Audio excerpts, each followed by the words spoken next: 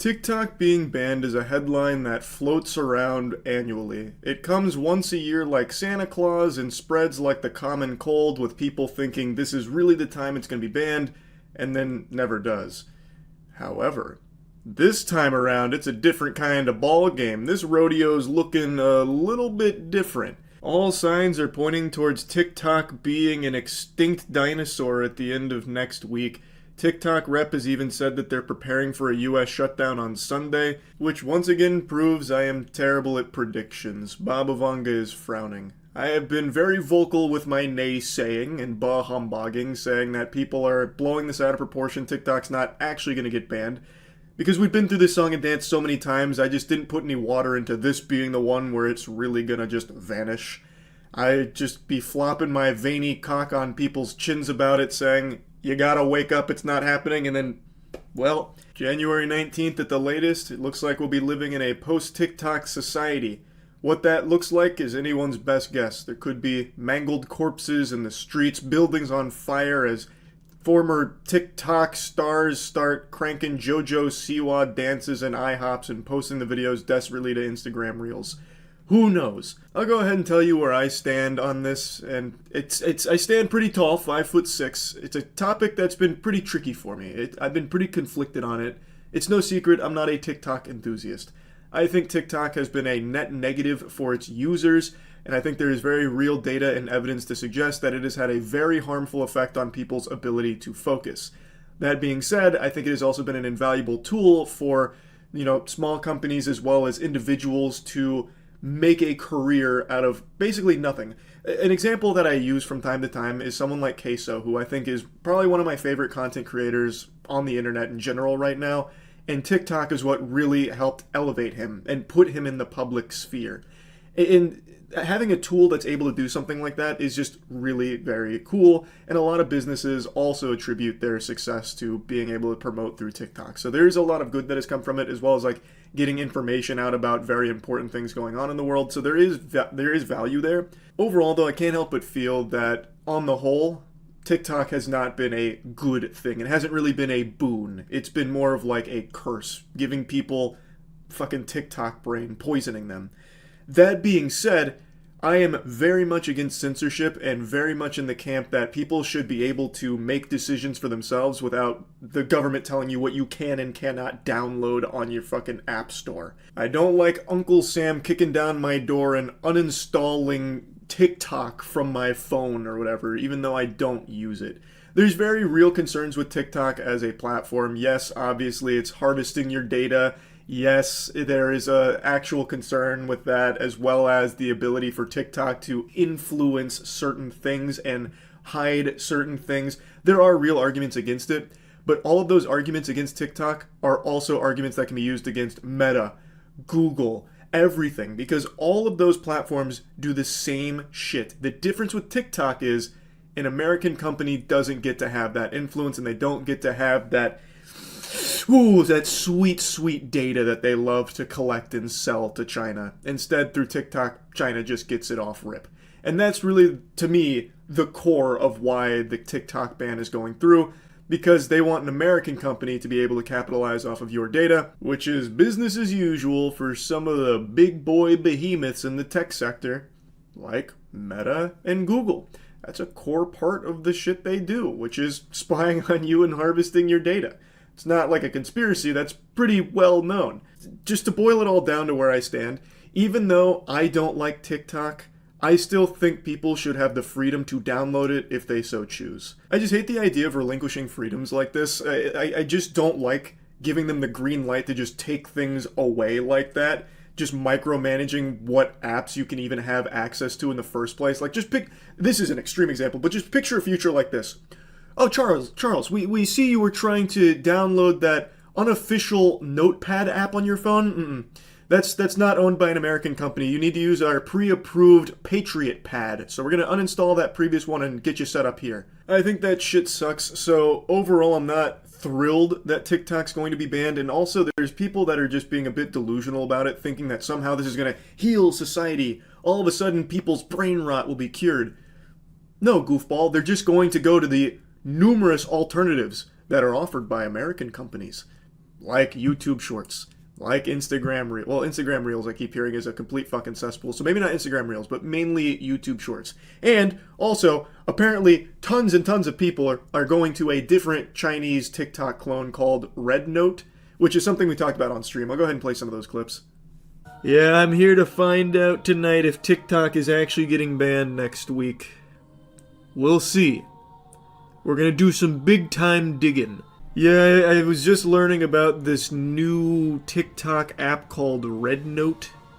So it's a Chinese social media app that's basically just TikTok again, but this time not in English. So it's looking like tons of people are flocking to it. Yeah, the 19th is when we're gonna know for sure if it's actually banned. But they do this every year. Every year for like the last 4 years, they have this whole hoopla, time to ban TikTok. Unless TikTok gets bought out, it's banned. And then it comes time to play hardball, and it's like, that's fine. But next time it's really fucking getting it. We're putting the wood on it. I don't understand why they want to ban it because it's a Chinese company. Just, we've talked about this a lot over the years because this happens like clockwork with the whole TikTok ban fear wave that sweeps through and them posturing that they're going to do something. I don't know if TikTok's going to be bought. We can look into it. I know Elon was posturing that he's going to buy it. I know, I think it's Kevin O'Leary was saying he's going to buy it. I would be shocked if it gets bought. But we can see if there's any, like, weight behind it. Spoiler alert, there wasn't. There's no shot Mr. Wonderful from Shark Tank is walking away with that handshake deal. And also the rumors of Elon Musk purchasing it were unfounded. In fact, one of the reps for TikTok said that they don't engage in that kind of fiction. So it doesn't look like it's going to get sold. Also, it doesn't seem that TikTok itself wants to even play ball with this. It seems like they're very against it. They're currently planning to just cease US operations for the platform on Sunday, saying that when people open the app, they'll see a pop-up message directing them to a website with information about the ban. And also that they're going to give users an option to download all their data so they can take a record of their personal information. However, they did say that if the ban does get reversed, it'd be able to restore service to US users in a relatively short period of time. America would not be the first to ban TikTok, with something we talked about on stream as well. India actually banned TikTok a little bit ago. Oh, wow. No, they actually banned it 4 years ago. Around the same time we were toying around with the idea. TikTok and 58 other Chinese-created apps were banned completely in India. So did something come and take its place, like fucking Hydra? Let me see.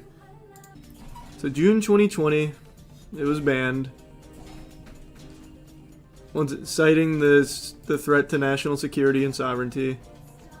So something did take its place. TikTok users and content creators needed a place to go. Ban provided a multi-billion-dollar opportunity to snatch up a big market. Within months, Google rolled out YouTube Shorts, Instagram Reels. Both mimicked short-form video, and it looks like they went there. This kind of surprises me. In India, TikTok decided not to go to court, but the US is a bigger revenue market for them. Also, the First Amendment in America is fairly strong, so it's not going to be easy for the US to do this as it was in India. I'm surprised they wouldn't try and fight it in India. That's a huge market. A lot of them went to Chingari too. Never heard of that. Is that a TikTok clone? Oh my god, I hate these websites! Someone needs to buy all of these mainstream journalist websites and just burn them to the fucking ground. Jesus! I'm not gonna subscribe for $1 a month to read fucking 2 paragraphs. Is it bad? I would rather TikTok goes down so people can start doing something better for themselves than watching short videos for hours wasting time. It's super cute that you think that would change anything. People in preparation for a potential ban have already flocked to another TikTok adjacent platform called Red Note, which is just a Chinese TikTok alternative. There's 2 things you would never confuse me as: a tall person and a fan of TikTok. I've made it pretty clear over the years that I think TikTok has been largely detrimental to the development of the younger generation, as well as just overall a negative effect on people as a whole. in particular the attention span of people. I really think that this is going to be something that'll be studied for decades to come. When we reach a point where human beings can't sit down for more than 30 seconds without squirming in their chair if they're not blasted with, finger family jingles and just perpetual stimulation from GTA gameplay and Subway Surfers. Like, I do think it has had a noticeably awful effect on people's brains. However, there is something I love. Freedom. I love it more than Garfield loves lasagna. My blood runs red. My belly's filled with cheeseburgers and brewskis. When I have a birthday party, I ask the attendees to sing the Pledge of Allegiance instead of the Happy Birthday song. If I wasn't a human, I'd be an eagle. That's how much I love freedom. God damn it. God bless. So, I think it's a beautiful thing that we have the freedom to download TikTok and subject ourselves to that fucking mind rot. And this is something that I've covered for a few years now because this is like a boogeyman that keeps rearing its head occasionally, like some kind of cameo in every season of the United States with the whole TikTok ban. That's been a proposal for years now, but recently it's been gaining a lot of steam, and today the president has signed a bill that will force a sale of TikTok, and if they don't divest after 9 months, they will be fundamentally banned. So TikTok is a very shady app, and there's been a lot of shadiness that's been reported in it for years, and it's even been deemed a national security threat due to the potential of China using it to collect data on Americans. This is something I'm sure all of you know. This isn't some kind of surprising plot twist here for all of you. And I'm sure all of you also know that there's no such thing as privacy anymore. Every single one of you watching this right now is actively having your data harvested and sold. But typically, your data is being sold by American companies. This is pretty rare in that it's a Chinese app that gained mainstream adoption by Americans, thus they are the ones that are getting the data as opposed to American companies. And the government's not super happy about that. So, if TikTok is not divested within 9 months to an approved buyer, then it's going kaput. It's going to vanish like that. It's going to be banned. TikTok CEO has even made a video going over all of this to its users, and it seems like they're going to be fighting tooth and nail here to push back against this. They believe it is unconstitutional. Before showing you the video, I'll read their statement. This unconstitutional law is a TikTok ban, and we will challenge it in court. We believe the facts and the law are clearly on our side, and we will ultimately prevail. The fact is, we have invested billions of dollars to keep U.S. data safe and our platform free from outside influence and manipulation. This ban would devastate 7 million businesses and silence 170 million Americans. As we continue to challenge this unconstitutional ban, we will continue investing and innovating to ensure TikTok remains a space where Americans of all walks of life can safely come to share their experiences, find joy, and be inspired. Now, over the years of this TikTok tug-of-war that we've been seeing in the headlines about will it be banned, will it not be banned, I've kind of flip-flopped on my opinion of that. I negatively view TikTok. I don't have a good impression of it because I think the good on it, which undeniably there is good things that have come from TikTok, by giving everyone a voice, there is moments where it's able to highlight very important problems that are going on, and there are good content creators on there that are providing high quality entertainment and educational entertainment at some points on TikTok. It's also been huge for businesses, like just normal mom and pop businesses like that have been utilizing TikTok as a way of growing and flourishing. It's been super helpful to a lot of businesses. However, I feel like all of this is outweighed by the overall culture that TikTok has kind of fostered, where the most popular content is the ones that have Subway Surfers gameplay with cutting soap videos plastered on there because they know that the audience can no longer focus on just one video anymore. It needs to be constant stimulation and jingling keys to keep them there because it has damaged people's ability to focus. And also, a lot of the content that blows up on TikTok is the content that is just literally wrong, like fake garbage that serves just to fearmonger. Like, for instance, the easiest example, the solar eclipse. There were thousands of videos about the solar eclipse about to open up a demon portal because CERN's working behind the scenes during the solar eclipse, or like the red heifer's been sacrificed so the Antichrist is being summoning during the solar eclipse. All kinds of mumbo jumbo that serves just to keep the audience on TikTok scared and stupid, so that way they're constantly spending money to stop being scared and feeling stupid. So it's all very, like, there's some evil shit on there. It's also very dangerous, because there's a lot of things that blow up on there that actually just get people killed, like the blackout challenge, or like the Kia challenge where you're stealing cars. I could go on and on shaking my fist like the angry old man on the lawn, but I don't need to, because all of you, I think, know that. But even with all that being said, I still overall feel that it's important that people have the ability to make choices for themselves, and if they choose to download TikTok, they should have the ability to do so. I don't like the government being the one to decide what you can and cannot access in regards to like an app on your phone. Now, in this case, I do recognize that TikTok is significantly shadier than most of the other major companies out there, but still, I think it is a scary precedent if the government is able to just start banning things that they don't like. Obviously, within reason, if it's just purely illegal content and distributing just a bunch of illegal criminal shit, clearly slap that down. That makes sense. But come on, it's a social media app. Like, who's to say there won't be another major platform or service that pops off in the United States that isn't owned by the United States? And who's to say they won't be like, okay, fuck them.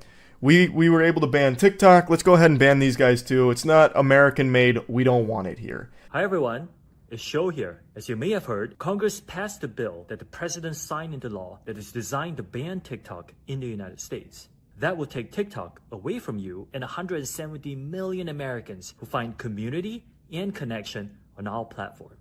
Make no mistake, this is a ban on TikTok and a ban on you and your voice. I don't think there's anyone on the planet that's making the mistake in thinking that it's not a ban.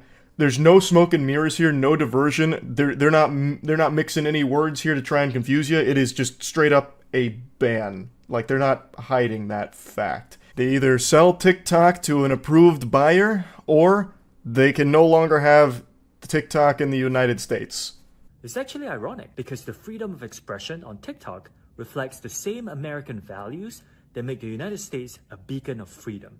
TikTok gives everyday Americans a powerful way to be seen and heard, and that's why so many people have made TikTok part of their daily lives. Rest assured, we aren't going anywhere. I'm not going to play any more of this because it's mainly just a video letting the community know that they are going to be fighting as best they possibly can against this, and also a lot of it's just talking about how special TikTok is, like it's such a wonderful, joyous place with sunshine and unicorns.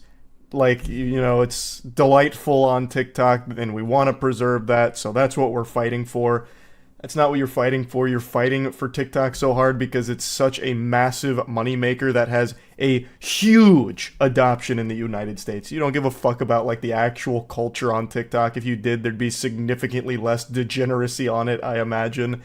Like, there is, like I said, even aside from, like, the data stuff and the spying potential, there have been some legitimately shady things going on with TikTok.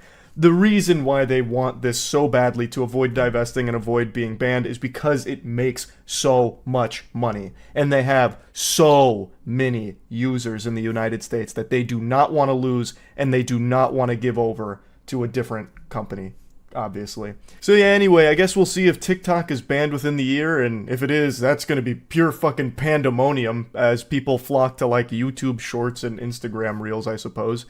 But anyway, that's really about it. So yeah. There's one headline that pops up pretty often that I'm sure all of you are used to seeing now. It's like a Stan Lee cameo in the news cycle. TikTok being banned. It's here all the time, like this looming menace. Any day now, TikTok's gonna get banned. The boogeyman will be destroyed. And every single time, it seems nothing happens and nothing changes. But yesterday, there was a pretty sizable development in this whole anime arc, where Congress voted 50-0 about going forward with the TikTok ban. assuming they don't divest. So it's a really interesting situation where I'm still not convinced it's going to be banned because there's just too much money at play here. And I've just seen this song and dance too many times. You can only puff out your chest for so long before it just becomes no longer meaningful. But I'll be honest, there's a little part of me thinking like, damn, they could actually just ban TikTok this time around.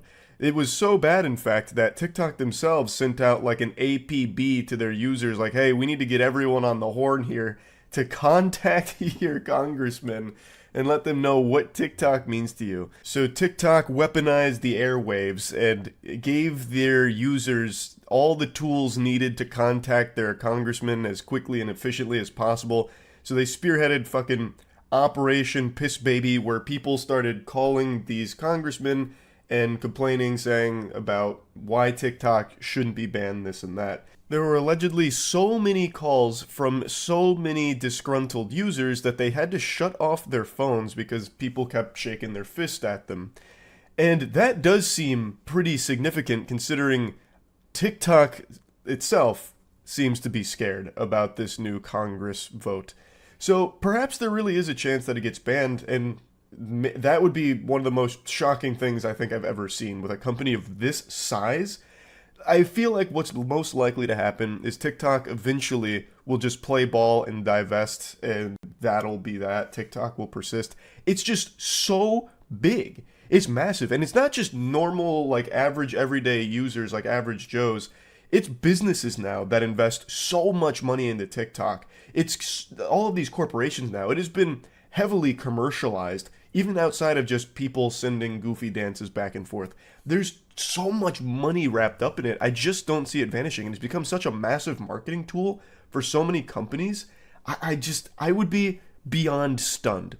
But anyway, I went over it on stream, diving into all of the thorough details, so I'm just going to go ahead and play those clips so you can get caught up to speed on why it's looking down the barrel of a potential ban and what's exactly going on with it.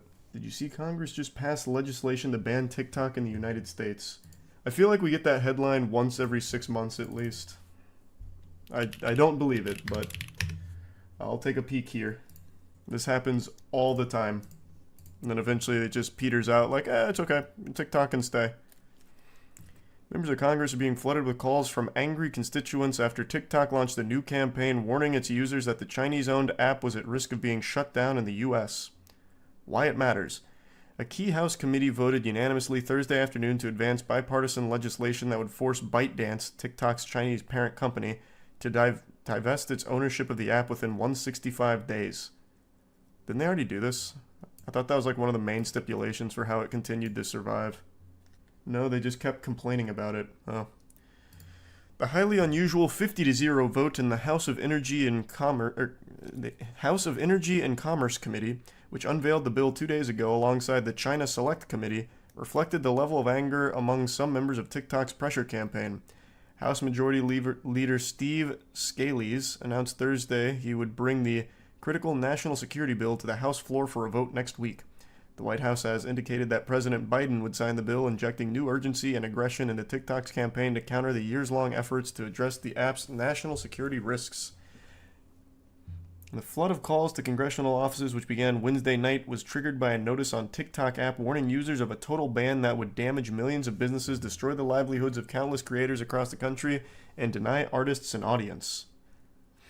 After asking users to enter their zip code, TikTok then directed them to call their representative in Congress to let them know what TikTok means to you and tell them to vote no. Oh, that must have been like the worst 24 hours for these geriatrics, getting calls from fucking little Jonathan. Hey, TikTok really means a lot. I go on there and watch all these really cool dances. You know, you can buy plutonium online for $50. I did not know that. I don't know what I'd ever do with plutonium, but if I ever need it, now I know it's available. Now it's looks maxing. Yeah. No, it's just only looks maxing. Mewing tutorials out the wazoo. Inhaling toxins. I understood that reference. That's about the chroming, right? An 11-year-old just died from that, and Twitter was dunking on him for being stupid, which is like the most Twitter thing ever, insulting an 11-year-old.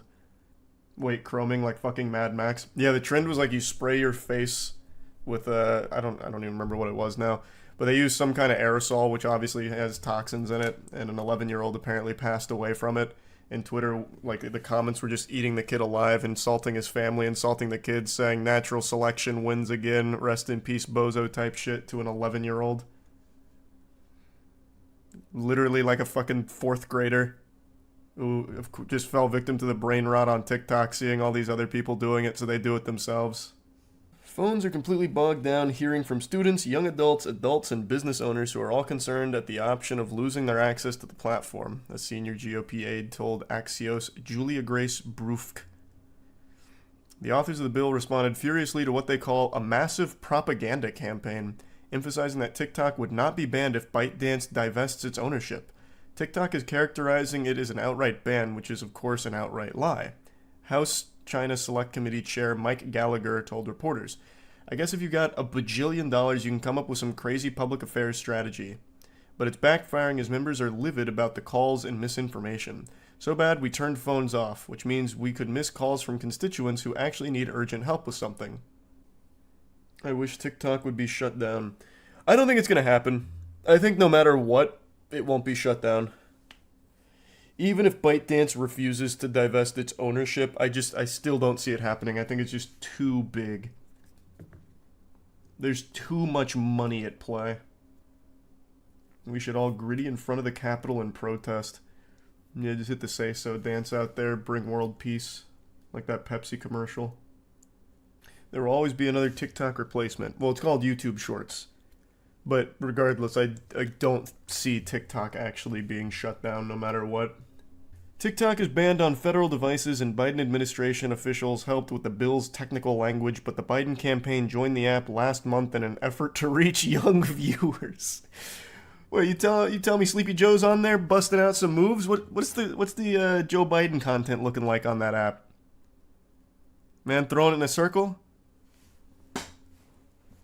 Fucking seductively licking ice cream at the camera? I'm super curious now. Hold on, let me see his campaign. In a video captioned, "Lol, hey guys," Biden answered fun Super Bowl related questions such as game or commercials. And Jason Kelsey or Travis Kelsey. Oh man, he's killing it. Where is it? Oh, wait, this actually is it. Great quarterbacks, hard to decide. But if I didn't say I was for the Eagles, and I'd be sleeping alone. My wife's a Philly girl. Game or commercials? Game. Game or halftime show? Game. Jason Kelsey or Travis Kelsey? Mama Kelsey. I understand she makes great chocolate chip cookies. Deviously plotting to Damn, rig that the season Riz. so the Chiefs would make the Super Bowl, or the Chiefs just being a good football team? I'd get in trouble if I told you. Trump or Biden? Are you kidding? Biden. Chiefs or Niners? Damn, he's killing it. He's doing it. He's fucking doing it. You can't ban TikTok now. Joe Biden's hitting his stride. He's finally going to fulfill his lifelong dream of being a TikTok superstar. It can't be banned now. It's not getting shut down no matter what. Joe ain't got nothing on Hillary. She was dabbing with the best of them. Did she dab? I don't remember that. I remember the Pokemon Go to the polls, and I remember...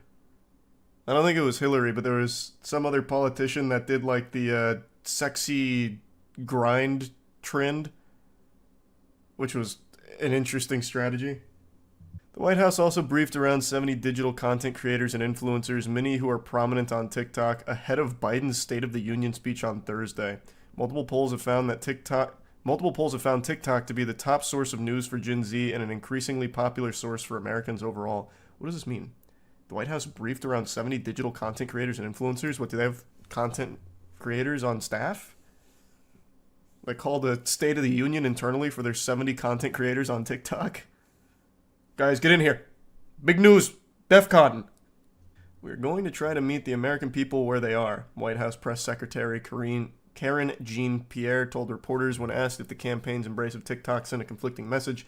"It doesn't mean we're not going to try to figure out how to protect our national security." The bill marks the latest effort in what has become one of Washington's longest-running tech dramas, which began in August 2020 when President Trump ordered ByteDance to sell TikTok. Yeah, I thought that's what happened, too. I thought I remembered reading they did.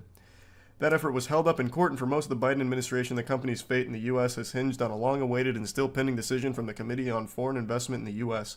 Last year, the White House National Security Council threw its support behind the Restrict Act, a different bill aimed at TikTok that has languished in the Senate.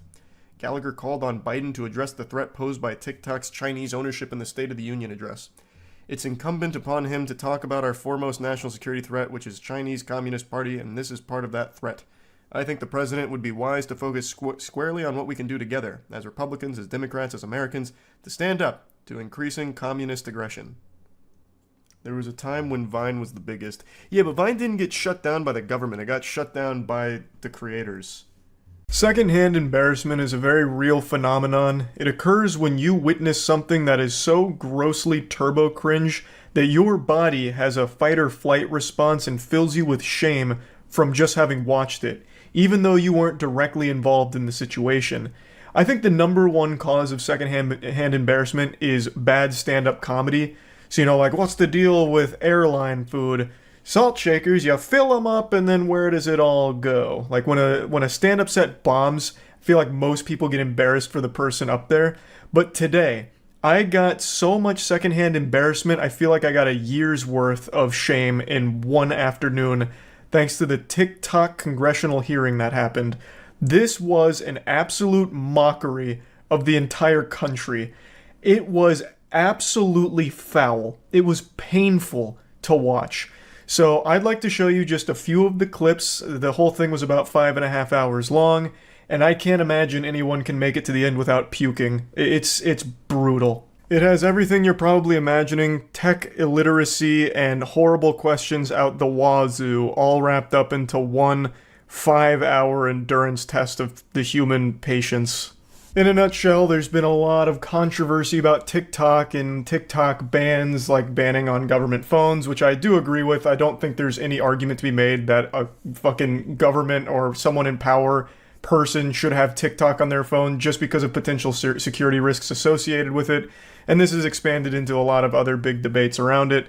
I am not a personal fan of the platform in general. I don't really use it that often. Plus, I think it's been extremely detrimental to the actual mental health and attention span of human beings. Because now, I don't know if you go on TikTok often, if you go on TikTok and it's someone just talking about something or a clip of something, there is always Subway Surfers, Rocket League, or GTA playing underneath it in order to keep your attention, because people need such constant stimulation and jingling keys. If there's not like 3 separate videos of like bars of soap getting cut for satisfying videos, or Rocket League freestyling while the core video itself is playing, they click off. That shit is just so pathetic. It's actual brain rot behavior. I am very curious to see in 10 years if that's going to be the commonplace for everything in the world. Like if movies now are going to be like playing a movie, but then also underneath it, another separate movie, making sure that your attention is captured. Like, it's so baffling just how far the attention span of humans is degrading, where they can't watch a fucking 30-second video without 3 other videos also playing to keep their attention. But with all of that being said, I still don't want to see it nationally banned or any shit like that. And the reason's very simple. Because I like a world where people have the freedom to choose what they do with their whole life, pretty much. So if you want to download TikTok, you should. Even in spite of potential security risks to your privacy or whatever, that should entirely be on the individual's choice. Does the entertainment the platform offer outweigh the potential security risks to your data being sold or whatever? That's up to the person to decide. That's my ideal scenario where people have the freedom to make their own fucking choices there when it comes to some shit like this. I've made it clear I'm no fan of TikTok. I am also very confident that there is a huge level of like spyware with TikTok associated with it, more than the CEO lets on. But holy shit, this congressional hearing or whatever has done nothing but make the CEO of TikTok look like a patient saint. Like an actual Zen master to deal with the unhinged lunacy and out-of-touch questions those fucking fossils were throwing his way. It blew my mind. It blew my fucking mind. Her, oh my god, she's so dumb. She kept asking him questions, but instead of letting him answer, she'd just say, yes, yes, yes. And then she pulled up a random shitpost on TikTok like, you see this threat? Oh, fuck me. Yeah, so she pulled this up and she's like, look at this. Outrageous. It's not a viral post or anything, by the way. That video was posted 41 days ago. As you can see, it is captioned me as F. Dude who asked about TikTok using Wi-Fi? I don't remember, but I think they were trying to make a bigger point. And this is really giving a very charitable a bone to the person who asked the question. I think what they were getting at with asking about Wi-Fi is he was trying to state that if one device is connected to a network, it can access everything on that network, which it can, but he couldn't ask the question because I don't think he really fully understood it. But again, I'm doing a very charitable service trying to even make some sense out of that awful question. This accomplished nothing except making their CEO look better. Full-heartedly believe there is a lot more fishy shit at play on the back end of TikTok, but they did not even get close to the bottom of it because they couldn't even wrap their head around what an app on your phone is. It's tragic. Mr. Zhang Fuping is the editor-in-chief. He's not. My colleague, Representative Just doesn't even let him say it or talk. minutes ago exposed that TikTok and ByteDance share legal teams. You confirmed this, correct? Our general counsel is Yes. an Yes or American lawyer, Yes. veteran of Microsoft. Also, my many colleague, Representative Lada, confirmed that your parent Fucking company, worthless. ByteDance, currently can access user data. Yes? We have to be more Yes. specific. Yes. After You Project say- Texas, no. I'm not asking after Project Texas, I'm asking now. Yes. Some user data is public data, Congresswoman, which So means you confirm everybody that. can search What's for it on the interesting internet. to me is that you've used the word transparency over a half a dozen times. So, doesn't seem to understand that when you ask a question, you should wait for an answer instead of fill in your own blanks here. So, her asking about the data that they're accessing, he talks about the public data, which is something every app in the world accesses, even that computer she's on right there. I bet she's logged in on Twitter. That uses all of your fucking data too. I bet she has a Facebook account. That not only accesses all of your data, it sells it too. All of these apps do that. What they needed to get to the bottom of is more in line with like what is TikTok specifically doing with that data and how it relates to like the CCP and shit like that. But instead they're so hung up on like public data. You're accessing public profiles. That's creepy. That's something one of the guys said. It's so fucking crazy. And for some reason, they don't even let him answer, so they get no answers. They get nothing out of this. It is fucking worthless. It is a complete waste of time. They said they were watching children's public profiles, which was creepy. Everything's watching every public profile ever. That's the whole point of it being public. It gets scanned in these systems.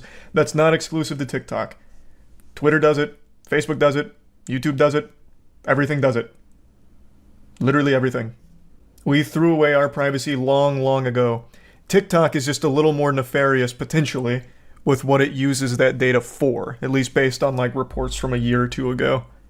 Not meant to be informational or useful, it's meant to grandstand for campaigns. It's actually tame compared to everything else, and, well, I guess maybe. It's still so stupid, though, because this doesn't do anything to further anyone's agenda here. Everyone that asked him questions today looks like a bumbling fucking buffoon. A genuine moron. Like, I feel like all this does is shake people's confidence in their elected representatives here. They couldn't they couldn't ask a good question. Were they like this with Mark Zuckerberg? Yes, they were. It was just as bad with Mark Zuckerberg. Mark Zuckerberg sat in the same hot seat as this guy did, and he got bombarded with just as stupid questions. If I remember correctly, one of the Facebook questions was, do I need internet to connect to Facebook? Or something like that. We are not getting anything out of this garbage. What do you think their approach should be on this topic? Hand it off to people that understand it. Clearly, this woman doesn't know what the fuck she's talking about. At all. She has no clue what's going on right there. And she clearly doesn't even want to get answers because she's too busy answering herself. So get someone who gets it, have them ask the questions, and come up with the questions to begin with. Delegate. This is clearly not her strong suit. She's not even old! That you can't just keep using the excuse of they're all fucking geriatric. She is not old. She is willfully stupid. And still tries to act like an authority on the topic. She pulled up a fucking 400 view shitpost to try and use it as a point that completely fell flat. And then doesn't even let the guy answer her questions because she's too busy answering herself. Now, while she may have come to this hootenanny unprepared and made me ashamed to be a Floridian, she did mention something that I think is important to talk about briefly, which is Project Texas. Project Texas is something TikTok did to appease the US. In a quick nutshell, Project Texas is US user data being sent to Oracle, which is on American soil, as opposed to going anywhere else. So all of the US user data will now be on American soil, and Oracle kind of oversees the whole thing. On a device in one pocket, but download it on your device in the other doesn't make a whole lot of sense to me. I believe Congress and DoD should address the continued use of TikTok on military installations as well as any use that depicts U.S. military operations. Mr. Chu, does TikTok access the home Wi-Fi network?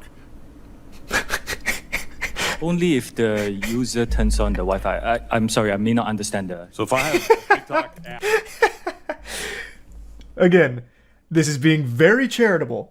I think the point he was trying to make is when it accesses the Wi-Fi, it has access to all of your devices that are within that network, which every device that accesses your Wi-Fi does.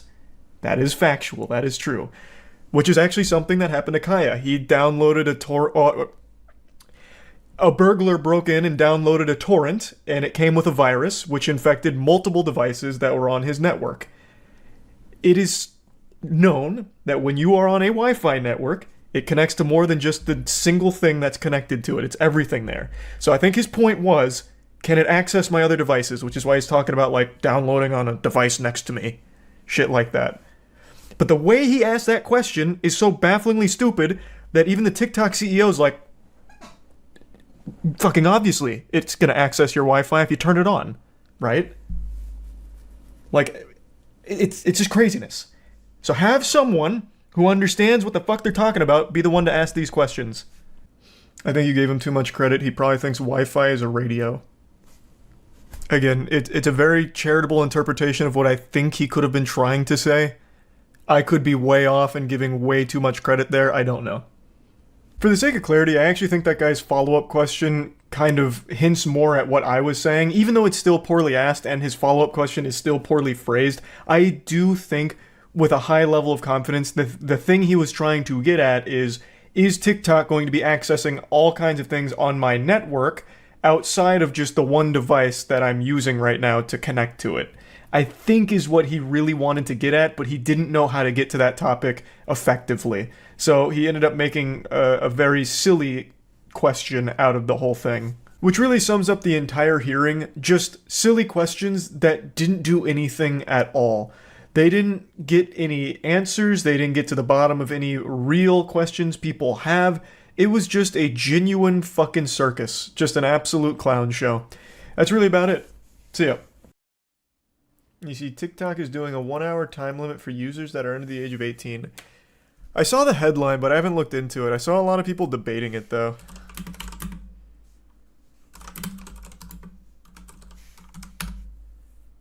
Like, if it's, like, actually real or not.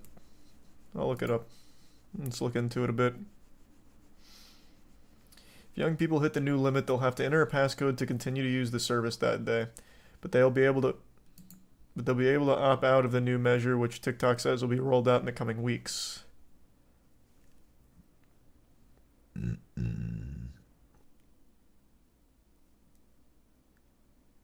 So this is nothing. This is literally nothing. It's actual just parental controls. This is fucking nothing. This is stupid.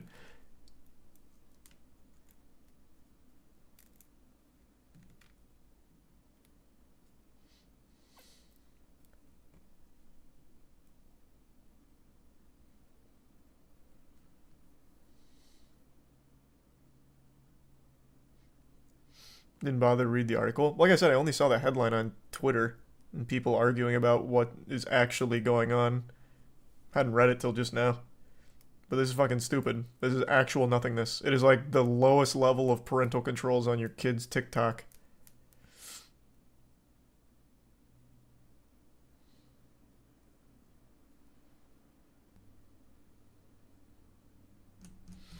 Yep. Well, that's a bunch of nothingness.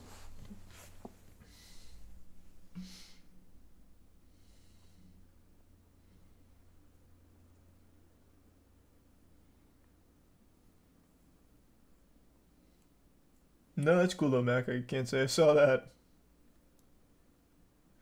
Won't matter if Congress bans the app. They do that once a year. That is an annual thing where they discuss banning TikTok. They never do. It'll never happen. They banned it on government devices in Canada, which is mentioned here. And that's as far as that will ever go. Never gonna fucking ban it. It's too big. They make money off it too. We need it banned. I mean, I don't like the platform either, but I'm not for just shutting down entire platforms because it's full of cringe. I think the shit sucks, but I'm not gonna lobby for it to be taken down just because it's cringe. Though it does actually literally just steal all of your data and spy on you, which I guess is a pretty good argument to ban it straight up.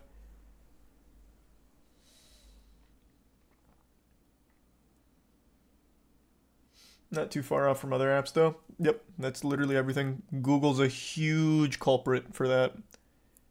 Google, Twitter, Facebook, all of it's selling your data.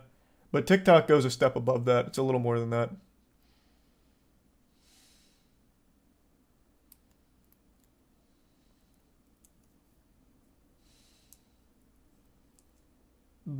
Pretty much nothing, Tory. Nothing cool.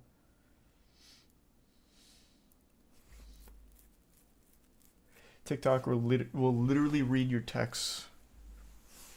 Can't say I read about that.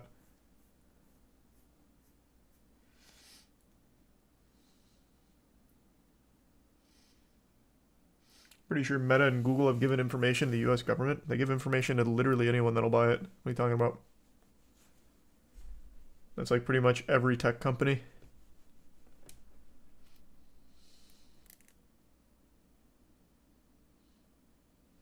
Look at the bits guy. Not read text, they read your keystrokes, which is essentially the same thing. Oh, well, yeah, that is pretty much the same thing.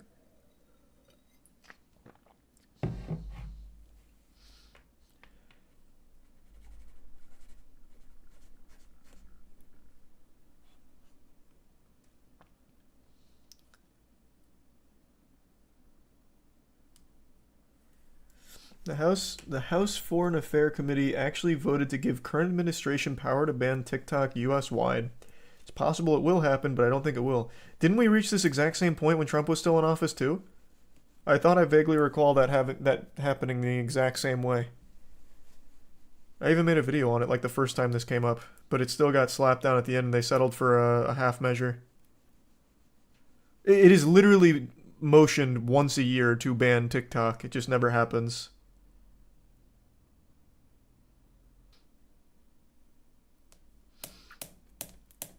Banned from government devices. No, that was only in Canada. Well, actually, no, it might be in the US too. I can't recall. But this is like a full ban on it.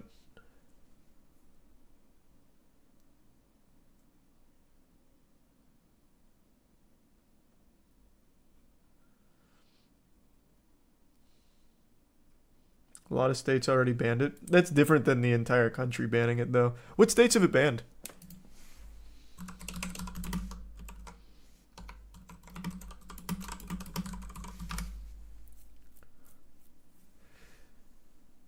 Mississippi, Indiana, Louisiana, North Carolina, South Dakota, and Wisconsin.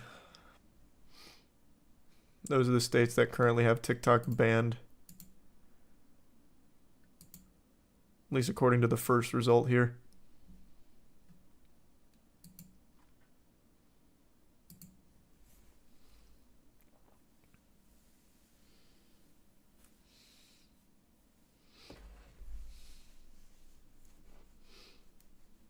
How does it even work? No idea. I didn't know it was banned in any states like that. I thought it was only government devices. Oh, nope. That's exactly what it is. This headline is actual clickbait. In the second paragraph, nearly half the states that have banned the app have banned... Jesus. Nearly half the states have banned the app on state-owned devices. So it's still just the like actual in-power devices, not general devices.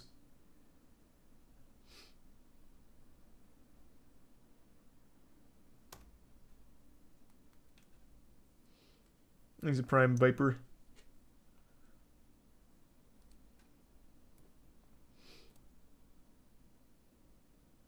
I was gonna say, how do you ban an app by state? Yeah, I guess the logistics of that would be pretty weird.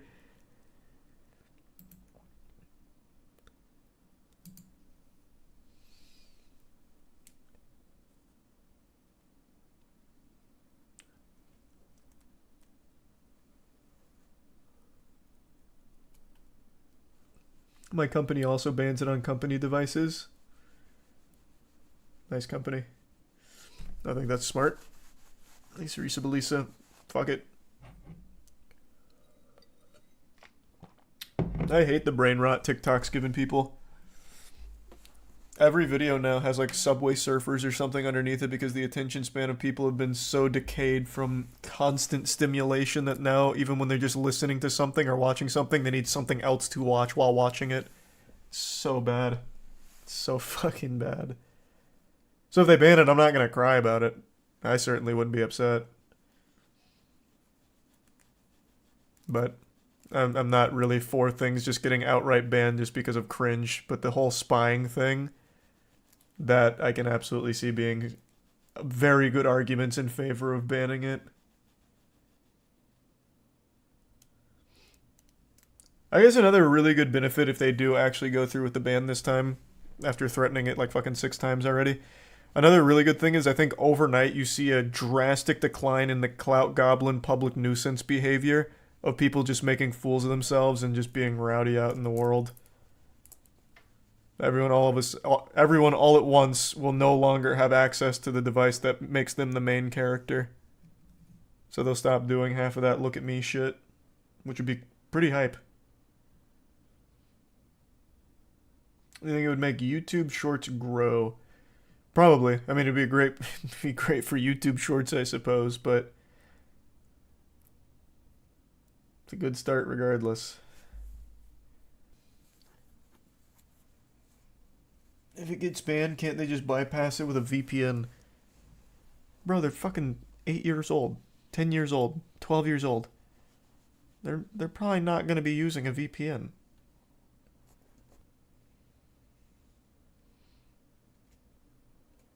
That's an old person take. I don't know, man. I really feel...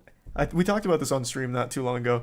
I feel like at this level, most of those, like, kids, like actual kids, teenagers I know all absolutely know what a VPN is. They know how to pirate. Everyone knows how to pirate shit, torrent, all that. But I think kids don't.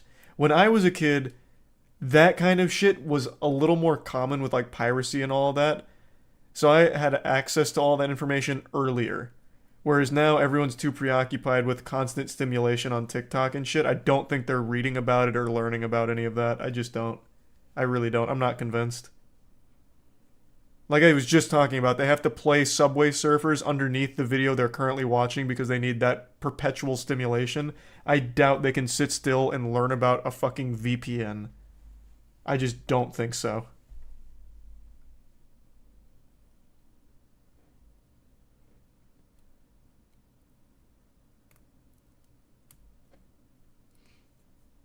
I think it's a prime Jorge.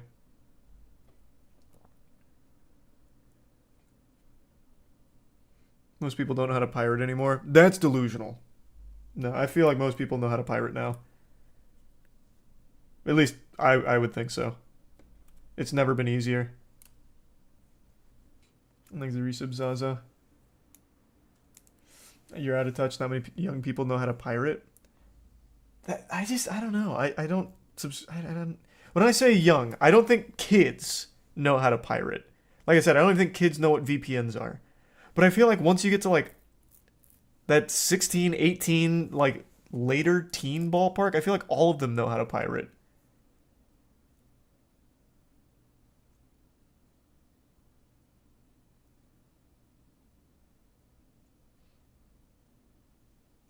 I think it's a prime Zavcio. It's not like it would be hard to learn these days.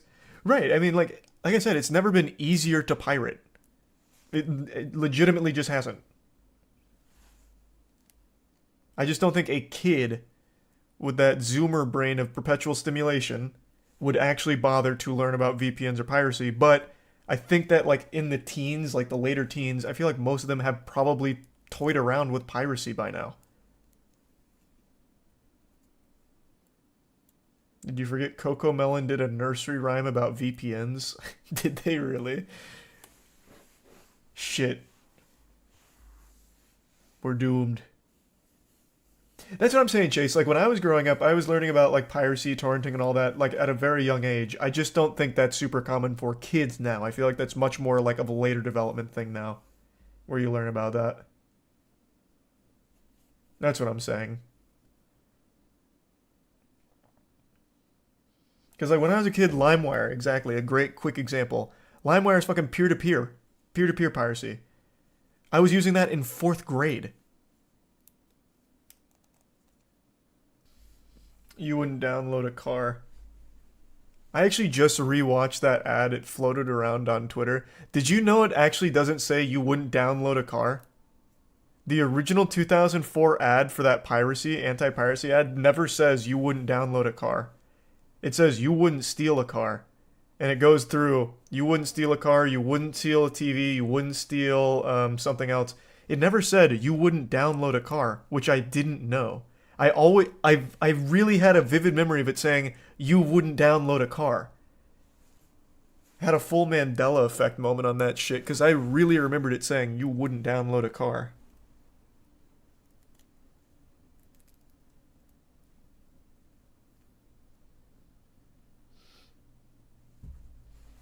It was an old 4chan joke. I guess that just really stuck with me then, because I vividly remembered it saying you wouldn't download a car.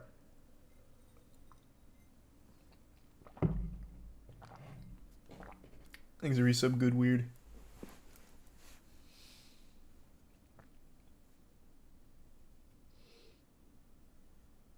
And the resub John Kiri. The Prime Kona.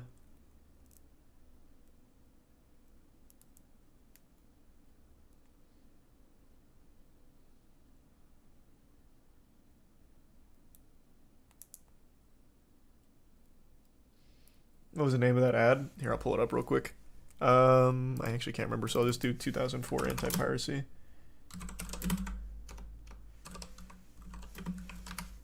See if we can just get the raw. Oh, here.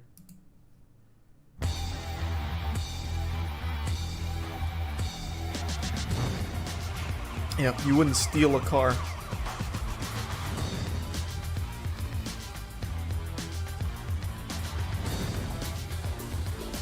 Wow, this song, I know, it's vintage. This shit is a classic.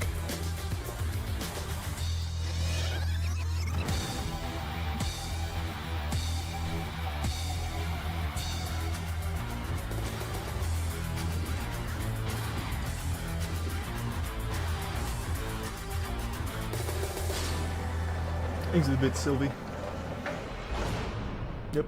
Never says you wouldn't download a car. Crazy.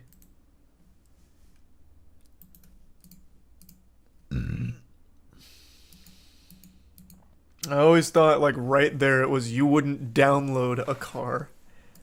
I really remembered it. Really did.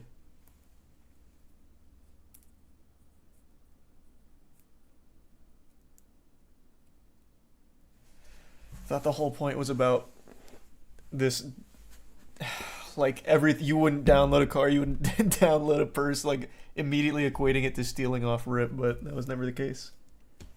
Had no clue. False memory the whole time.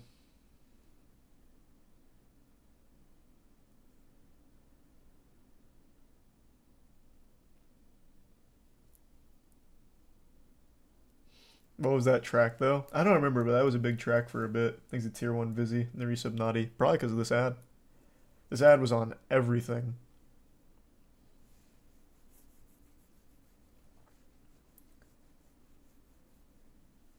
Fun fact, the producers of this ad stole the song they used and deceived the producer they hired. That's poetic. Thanks for resub, Silly Lily. Saw this, not the exact one, on Robots DVD. This used to be in front of, like, every major DVD.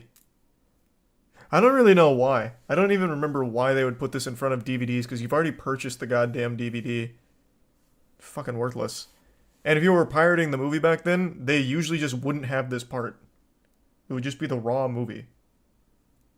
So it's just you were just preaching to the choir. People who already just bought it. Fucking worthless.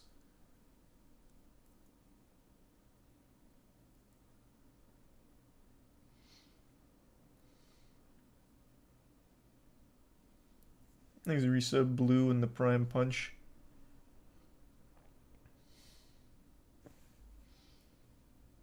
Burning it to another CD. Oh yeah, I guess. I guess, but you already bought it. I don't know, I feel like it's just stupid.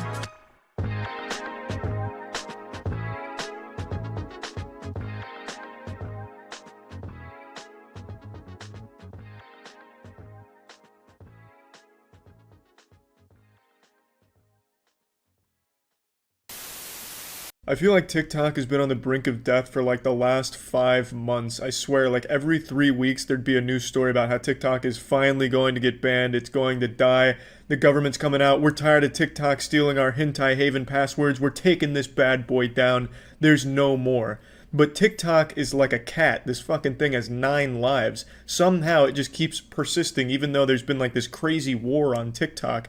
And then a couple days ago, they're like, you know what? We're finally slapping our cock on the table. We're flopping dick out here. And we're saying, you know what? TikTok is going to be banned from the App Store starting on Sunday. Starting on Sunday, you won't be able to download TikTok. Owning TikTok will be viewed as a capital offense, and you will be hanged in front of the world to see for this kind of criminal activity. And then on November, we're erasing TikTok from everyone's phone, and we are going to send the Men in Black to neuralize every TikTok user to forget that it ever existed. That's how much we fucking hate TikTok, and we are going to ban it as hard as possible.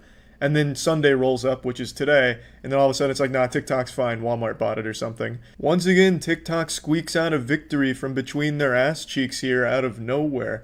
Me personally, I don't give a fuck one way or the other anymore if it's banned or if it's not banned. I don't know the whole history of what's actually being spied on when you download TikTok. If it has all my personal photos, I just kind of feel sorry for whoever's having to digest all of that information there, because I still have those pictures of my hairy asshole when I was taking pictures of my butthole trying to shave it. So they might just outright stop the spying program because of me. Just be like, holy shit, this is disgusting. This is more than we bargained for. Shut this entire operation down, and then I could be viewed as like a hero, some kind of patriot that fought against spyware and won. But overall, I've never liked the idea of banning things. I hate censorship, but at this point, since I don't know everything about what the fuck TikTok does behind the scenes, I just don't care one way or the other, and I don't use the app in the first place. I don't like the content. So for me, I've just been enjoying this WWE performance with this back and forth of the TikTok war. What I want to do today, though, is show you the most powerful TikTok I've ever seen. You could argue this is either the best TikTok ever made or the worst TikTok ever made. This could either be the best reason for TikTok's continued existence or the number one reason why TikTok should be banned and viewed as a war crime. I'm going to go ahead and share that with you now. No, I mean, like, I told her.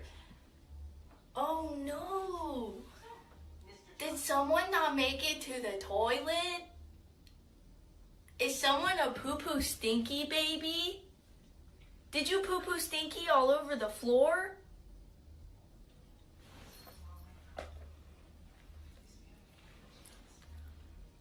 You're a poo-poo stinky baby. You're uh-oh stinky poo-poo baby. Now there's a lot to unpack here. This is what's called a duet on TikTok, and it is a simulated kidnapping. So, as you can see on the right, we'll go through this again, of course, and we can break it down scene by scene, but as you can see the setup, you can see these two girls acting out what seems to be a hostage that has shit herself in the bathroom, and then she's coming in kind of condemning her for that kind of behavior, for not making it to the toilet, which was right in front of her, but she's also kind of experiencing a bit of jubilation because now she gets to eat her shit, which I guess she enjoys. And this is just so much better, leagues above all of the lip syncing and dancing. Like, I don't care what your perspective is on TikTok, you have to at least appreciate that this is a lot better than like what's popular on TikTok at the moment. So let's go back, we'll go scene by scene here and see what's exactly going on here. No, I mean, like, I told her. Oh, no. Did someone not make it to the toilet? I saw this video about a year ago, and this is kind of what I think of when I think of TikTok these days. It's just something that was really burned into my mind. It's just a wild scene that plays out here. It's like something you would see out of a Quentin Tarantino film, except there's less barefoot foot fetish shit in this little TikTok than in one of his films. So, as you can see, she's just kind of relaxing. She's not very happy about being kidnapped for obvious reasons. And then this lady comes in after having a conversation and immediately noticing that she had an episode where she took a fat shit on the floor. Is someone a poo-poo stinky baby? Did you poo-poo stinky all over the floor? She begins name-calling and just kind of embarrassing the hostage in this situation here, and you can see it really start to weigh in on her. She's not happy about being called an uh-oh stinky poo-poo baby. Like, who would? If somebody came in on me when I was taking a shit on the floor and called me an uh-oh stinky poo-poo baby, I'd be pretty fucking tight. I'd be like, well, you know, my hands are tied. Like, what am I supposed to do? I can't exactly get to the toilet, lift it up, and take a shit there. So I just had to splatter paint it all over your floor. Like, there's nothing else I could do. And I don't appreciate being called a poo-poo stinky butt baby. Uh-oh stink master super stink baby. Just, you know, I did this and I'm already embarrassed about it. You don't have to rub it in my face.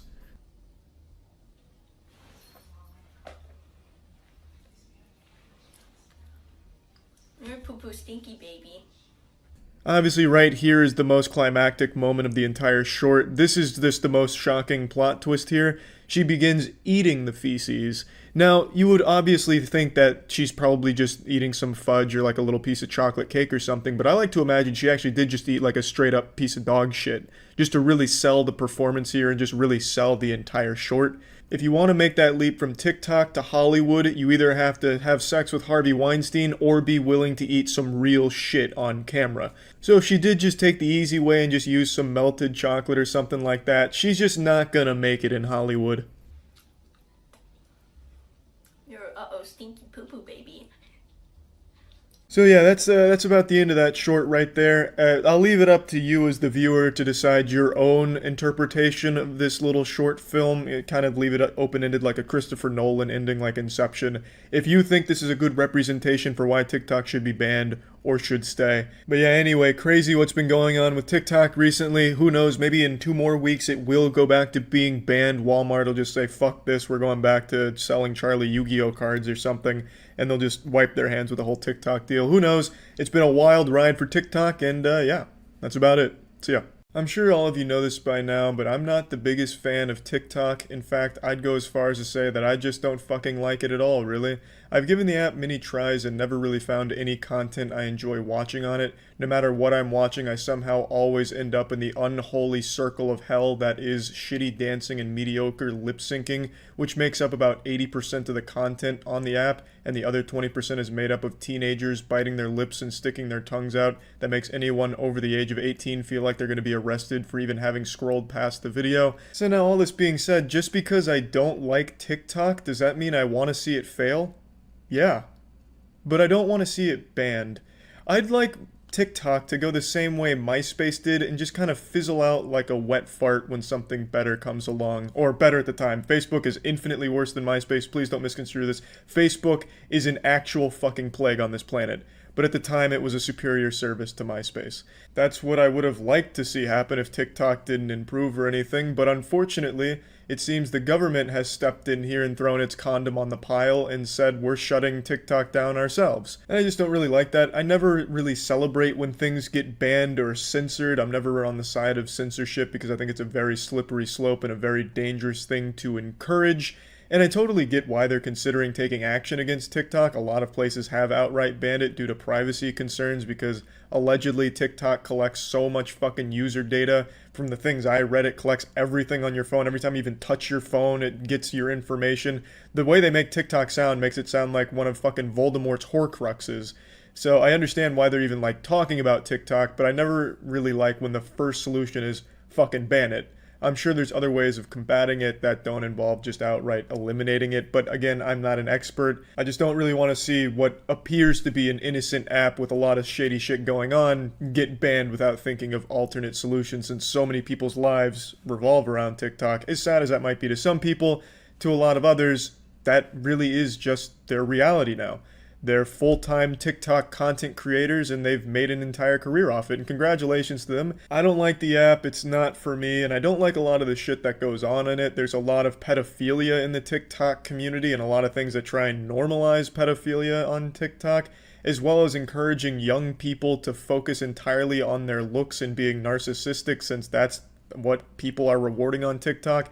is people that are just douchebags, or at least act like douchebags on TikTok.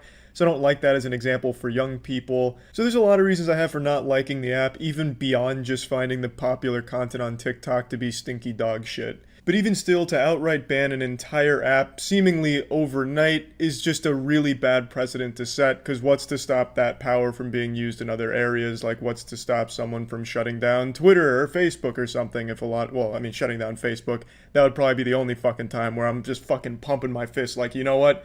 I'll make an exception because this shit fucking sucks. But you get what I'm saying.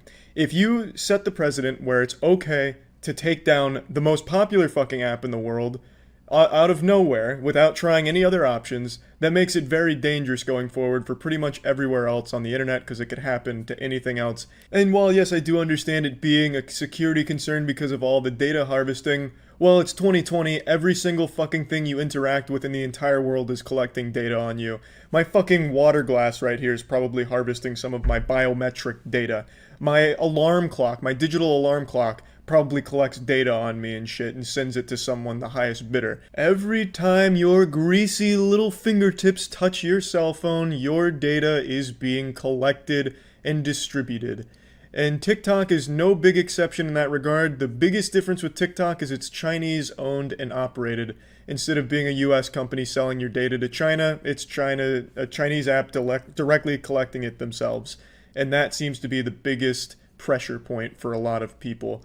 But in 2020, all of your data is being collected, whether you want to admit it or not. That's the sad reality of things. Privacy is an illusion these days. VPNs are super fucking important. Can't stress that enough. Really, if you don't have a VPN, you should think about it. This isn't going into a sponsor or anything, but genuinely, it's something you should be giving thought into if you actually do value your privacy. Because right now, everything that we exist in is collecting data on us, whether for targeted advertisements or whatever, and TikTok is nothing special in that regard. Although if a lot of the things that are accused of are true, it's a very thorough data collection software. It is harvesting a lot of shit, which is why I understand it's very important to talk about and figure out the best course of action, and I get a lot of other countries have outright banned it, but I can never really celebrate that kind of banning of an app like that because it is a very dangerous tool to employ like that. That can lead to a lot of problems going forward with other apps that maybe aren't quite as evil as TikTok when it comes to data collection, but where do you draw the line? Once you open that can of worms, it's really fucking hard to stop. When Pandora's box is open, that bitch is not closing again. When you start to normalize banning apps overnight and censorship, you pave the way for a huge mess of problems. And I get there's a lot of people out there that like to fool themselves into thinking, oh, the government's only going to do this one time for this really evil app. And I gotta say, that's just a fucking silly thing to think. When you give that power, you're not gonna give it back. They're not gonna just be like, okay, we did it once and now we're done. That's going to be something in their Batman utility belt that they can use at any time, and I just think that's pretty scary going forward for obvious reasons. Now, of course, I do think there are cases where it's absolutely warranted, where shit gets banned. I'm not saying everything should just be this wild, wild west of degeneracy or any shit like that. There's definitely cases that warrant it.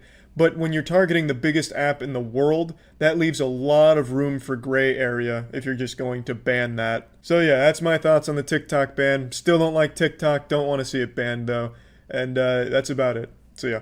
I'm sure you all know about the Drake Bell situation that occurred earlier this year, but did you know that Drake Bell recently had his own response video to all of it? He went full YouTuber apology video without tears and without like an animal nearby, so pretty amateurish work. And he just came forward saying that all of it's a lie or completely misleading. I want to make it clear, I'm not a fucking lawyer. I'm also not extremely knowledgeable on the Drake Bell case.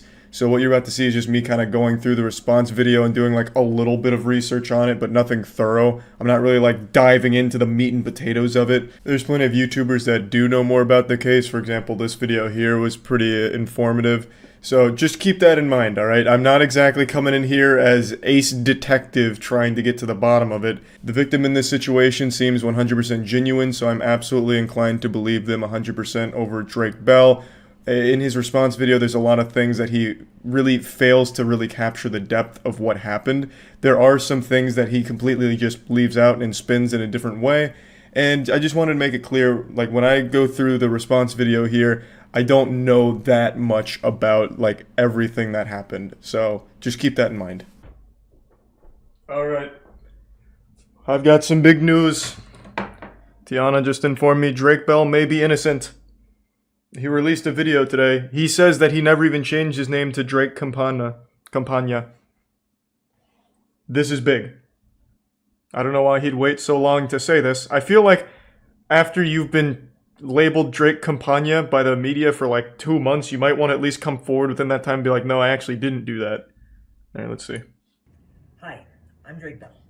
Hey, Drake. Drake Campana. Damn. Soy Drake Bell. Yo no soy Drake Campana. A lot of the news that you've been hearing, well, most of the news that you've heard recently is entirely false and wrong. And I feel that you deserve and I owe you an explanation. I've never moved to Mexico. I've never been a resident or a citizen of Mexico. I don't have a Mexican passport. I didn't get arrested. I didn't go to jail. Wait, what? Whoa. You didn't get arrested? Wait, you were in court though. What was the court about then? He absolutely did get arrested. Right? Because he received child endangerment charges after being arrested and charged in Cleveland. Yeah, I've got it pulled up right here. The actor was arrested and charged in Cleveland earlier this month. Well, that was back in July. But I guess this could be a lie. I mean, I wasn't there to see the officers put his ass in cuffs or anything. I mean, it seems like a weird thing to make up about Drake Bell, of all people. Newsweek and Insider were the two that first ran with he changed his name to Drake Campagna. Not exactly reputable. Though he himself posted a picture on Instagram insinuating that he was moving to Mexico. Drake Bell also changed his Twitter handle to Drake Campagna. I know that this has moved very quickly for you, but for me, it's been a 3-year thorough investigation into every false claim that has been made. And it's not me telling you that the claims are false, but the state of Ohio has proven the claims to be false. And who is this Mr. Ohio? True, my situation would be very Can we trust him? I would not be here at home with my wife and my son. Yet when I became aware of their age, all conversation and communication stopped. And this individual continued to come to shows and pay for meet and greets, and all while I was unaware that this was the same person I was communicating with online. Hold on, let me check the sources on that as well. Because he pleaded guilty. Yeah, he pleaded guilty to felony attempted child endangerment and a misdemeanor charge of disseminating matter harmful to juveniles. So, let's just say all the claims were false. Everything they ever said about Drake Bell were false. Why would he plead guilty? I mean, I guess I could have offered him some kind of deal. But, like, that's a hard thing to refute.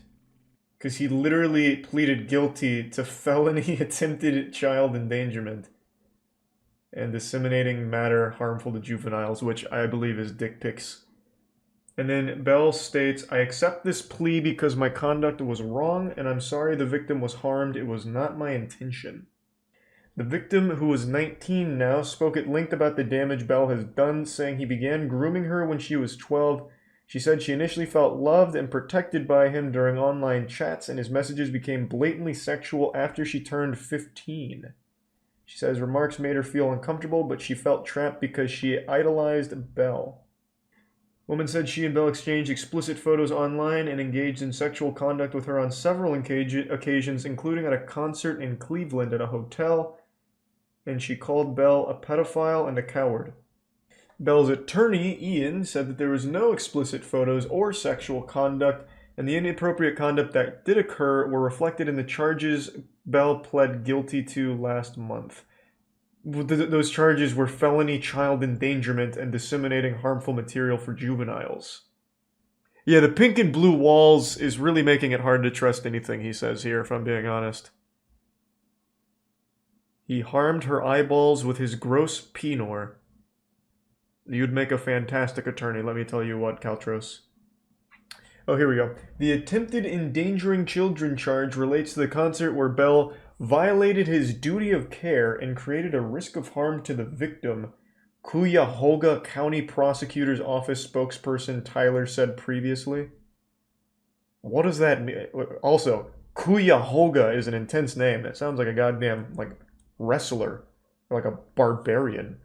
How do we know Megan isn't behind all of this? Can you imagine that fucking prank? Megan actually set all of this up. Comes into court and just slaps down the papers and calls him a boob. Although the trial already happened, like there's already tons of memes of Drake's trial on YouTube. I didn't watch all of it. I watched a little of it, but like it's pretty popular. Not Drake and Fine. So they're Like they put a laugh track to it and everything. It's a very public trial. Pretty unlucky if you Drake Campagna. They got memed to death. This one by far the finest meme. I'll start from the beginning.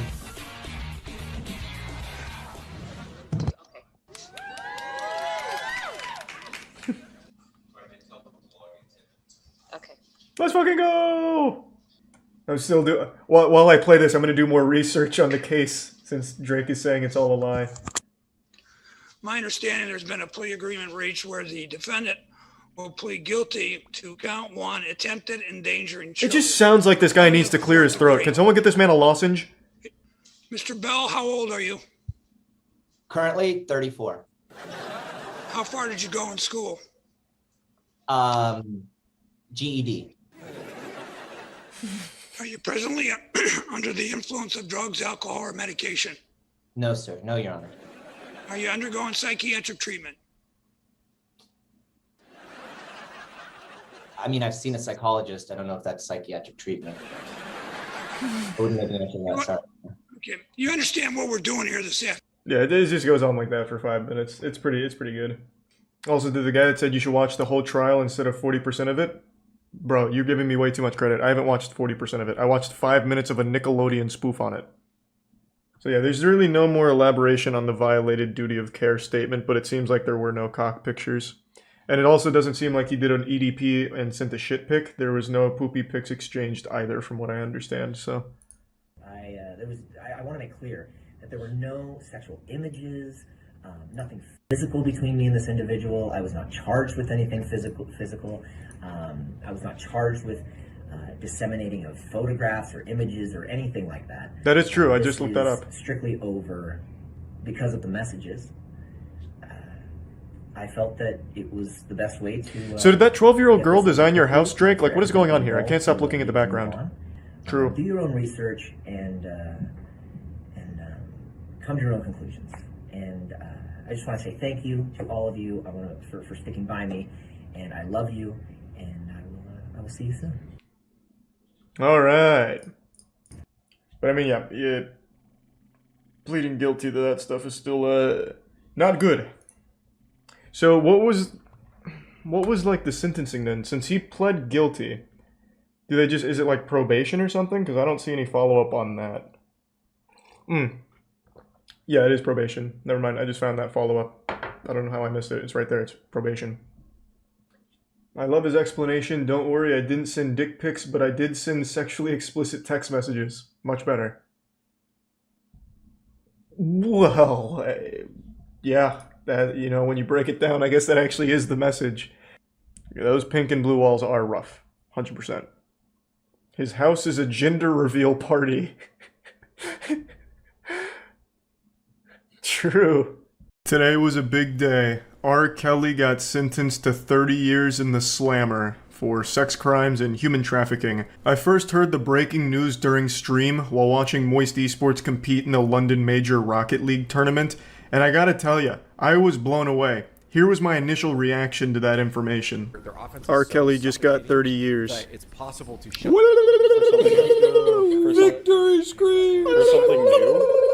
Huh? I think most people know R. Kelly for the time that he pissed on an underage girl. Most people just kind of remember him as the super soaker sprinkler tinkler who just urinated on a fan who was underage.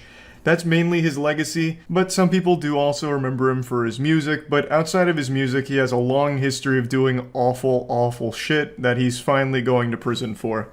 I'm honestly surprised his bribery attempt didn't work, I remember he made a very public statement saying that if he's found innocent, he'll release more Trapped in the Closet chapters, and I really thought that would do it. I figured that would clear his name, the judge would just throw out the case on the spot because he'd be hungry for more Trapped in the Closet lore in the extended universe. But I was surprised to see that the judge held strong. He didn't waver, even with such bribes on the table, something that no human being can really resist. More Trapped in the Closet, are you kidding me? So hats off to the judge for not giving in to temptation and sin. For those that don't know, R. Kelly is the mastermind behind the Trapped in the Closet epic, which is a 33 chapter long song, each chapter being its own self-contained song, and it is one of the finest pieces of art our species has ever concocted. I can't even find the right words to describe it. It's just on a whole nother level. Like, this is why we were put on this goddamn space rock. So that way we could listen to Trapped in the Closet eventually. All roads of evolution led to us listening to Trapped in the Closet. It is so unbelievably goofy. I'll give you a brief synopsis, but I won't be able to do it justice. So the song was created by R. Kelly, who must have been dangerously close to a ketamine overdose when he came up with the lyrics. It's just kind of like the first things that popped into his head when he made this, but it's all about cheating. And then the crazy series of events that happens as a result, just like a cascade of lunacy. So it's like an opera where they sing back and forth, and it starts with a man cheating on his wife, and it's set to one of the wackiest beats ever. It's like something you'd find on Fiverr by accident. It sounds like an alien abduction, so there's like a water phone going off, like, with some kind of really basic, like, hit and snare behind it that's just and a leaky faucet on top of that that'll just hit you with one of these.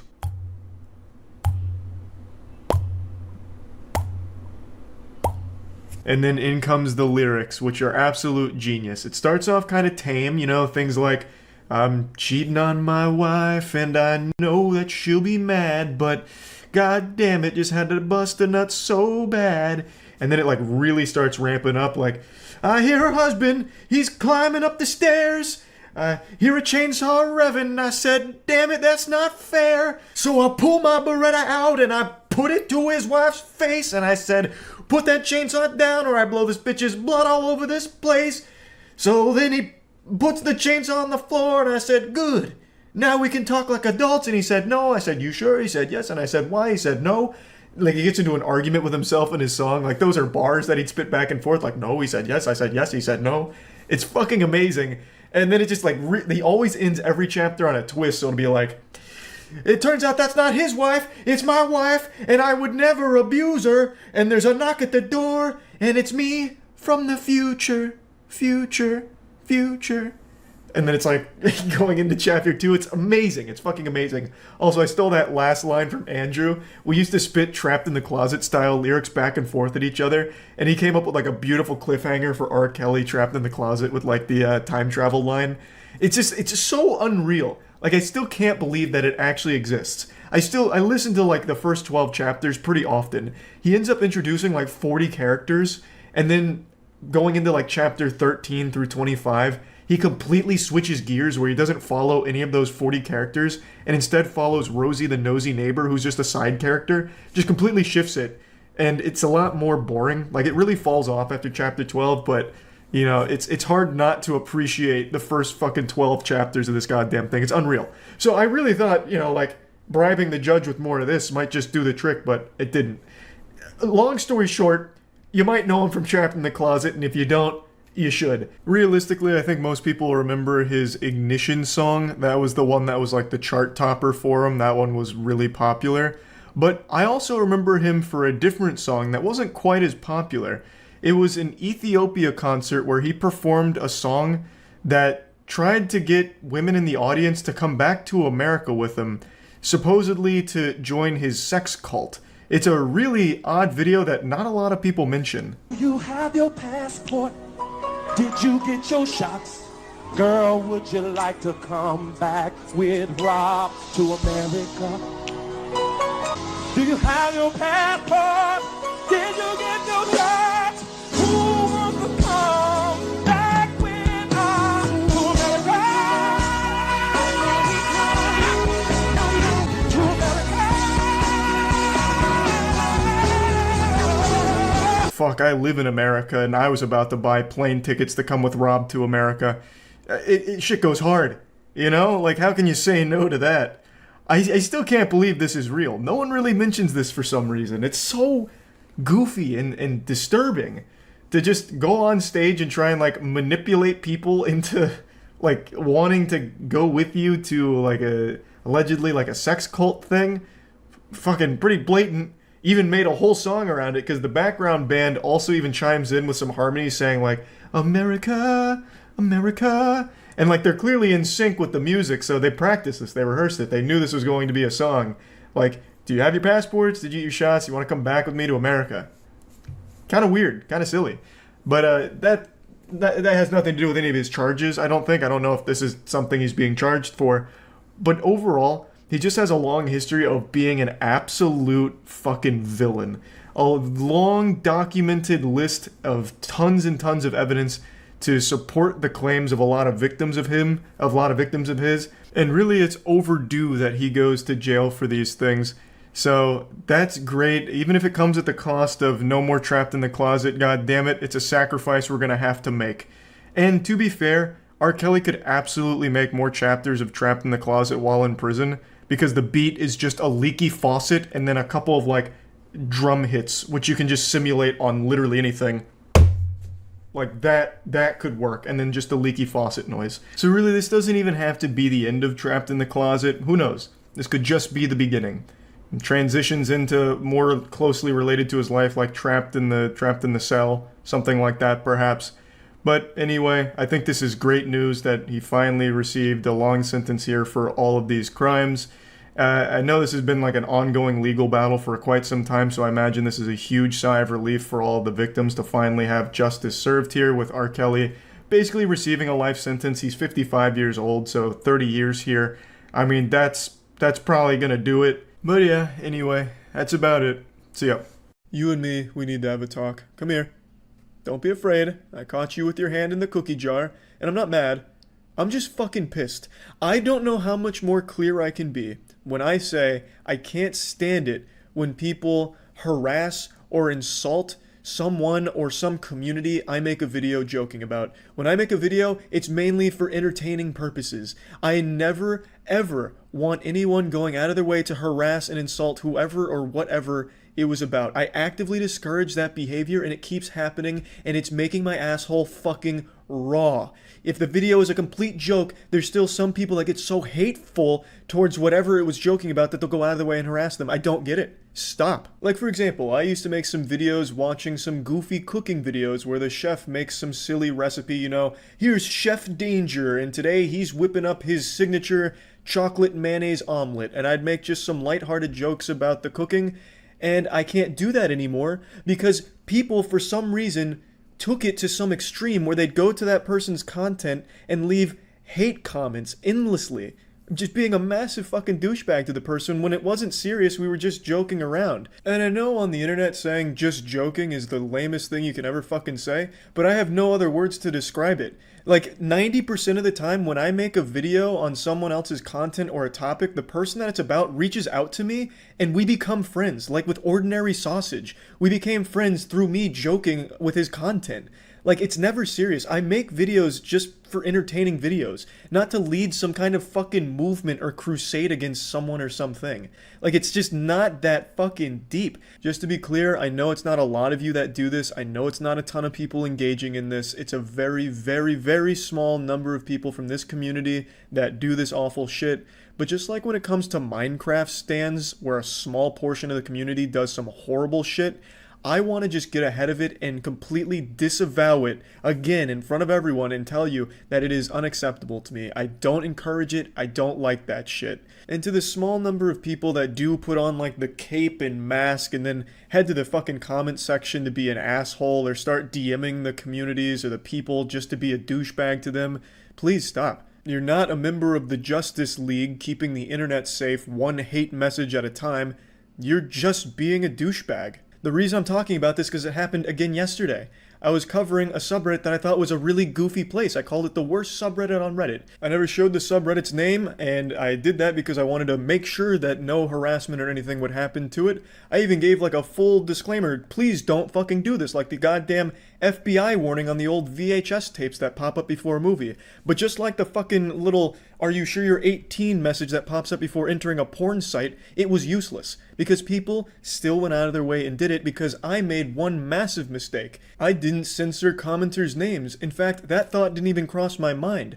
I had this level of trust with the people watching that there'd be this understanding like, hey, we shouldn't go harass them. He even said he doesn't want that, and it's also not that serious anyway, so there's no point. Let's just sit back and be entertained. I thought I could trust having the names not be censored. Like, it didn't even come across my mind like this could be a problem. But it turned out to be a huge problem because over the last 24 hours, people have been non-stop harassing the commenters that showed in the video, and all of the subreddits are privated. So it's been a complete fucking disaster because of that, and I feel like shit. I know on the internet, especially people that are active on Twitter, have this idea that they can save everyone and be the anime hero that they were born to be. But I really didn't think that would come out to play with the topic from yesterday's video, and I guess that's my fault.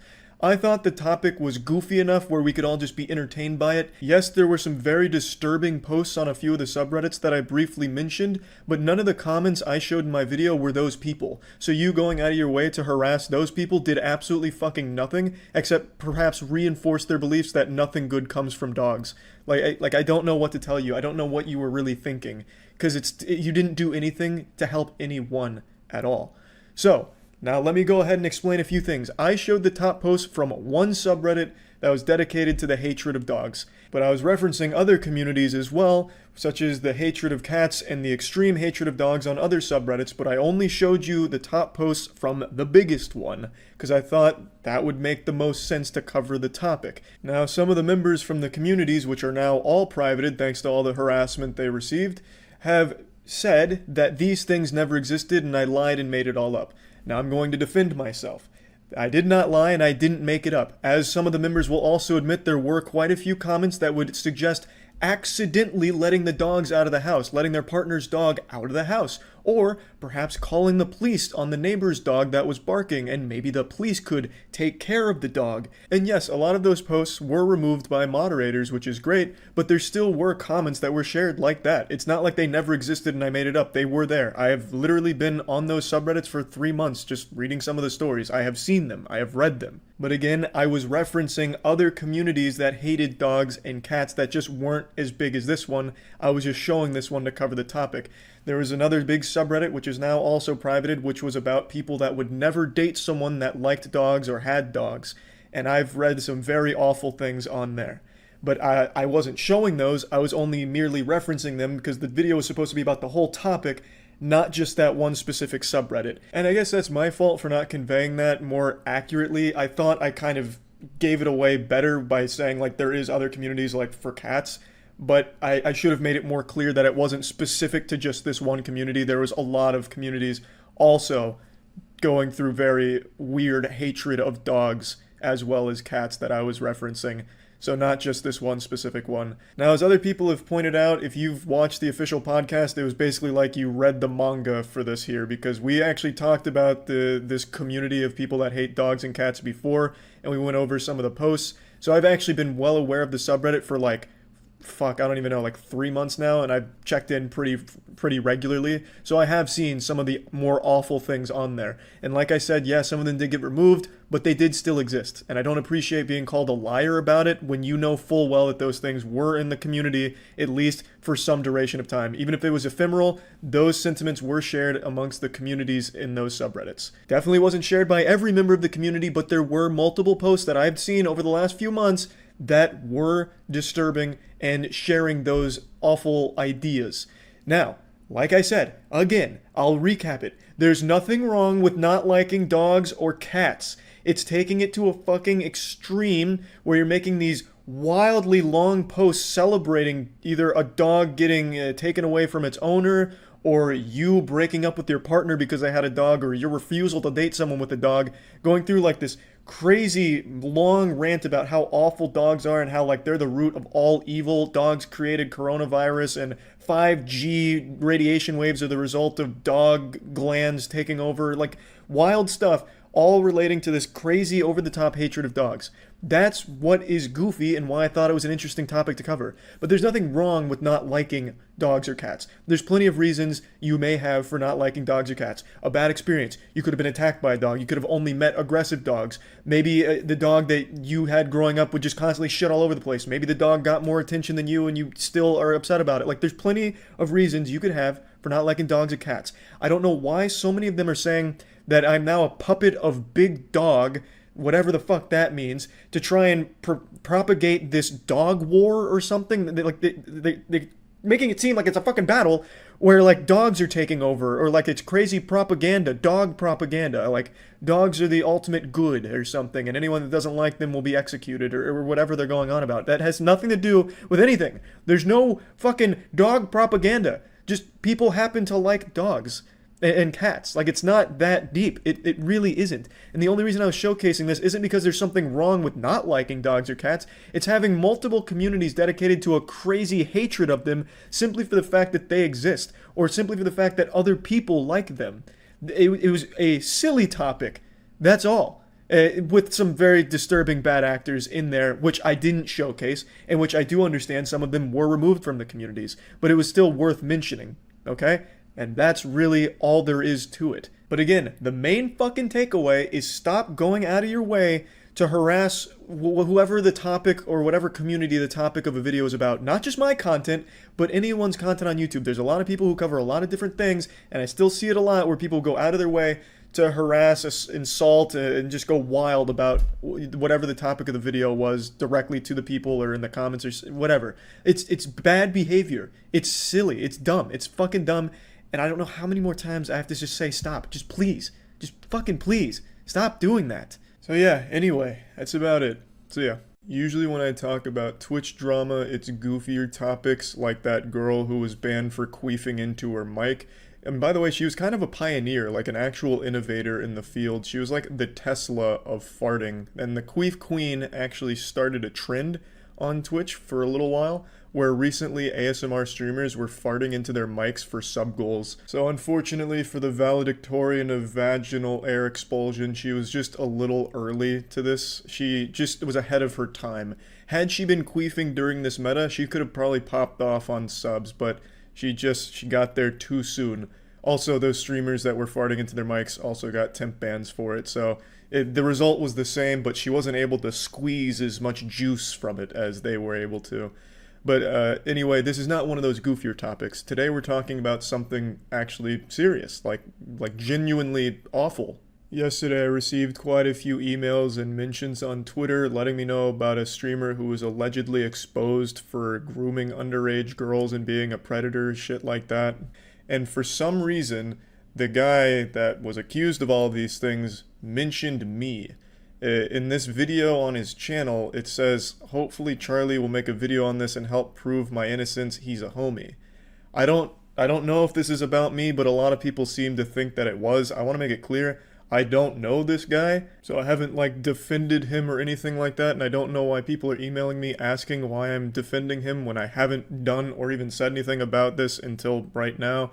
It's important to know that all of these are just allegations at the moment. Nothing is proven, but seems like some pretty hard evidence. This isn't just some like Twitter dog shit where one anonymous account says, in 2013 at MegaCon Orlando at the washing machine enthusiast booth, Soda Poppin was groping on my nutsack, fondling a little bit aggressively. It felt good at first, then it got a little weird when he started tugging on my nutsack hairs, and, ever since then I haven't been the same. Soda Poppin's a predator.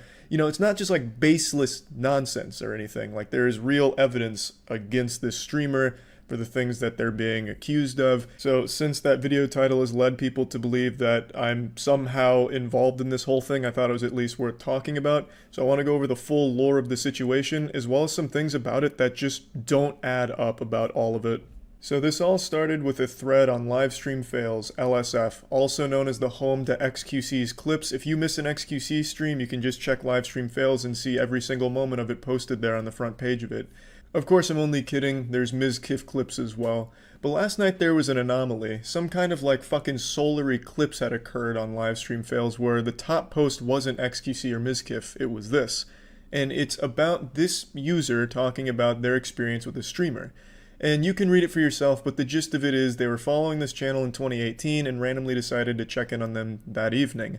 And he believes that his name must have sounded similar to a girl's name on the platform because the streamer reached out asking if they were a girl and asking to chat, and then the following ensued. I'm blurring out the streamer's name everywhere just in case this all does turn out to be false, a hoax, or even worse, a malicious attempt to ruin one innocent person's career. So I just want you to keep that in mind, that that's why I'm doing that, just because none of this is completely confirmed beyond a shadow of a doubt. He reached out using Twitch Whispers, which is akin to using AOL Instant Messenger to get in contact with somebody.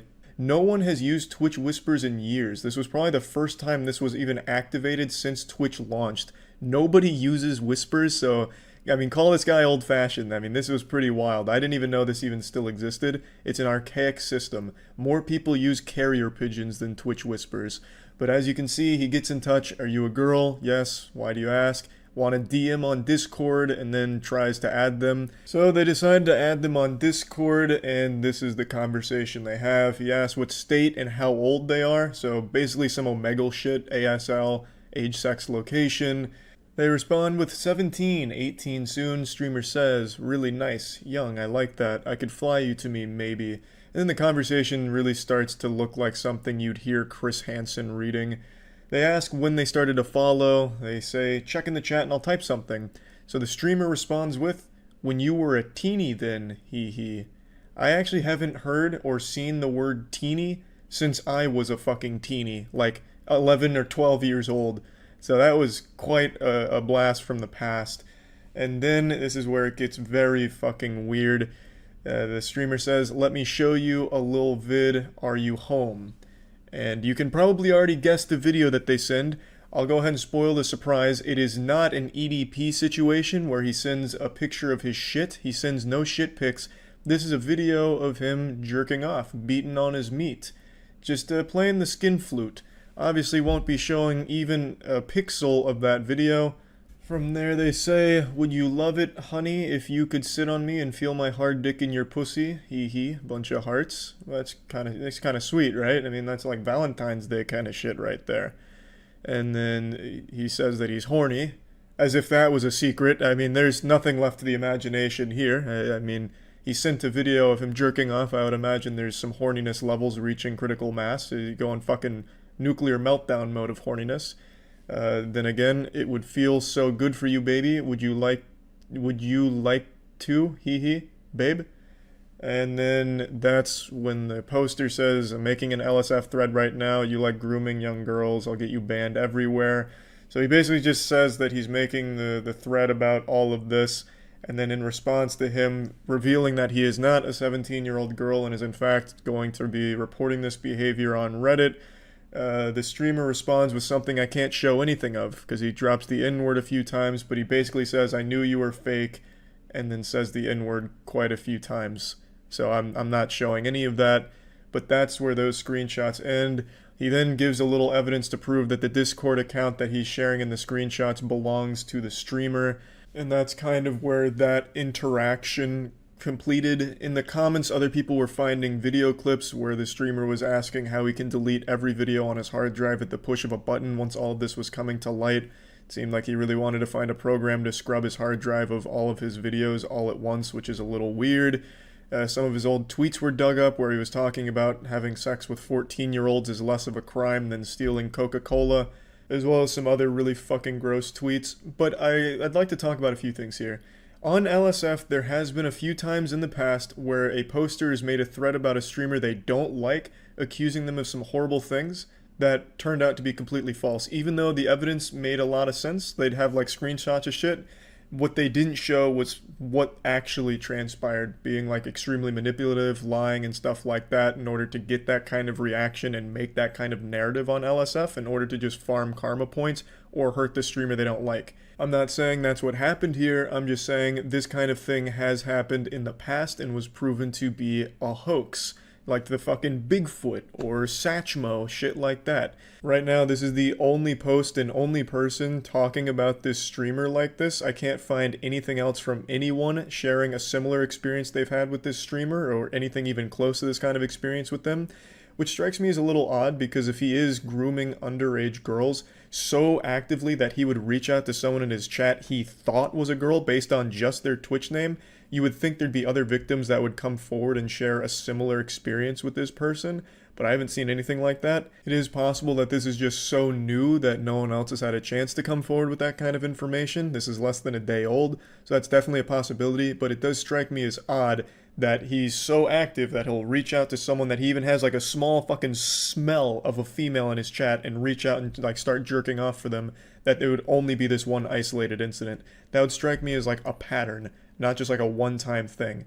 So I would have expected more people to have similar stories, but I haven't seen anything like that yet. So for now, this is all we have to go off of. And the tweets are extremely suspicious, but what really strikes me as odd is that the profile picture is like the stereotypical neckbeard thing, like very self-aware neckbeard anime weeb. It really seems like a parody account. On Twitter, there are people that are open pedophiles, like that's not uncommon for Twitter, but it strikes me as weird that the profile pic would be like the neckbeard people make fun of, like the anime shit neckbeard thing while saying these things. It really seems like it was supposed to be satire, and I don't know if it is or not. Either way, it's dog shit satire, but the account's been deleted, so I can't really go through and look at all of it myself. There's only a couple screenshots of the individual tweets now. And from what I was reading from the active members in his community during all of this, he wanted to be on LSF. Apparently they were saying he always wanted to be the top post on LSF, so it almost seems like it could have even been manufactured to a certain degree, which would be the dumbest fucking way of going about that, to have you be labeled a pedophile by so many people in the Twitch community. I don't think does anything good for your streaming career, if that really is what was going on here. So I don't know if I really believe that, but there are some things in this that just don't make sense to me. The Discord having no profile pic, immediately sharing his Discord and then going 0 to 100. Hey, where do you live? You want to see me put my finger in my urethra? Just fucking tugging on his meat real hard after like 4 text messages back and forth. Like, it all just seems really fishy to me. And his chat going on about how you fell for Malord's schemes. They kept saying, like, Malord, treating him like he was some kind of supervillain mastermind and we were just pawns in his game. Like, this is exactly what he wanted, which wouldn't make him a mastermind and make him a master fucking idiot, because this is such a dumb idea for, like, publicity, if that really is what's going on here.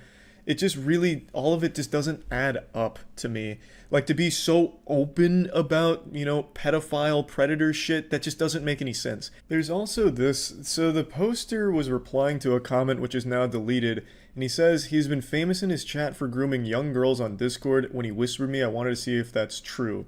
That statement directly contradicts what he says in the opening statement in the thread, where he says he just randomly decided to go to the stream and then he just typed something in chat and then the dude reached out to him. Like, that's a little different. Now he's making it sound like he was in there with like a mission, like he was going in there as the fucking vigilante and was finally going to expose him, which is completely different from the narrative that he started with in the original post. He had also recently been banned and had only just been unbanned like less than a week ago, and then all of this happens. Like, it's just so many things in the story seem so strange. And then to, like, on that same night talk about, like, how do I delete videos on my hard drive, talking about, like, I need to scrub the hard drive, every video needs to go, someone quick help me, I need to get rid of all these videos. That doesn't strike me as someone who's, like, actually panicking about all of the accusations. That strikes me as someone that's trying to farm karma and attention out of this. It really does seem like the behavior of a troll, like an extremely edgy, really misguided troll. I mean, because now there's, like, articles about it that are talking about his alleged pedophilic behavior that he's exhibited, you know, over the course of like the last 5 or 6 hours. Those articles have been coming up. So it's like a really bad idea if this really was the plan. But overall, I just wanted to talk about this because for some reason I was mentioned in it, or at least people perceived that I was mentioned in this. So I at least wanted to talk about it and give like the full breakdown of everything going on. The whole situation's fucked up no matter what is actually going on here. And if everything from the LSF post is true and that's exactly how it all happened, then this is an extremely serious case where this guy needs to be off of Twitch ASAP, as well as have some kind of investigation done, because this is some really fucked up shit. I just wanted to talk about it, and yeah, that's about it. So yeah. R. Kelly is a name that'll strike fear into the hearts of underage girls everywhere. If you see R. Kelly, you're in trouble, because he's going to be pissing on you if you're an underage girl. Most of us already know R. Kelly is a bad person, a fucking cult leader with sex slaves, a horrible, horrible person. And I thought with that video of Drake surfacing recently where he's being very uncomfortably close with a 17-year-old girl on stage, and then after finding out she was 17, he starts fucking kissing her like he was trying to get to the center of a Tootsie Pop, and then he compliments how good her breast felt against his chest, all after finding out she was 17. He just made it really fucking weird, going full kiddo mode, and I thought since that came out and everyone's talking about that, why don't we look at some weird shit R. Kelly's done on stage?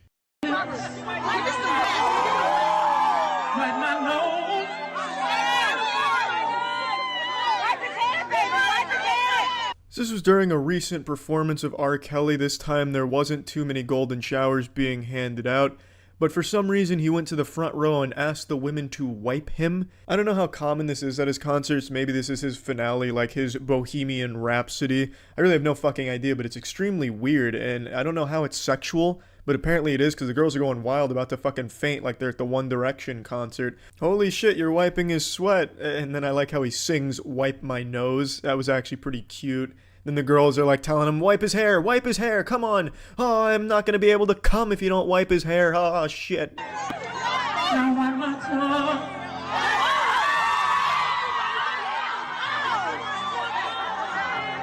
Why the fuck would anyone want their tongue wiped? Why would you want a dry tongue? And you already know that shirt they're using to wipe him down is covered in semen, so it's probably the crustiest thing on the fucking planet. It's probably akin to using sandpaper on his tongue. I just don't really see how it's sexy, you know what I mean? Like, I don't think this would work at a bar situation as a pickup line. Like, you know, you got a cloth carrying around with you like you're a golfer looking to wipe off his clubs, or a WWE wrestler trying to wipe the sweat off him.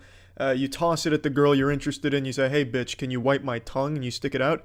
You're going to jail that night. That's not sexy, that's fucking scary.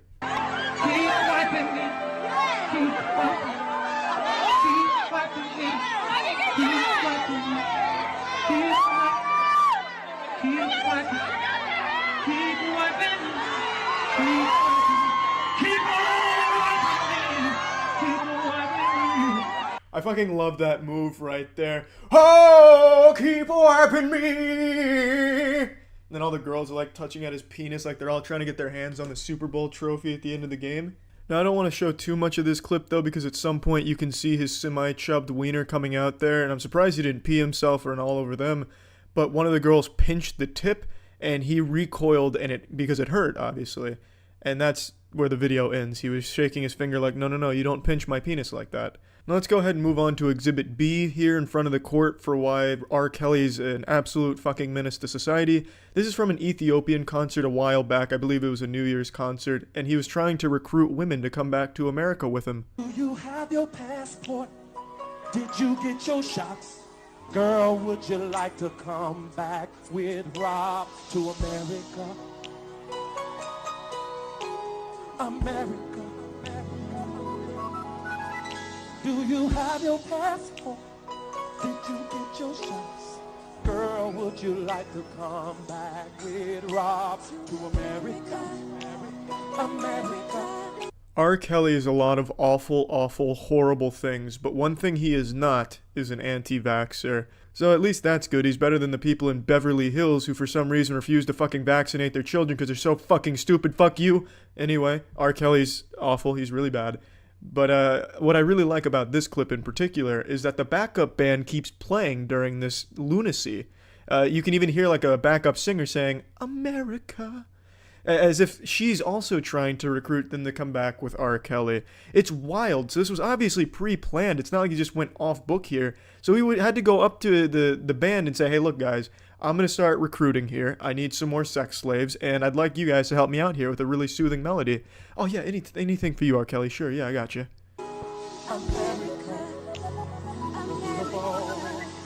Do you have your passport? Did you get your chance? Who wants to come back with us to America?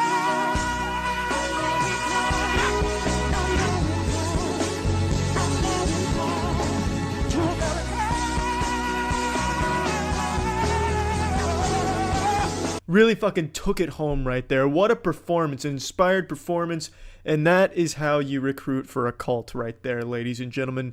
Learn how to sing. It's all it takes, apparently. R. Kelly's a horrible person. You don't need me to tell you that. But I thought these were two really interesting and fucking weird videos to talk about here. So if you're watching this, R. Kelly, and I know you're not, fuck you, man. That's it. See ya. What's up, everybody? It's Critical. I saw this video here today as I was scrolling through Facebook while taking a nice hard shit. I don't really go on Facebook often. In fact, the only time I ever do it is when I'm just dropping a steaming loaf. And this video actually really upset me. It turned my once peaceful shit into a more aggressive colon cleanse. I'll just go ahead and play it now, and I'm sorry about the flyheight.com thing that's having a seizure over there. I don't know what the fuck that's about. I wouldn't recommend going to the site because that's pretty shady, and also it's a really stupid name. It's like calling your company Underwater Wetness. It's just stupid. Don't fucking say hello to me, bitch. Don't fucking say hello. I don't play that sexual harassment shit. Let me get your address. So right away, she lets you know why she's so upset and offended, because this man had the audacity to say hello to her. This fucking fiend dared to show some politeness to a stranger to try and make that stranger's day a little more positive and just try and be friendly. And then for some reason, she's looking for his address on his license plate. I don't think she understands how license plates work, but his address may not exactly be Turbo Steel Lord or whatever his license plate might say on it. Bitch, you don't fucking say hi to strange women you don't know, bitch. 3889492. Bitch, you shouldn't have been sexually harassing me. I can call the cops on you for that. Good. Now she's threatening to call the cops on this lunatic who dared say hello to her. He was sexually harassing her. And this is actually a really troubling and scary trend that's been going on recently, especially with the whole humongous thing that blew up not too long ago, where people claim sexual harassment on genuinely anything, and what it does is it makes a mockery of it and makes actual sexual harassment not be taken as seriously, and it's just fucking ridiculous. They'll literally claim it on anything. People claim sexual harassment if a flower is growing too close to them and they don't like the look of that flower. If they don't get enough marshmallows in their Lucky Charms, they'll claim that General Mills is sexually harassing them. It's just fucking ridiculous. Fat funky motherfucker, who the fuck you think you're talking to? Don't fucking say hello to me. Then get gone. You shouldn't be No, here. bitch, I should be here. Why the fuck you gonna say I shouldn't be here? Why shouldn't I be here saying hello to people? Don't fucking say hello to me. This is just wiener breaking to see. Look at his face. It looks like he's about to cry. And the way he says it, why shouldn't I be here saying hello to people? That's just an innocent thing to say. That's just a guy who's saying hello to people because he's in a good mood. He's outside, he's working, he's having a nice day, and he wants other people to have a good day too, so he's saying hello to them, you know, extending a friendly gesture to these people, and this lady just goes absolutely fucking berserk on him over absolutely nothing. And there is no doubt in my mind that that'll totally change how he talks to strangers, and he probably won't say hello to people like he was in the past, which is a fucking shame, because we need more people to do that. I'm gonna call the cops. Go, bitch, do what the fuck you wanna do. Hey, what's your license number? Can I have your license number? Fucking drunk. What you gonna call the cops on me for? Bitch, you don't be sexually harassing motherfuckers, bitch, and now that I'm standing against your white ass, you got a fucking problem with it. All I did was say hello. Don't say shit to me, bitch. Yes, God forbid someone make any attempt to communicate with you. You are just way above us mere mortals, really. Princess ruler of all creation. I guess this woman just wants to live in solitude and isolation so that way no one could ever say anything to her. Fucking weirdo. I'm not weirdo. Yeah, you are fucking weirdo. All I did was say I'm hello. calling you on your sexual Would you harassment, call the bitch. cops, please? Tell them to come down here and get this crazy broad off my No, ass. bitch. You were fucking crazy. You All I dealing with did a was crazy. say hello. Yeah, you called me crazy, bitch. Called me a nigga too while you at it. I own that Why? shit. I'm not prejudiced. I don't give a fuck. You don't say hello to me. You thought, oh, she a cute little black chick. I'ma say hi. Don't fucking say shit to me, bitch.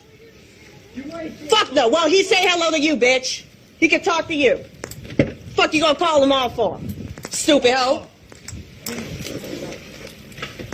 He's calling cops. Fucking whips. Call the cops. Call the cops. Call the cops, bitch. I got your license plate, bitch, and I know where y'all live. So let me just get this out of the way. I'll address the elephant in the room. I don't know what the fuck the best days of old means. It's just a stupid annotation that popped up on this sketchy ass video. It's probably some reference to J.R.R. Tolkien's work. But anyway, one big thing I want to point out here is this woman is insulting him for wanting to call the cops when that is exactly what she wanted to do. So this goofball is more or less insulting herself as she is insulting this man for wanting to call the cops. And this is just the type of person who walks around looking for confrontation. She fucking pulled over to insult this man and claim sexual harassment. I'm guessing he must have waved at her and shouted hello as she was driving by, which I'm imagining he does for a lot of people in that neighborhood. And she got so upset by this that she fucking slammed on those brakes and fucking drifted maybe, you know, some Tokyo Drift Fast and Furious style shit. What the fuck do you just say to me? Hello? Did I just hear a fucking hello? Gets out of the car, storms over there, and then films it all. She fucking films this herself. She's so delusional that she thinks she is in the right and that people will agree that this man was sexually harassing her. She is so fucking oblivious to reality. It's unreal. And I think everyone would unanimously agree that this woman acted like a silly sandwich here and was just being a big old asshole to this guy for no reason. And at first I thought this was just a satire, a well-made and in poor taste satire of the humongous sexual harassment ordeal. But I went on this woman's Instagram, and it turns out she's just genuinely insane. Almost her entire Instagram is dedicated to her walking around topless in LA and then calling out people she believes are sexually harassing or racists. And then there's also a lot of posts that are praising Hitler and trying to convince people that Hitler just was a misunderstood guy with good ideals. And then there's some really jarring shit such as this right here. This is a picture of her abortion. I'm happy that little parasite bastard is gone, little fucker. And it just goes on and on. I'm dropping docs and will fuck with your life. Hashtag kids and all motherfuckers. I don't get it. So she's got this picture of this fucking melted grape Jolly Rancher on her bathroom floor. I'm assuming she's about to eat it. And she says anyone that doesn't agree with her is going to get doxxed by her and have their life ruined by her. And first of all, I don't think she understands how to use a computer to that level when she doesn't even have mastery over understanding how license plates work. She's probably one of those people that thinks that hackers can get their bank account info from a fucking digital alarm clock. So I don't think anyone has anything to fear in that regard. And second of all, why is she so unbelievably hostile? The only people following her Instagram are her friends and her family.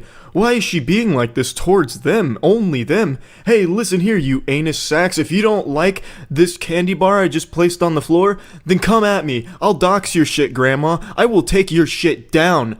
I don't get it. She's just a really aggressive person. There's so much other weird shit on her Instagram, such as these two pictures. She's got more than this, but she's having dinner with a glass of minstrel blood. Ah, yes, just like Mother used to make every Saturday. We used to all gather around the table, have nice Totino's party pizza rolls, and Mom used to prepare the most exquisite glass of minstrel blood to cleanse our palate. Yummy, yummy, yummy. Oh, and don't let me forget that in the this one right here, this big old glass of minstrel blood also has a nice tinge of urine to it. Nothing really brings out the flavor, quite like some good old urine too. Now obviously I can't prove whether or not it's really minstrel blood and urine. I'm hoping it's not, but there's a good chance, judging by the rest of her Instagram, that it is. And yeah, this woman's fucking insane. I just kind of wanted to talk about this video and her as a person because I really hope no one tries to follow this example she's trying to set. She has a whole YouTube account too, dedicated to just harassing people in public and spouting some absolute fucking nonsense. And the videos are like 40 minutes long, so I wasn't going to sit there and watch all of them. But it's absolutely ridiculous, and this woman is insane. That's it. So yeah.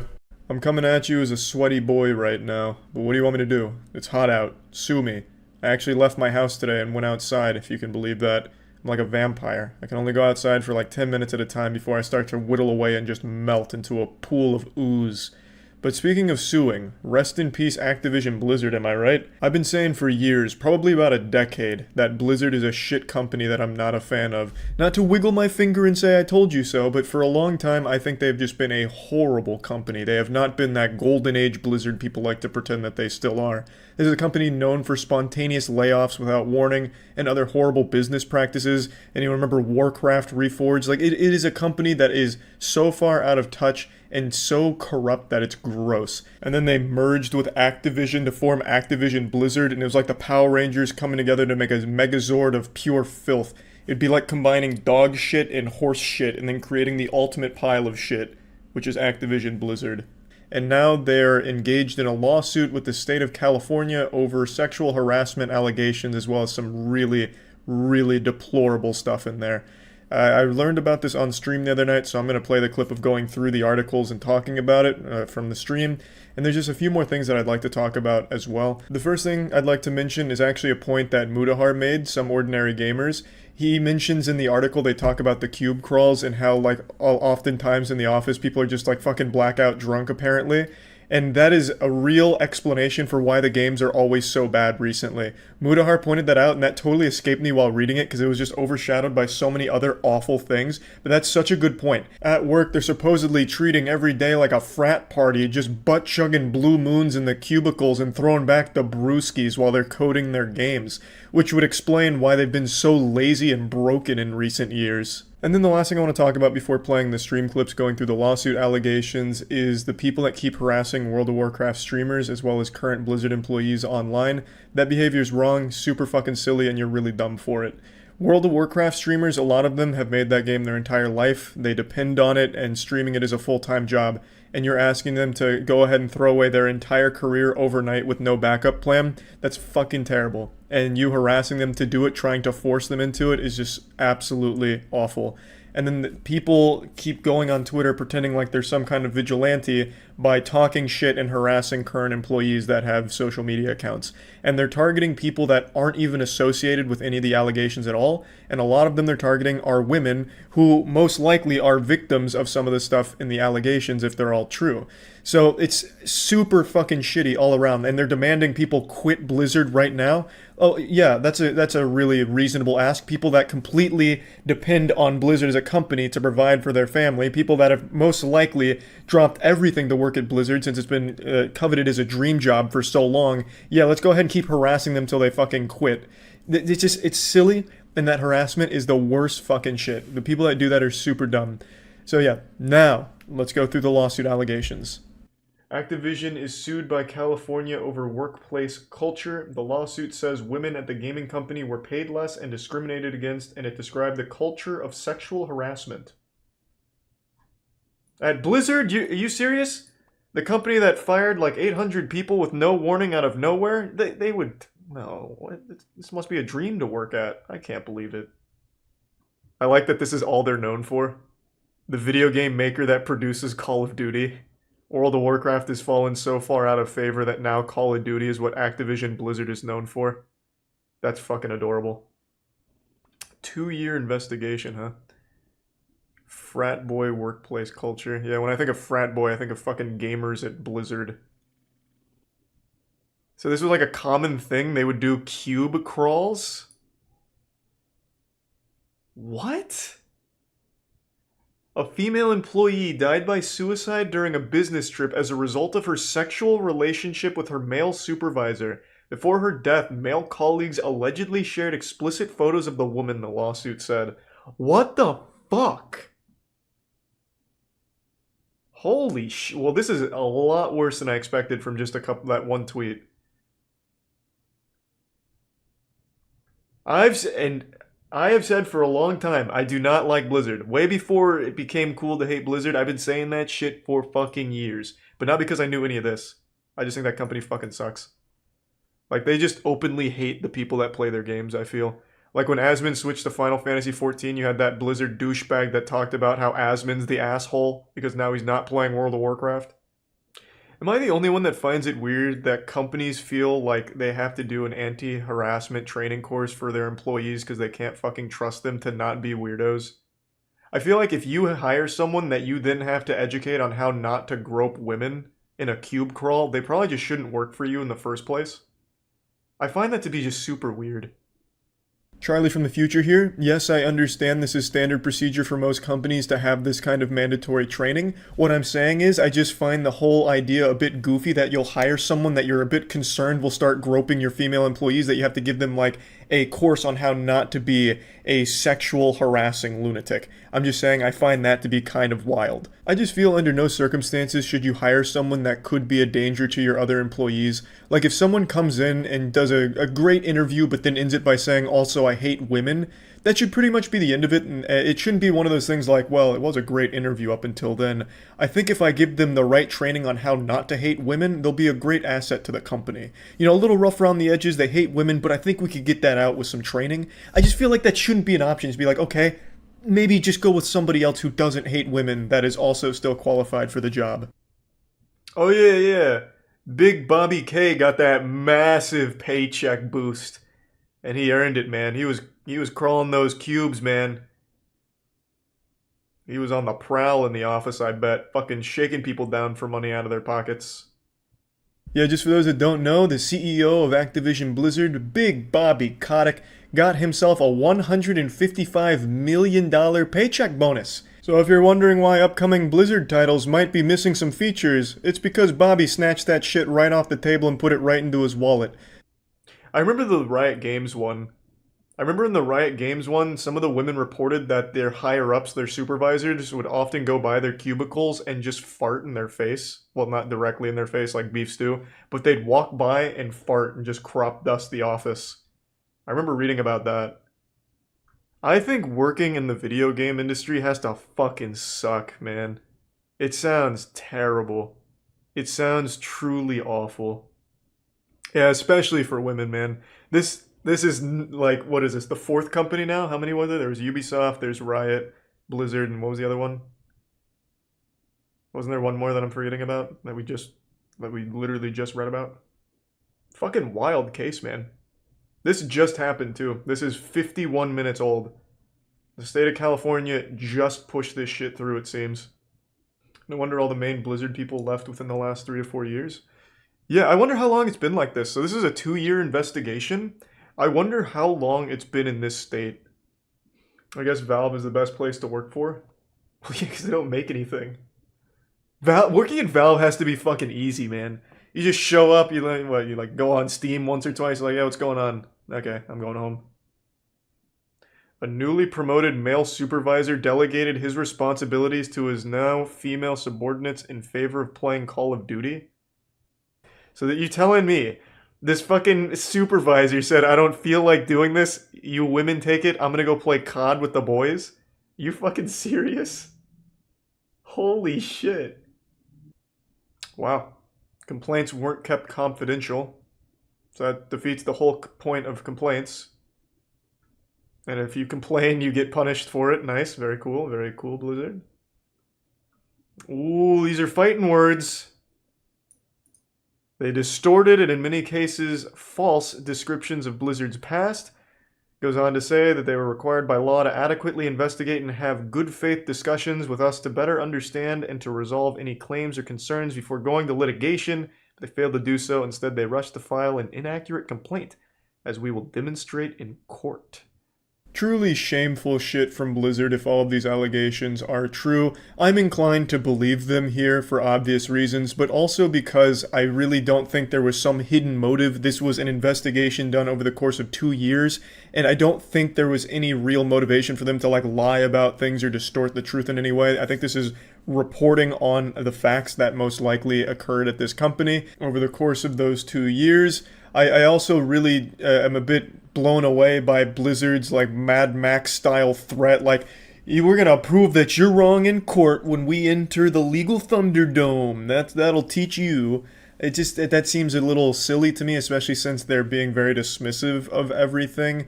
And this is Blizzard versus the state of California, I believe, so it doesn't... I don't really see why they're trying to puff out their chest or anything. It just seems absolute goofy to me. There was so much more, which of course I didn't cover in the stream because it was so brand new then, but there were other things such as they made a female employee write a 1-page paper on how she's going to spend time off, even though they didn't require that from anybody else. It's some really awful stuff. This was base level stuff in these articles, and since then there's been more that have come to light. This whole thing is super sad to see, and even worse because it's not that unusual in the video game industry, it seems. We've seen it at Riot, we've seen it at Ubisoft, now we've seen it at Blizzard. It really does seem like women get treated like shit at some of these major companies, which is just awful. At the very least, though, at least it's easy to boycott Activision Blizzard since they don't make anything good anymore. So yeah, that's about it. I just wanted to talk about this because it's a pretty wild story to see. And also, one more thing, I see a lot of people defending some of the behavior here, saying they were clearly just joking. And I just want to go ahead and put that shit in the dirt real quick. In the allegations, some of the jokes they were making were just about them wanting to rape the employees or something like that. Like they would just joke about raping the women employees at the company. That's not a joke. That's just fucking weird. That's a threat. That's creepy and that's scary. That's not like a joke. You don't just write that off. You know, if you just go up to a woman at the company and say, "Man, what if I raped you?" Haha. It's not a joke. You're a fucking weirdo, and you should absolutely just get fired on the spot for that shit.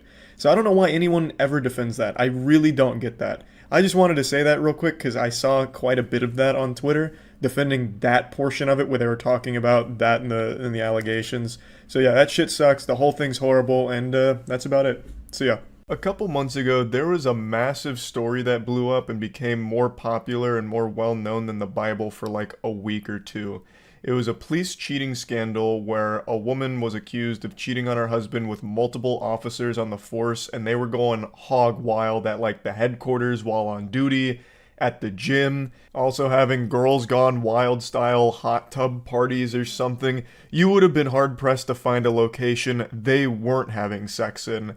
There was more DNA throughout that headquarters than at a goddamn sperm bank. You could have cloned all of the officers with all of that. I bet if you brought a blacklight to the headquarters, you would have had that shit lit up like it was a game of Splatoon. And she kind of became the face of cheating for a little while, like the mascot for extramarital affairs. This story actually had a pretty big plot twist not too long ago where she came out and said that everything isn't as it appears. She was actually groomed into it and forced into it. I don't think there's been any updates since that statement came out, but that's kind of where the story's at. And now the same thing is happening yet again at a different department. It really seems like police headquarters are like frat houses at this point.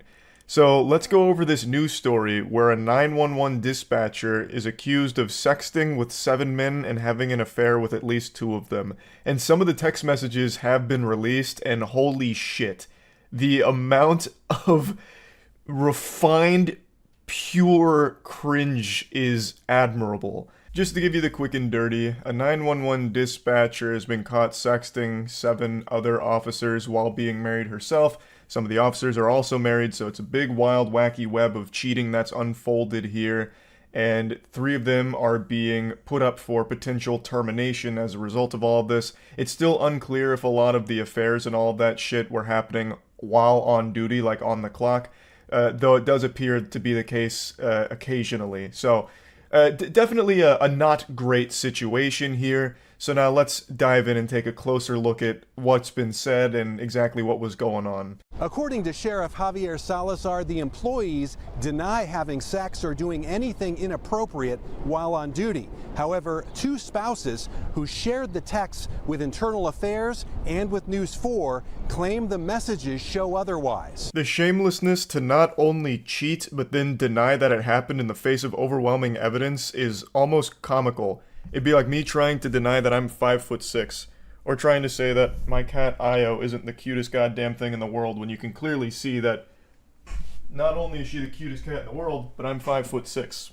There's no getting around that fact. There's just not a whole lot of wiggle room for this to be some kind of misunderstanding or a lie, because the spouses are the ones that came forward with all of the information and all of the text messages, which is a heartbreaking betrayal, but it is pretty much put in the books as a fact that the sexting is real, as are the affairs. So I believe they're trying to now deny that it happened on duty as opposed to just denying that it happened in general. Overnight 911 dispatcher Crystal Perez has been placed on unpaid administrative leave, along with Bexar County Sheriff Sergeant Ronaldo Salinas and Deputy Juan Leal. All 3 have received notices of proposed termination. So it seems the only thing Crystal was dispatching was officers to her pussy. She was reporting a vaginal emergency, and luckily the boys in blue knew exactly how to solve this problem. With penis. Fucking heroes. Now, she was sexting with about 5 other officers, but these 2 are the ones that are kind of in the hot seat at the moment because they believe the behavior was so egregious that they need to take disciplinary action against those 2, as well as, of course, Crystal herself. Many of the texts are too explicit for us to share. But just explicit enough for me to share. I like that. That's how you make me feel. Not sure how it is for you. I feel so hot and sexy when I'm in you. Also kind of blundered the spelling on you there, because I'm pretty sure he's typing with one hand. Fuck yeah, you do. I can feel it. All of it. And I love it. I understand that it's always laughable looking at someone's sexting. It's one of those things that is always going to be just fucking goofy. But this feels like a whole nother level of embarrassing. Like, just the way that it starts there. I feel so hot and sexy when I'm in you. Brother, what kind of emotional Twilight level shit is that? What? When I'm inside your warm crevice, I feel like such a man. Like, I almost expected him to start, like, trauma dumping right after that. Like, prior to your moist hole, the only thing that I would get inside was the couch cushions, and you fill me with so much more purpose down there. And then her response is just as fucking silly. I can feel it. All of it. Yeah, I hope so. I fucking hope so. I hope you're not just numb. And I hope my cock isn't so goddamn skinny and small that you wouldn't even know it's there. Yeah, I fucking hope you would be able to feel it. We need another hotel day. Yes, with like 1,000 exclamation points. Non-stop for as long as possible. When do you go back to nights? Friday. So they're looking at non-stopping on this one. This is going to be non-stop nutting on a hotel day, I guess. So that way they could both feel so hot and sexy. Of course, I can't wait for more time to open up so I can fill us in. More like have them fill you in. Am I right, Crystal? Yes, baby. I can't wait. And then I can lay on you and kiss you all over. Like, all over? Caps lock? Duh. It actually seems like I'm reading some kind of high school fanfic. Like, this is so bad. This is a 38-year-old woman or something like that, and the other officers aren't much younger, and they're texting like this. Yeah, I was almost expecting the next set of messages to start with, Crystal, I like you. And then she'd be like, alright, I'm booking a hotel so you can fuck me silly. That was so romantic. I can't wait for us to be naked and us caressing each other, then kissing each other all over. Caps lock again. He's just really blown away with the all over statement. Like his mind has gone fucking blank. He's like a cartoon character. His like eyes have popped out of his head going, awooga. And then she says, fuck yes. And then on Tuesday, thinking of my daddy and this kisses. And then on Thursday, she sends I don't know what that is, a picture of a mobile game high score. I'm not really sure. But she also kind of gets ghosted there. She sends some shit on Tuesday about thinking about daddy, and he just doesn't even reply. He's probably too busy with his wife and kids to reply in time, but yeah. I can't wait for us to be naked and us caressing each other and then kissing each other all over. Perez, expletive, yes. She just loved my life, and it was very distraught. Heartbreaking. I was in disbelief. I really feel horrible for her husband as well as the other spouses of the officers involved. That's just the ultimate betrayal. That shit absolutely fucking sucks. And he's having a very normal reaction to it, heartbreak, talking about how difficult this whole situation has been. So he learned from the text messages that his wife is not only a cheater but also cringe. And there's really no fixing this kind of situation for a marriage, so I imagine a divorce is on its way. The dispatcher's husband, Giancarlo Perez, discovered texts between his wife and 6 sheriff's deputies, plus a City of Converse police officer. In December, he gave them to Internal Affairs, and an investigation was opened. They use emojis to reference body parts, and they would talk about, kissing. I miss your lips. My lips miss you. What the fuck? Like, all of these officers just keep saying, like they're talking to fucking Minecraft villagers or something. Like, what the fuck is going on here? Like, this isn't even like sexting anymore. This is like actually AI trying to flirt with other AI. I don't understand. Making out and all these, like I said, just sexual connections. But during the week, I am gonna be checked to see if I can meet you for a smooches. Like, daily going to check. So if there is a day no good, better to say something now. You remember those Facebook posts from people, like, horny posting on Facebook, like, bitch lasagna, pussy make cock go woohoo, like that kind of shit?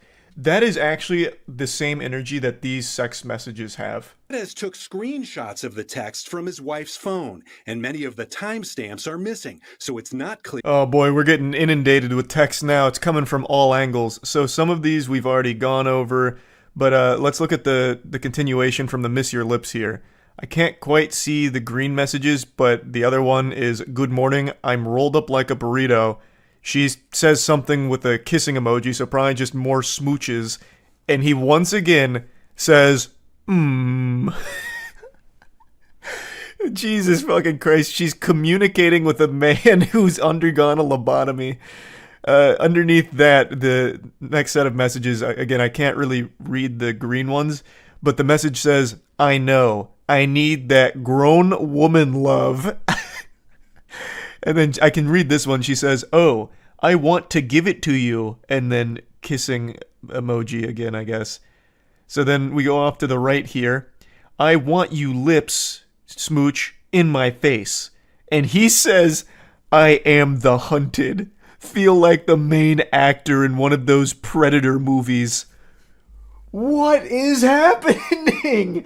This isn't sexting. What is going on? "I need that grown woman love." What? And then the out of fucking nowhere starts getting her with a Shakespearean monologue. "I am the hunted." Feel like the main character in one of those Predator movies in response to her talking about giving him kisses. What is going on? "I am the hunted. I am the night. I am the shadow within the shadow. You can't find me. I am Gotham's protector. It's dark night." If the texters were on duty. But in one thread on a Friday night at 10:20 p.m., Sergeant Salinas tells dispatcher Perez, "I get off at midnight. Came in early." Very hard for me to read. It really does seem like some of this cheating happened while they were on duty, which is of course a big no-no, and what had led to a lot of the officers being fired in the last police cheating scandal. Like, the cheating is bad, and it's made even worse when they're supposed to be working and on the job. I can imagine. Jessica Jarvis is now divorcing a fourth sheriff's employee who is being disciplined. Investigator Jason Jarvis received a proposed suspension of 30 days. These are people that are supposed to be protecting us, supposed to be serving, and making sure the community is safe. To be fair, these officers still were serving up a cock meat sandwich right to Crystal's mouth, giving her that hot dog with extra wiener on it. Now, being completely honest, I really am wishing her the best with this divorce. Divorce is absolutely the right call. I know it's not going to be easy or anything, but she is making the right decision. While details of the investigation remain secret, it does not appear anyone broke the law, but those disciplined allegedly violated sheriff's office policies. Certainly the case is being taken seriously, and quite frankly, I believe it's quite possible that some people are going to lose their career as a result of this. So while no laws were broken, this is still very heavily frowned upon. Not just at, like, police work, but any work. Fucking on the job is always going to usually lead to a termination or, at the very least, some kind of disciplinary action like, hey, maybe don't do that. So that's not surprising to hear at all. I'm gonna keep my eyes on this story to see how it all develops. And yeah, that's really about it. So yeah. A few weeks ago, a big YouTuber named Quite came under fire and got put in the crosshairs of the entire internet after some extremely serious allegations were levied against him. The allegations came from one person on Twitter in particular who released a massive document that accused him of some truly heinous things. And as a result, his ham was getting steamed, they were calling him a criminal, and just like the Thornberrys, Twitter went a little wild. They were judge, jury, and executioner and decided in the court of public opinion that Quite was already guilty on everything he was charged with. So they labeled him a rapist. They were no longer allegations, all of it was presented as facts. This was as real as algebra now, and if you said, like, hey, maybe let's wait to hear from the other side for a moment, you would have been labeled evil. If you even tried to utter the forbidden phrase of innocent until proven guilty, you would have been burned at the stake like it was the fucking Salem witch trials. It's also important to mention that it was more than rape too. They threw the entire kitchen sink at him. Every fucking horrible term you could imagine was all getting flushed down Quite like he was a goddamn public toilet. He was labeled many awful things, and 2 days ago he came forward to debunk the entire thing in an hour-and-a-half long video, thoroughly going through every single accusation and pretty much tearing it to pieces with an incredible amount of evidence, and honestly just an incredible amount of bravery with some of the things that he publicly owns up to. Very personal, very big insecurities, such as like sexual performance and his anxiety regarding anything sexual, and even admitting to still being a virgin. There was a lot of things that he talked about here that I know for a fact couldn't have been easy, especially because now he put his face on it. Up until this point, Quite hid his face. He hid his actual identity, but because of all of these accusations, he was doxxed from it, as I understand, and he wanted to showcase how seriously he was taking everything, so he dropped the mask and the hoodie and put his real face on top of this stinky shit cake that he was served, and he just brought down the brass tacks and laid out all of the facts as well as all of the context and a significant amount of evidence supporting his claims and debunking the things that the accuser was saying. This is probably one of the strongest rebuttals I've ever seen from an internet content creator when faced with serious allegations. The way Quite has handled this is very, very impressive. And the response to it has been overwhelmingly positive in favor of Quite. Now, most people are starting to rally behind Quite and seeing that a lot of the things presented by the accuser were either outright lies or manipulated half-truths or completely misleading series of accounts of situations. It's all just not looking great. And in response, they've also posted I guess what was supposed to be a receipt proving that they've seen a therapist for PTSD, I guess, but that's all really pretty shady and sketchy and also not super important to what's being discussed here. So overall, just isn't looking good for the initial accusations. And I just want to kind of talk about this whole situation, not so much the particulars of it, because that's not my place to really talk about it. If you want to see the whole situation, I highly recommend going to Quite's video to get a full grasp on all of it. What I want to talk about is the mob mentality that instantly formed against Quite while being completely against hearing his side of it or listening to anyone that wanted to wait before fully forming their opinion. Because I caught a lot of shit for not talking about it for the course of 3 weeks, saying that I was trying to silence the story of a big rapist on YouTube and all kinds of horrible things, just awful shit. And I want to just talk about that because I'm not even surprised, because the general mentality on the internet is believe all victims no matter what, and don't ask questions.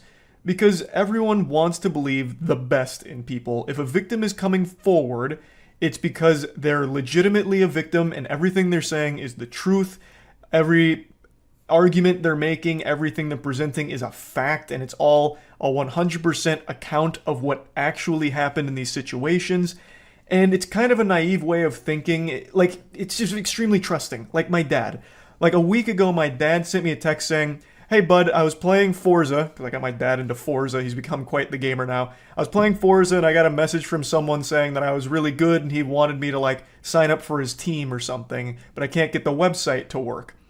And I panicked. I was like, holy fuck, Dad, this is absolutely a scam. Don't you dare go to that site or sign up for whatever he's trying to sell on you. It's not real. And I know that was probably a tough pill to swallow for him. It probably broke his heart because he responded with like, oh, okay, maybe he didn't think I was good. And I had to reassure him. I was like, no, Dad, I'm sure that wasn't the case. You were probably clapping cheeks out there. He's just, he's not being truthful with you. You can't just immediately trust complete strangers all the time. Especially in a situation where there's multiple people involved in the situation. It's important to get all sides of it so you get a full scope, a full educated look at everything going on. There's nothing wrong with seeing someone come forward and being like, holy shit, this is terrible, I'm sorry to hear all of that, but I'd like to wait to see all the other sides involved here before I fully form an opinion on all of this. Like, it's not that I don't believe you, it's that I'd like to wait to see everything before I fully understand what was going on here. And you can still, of course, be supportive of the victim that came forward, like, wow, I'm really sorry to read all of these things, it's fucking horrible. But you don't have to immediately start getting the pitchforks and the fucking shield out, ready to go fight the person that's accused without ever even hearing their side first, right? Because the sad reality is, people can lie. That includes accusers that are coming forward against somebody. They could be telling some things that aren't entirely truthful, or maybe are a little misremembered or misleading. There have been cases of people just outright making shit up in order to hurt someone that they had a falling out with. There's been an unreal amount of cases like that. And it's something that I've learned the hard way. A very quick, great example is Mick Gordon versus Bethesda.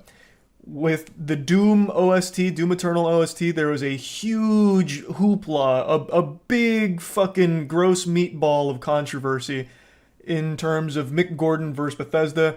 One of the higher-ups made a Reddit post accusing Mick Gordon of being lazy. It's all his fault. The OST's kind of shitty. Mick Gordon's just awful to work with. And I believed it. I took him at face value, even though he never even really provided real evidence to support his claims. It's just one of those things of, well, why would he come forward and lie about it? You know, I trusted him. He was in a position of power, too, where it'd be really weird to risk his entire reputation and the reputation of his company to just outright lie about one of the most beloved artists in the video game soundtrack space. So it just didn't make sense to me, so I took it at face value. Like, damn, Mick Gordon must just be a lazy asshole. And you already know how that fairy tale ends. 2 years later, Mick Gordon drops one of the fattest fuck yous of all time with an unreal amount of evidence and receipts to debunk everything that was claimed by Bethesda and highlight just how awful all of it was and who was really responsible for the shittiness of the OST. Still one of the finest pieces of reverse, like, Uno card ever.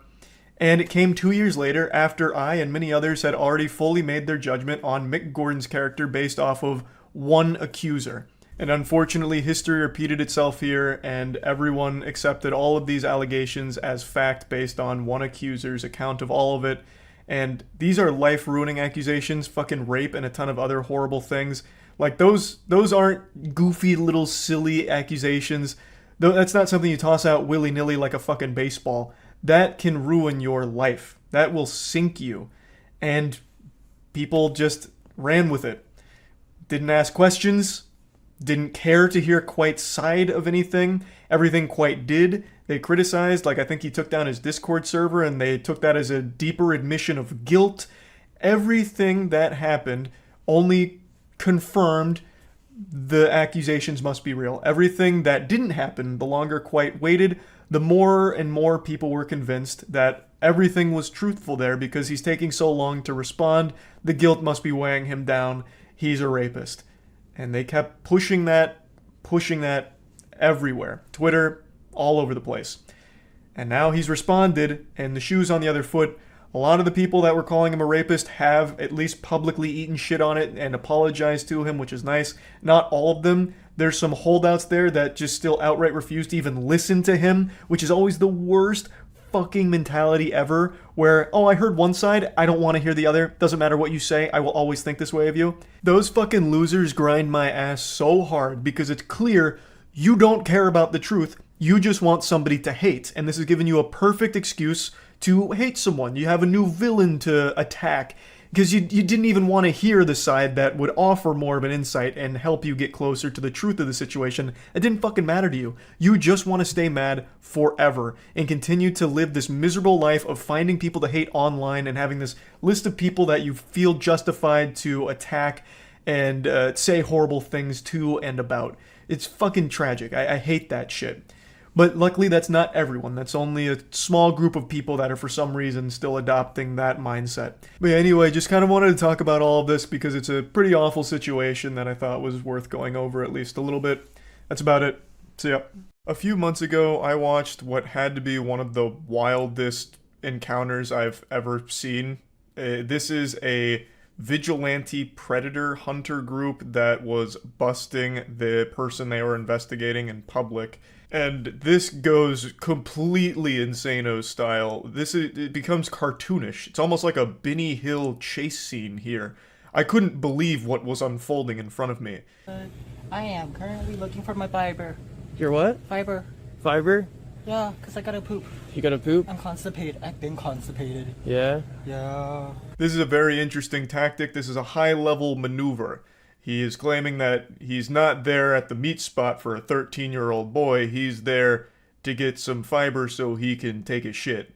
He's been constipated, so he's there for some poop pills. And it doesn't take some galaxy brain genius to put together the puzzle pieces here, connect the dots, and deduce that he is on meth.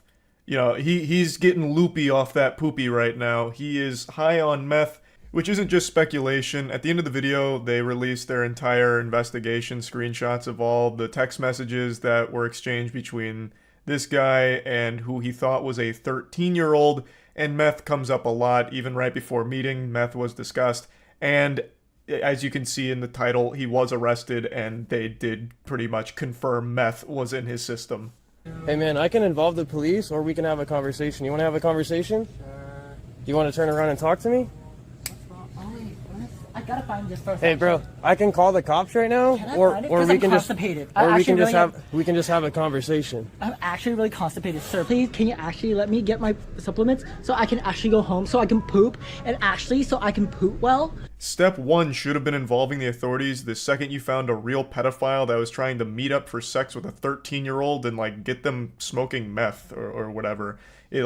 I don't understand why that wasn't the first thing you did. Luckily, there's spoilers in the title, so you know he does get arrested, but not for the reasons of this investigation. Some crazy shit happens towards the end. Had he involved law enforcement earlier, even from the start, I feel like this could have been far more effective. It seems like the first thing he did when he identified a real pedophile was try and figure out how to monetize it and make a viral video out of it or something. Because he gets like 2 different cameras out. He's got like the fucking Steadicam. He's got so many cameras set up. He's got like the GTA cinematic angle going on here. So it really feels like the #1 concern was trying to figure out a way to monetize it. He also has like calls to action in the video to subscribe to his channel. He's got the People vs. Pred watermark. This shit is branded out of the wazoo. So it does really feel like the #1 thing he was looking for here was a way of making money off of the bust, which is kind of weird. It is still good that this does lead to an arrest, but I really do wish it was handled with collaboration from the actual authorities. Can you help me find fiber pills? Can you help me find fiber pills? Do you want me to call the cops? Why would you want to call the cops for me when I'm trying to find my fiber pills? I know why you're here. Why am I to here? meet my 13-year-old little brother. Who is that? I don't know who that is. Who is that? I have no clue. Christ, where are they hiding the fiber pills in this bitch? Like, goodness gracious, are they underground? This man's out here trying to locate fiber pills, and it's like trying to find pirates' buried treasure, apparently. But anyway, you can see he's really starting to tweak quite a bit now. Things are getting escalated. The man filming is starting to call the cops, which is something I feel he should have done quite a long time ago. But we're only just beginning. Hey buddy, is this you? Can you please Why do I have a picture of you? Is this Why you? are you doing this to me? Is this you? Is this a picture of you? Why do I have a picture of you? What's this? What is it? Why do I have a picture of you? Oh my god, that's disgusting. Why do I have a picture? Why do I have a picture of your ass? Ew, ew, ew, ew. This guy's here to meet a 13-year-old boy for and to give him crystal meth. Oh my god. Negotiations crumble, diplomacy falls, and then things really pop the fuck off. So he shows him that he has a picture of this guy's asshole, and then we enter like the DPS check of the raid boss encounter here. So now he's chasing the pedophile around while shouting he's here to meet a 13-year-old boy for sex. The predators start shouting. Everyone in the shopping center is confused and maybe even a little frightened from this sudden explosion of yelling and all of that. And we also get close-ups of the meth molester's head, and it seems like he has a lot of dandruff. Not that that has anything to do with anything at all. It just struck me as, wow, that's a lot of dandruff. So he might want to pick up a bottle of Head & Shoulders on his way back to the poopy pill aisle. This guy right here is here to meet a 13-year-old boy and to give him crystal meth. Please, Okay, sir. what's happening? I'm trying to find you. Do you know where the Call the fiber cops. pills are? Call the cops. This guy's here to meet a 13-year-old boy for Don't touch me. Sir, stop. Don't touch me. Why? Stop. Don't touch me and don't put your hands in front of my camera, bro. Stop. Who the are you? Stop. The cameraman here is really coming across like a combative asshole. Obviously, the store employee doesn't know the situation. He's not fucking omniscient. All he sees is 2 people screaming in his store while one of them has multiple cameras set up like he's out here trying to film a 360-degree music video. So he's just trying to get in the middle of this and like hey, can you de-escalate it? You know, take it anywhere else. And for some reason, the Predator Buster is now starting to get mad at this guy who's just doing his fucking job. Like, he's done nothing wrong. He doesn't know what's happening here. He's just trying to de-escalate the situation. This guy's here to meet a 13-year-old boy for. Get in front of my camera again, bro. Because you're not. Get in front of my camera again. You don't have permission to film your camera here. Who the f are you? This is. Who are you? You need to leave. Hey, buddy, get the f out of my way. Get the f out of my way. Sir, you gotta leave my store. No, I don't. Call the cops. This guy seems like he was closer to fighting the store employee just doing his job than he was to fighting the actual pedophile that he was there to bust. This shit is crazy. Why is this happening? Why are you here to meet a 13-year-old boy? Why would I do such a thing? Then leave. Go home. Can you let me find my fiber pills? Oh, your fiber pills? Where's the fiber? Just when you thought it was starting to wrap itself up, this fucking guy goes back looking for fiber pills. He goes back to the fucking fiber pill aisle and keeps the whole song and dance going. We're in Act 2 now. It is incomprehensible, the shit that is unfolding here. I can't believe that this actually is a real thing that happened and isn't some like staged, scripted fucking piece of, I don't know, fiction. It's unbelievable. Why are you here to meet a 13-year-old boy? Why are you here to harass me? Why are you here to meet a 13-year-old boy? Are you trying to prevent me? No, I'm gonna stop. 2235. Focus. I'm a weirdo? Yeah. Why do I have a picture of his asshole if I'm a weirdo? Why do I have a picture of his face? Look at it. Why do I have a picture of his face if I'm the weirdo? Some of the other people around him start calling him a weirdo, the guy filming, to which he takes great offense. So he goes over to prove that he's not weird. So he goes and says, if I'm a weirdo, why do I have a picture of his asshole? Checkmate. Regular old Saul Goodman over here defending himself. I can't be weird, I have a picture of his butthole right here, look at this. He takes his phone around like it's show and tell. He passes it around saying, hey, look, I'm not weird, look, this is his anus. I don't know what the strategy is there. He could have easily explained, I'm conducting an investigation, this guy was trying to meet up with my 13-year-old brother. That's a lot more easy to understand than like, hey, I'm not weird, this is this guy's ass. Like, I don't know what the thought process was.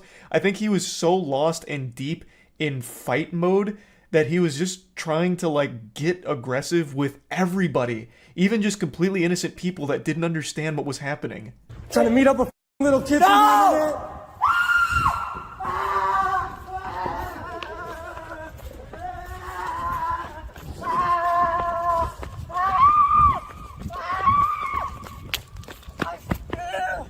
I saw a comment that perfectly described how this part in the parking lot plays out. They said he's acting like he's the 13-year-old boy running away from a pedophile.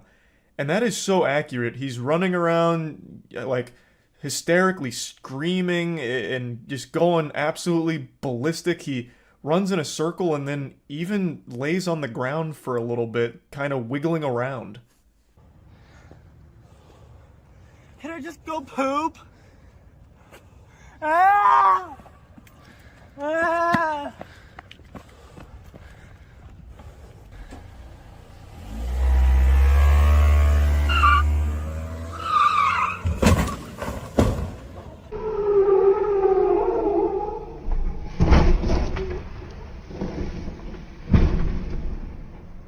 Oh my god, it gets even better! The pedophile is high on meth and operating a vehicle, and it goes about as you'd expect. He immediately peels out and fucking blasts himself like right over like a small little tree and some bushes. It really looked like it was about to take flight. That was some shit out of Need for Speed, honestly. Like, god damn. Oh my god! Whoa, hit and run, call the police! Call the police! Immediately after vaporizing a tree and destroying that like area of bushes, he peels out once again and manages to hit one of only two potential obstacles in the entire fucking parking lot. Someone else's car. He goes by and hits someone else's car. There is literally only 2 cars in this entire fucking parking lot. It is actually more impressive that he managed to hit something. Like, I don't even fathom how he could have fucked up even worse. It's unbelievable. Just call the police, guys. I got the tags. Call the police. Call the police. Call the police. Call the cops, bro. I got the video. You don't need a video. Just call the cops. Tackle this dumb. I always hate that fucking mentality. Hey, someone else call the police. I'm busy recording. No. I'm recording, so someone else call the police to handle this. There's only a handful of situations where that makes any sense, and that's when there's already a large group there. Then having a video of the situation can be helpful to the overall thing. So you could have one person video while someone else is calling the authorities, but in this case it was just him for the entire thing right up until the very end. He should have been the one to call the police, but didn't. And the predator makes another inexplicable decision. Instead of leaving, he instead pulls up to the front of the store he just ran away screaming from and parks it. He just drops that shit right in front of the store he just left and then gets out to try and run back into the store, which I don't understand at all. He's treating it like this was some kind of safe zone or something. And as he gets out of the car and tries to run back in the store, he gets tackled by a good Samaritan who had just seen the hit and run and everything that unfolded in the parking lot. So he gets tackled by that guy, and it's like a Goldberg spear. That is a great form textbook tackle. And then the cops do show up to arrest him. Yeah, that's the one thing, sir.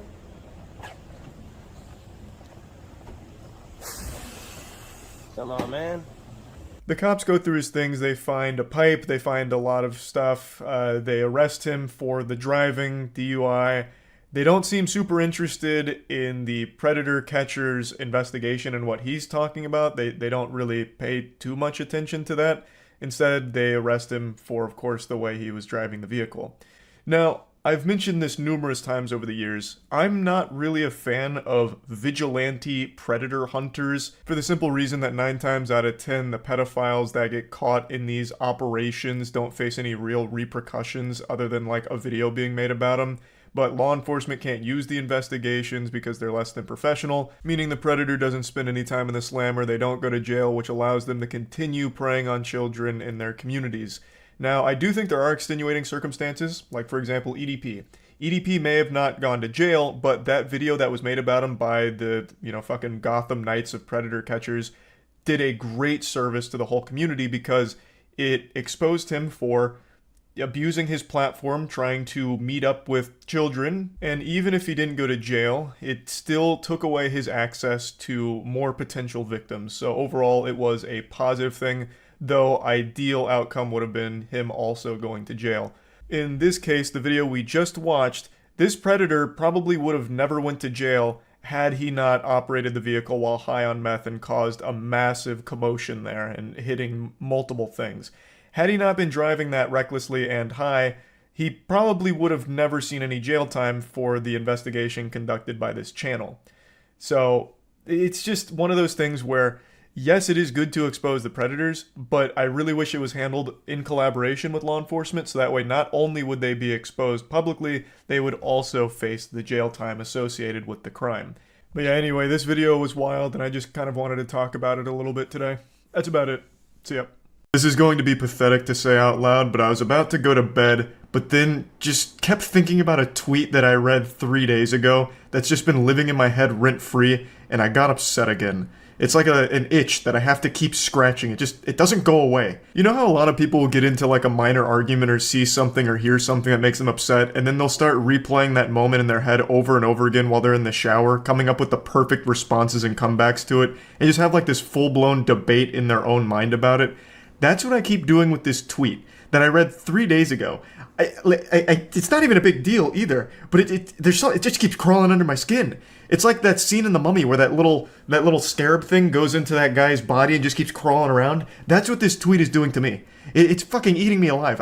I just keep replaying in my head the time that I read that and every thought that I keep having about it. So I'm just gonna make a whole video talking about it. I made a tweet vaguely addressing it. I'm not gonna show the tweet itself for obvious reasons. I don't want anyone to harass the people that were involved in the thread. So let's go ahead and stuff this turkey. To break it down into a nutshell, the thread was arguing that teabagging in video games is sexual assault and traumatizing.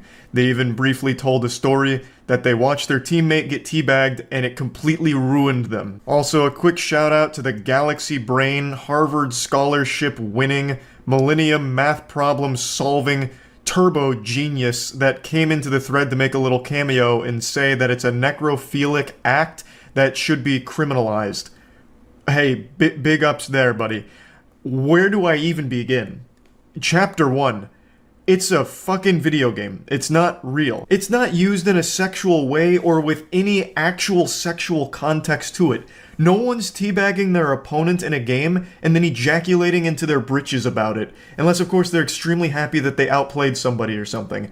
No one's gonna get teabagged and feel violated, or at least they shouldn't if they're grounded in reality. You can feel mad that you're getting teabagged, like, damn, not only did I get my fucking cheeks spread open, but now I'm also getting teabagged by this douchebag. You can be mad about that because that's the whole point. It's a taunt. Also, the purpose of a teabag isn't even sexual in nature. It's just a form of taunting. It's no different than in Fortnite busting out an emote when you clap cheeks, just getting you with one of these, and then hitting the old default dance in Orange Justice or whatever. That's the same thing that teabag is used for in games that don't have emotes that allow you to do it. And in Fortnite, I'm sure it happens too, because it's just a classic taunt. It's supposed to be tilting. That's why so many games have so many tools for it, whether they're emotes or maybe even sprays. Like, let's say, God forbid, you've made some mistakes and you're still playing Overwatch, but you make a good play in Overwatch and you're feeling good, so you spray sorry on the ground right next to your victim. Now they see that and now they're upset. You've taunted them. There's just so many ways of taunting, and teabagging is one of them in games that don't typically have it. For example, Halo.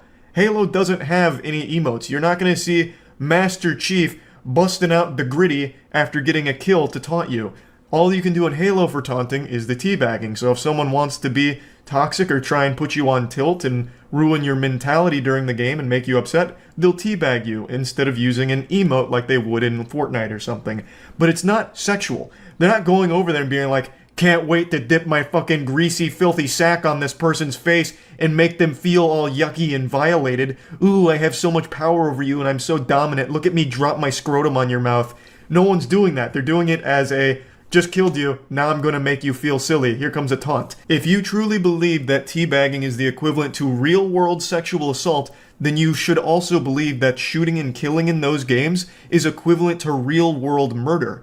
But most people don't believe that because it's a fucking video game. It's in the cyberspace, goddammit. No one's actually getting murdered in Fortnite or Roblox or anything like that. When you shoot and kill someone in Roblox, no one has actually died except for some fucking pixels on the screen. But for some reason, that same basic level of logic doesn't apply to the teabag in Valorant, I guess.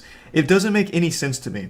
Now, I want to make it clear. For a lot of games, they really discourage teabagging, but not because they think it's sexual assault, but because it's poor sportsmanship. So I know Killer Instinct, for example, has banned it. Killer Instinct is a fighting game, and I don't know if they still have it banned, but I do remember there was a time where it was banned, and in Killer Instinct in the fighting game, if you crouch up and down a lot after beating your opponent, Killer Instinct would ban you from competitive play, at least as I recall it.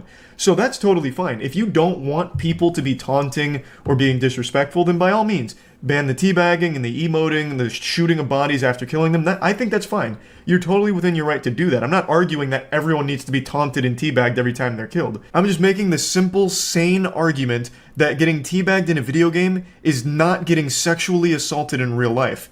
Now, to go a bit further, I do think there is a bit of merit to the claim that in VR chat or virtual reality things are a bit different. There are some creepy fucking dudes in VR chat, and I absolutely think that there is potential and have been a couple of examples of really creepy dudes getting very handsy. Handsy is a term I'm using loosely because it's VR, but getting really weird and up in people's face and personal space in the virtual world, and I do think that can border on sexual harassment and can actually make people feel violated because you are really like in there. VR is a pretty different experience than to like a Valorant. So I can absolutely understand and sympathize with someone that might go into virtual reality space and encounter some grimy, grody, Cheeto dusted fingered, shit stained, underweared, mouth breathing, creepy guy that follows them around and makes disgusting remarks about how he's touching himself while also touching your avatar in the game, never leaving you alone, and just being all up in your shit, then yeah, I completely agree that is like actual sexual harassment and all of that. But that's completely different than watching your teammate get teabagged in Valorant. I can absolutely see someone being deeply disturbed by having an encounter with someone like that in virtual reality, but I can't see anyone actually believing that watching a teabag in Valorant is watching real sexual assault and being traumatized by it. That is just so unbelievably silly to me. It really is. This just screams like it was somebody looking for something to make an issue out of, and they thought that this would be low-hanging fruit that some people would agree with them on, and some people did, but overall, I think most people can recognize that there's a massive difference between a video game taunt and a real-world, traumatic, life-ruining experience. It's so disgusting to me, honestly, to even compare a Valorant teabag to a legitimate sexual assault event. It just feels so vile to take something that serious and bring it down to this level and make it so petty. It blows my mind. This is just something that rubbed me the wrong way since the second I started reading the thread. Obviously, it's been 3 fucking days that it's just been marinating in my brain, so much so that I've now made an entire video ranting about it. But yeah, that whole thread did actually spark a couple of news outlets picking it up and saying that there's a debate on whether or not video game teabagging is actual sexual assault. And I think that's such a disingenuous representation of what happened. It wasn't a debate. It was some people with the worst takes of all time, and then most people employing common sense that no, teabagging in a video game is not equivalent to a real-world sexual assault. So yeah, anyway, I just wanted to talk about this a little bit and just get it all out of my system. That's about it. So yeah. There's been a huge update to the Justin Roiland situation. A new chapter has dropped, and man, what a plot twist this one came with. I'm sure all of you already know, but I'll just briefly bring you up to speed since it's been a couple months. It recently came to light that Justin Roiland has been secretly battling domestic battery and false imprisonment charges from his ex-girlfriend. He was accused following an incident in 2020, and since then, over the last few years, has gone to like pre-trials and hearings about the situation, and all of it was revealed earlier this year, which shocked the world and left the Rick and Morty fans thoroughly squanched. Following this news, Justin Roiland was fired from Adult Swim, he was fired from Solar Opposites, and he resigned from his development studio, Squanch Games. It was also scheduled to go into the next phase of all of this with a trial. However, today, everyone's trick hole got glorbed. It was announced that the domestic violence charges against Justin Roiland, this whole case, was dismissed. According to a spokesperson for the district attorney's office, they said, "We dismissed the charges today because there was insufficient evidence to prove the case beyond reasonable doubt." They further added that significant additional information came to light. That additional information that came to light that surfaced here in the fourth quarter with the buzzer beater to stop this from going to trial is not elaborated upon. It hasn't been made public, obviously, so we can only speculate. I have no fucking idea what it could have been. Maybe Justin Roiland sent a rough draft for Rick and Morty Season 9 to the district attorney and he loved it so much he dismissed the case on the spot. There's no telling. Nothing about the case really has ever been made public. Not even the actual incident that occurred in 2020. None of it has been made public, so a lot of this has just been through legal speak and pretty vague about the actual occurrence as well as the particulars around it. So this additional information that eventually led to the case being dismissed, we don't know what it was. So because of that, it's left a lot of people on Twitter to start talking about how foul play could have been involved here, some under-the-table dealings, bribery, or things like that, corruption. I don't know about all of that. There's really no telling since, again, none of the information about any of this was ever really made public. Though I will admit, I do think it is a little odd how quickly it got thrown out once it made it into the media cycle. This has been something that's been going on for a few years now. I'm assuming there must have been some level of substantiated evidence behind the claims. Otherwise, how the fuck would it have made it this far along the legal process? I would imagine this would have got slapped down immediately if they never had any evidence in the first place, just this giant fucking nothing burger. I assume there must have been something, but now they're citing an insufficient evidence to support the claims. So I do get why people are a little heebie-jeebied about it. I do understand. And like I said in my last video, I am still surprised that Adult Swim and Solar Opposites both acted so quickly to shit-can Roiland before he was ever even found guilty on the charges. I assumed at the time that they must have had additional information that the public didn't have into the insights and the inner workings of this case, and they fired Roiland based on that. But it's looking like that wasn't the case, since he is presumably innocent now since this case has been dropped. So that leads me to believe that either they acted in order to wipe the dog shit of his reputation off of their shoe as quickly as possible as to not hurt their brand, and it was just bad optics to keep him around, or they fired him based on all of the other allegations against him, some of which were made by co-workers and still current employees of these productions. None of these have been fully confirmed, so of course take them with a grain of salt, but a lot of his co-workers have come out very strong against him, citing that he was extremely lazy and actually hadn't had an active role in the development of Rick and Morty in a long time, refusing to work, difficult to work with. And the way some other colleagues talk about him make it sound like he was an actual toddler in the office, so they'd say, like, they didn't even know he was in until they'd hear his dogs or his remote control toy car zooming around the office. So they describe him as just being difficult to work with and that they didn't really like his presence, which I guess may have been something Adult Swim and Solar Opposites would have taken into account. And then a lot of these degenerate DMs started leaking. Of course, none of the sources are 100% confirmed as authentic or anything. He would flirt as if he was actually fucking Morty from the show in real life, so he'd say things like insane in the membrane and like, "Auga, boobies, boobies." Like, the text messages were really fucking embarrassing. And there are even allegations that at least one of the people that he was flirting with was underage, and, you know, others were like people he had worked with before. None of it has been confirmed beyond a shadow of a doubt, like as 100% real or anything, but this was just another big shitstorm that Justin Roiland was facing in the midst of all of this, and a lot of allegations. Now, since the case has been dismissed, he has made a statement, but he doesn't address anything outside of the felonies he was facing. Roiland says, "I've always known that these claims were false, and I had never had any doubt that this day would come. I'm thankful that this case has been dismissed, but at the same time, I'm still deeply shaken by the horrible lies that were reported about me during this process. Most of all, I'm disappointed that so many people were so quick to judge without knowing the facts, based solely on the word of an embittered ex trying to bypass due process and have me cancelled. That it may have succeeded, even partially, is shameful. However, now that the legal case is ended, I'm determined to move forward and focus both on my creative projects and restoring my good name." I do think it's a little odd that he's choosing to use the word cancelled here when all of these charges were private. None of this was ever made public. The X has never come out publicly. None of the information has ever been made public. All of this was handled behind closed doors and only made it to the public eye because of some sleuthing from media outlets, I believe, since the trial was not too far into the future. If the allegations are actually false, I still don't know if cancellation would have been the motivation behind it, because I feel like if the goal was cancellation, the ex would have come forward and publicly revealed all of this information instead of trying to handle it legally.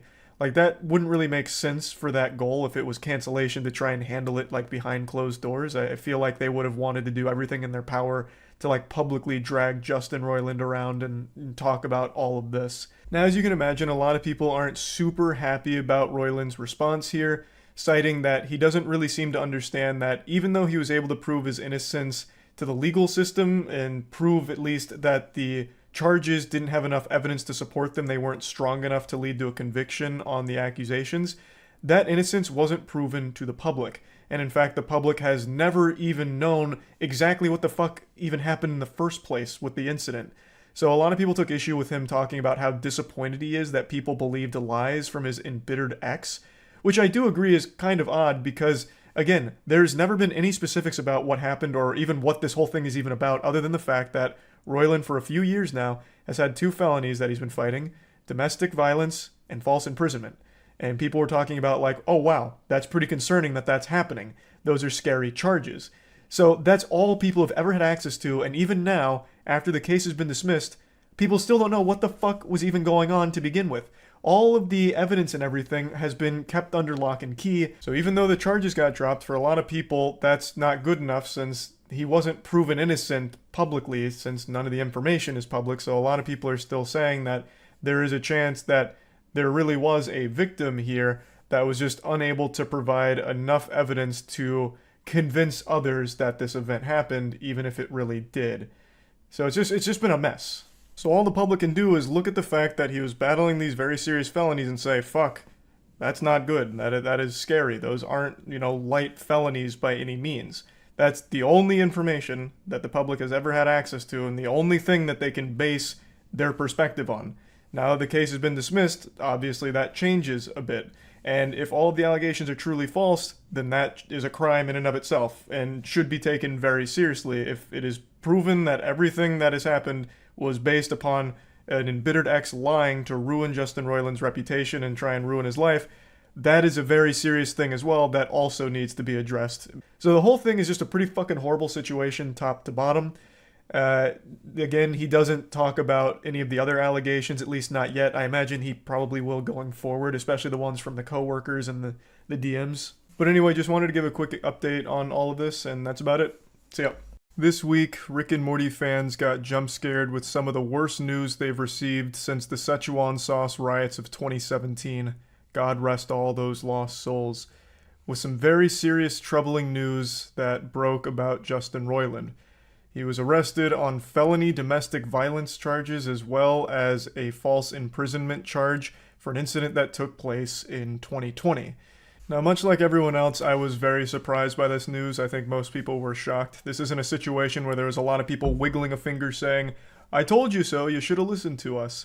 This was something that caught most people off guard. These are serious charges he's facing, and a lot of people, myself included, were also confused on what a false imprisonment charge is in this situation, because I think most of us assumed that was something that only a law enforcement officer or someone in that position could be charged with, so I had to look it up myself. And to be fair, you have to have a pretty high IQ to understand false imprisonment charges. So in this case, he's being charged with false imprisonment by way of menace, violence, fraud, and or deceit, which bumps this from a misdemeanor up to a felony. It levels up the charge here. It goes plus ultra, and it basically boils down to keeping someone against their will by intimidating them, scaring them, threatening them, what have you. So it's a very serious thing. That's not some joke charge by any means. And of course the domestic violence charge is the one that catches most people's eye because that is just fucked up. Especially because it's a domestic battery with corporal injury. Now the victim here is an anonymous person who is remaining a Jane Doe for this case. A lot of the details of this case are being kept private and won't be released to the public. But basically it was someone that Justin Roiland was dating at the time, and this incident occurred in 2020. He pled not guilty to the charges, also posted a $50,000 bail. And this has been an ongoing legal battle ever since. He's gone to very many hearings about this. He recently went to a pre-trial.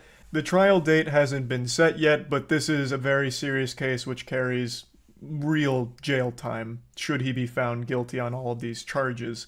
Now, Justin did plead not guilty, and his legal team seems very confident, stating, "It's hard to overstate how inaccurate the recent media coverage of this situation has been. To be clear, not only is Justin innocent, but we also have every expectation that this matter is on course to be dismissed once the district attorney's office has completed its methodical review of the evidence. We look forward to clearing Justin's name and helping him move forward as swiftly as possible." So they seem to believe that this will just be dismissed pretty soon. I am a little confused on what inaccuracies they're talking about when people are just saying hey, this is going on at the moment, which is kind of provable, right? He did get charged with these things, he just hasn't been found guilty of them. I'm all for shitting on journalists and the media coverage of things. They can gargle the dirtiest part of my butthole, but in this case, they're kind of just stating this is an ongoing thing, which it is, which you're also confirming. So I don't exactly know what specific inaccuracies is being referred to here, but it is important to note that he has not been found guilty on these charges or anything like that at the moment. This was actually just the first of many dominoes to fall in a very bad week for Justin Roiland and for just general fans of his work. A lot of news was breaking about Justin Roiland having a pretty predatory past in terms of how he talks to fans through DMs and shit. None of the text messages and DMs that have been leaking have been completely confirmed as real or verified as of the moment, so I won't really bother showing them. They are turbo cringe, and I, again, don't know if they're real or not, but they're out there. There's a lot of them as well. But one thing that is confirmed is that his game studio, Squanch Games, did actually have to settle a sexual harassment lawsuit back in 2019. No, that's news to me. Justin Roiland had some more shit come out today. Uh-oh. That's no good. He's gonna need a Mr. Meeseeks out there ASAP to do some damage control. Also, it just came out that Squanch Games was sued in 2018 for sexual harassment, discrimination, and wrongful termination. Goodness gracious. Jeez, Rick. Oh, yeah. Justin Roiland's Squanch Games quietly settled a sexual harassment lawsuit in 2019. Oh boy, Rick. Sounds like things were getting a little too swifty over at Squanch Games. That's no good. Yeah, they glorbed right out of the trick hole on that one, huh? Jesus Christ. All of this coming out all at once with Justin Roiland. The floodgates are fully opened. Overall, the whole situation's extremely sad. Even if you don't like Justin Roiland, this isn't something to celebrate. This isn't something that anyone should want to see. Because if he's found guilty on these charges, that means there was a very real victim who suffered greatly. And that's horrible. Now, I'm not a huge Justin Roiland fan these days. I don't dislike Rick and Morty. I haven't watched it in a couple years, but I always enjoyed it. I just haven't really felt like watching it recently. But I didn't like High on Life. I dropped it after a few hours. The writing just became an actual headache. And I'm no fan of fourth wall breaking. I don't find it extremely comedic. So when you like press pause in the beginning of the game and then you unpause and it's like, you just paused the game? You just paused the game during a firefight? Are you dumb? How could you just pause the game? You just paused the game during this gunfight?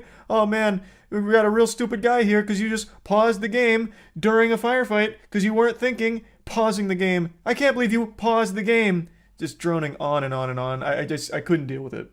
So I didn't really like High on Life, but I did like Rick and Morty. And I'd say on the whole, I was pretty tired of that just over-explaining every single joke, stuttering on every single joke. It very much wore off on me, and I stopped enjoying the shtick. So even still, as someone who's not the biggest fan of his recent works, I don't want him to have been someone that beat and falsely imprisoned the person that they were dating.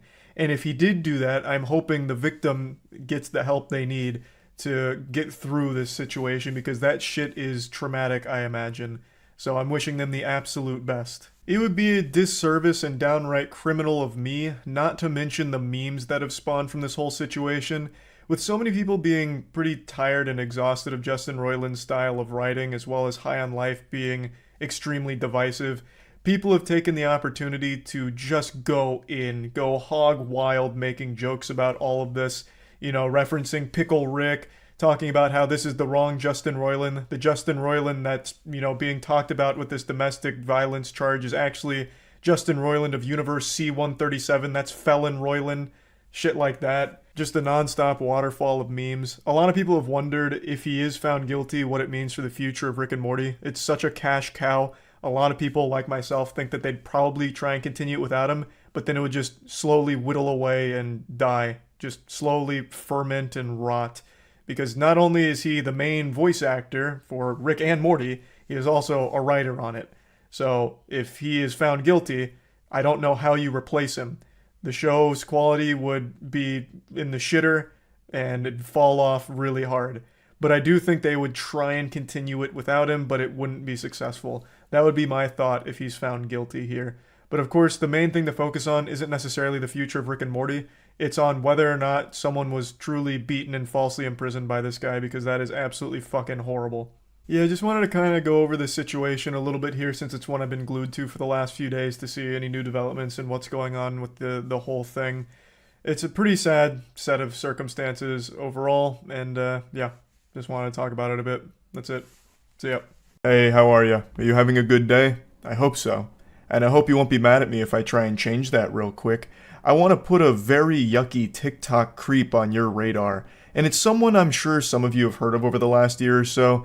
He's become a bit of an infamous boogeyman that a lot of people have talked about. Most notably, Oompaville made a whole video on him, kind of breaking down all of the awful degenerate shit he's done. He was actually quite popular. He had over 1 million followers on there. His initial account was called Snapshot Eye. He then had to make other ones in lieu of a lot of allegations that came out and a lot of information that went public. His real name is Paul Breach, which is fitting, because he keeps breaching the restraining order parents have against them to protect the safety of their children online.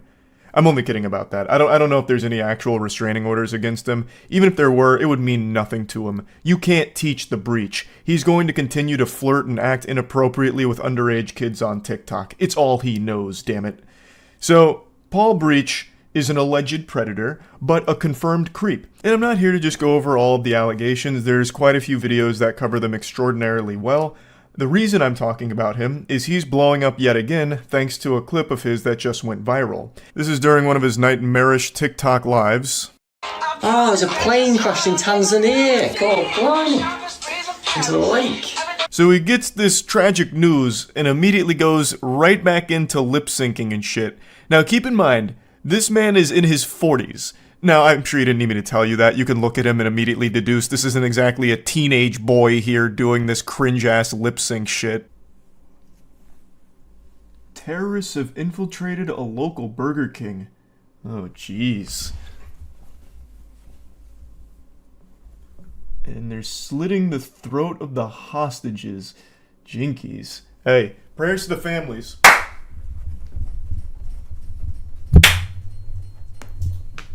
And I'm sure after just seeing this, you're probably not surprised to learn that he's got a very foul past.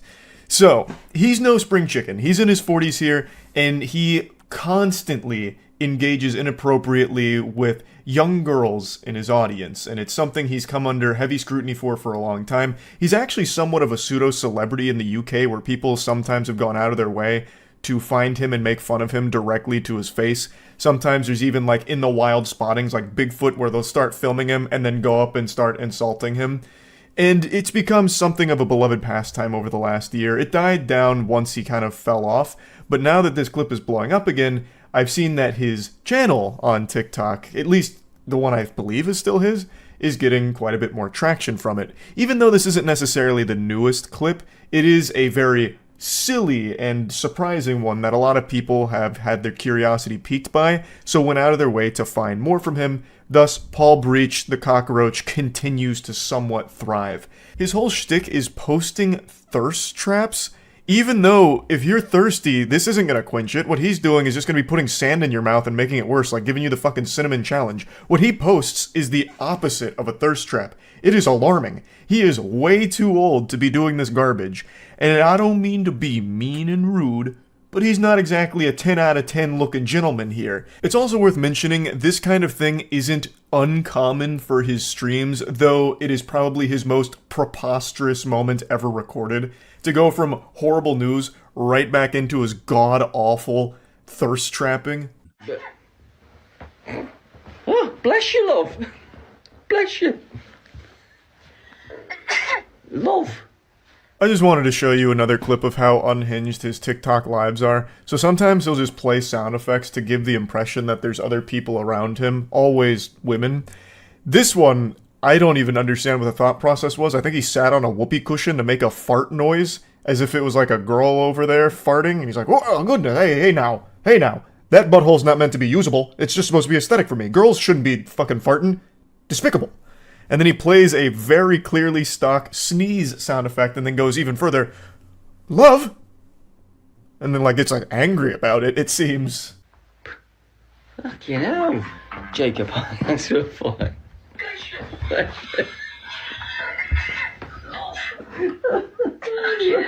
So much. That is a fucking cracking impression of me, love. How you do that?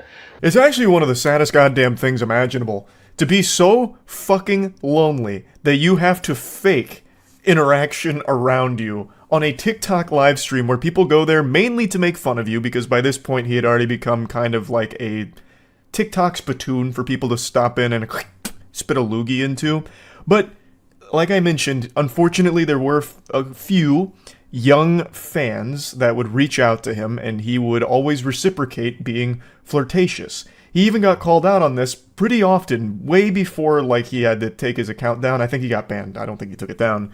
But there were always people taking notice of like, Paul, why do you always just reply to like these really young girls? Why do you only talk to girls in the comments? Because it's only the girls that are commenting, and if it's a comment from a guy, I say hi. I don't know. Maybe because I'm dating them all and we're having babies.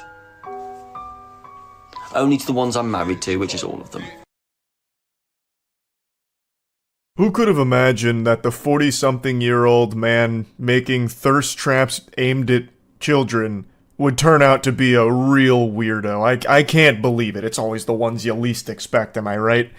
I'd also like to show you another one of his clips that's somewhat blowing up right now. This is apparently one that he sent directly to a fan, and it is so uncomfortable to watch. Lainey, smile. That is an order. And then jump in a cold bath.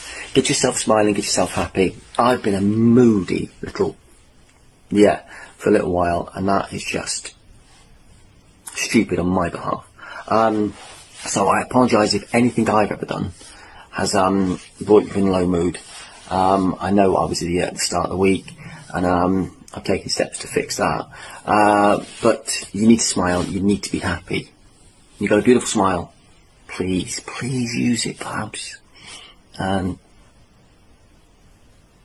His brain just blue screens there for a moment. Windows had to have a hard reset there. He had his own little Mitch McConnell moment during this message that he sent to one of his fans. It's always nice to get a message from your sweet. And it's always lovely to see that smile. What an uplifting video. I know you're sad, but have you tried not being sad and just smiling? Because I'm ordering you to. In fact, you don't have a choice. Smile. And you will feel better, because it'll make me feel better. And you should be happy when I'm happy. Damn it. I don't know, everything about this guy is really weird. So, since he is blown up recently, I just wanted to at least make people aware of who he is and his past, because he's not exactly just some, like, goofy guy. He's an unhinged, weird guy with a lot of serious accusations against them. And I've only just begun to scratch the surface of how awful a lot of the things he's being accused of are. And a lot of them he's never denied or anything at all, really. He just buries his head and pushes forward doing more lip-syncing and bad dancing. And people have confronted him directly, and he still never really denies any of it. It's hard to explain, and the whole point of this video was just to let you all know Paul Breach sucks. That's about it. See ya.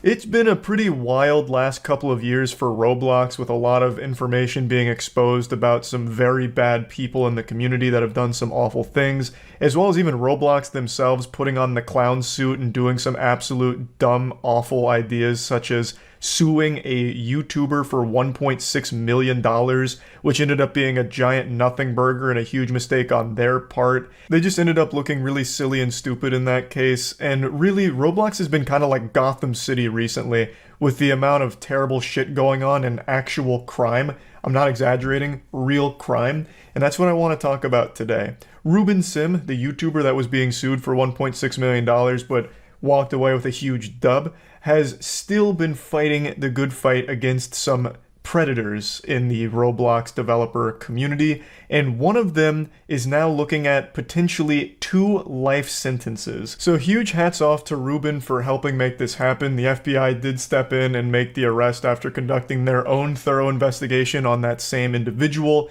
and hopefully all of that goes well in court and is sentenced properly, because this shit is downright deplorable. And Ruben Sim also highlights all of the floundering that Roblox did when handling this. They didn't take any of this seriously.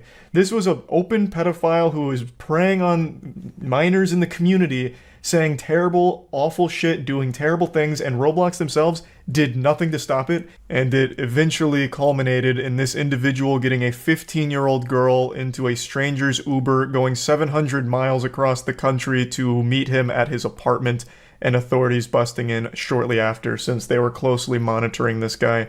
Overall, absolute dog shit handling of this case by Roblox. They did nothing to protect the children that use their service, and it is mostly children. They did nothing when confronted with this information about a pedophile who had an extremely popular game on their platform and was using that level of fame to actively prey on minors. They did nothing really to stop it.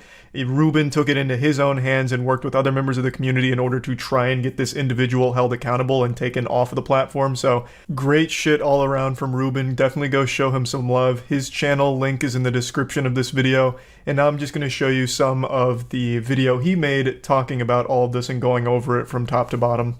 A Roblox dev got arrested by the FBI. What, today? As in Ruben Sim's new video. But did it happen today, or is he covering the... Because I know one dev got arrested quite some time ago. So is this a new one? The arrest happened a few days ago. Oh, shit. Because there was a former dev that did get arrested. But that wasn't, like, super recent. When I first learned about Arnold, I only knew him by his online aliases. He named himself Shedletsky, after one of Roblox's founders, John Shedletsky. And like convincing people that he was his brother. Seems legit, right? Let me see. Can you prove you're actually Shedletsky's brother? No, it would require effort. Couldn't care less about doing effort. Just got done doing the most complicated physics you'll ever see in Roblox. So any more effort can suck my dick. What? What? Is this the physics? He sent a screenshot of, what, a Chaos Emerald or something? Like, what is this supposed to fucking be? This weird little sapphire. That does look like the most complicated physics I have ever seen in my life, though. It's sonic spin dashing. Over the span of 5 years, Arnold went from being one of Roblox's highest paid developers to being indicted on 2 felonies, facing 2 life sentences and $500,000 in fines. Holy shit. From what I understand, all of this started in 2017. Arnold was in the early stages of creating a Sonic the Hedgehog spin-off game called Sonic Simulator. Oh my god, it actually was sonic spin dashing, wasn't it? This is a callback to something a while ago. Is this that YouTube channel that was like an open pedophile? Spin-off game called Sonic Simulator. Here's a video from his YouTube channel showing... That guy also made Sonic games, though, which is fucking wild. The guy that was, like, openly admitted to being a pedophile. Got 90 million visits. It was well monetized, fully voiced, and it had a decently sized community. And that's where the problems began. It was pretty common knowledge that these jokes were being made in my community.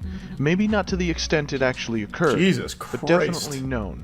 So far as to the point where I was known as the old man with kids in his basement. We'll come back to this video later. Are you sure that's someone different? Because I feel like we heard that. Are these 2 different people? No, this is a brand new video. I definitely haven't seen this. Here, I'll just pull up what I'm talking about, so that way we can immediately compare. I don't know why I'm asking the fucking chat, who half the time suffers from short-term memory loss anyway. I think it was called the Andrew Files that did the deep dive. Is this the one I'm thinking? No, actually, it was, this was something different. It was, oh, God. There's been so many goddamn Roblox predators. What? My God. People make games. Thank you. That was the one. I couldn't remember the full video on that. Yeah, people make games. The Roblox pressured us to delete our video. Content one? They covered someone in here that I think is the same guy that we're talking about right now, who's facing the 2 life sentences. Yeah, responding to the document allegations. Okay, so then this is someone we learned about. I really thought it was familiar. Yeah, because of the Jeter Man YouTube channel. Apologizing for the things I've said. Yeah. I know I shouldn't have said those things regardless of the context. Moving forward, I will not have this behavior. Okay. So this guy finally got justice delivered then from the sound of things here. You're the reason I'm going to end up behind bars. Wow, that one aged well. These are just a few of the messages Arnold No, he wasn't wrong. Girl, and she wasn't the only one. My sense of humor has always been very harsh, dark humor, if you will. Ugh. And while it doesn't excuse my behavior, it does reveal that I had no intention on moving on any of the things I said. I can just hear the fedora in his voice. Right now he's got a pinky up as he's saying these things. Ugh. Christ. By the way, Arnold uses a voice changer to make his voice sound deeper. Here's what he actually said. What? Moving forward, I will not have this behavior.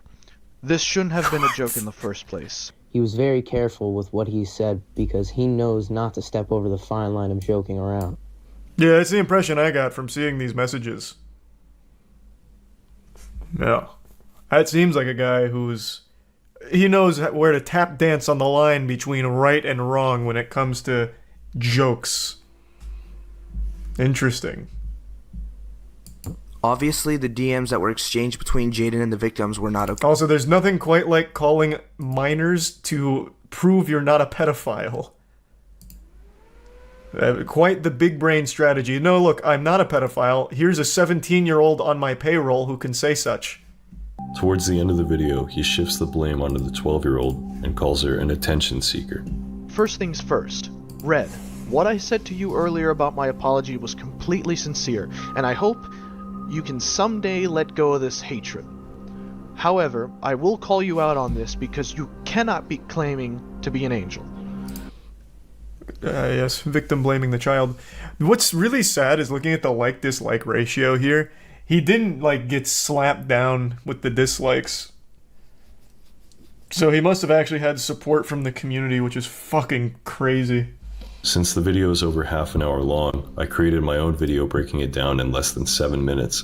Surprisingly, Arnold's main account was deleted not long after my conversation with this staff member. Arnold, however, prepared for this. Also, I'm pretty sure this account is on the... So Roblox has a public wall of shame that is actively updated anytime there's movement like that with bans. What is it called? I think it's Roblox. They have an FBI's Most Wanted for Roblox, and I can't remember what they call it. Does anyone remember? Is it terminated players? Because I remembered it being more than that. But there's a different one, though. That's much more focused on the worst of the worst. Is it oh, it's controversial.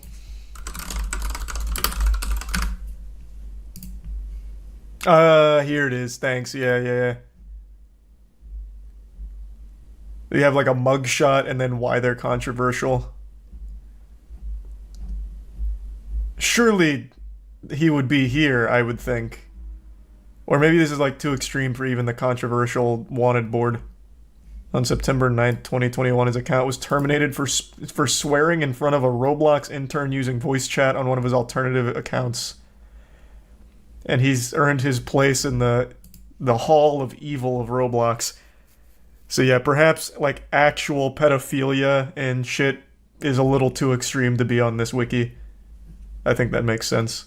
If DevRel really wanted to protect their users, they'd have deleted his game and curbed his Roblox income. Roblox's bottom line depends on parents trusting the company with their kids' safety, and that's not going to happen if this is the response to child predators.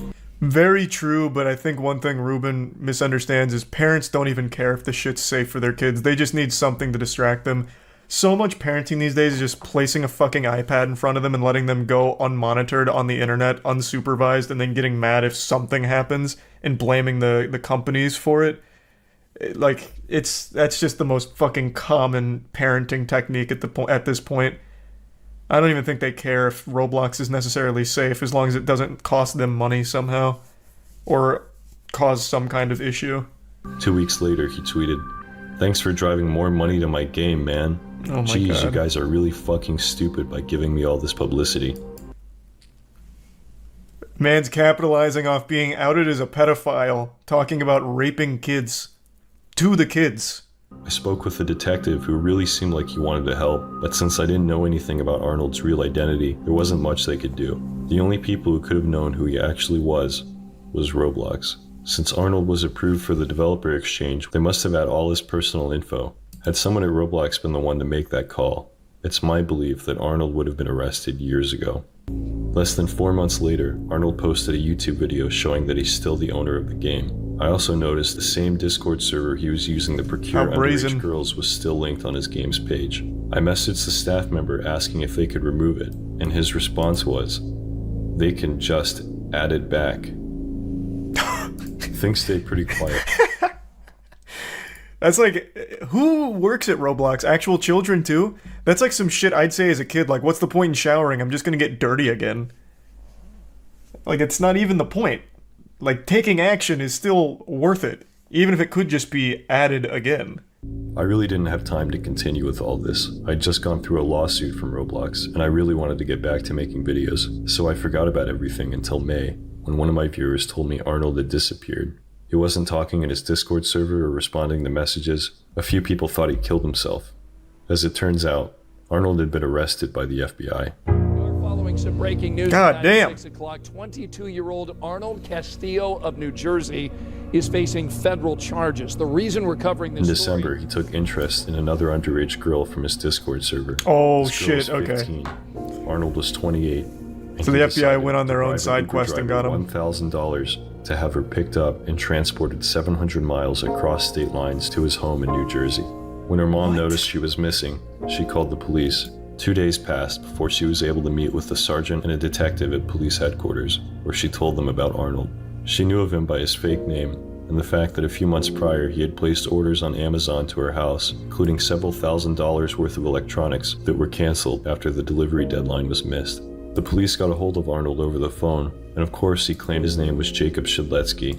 Can you just imagine a world where Roblox actually takes pedophiles seriously, and then he's never in a position where he pays an Uber driver to transport a child 700 miles away from her parents to be with him? That is entirely on Roblox's plate right there. That is entirely their fucking fault. This could have been squashed 2 years. Well, this was 2022. Yeah, 2 years prior. In the video, Castillo's voice can be heard narrating over images regarding allegations that he is a pedophile. Based on his vocalized rebuttals, the allegations sourced from unidentified fellow social media users who were reportedly juveniles. Those users had apparently informed Castillo that they were teenagers, and he ensued by making sexual advances and other derogatory remarks towards them. This has to be one of the first times where a YouTuber apology video is actually cited in a legitimate arrest. That's big. Dr. Rofatnik really fucked Arnold Castillo here by making that apology video with the deep voice modulator. When I learned about all this, I called my local police back and asked them to forward the info I gave them to the FBI. Arnold has since pled not guilty, and his trial is scheduled for November 7th. He'll take a plea deal. No doubt in my mind. He's not going to try and fight it. With the overwhelming evidence and a physical sting operation that observed a minor going into his apartment after being reported as missing, and then the $1,000 bribe to the Uber driver to bring them there, and getting all of his messages, no shot. He's going to take a plea deal. Really fumbled that one there, huh, Roblox? This is still all supposed. Well, he's not found guilty on it yet, I suppose. So yeah, I suppose the right word is alleged. But he has himself confirmed all of the things he said to minors, even blamed them for attention seeking by bringing it up. And then the goddamn FBI investigated and caught physical evidence, watched a minor go into his apartment after the whole missing persons report on a child. It's pretty solid evidence, I would say.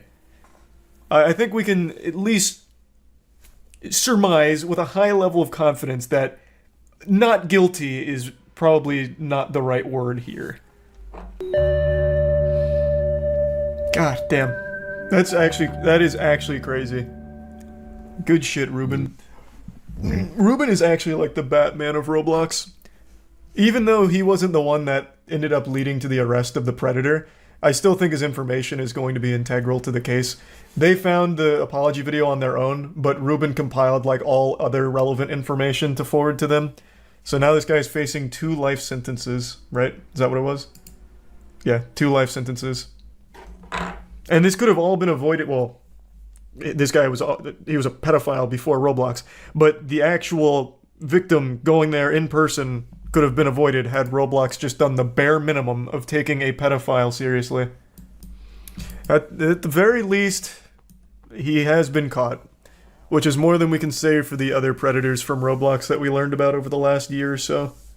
I think now is the easiest time in history to be a parent, Back in the earlier days, you had to make sure your kid didn't fall off a cliff or get hit by a stray arrow, mauled by a lion, fall victim to dysentery on the Oregon Trail. It was tough to be a parent back then, but now I think it's super easy because you can just give your kid an iPad and let the internet raise them for you, and then get mad when your kid isn't exactly an upstanding citizen and blame everyone but yourself. But for parents that want to be a little more involved in their kids' lives, luckily there are some great departments that are offering invaluable knowledge on how to be the worst possible parent ever. This is coming from the OC Sheriff, who posted this tweet. Do you know how to properly search your child's room? If not, stick around for our first episode of #ParentAware with Sergeant Gunsley. I think there is a 0% chance this guy's name is actually Gunsley. This has to be an alias. It's too fitting. Fucking Sergeant Gunsley? What are you gonna tell me next? That ParentAware episode 2 is hosted by Bill Bazooka? Fucking Paul Danger? Like, goddamn. I'm Sergeant Brian Gunsley with the Orange County Sheriff's Department, and today I'm going to show you how to search your child's room. The first step is to remove the child, or the teenager in this case, from the room. You don't want them in the room because their protests may distract you from doing a thorough search. Hey pal, gonna need you to leave the room. Thanks, we'll talk later. This is the oldest teenager of all time. Dude looks like he's going on 40 years old. Like, who is this, Benjamin Button? Jesus Christ, dude's got like a thick 5 o'clock shadow. I like how he's immediately treating his son like a criminal, like, hey pal, I'm gonna need you to get the fuck out of here. I'm surprised he didn't like kick down the door, weapon drawn, like, get on the ground, I'm searching the room. And he just tases him anyway just for the sake of it. Like, you're not gonna interrupt. It's important to search your child's room every once in a while, like I would say about every 6 months. Unless you suspect that they're using drugs or alcohol, then you're gonna wanna do it more often. He treats his household like it's boot camp. Alright, champ, it's time for your weekly room inspection. Go report to Corporal Hollow Point and give me 500 push-ups before you eat your green bean casserole. So I don't think I need to explain to you why doing this is a horrible violation of your kid's privacy and is absolutely going to lead to a lot of problems in your relationship with your family. But I think I'll explain it anyway. Anyone who's ever been a kid, which I'm assuming is everyone except this guy, I guess was just created in a lab to be the most generic NPC police officer ever. Fucking Captain America over here, never had a childhood. Anyone who did knows how awful it feels to think that your parents don't trust you. It makes you not trust them, and it makes you resent them. So what I recommend is to start searching from top to bottom and then left to right. So here I would start searching in this plant and then go across to the right, and then we'll search into whatever containers that are here. I always want to look inside the containers and inspect things thoroughly. See, here we have a container with, looks like a place for someone to hide something, so I'm going to hang on to that. Certainly want to talk about that in a little bit. What a weird item of interest. It's just an empty bottle. Like, that's super normal. What do you mean you're going to have a talk with them about that? What is that conversation going to look like? Come here, son. Look, I found it. That empty bottle of vitamin gummies. Bet you're using it to store drugs, aren't you? You break my heart. I raise you better than this. Get out of my house. When it comes to books, you just want to search through all the pages and just see if you see anything. Here we have a picture, it looks like, of a child with a gun to their head. This may indicate that they're thinking about committing suicide. So that's something that we want to talk about with our child. Yeah, that sounds about par for the course. If my dad was like this, I'd probably have stick figure drawings of a gun to my head as well. If you're the kind of parent that's actually going to follow this advice and routinely kick their kids out of their room so you can thoroughly search it like you're looking for a fucking treasure map, you should go in expecting something like this, some cries for help to let you know that they're miserable. I also really like the background music here, the royalty-free Facebook shit. Really helps elevate the tutorial. So here we have something. This looks like a scale of some sort. So that could be used by someone who's maybe purchasing drugs or selling drugs. So that's something that's disguised. We'll hang on to that. Pretty fucking cool scale, but it makes it feel like this whole thing was filmed in 1998. Why the fuck would someone disguise a scale as a PlayStation 1 video game? You draw more attention with that than anything else. Like, that is some old school shit. Obviously, this is all set up for the tutorial here, but I like to imagine it all is real spur of the moment. Like, he just barges into his son's room, get the fuck out, I'm searching for contraband, and this is the result. So, like, in that case, I feel like his son is innocent, and Sergeant Gunsley's framing him, like he's setting him up. This definitely belongs to an older man. There's no way a kid who's selling drugs is disguising their scale as PlayStation 1 Tetris. No chance. But that does seem like something an out-of-touch cop would do to try and bust people undercover. You know, like just parading around. I do love these video games, am I right, kids? We love Tetris and PlayStation, right? Oh! Heroin just fell out. That's super weird. No one's a cop here, right? Like, you guys wouldn't want to buy this, would you? Looks like a container of some sort. Let me see what's inside. We have hidden in here, we have some, looks like marijuana. So I am going to hang on to this. We're going to have a little talk about that. Some teens use this to get high. They can use this as a huffing device.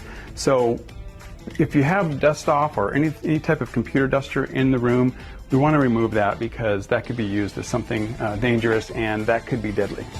Imagine Sergeant Gunsley just hits a mean whippet on camera.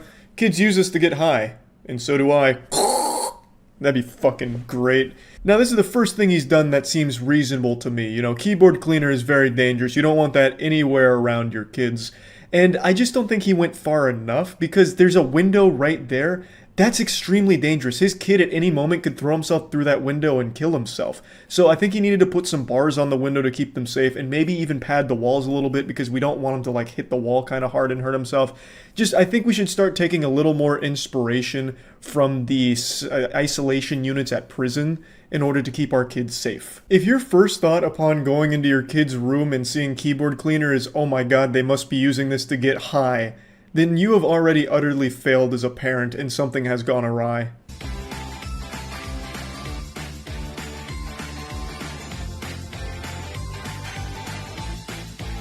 And also, it's very important to be respectful of the child's property. Yeah, Sergeant Gunsley, very respectful. He's over here acting like Mr. Krabs on the panty raid, just going through all of like his boxers and shit, like looking for anything in his pockets.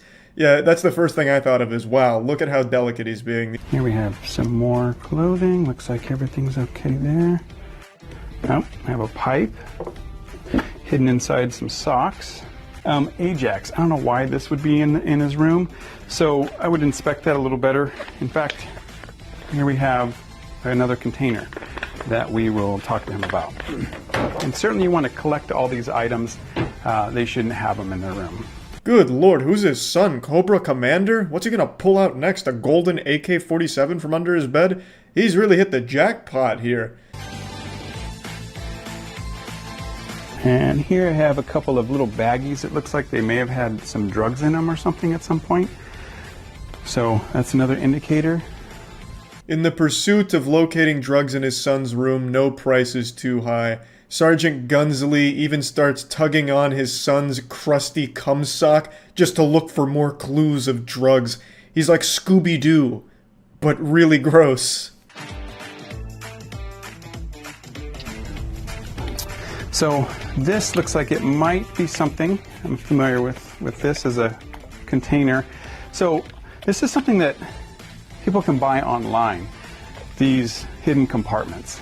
So as you can see, it has liquid above and below, but the container, it's a false container in the middle that people can hide things in there. This part really just felt like an ad for that Mountain Dew secret container there. That shit looked awesome, and Officer Gunsley comes in hot. He's like, yeah, you can find this online. And then I half expected him to drop a link to his own blog, like, yeah, you can find this online at gunsleycrafts.com if you want to purchase one. Journals are good to go through. As a parent, you have every right to search your child's room. There is no legal problem with that. So be sure to take advantage of that and search your child's room while they're under the age of 18.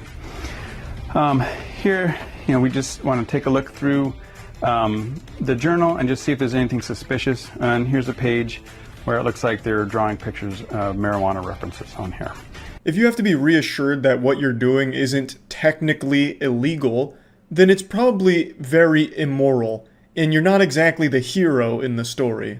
But to be fair, we were able to locate some crayon doodles of weed in a journal, so really the ends justify the means, and now we know our son is not only a criminal, but an extremely untalented one when it comes to art.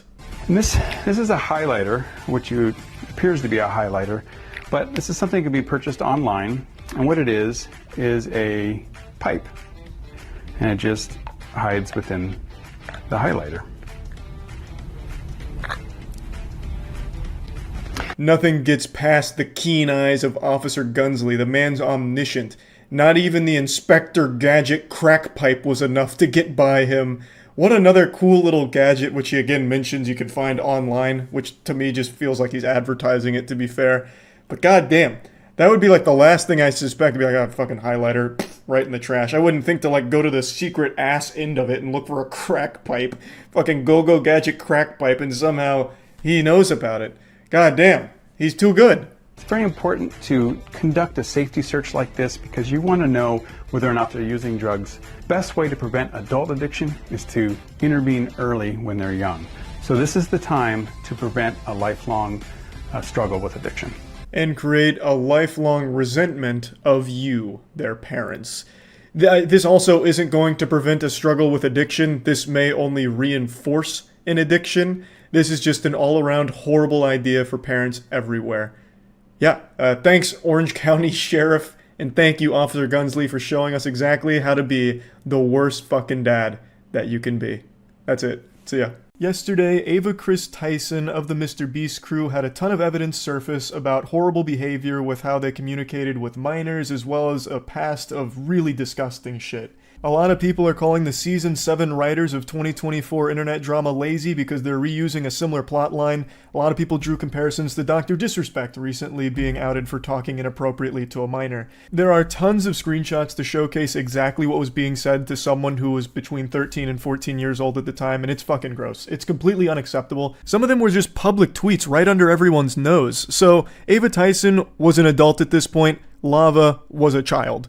And saying things like, I posted some fire nudes for you, please no share, and then other shit like, but not $5, pathetic JK kissy face, they seem to communicate a lot, even sending Snapchats. So here's one that says, coming for America, and then goes on to talk about being in a group chat and everything. And I've seen a lot of people try and cope and deflect saying like, oh, it's just edgy jokes, people are blowing this out of proportion. What a bunch of fucking nonsense. That's a load of hooey. That's dirty barnacles. That's ridiculous. Under no circumstances should an adult be communicating with a child in any inappropriate manner whatsoever. Edgy jokes between an adult and a child are still fucking gross. That's not like the slam dunk defense that some people seem to think it is. Under no circumstances should an adult be in a group chat with a bunch of children sending coming for America pictures. Like, that's still bad. That's still horrible. That's still really fucking weird. From what I can tell, most of the screenshots and a lot of the compiled evidence comes from this YouTuber, Prism42. This seems to be where most of it started, and since this video dropped, there's been a lot more screenshots that have come out with all kinds of really bad things that were being said to or about minors. I've only shown a couple here, but there's quite a bit more, and they're all just as bad, if not worse. Like, for some reason, Ava Tyson had a habit of calling a 13 or 14-year-old daddy. Like, you can't just write that off as being like quirky, inappropriate, edgy jokes that people are blowing out of proportion. That's unacceptable. It's indefensible. Now, the 13, 14-year-old in question for a lot of these messages is someone that has come forward to give their own accounts of the situation, and according to them, they don't believe that they were groomed or anything bad was done on the part of Ava Tyson or anything like that.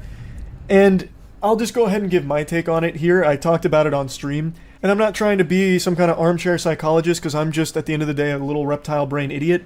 But I really do feel like in a situation like this, it's very difficult to process just how inappropriate or unacceptable something was when you lived it. I imagine that it's very difficult to view this as the person that you communicated to so closely for so long was actually evil or doing things that were wrong. But in reality, no child should have this kind of relationship with an adult where you're joking about sending nudes to a minor or making edgy jokes about coming for America. So while the person here might not feel like a victim, it really is completely unacceptable that Ava Tyson would be communicating with them like this. It really is, no matter how it's spun. Now, it is important to mention that right now, most of the evidence is screenshots, so I guess there is the chance that some could be faked, but some of them seem very hard to fake, like there's a video going through a Snapchat conversation with Ava. There's also confirmed things that were publicly tweeted from their account over the years, which I'll get to now. And it was also revealed that Ava Tyson had a history of being a Shadman enthusiast. Since all of the tweets have been deleted, it makes it very difficult to find the times that they communicated with Shadman or talked about Shadman and the art, but I did find this from Mudahar's video, who went to the Wayback Machine and showcased this tweet. And Mudahar censored it because the character does not appear to be over the age of 18. For those of you that know that name, that might have just triggered a Winter Soldier moment in your brain with your eyes rolling into the back of your skull, because it is so foul. Shadman was an artist who drew child porn. Now, when you hear that, a lot of people think that you're talking about lolly or lolly hentai type shit, which is characters that look like little girls but are actually 5,000-year-old vampires. Like, that's the meme. Fucking sipping from their Mountain Dew going, uncultured swine. You see, it's not actually a real child. This is a victimless crime. This may look like a 4-year-old girl, but you don't understand the lore. She's actually coming from a sophisticated line of goblin ogres, and she is over 400 years old. So it's completely legal, and you're weird for thinking that it's weird. But with Shadman, he wasn't drawing lolly. He was drawing real children sexually. So one of the most infamous cases was when he drew Keemstar's 8-year-old daughter in a pornographic setting. That actual fucking lunatic drew porn of an 8-year-old girl. That's not hearsay or anything. That is something that actually happened. And you know what's even crazier? I talked about this on stream. A lot of people supported him publicly. Like, a lot of people defended that. Back when Shadman dropped that revolting dog shit, there was a lot of people that were pumping their fists saying, "Go Shadman! It's Keemstar, who cares? Doesn't matter, he deserves it anyway. Shadman, do you take requests? Can you do this person's underage daughter next?" He received applause for drawing child porn. Let that shit marinate for a moment. So anyway, Ava Tyson has publicly tweeted about lolly, and in particular, there are tweets of Ava Tyson talking either to or about Shadman. A lot of the tweets are gone now because the Twitter account has been nuked, but there are archives of a lot of them. And one thing that still persists, and one thing that a lot of people have been showing, is that Ava Tyson may have actually commissioned a piece from Shadman, or at the very least, purchased a piece from Shadman. There's a clip from a Mr. Beast video where there is Shadman art hanging on the wall, belonging to Ava Tyson.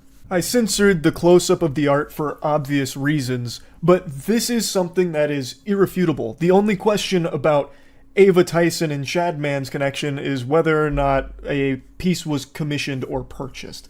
But at the very least, a piece was owned by Ava Tyson. And I don't think there's any wiggle room to just explain this away as some kind of innocent whoops-a-daisy moment of being ignorant of what the art was.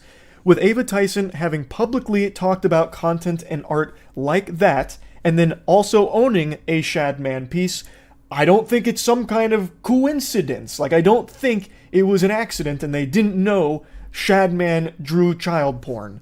I really don't. And then yet another disturbing video surfaced where they had actually made a video a long time ago that linked to revenge porn of Jeanette McCurdy. The story is she sent pictures to her boyfriend, her now ex-boyfriend, and he leaked them out. And but the link's in the description if you want to see them. I mean, I'm not endorsing people to go look at somebody else's private business, but I know that you know, people might want to see them, so it's there if you want it. That's crazy. That's astonishing. Sharing revenge porn publicly and trying to spin it like, well, some people might want to see this, so for you degenerates, I've posted the link in the description. If you want to check that out. But you'd be weird to do that, and I'm not endorsing it. That's unhinged. Completely unhinged. So all of this started to hit the mainstream. More and more people started sharing screenshots as well as other chat logs, all kinds of things, with a history of communicating inappropriately with or about minors. And in response, a couple hours ago, Ava Tyson did make a statement, and this is what was said. I would like to apologize for any of my past behavior or comments if it hurt or offended anyone. It was not my intent. Seeing recent events, we've mutually decided it's best I permanently step away from all things Mr. Beast and social media to focus on my family and mental health. That is kind of a textbook non-apology. it doesn't address anything, it doesn't talk about anything, it's just like this blanket boilerplate statement about stepping away. There's no denial of anything, no claims that some of the information is false, made up, fabricated, a lie, a fib, a bunch of malarkey, nothing at all. You would really think that if any of the information was wrong or faked, that would be one of the first things that Ava Tyson would want to set the record straight on. But that didn't happen. Even if it was something like needing more time, I really feel like that would have been expressed in the statement, saying, need more time to talk about all of these things that are incorrect.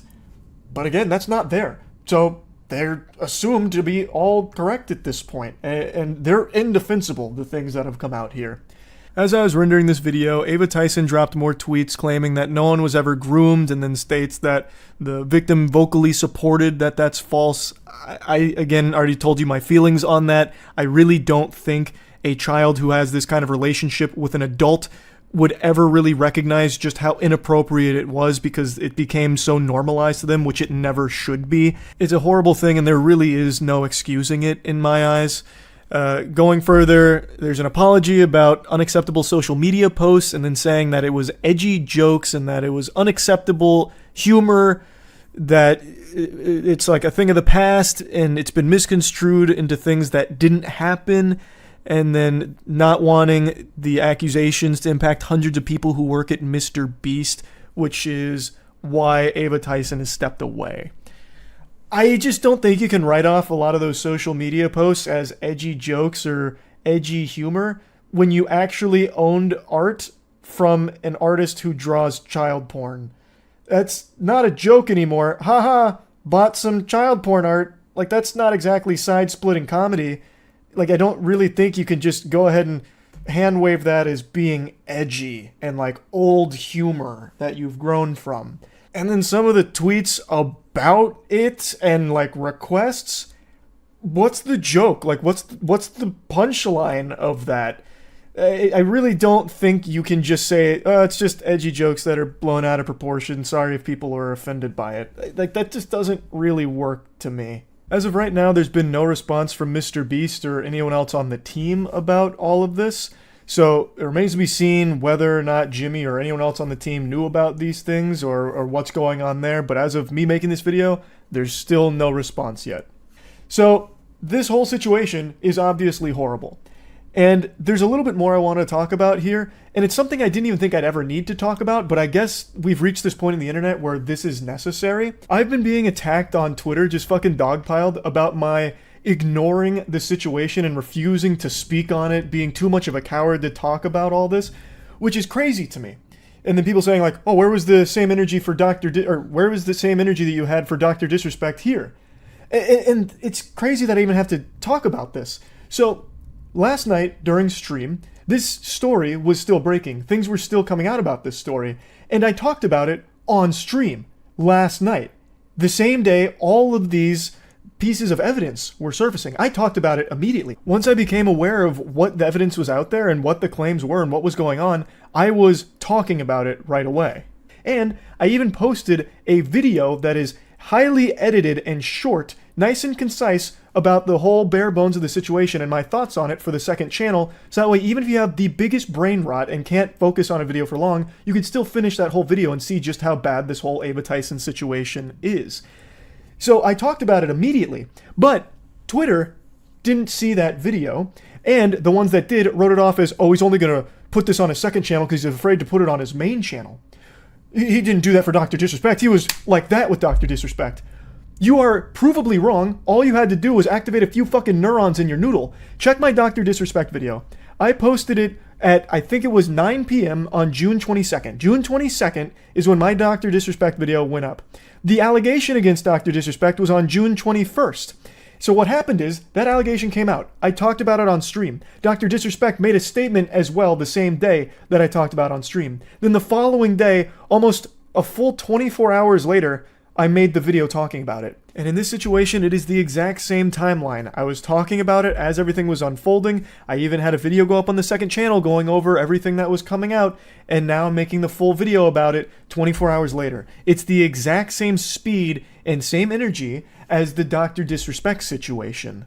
And the main person who started this lightning rod of accusations about me ducking it and refusing to address it is fucking Sneeko of all people. Yo, look out, Moist Critical is not gonna go talk about the Chris situation because he wants to have the Mr. Beast collab. Bro, you're gonna talk about every other trending situation, Dr. Disrespect, Sneeko, anything that goes viral goes on your main channel. Chris, the associate of the biggest YouTube channel in the world, you do a 4-minute clip on your second channel. Stop coping and be a journalist if you're gonna be a journalist, or just say that you wanna have the collab. Stop lying. Jesus Christ, the fucking drool there is gonna drive me insane.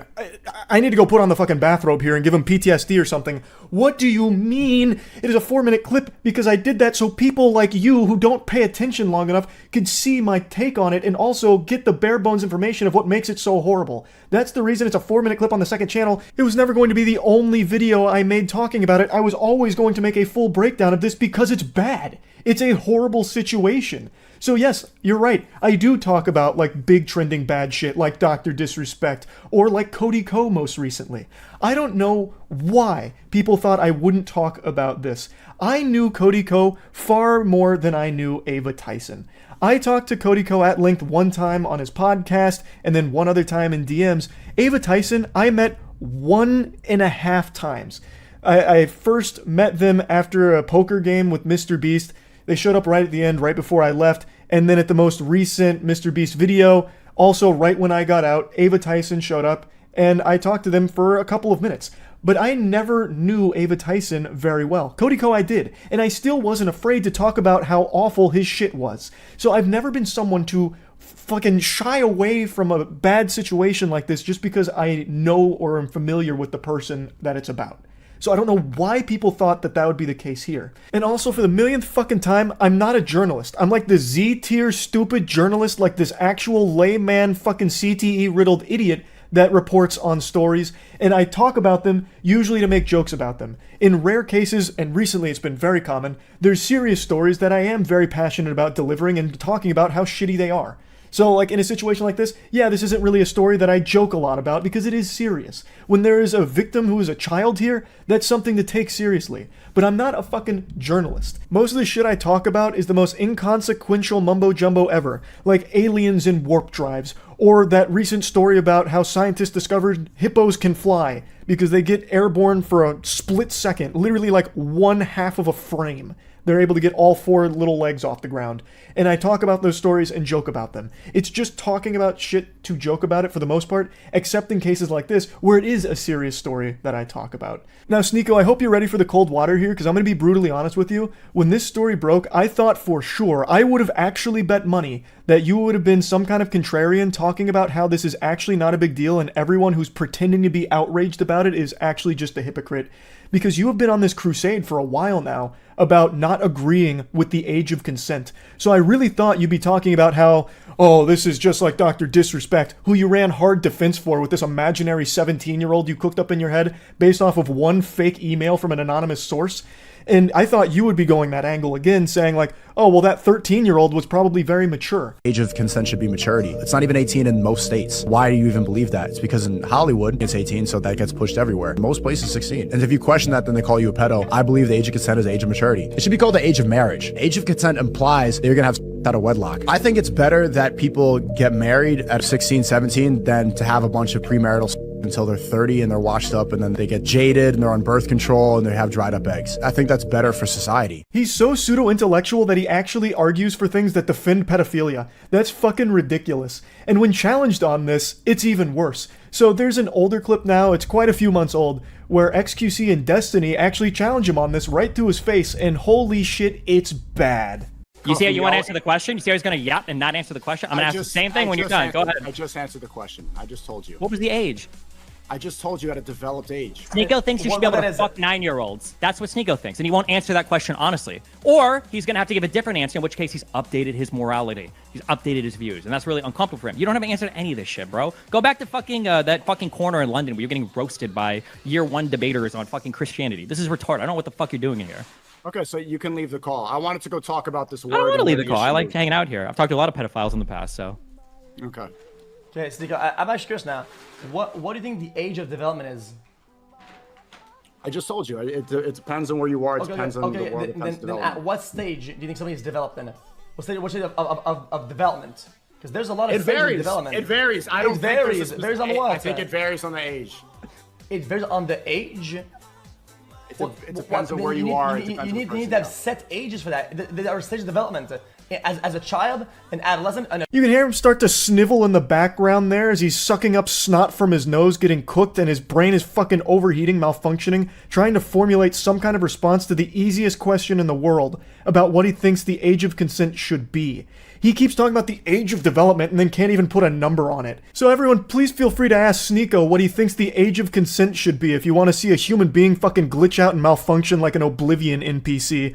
Can't answer the most basic question in the world. That is concerning. You realize how deranged that makes you look, Sneeko? That makes you look like an actual danger to society, that you don't agree with the age of consent and try and argue around it. That's what every pedophile ever that Chris Hansen talked to would do. Like, you're a fucking weirdo. So for you of all people, this fucking putrid vermin, this absolute slimy worm, to have the gall to say that I only care about the Mr. Beast collab, thus this whole story is just relegated to, you'd never use that word's too big for you. This whole story is just put on his second channel where no one's gonna see it because it's safer that way so he can keep the Mr. Beast collab alive. He's afraid, he's a coward for it. He has no problem abandoning his morals and defending blatant pedophilia, brushing it under the rug as long as it means it keeps the Mr. Beast collab alive. For you to make insinuations like that, and even claims like that, is fucking unhinged, considering you make actual pedophile defense arguments constantly, and you have publicly put on the clown makeup and worn white knight armor complete with the shield to defend Dr. Disrespect when he himself publicly admitted to messaging a minor inappropriately. It's fucking insanity. It makes me want to spit that I even have to talk about this, but it became such a huge, fiery issue on Twitter about me specifically that I felt the need to have to include this in this video, which should have been entirely focused on everything Ava Tyson has done and why it is so shitty. But now I've had to dedicate a sizable chunk to talking about these claims against me, about how I'm not going to talk about it and was not going to talk about it until pressure from Twitter forced me to, even though I had talked about it as it was developing and even mentioned on stream I was going to make a video on it. So to bring it all back to what should actually be the focus, the Ava Tyson situation and how horrible it is, I believe that it is an unforgivable thing that has been done. Talking to minors inappropriately is horrible. And having this kind of continued relationship with a minor where you're sharing edgy and inappropriate jokes back and forth and being in group chats and voice chats with children and saying gross things around them is so weird that it is not okay under any situation. It's disgusting behavior. And publicly supporting an artist who draws child porn and even owning art from that artist and talking about art like that and the revenge porn, all of it is very fucking bad. It's horrible. I'm not pulling any punches here on my feelings around it. So yes, I wanted to talk about this, and that's really about it. See ya. Have you ever watched something, seen it with your own peepers, and then were still told that what you saw isn't real? That's not true? And I'm not talking like a magic trick where you're talking about like, wow, I watched the magician make a toothpick vanish from his thumb. I couldn't believe it. Like, I'm not talking about something like that where there's wiggle room where it was an illusion or something, or swamp gas reflecting off of a blimp or something to explain alien UFOs or whatever. Like, I'm not talking anything like, messy. I'm talking about when you witness something that is so clear-cut that there's no further context or anything that could change the understanding of what happened, and yet there's still people that are defending it as, nope, that's a lie. Because this deplorable lunacy is unfolding right now. The FIFA World Cup Women's Championship just concluded, and during the awards given out to the winners, the Royal Spanish Football Federation president Luis Rubiales grabbed one of the players' heads and gave the wettest, most sloppy, disgusting, revolting, unwanted kiss that's ever been televised. And it is, you can see the whole thing. It's a 5-second clip. All of it fits in 5 seconds. Every bit of context and everything. And you can see the kiss. It's clear as day. It's 4K footage. This is the FIFA World Cup, so it's also probably got 360-degree coverage. You could probably watch this from 60,000 different angles.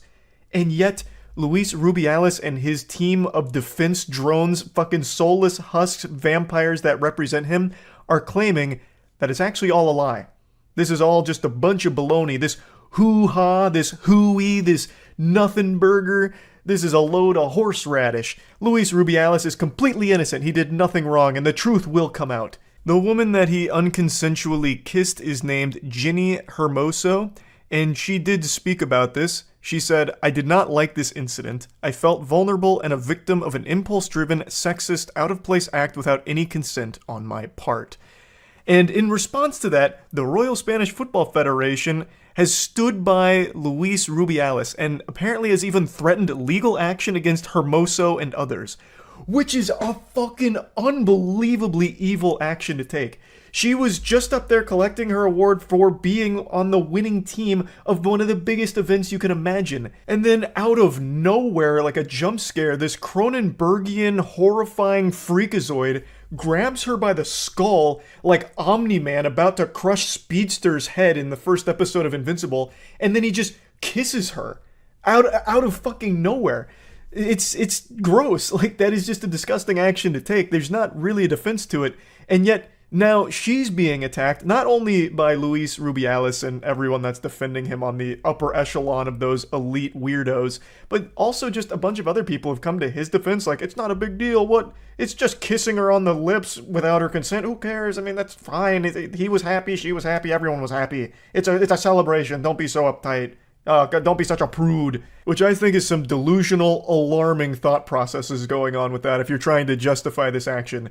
No matter how excited you are, you can't just start kissing people without their consent and without warning. It's not a good thing. There's no justification for it, period. And in response to all this, FIFA actually banned Rubiales and the Spanish Football Federation from contacting her to preserve her fundamental rights following the kiss. And apparently, she'd even been asked to alleviate the pressure on Rubiales. The absolute gall to say that to her. Listen here, miss. You've created a lot of problems for Luis Rubiales. You forced him to kiss you on the lips. You were sending all kinds of signals that he picked up on, and you basically ripped the tongue out of his mouth and shoved it down your throat on the big stage. This is your fault, and it's up to you to fix this. It's fucking craziness. Holy shit. Now, obviously, she's very upset about this situation, and everyone else is as well. So there have been some resignations until proper action is taken, because right now, he's getting a slap on the wrist. They want him to resign from his position following this scandal, which I think is a reasonable request, but instead he's just getting a little bit of a little vacation, basically, and that's about it. He's not facing real consequences for these actions, and also, this is not the first time Luis Rubiales has found himself in some really degenerate hot water. Apparently, he was even siphoning funds out of the Federation in order to spend them on orgies. This is a sexual deviant. This is a fucking bad person, and yet he still has this incredibly high position of power. It's mind-blowing. So I went over this on stream where I learned about it, so I'm going to show you those clips going through all of it. Now, I don't really want to take any risks here, so I'm not going to play the clip just because I know how FIFA can get when it comes to their broadcasts, so you can easily find it. It is an extremely short clip that has every single piece of context that could possibly be relevant to what happened here. So, grabs her head, kisses her. It's a pretty big kiss, and sends her on her way. Like, pats her on the back on the way by afterward, as if he did nothing wrong, which is crazy. Also, the defense of Rubiales stems from actual imagination, like legitimately just make-believe nonsense. So, a lot of the professional players are withdrawing. They're saying that they will not play again for the country until Rubiales is removed from his position.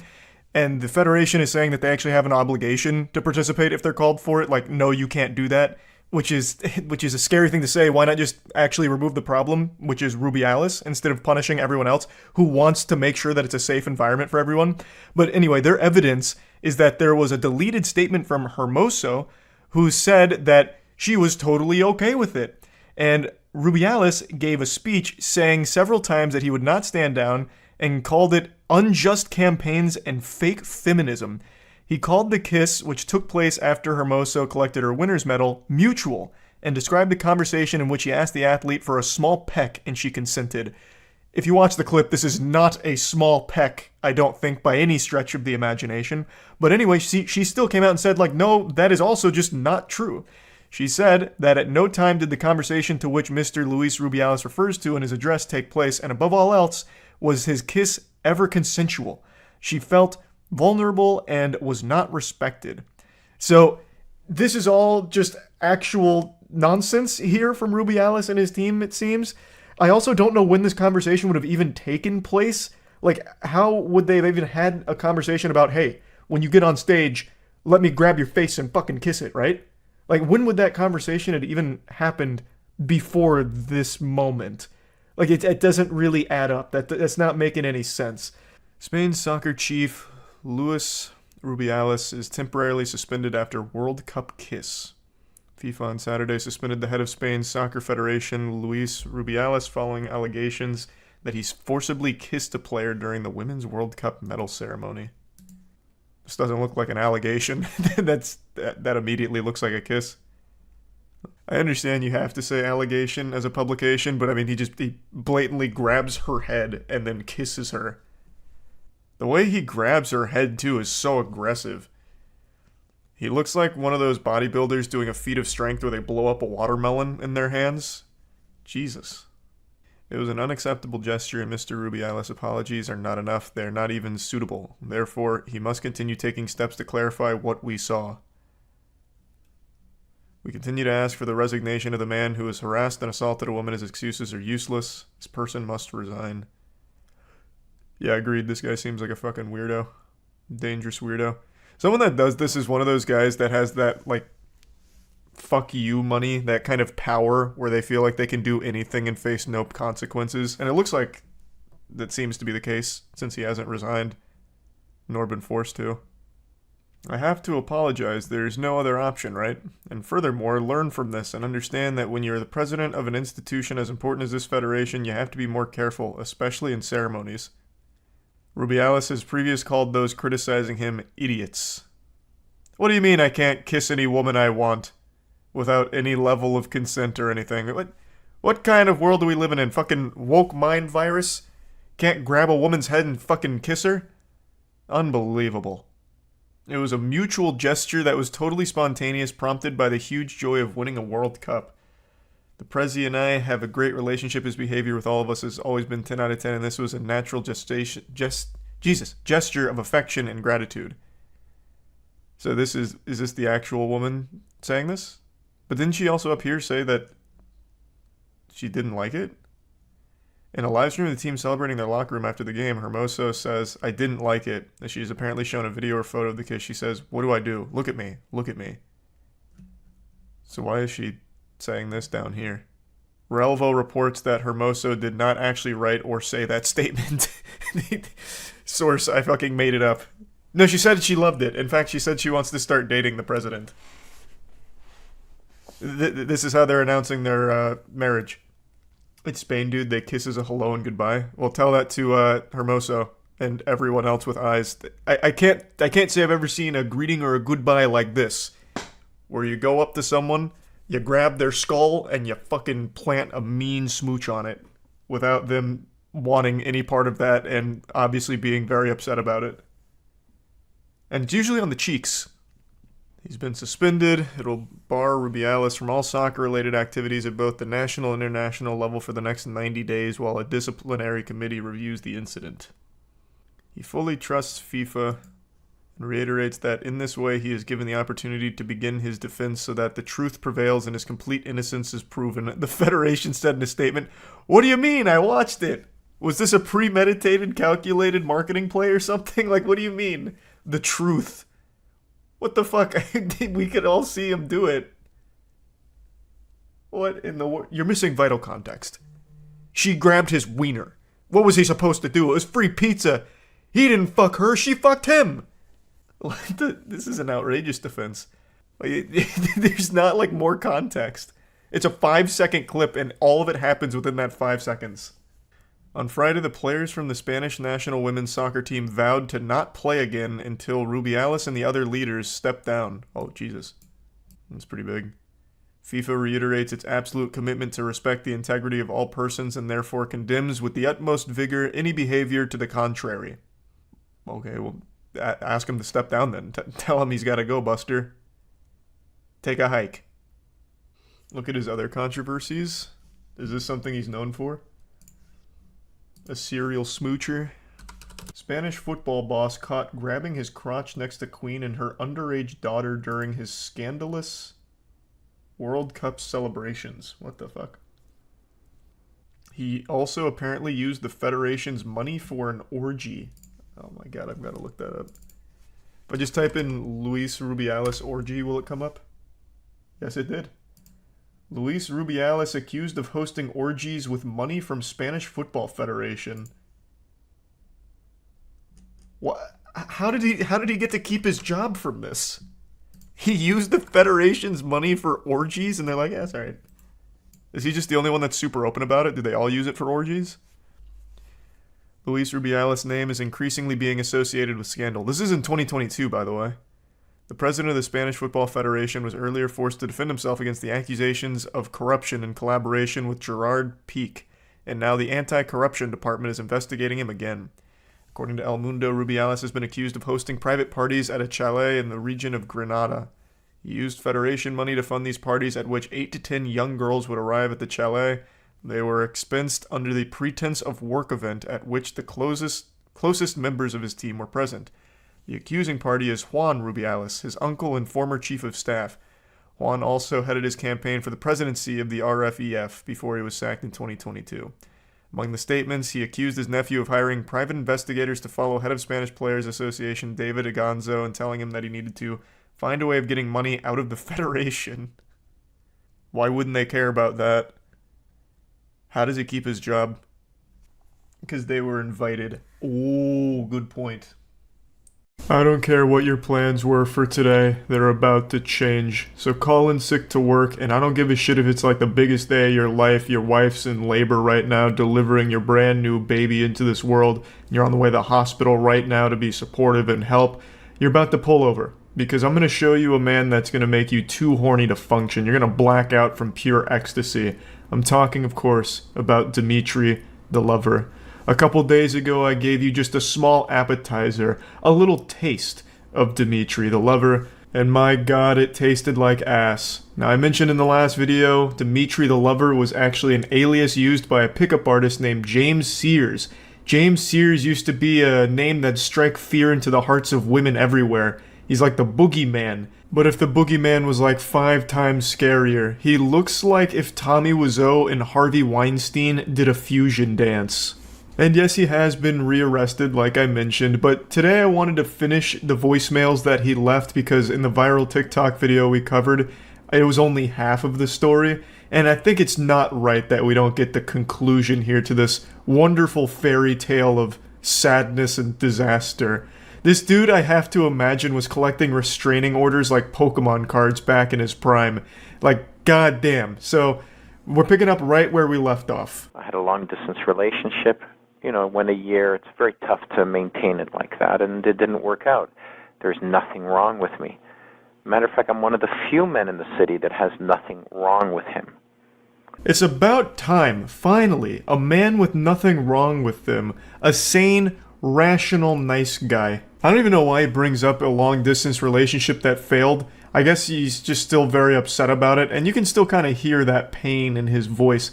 It's just an old scar now, a battle wound that he can't help but pour salt in.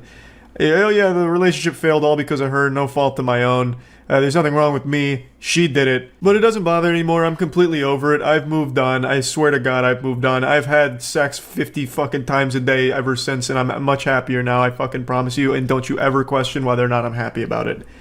Also, I have to doubt whether or not this relationship ever existed in the first place.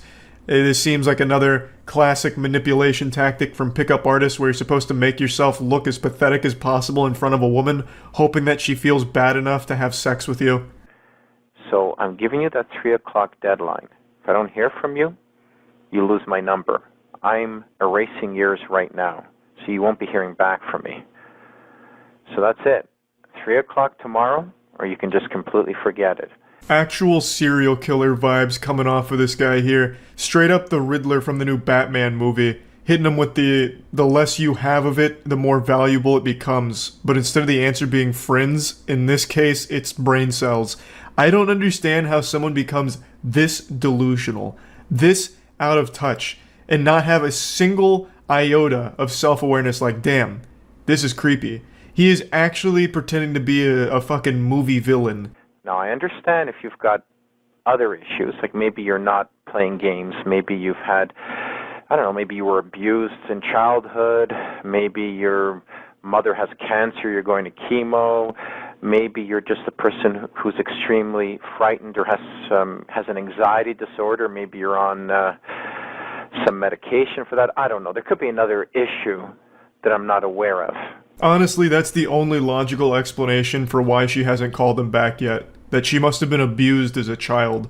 All of that trauma from her childhood makes it very difficult to fall in love with a real, good man like James Sears. Honestly, this voicemail reminds me of the movie One Missed Call, the old horror movie that scared me when I was a child, where you get like a phone call and it's a voicemail of you dying on the other end and then you die in real life. Getting a voicemail from James would be scarier than if One Missed Call was real. Like, this guy is so unbelievably creepy, he's making my butthole pucker. Like, I just feel like I'm going into fight or flight mode just listening to this voicemail from the outside. I briefly hinted at deeper lore in the last video with the whole James Sears anime, and once we're done with the voicemail, I'll get into it a little bit more, but he actually had his own weird, creepy newsletter too. So it wasn't just directly harassing women and making them feel unsafe, he also did it using writing as well. But nobody says, call me, hands a person a business card, and then doesn't return calls. It's extremely passive-aggressive. You should actually look that up, passive-aggressive personality disorder. And you let me know if you've got issues, psychological issues, if you're on any sort of medication for anxiety or depression, I'm not interested. Dude's making this sound like one of those dick-growing pill commercials like Cialis or whatever. If you're taking any of the following medication, then Dimitri the Lover's not interested, and then just goes into list potential side effects. You also gotta love the pickup artist classic of insulting the women. Oh, you should look into passive-aggressive personality disorder. I am a licensed psychiatrist, so I'm diagnosing you, in fact, with that personality disorder. And you're lucky that I'm even taking the time to continue talking to you because you're diseased. You're filthy. That is an actual pickup artist staple. Just point blank insulting women and being obnoxious assholes and expecting sex in return. Just like, hey, you stupid bitch. You disgusting harpy. I bet you suffer from loose pussy disorder. But whatever, I'm a nice enough guy to give you the time of day. So when are we fucking? It's so baffling to me, because almost every pickup artist guru I've ever listened to recommends some type of manipulation tactic that includes belittling and insulting the woman. And you can see it on full display here in these voice messages. Okay? But if you're psychologically normal, and you haven't called me because there's been some horrible thing that's happened in your life which prevented you, that's fine. But otherwise, don't call me. Okay? Bye. Yeah, that's right. There's only one excuse for not calling Dimitri the Lover back, and that's if you've been kidnapped, or maybe severely injured by a falling meteor or something. That's the only possible explanation for why someone wouldn't return Dimitri the Lover's phone calls. I love that perspective. Oh god, she hasn't called me in a week. Something must be wrong. She must have been kidnapped by terrorists. I'm gonna have to leave her an angry voicemail about it. It's so wild. She must have been abused as a child. Otherwise, why didn't she call me back? It just doesn't make any sense. I'm just such a catch. I'm the only guy here that is just perfect for her and she hasn't called me back. Thus, something must have gone awry. Maybe she has some kind of psychological disorder. Yeah, that's probably it. She's not sane like I am. So weird. But anyway, that's the end of the voicemails from Dimitri the Lover, at least the ones that I find. This was the director's cut of it. However, that's not where James Sears' story ends. So like I briefly mentioned, James Sears had a publication that eventually got him tossed in the slammer. That's what he was arrested for. The publication was very anti-Semitic and misogynistic. He was arrested on hateful conduct and then rearrested after breaking parole. I've only been able to find a few snippets of his publication, and you can see just how deranged this shit looks. It's like an old GeoCities internet page in like the late 90s. It is formatted like it's actually from a crazy person in Arkham Asylum. This shit is bafflingly wacky. And it's not easy to say this, but I'm going to say it anyway. It makes me question whether or not Dmitry the Lover really was as sane as he said he was in those voicemails. He said he was the only man in the city with nothing wrong with him, but then I look at this publication and I think to myself, are you sure? You sure there's nothing wrong with you? You know, I just have to doubt it. But again, it's Dmitry the Lover, all right? The savant of seduction, the savior of sex, right? Like, who am I to question his expertise? But yeah, anyway, I just wanted to at least finish the voicemail and tell you a little bit more about James Sears, aka Dmitry the Lover. Yeah, that's about it. See ya. It actually happened, and I'm as shocked as you are. YouTube actually reverted one of their bad changes they've made recently. This is more rare than winning the lottery. In November, YouTube made changes to their monetization policy, which overnight slapped a ton of channels and demonetized a large portion of their catalog, with no warning whatsoever that it was coming. Pretty much overnight, a ton of channels had their income drastically affected, which led to fear and outrage, naturally. They decided that it was time to really sterilize the content. No more of those naughty sailor sentence enhancers. Welcome to Weenie Hut Jr., bub. So they punished a lot of channels, and today they actually announced that they're reverting that change on the bad words. So they're no longer going to be treating all curse words equally. There's going to be tiers to them, because fucking obviously there should be. Not every curse word's the same. You can't argue that hell and damn are on the same level as a fuck. The original policy said that all bad words are going to be equal in the eyes of the algorithm, so it was a big problem that now they've recognized was a problem, so they've dialed it back. They're also being more flexible on the harshness of the language you can use in the content and still be monetized for. Not only that, they're finally showing us how the sausage is made and is no longer just making it vague statements. They are making it very clear what is and is not going to trigger different levels of monetization, what is and is not allowed for full monetization, what will result in limited monetization, and what exactly will result in no ads. They finally laid it all out plainly and clearly, so there's no guesswork anymore. Overall, this is a very surprising announcement because I can't even recall the last time YouTube reverted a policy change. The only one that even tickles my noodle is when Google Plus still existed and you had to sign up for Google Plus to comment on YouTube videos. But I feel like the only reason that got taken away is because Google Plus got taken away. That got buried like a fucking dinosaur. It went extinct. The service ceased to exist. Thus, it could no longer exist on YouTube as a commenting feature. And it's been like 10 years since then. God rest the soul of Google+. I know all 3 people that used it are probably still very distraught about it. May time heal those wounds. But I feel like I'd remember if they actually reverted that change before Google Plus's collapse. And I don't remember any announcement like that. I think they were stubbornly going to ride or die on Google Plus, and then Google Plus died. So not even that really fully qualifies, I don't think. I actually just can't think of another policy change they've ever walked back on. I really can't. This is truly a unicorn here. It's super refreshing, and I'm thankful that they're, going back on this change. So now you can, again, say your fucks. You can then say, whatever other colorful language you want to include without fear of your livelihood being threatened for it or anything like that. But I am admittedly confused that this is the first change that they're publicly eating shit on, saying that this was too far, too Insano style, it wasn't how we wanted it to be, and we've listened to the feedback, so we're going to revert those changes. I'm just surprised it's this one as opposed to dislikes. They removed dislikes a long time ago, and people still are very vocal about how awful of a decision that was, and people are still very much wanting dislikes to be re-enabled on the platform. And I feel like that's a pretty easy one for them to do, because dislikes still exist, it's just not publicly accessible on the platform without an extension. So they could easily flip that switch back on, and it'd be a slam dunk to showcase that they actually are listening to feedback now. I think this is a great first step, like, hey, don't get me wrong, I'm happy about this. Hey, we heard you, we're reverting this change, it wasn't a good change, but why not also extend that to something like dislikes? And also, they haven't made any mention on that violent content policy that they updated at the same time as the cursing policy, where a lot of channels were also hit by that if they were playing a video game that was a little too violent. So there is still room for improvement, but it is a good first step that I'm thankful for. So I just wanted to at least point out a couple of other things that I would like them to address as well. Of course, the biggest being bringing fucking dislikes back. Now, there's one more pretty important thing that I'd like to talk about.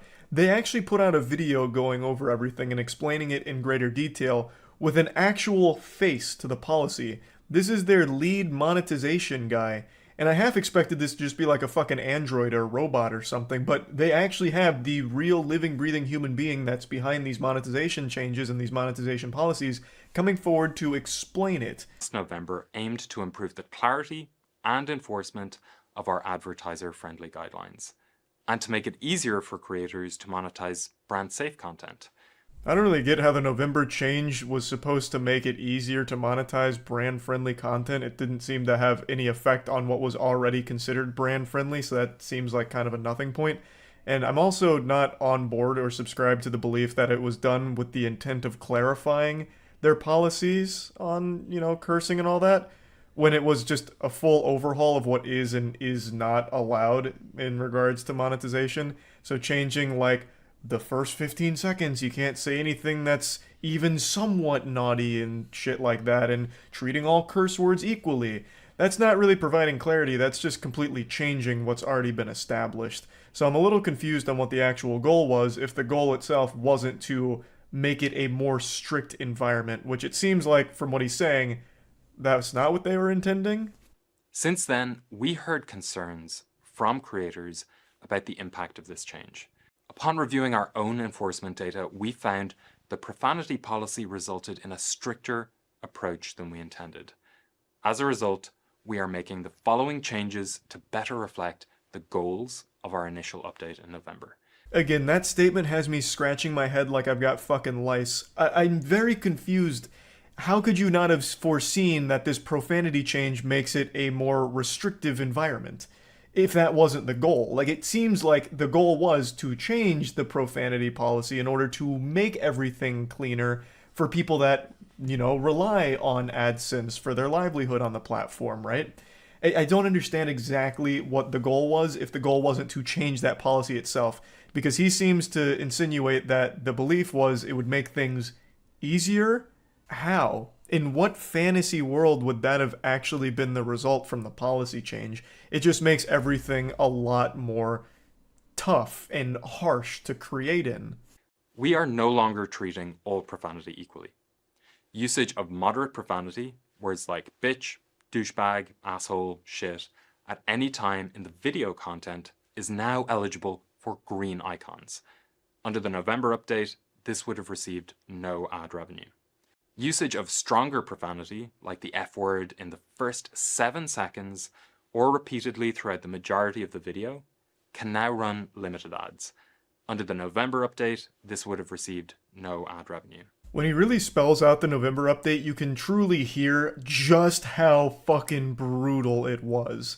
So it is fantastic that they're walking it back. That is great. And it's also lovely to hear this guy say things like bitch, asshole, and douchebag, and he even says fuck, too. He referred to it as the F word here, but he gets a little loosey-goosey with it in a little bit. He just straight up drops a fuck in there, which is pretty cool to hear. Content using profanity, moderate, or stronger words like fuck after the first 7 seconds will now be eligible for green icons, unless used repetitively throughout the majority of the video.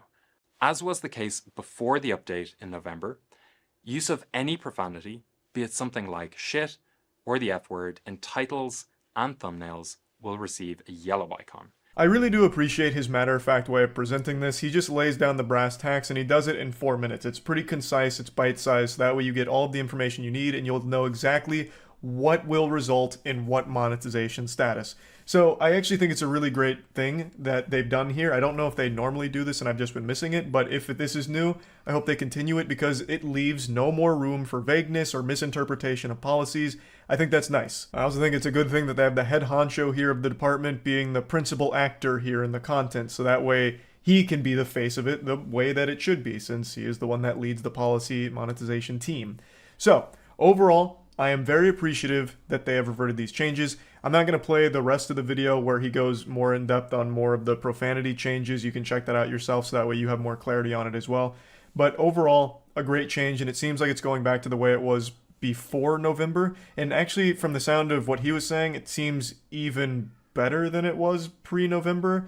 but maybe now I'm just not remembering exactly how the policies used to work.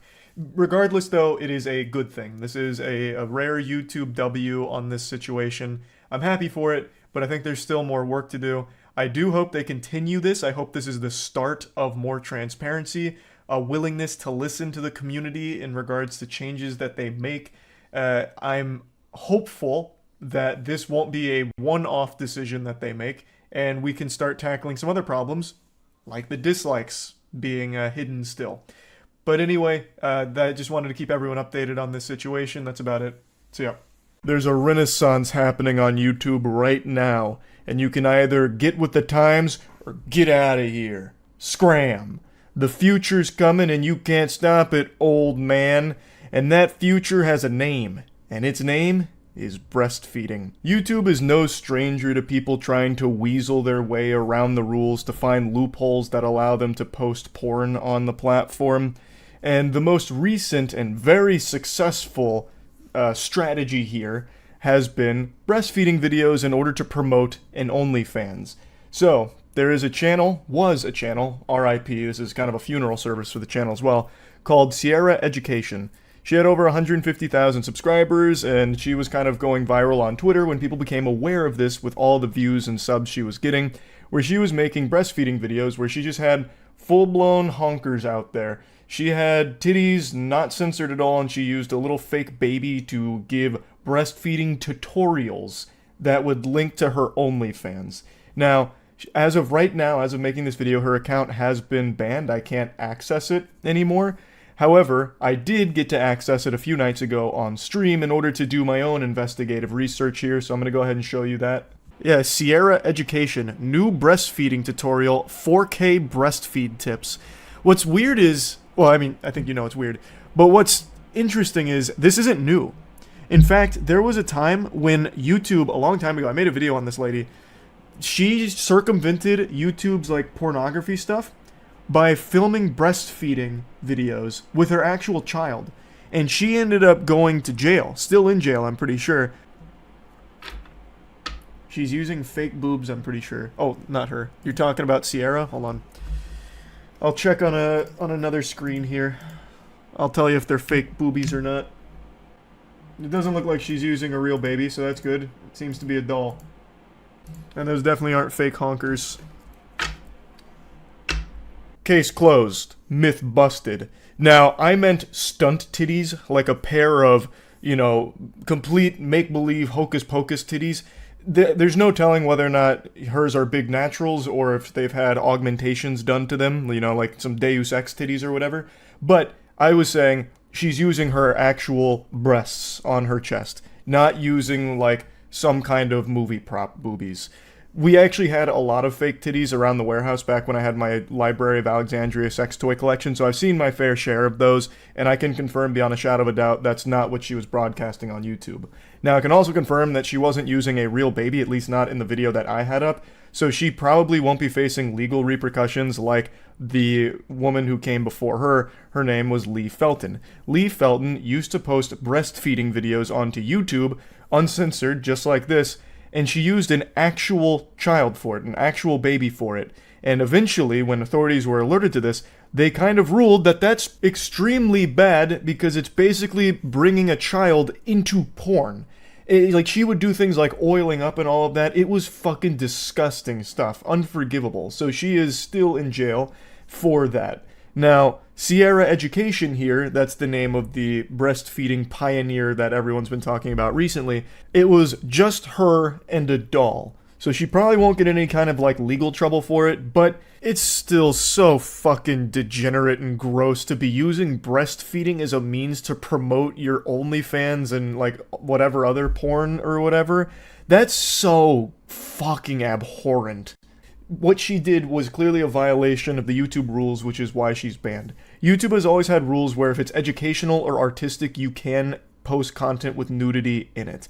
This is something we talked about like a year ago with the guy who nared his butthole under the education clause, teaching people how to properly de-hair their brown balloon knot. And I believe that same channel has also done the same for like shaving your pubes and stuff. So this whole branch of content is nothing new, but the big difference here with Sierra Education and her breastfeeding versus, you know, the butthole hair vaporizing wizard is that channel with the butt nair, like the eviscerate all the hair on your chocolate starfish, that never linked to like porn or OnlyFans or anything, whereas Sierra Education was directly linking to an OnlyFans. So I believe the reason she got banned isn't even because of the breastfeeding itself, because naked yoga is another old popular trend on YouTube where people would post completely naked yoga videos under the education and art clause and never really got super punished for it. I don't know if that's still around. Actually, I'm going to check real quick. I'll be right back. So if I come back looking all sweaty, you know that it's still around. It doesn't appear to still be around. But what is another huge trend right now with the transparent try-on hauls, where women have noticed that you can once again put nudity on YouTube through an educational context if you do like clothes reviews, so try-on hauls. And what they're doing is they're getting transparent clothing and just being naked underneath it. So, and some of them do like in the shower too, like how absorbent is this material? So they'll wear like a white shirt and then go into a shower and, you know, get it all wet so you can still just see full milkers and everything. So like there's always these different little tricks and cheats and all that in order to get pornographic content onto YouTube. And right now, the breastfeeding one from Sierra Education was probably the most successful and biggest example of that. But also, now that I mention it, I think transparent try-on hauls are probably just as big, if not bigger, because they continue to just grow. More and more people are doing that, and it's the same thing. It's basically just doing it to have nudity on the platform to try and make money that way. And every time I talk about this kind of stuff on stream, people always inevitably ask, why? Why the fuck would someone want to put this kind of content on YouTube? Just keep it on OnlyFans or keep it on, you know, whatever other sites you're using for that kind of content. And the answer is pretty simple. It's because YouTube is the biggest possible platform to get eyes on it. So if you're someone like Sierra Education, you can break out on YouTube through this breastfeeding guise, this ruse, and link people to your OnlyFans that would have never seen it before. It put so much attention on her, and she was constantly translating those peepers to her OnlyFans to try and monetize them and immediately try and capitalize off of that. It's just a bigger stage for it to promote to something else. It's the same reason why someone wants to do it on Twitch, because there's more people going on to Twitch than there are going on to Chatterbait or something. So if you can stand out on Twitch as someone that's doing some kind of sexual content and link to your like full-blown sexual content, you stand to get more eyes on it because the platform's bigger. That's just always been the way of things. You want to try and stand out on a bigger platform to increase your odds of being seen. Now, I'll briefly go back to Sierra Peach for a second because she is nothing if not tenacious. Her main account with over 150k subs did get banned, but she is already back on the grind posting on other YouTube accounts with the same content, and she's doing it on Instagram now as well. Instagram has recently become completely infested with porn now. I've been seeing a lot of discussion around this where if you go through like any pages really, you'll inevitably end up on something pornographic just fucking jump scaring you. Like going through Reels, apparently a lot of people are getting it. And it's people like Sierra Peach that are starting to recognize like, oh, even getting banned, it doesn't matter as long as a few new people see it. They might come and spend a few dollars on my OnlyFans or, you know, pay for a couple months on OnlyFans. So people are starting to catch on to that. So they're flooding places like YouTube and Instagram with it. It's not surprising by any means. As I mentioned, this is nothing new. But it's always so degenerate to do some shit like this. To promote porn through breastfeeding videos is just so weird. That is so fucking weird. Even though she's using a doll, it still doesn't take away from just how bizarre and gross that whole idea is to promote porn through breastfeeding tips. Like, what the fuck? But yeah, anyway, I wanted to talk about it a little bit. That's it. So yeah. I'm confident all of you know this, but YouTube actually allows some very interesting content under its education policy.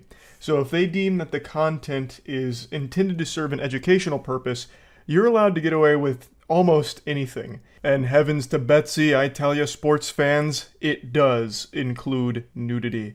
Many of you might remember a scandal from a few years back on how a lot of shady content creators were skirting this policy by posting porn, but calling it education. There used to just be porn scenes that were dropped on here under the defense of it being educational for like sex ed. That kind of got, you know, banished to the shadow realm, but that whole idea of education allowing nudity has been exploited for a long time. Another big one was naked yoga. I actually think this one's still around. It's just not as prevalent as it was a few years ago after their crackdown on it. But basically it was, you know, porn, but they'd throw in a couple of yoga poses in the beginning while being nude. But a lot of times the yoga wasn't actual poses, like it's not real yoga. They'd have shit like, behold, this one is the stuffed turkey, and then they start fingering themselves. Or, this is a partner yoga pose, so get an assistant here, get into a downward dog position and have them blow a raspberry on your pussy.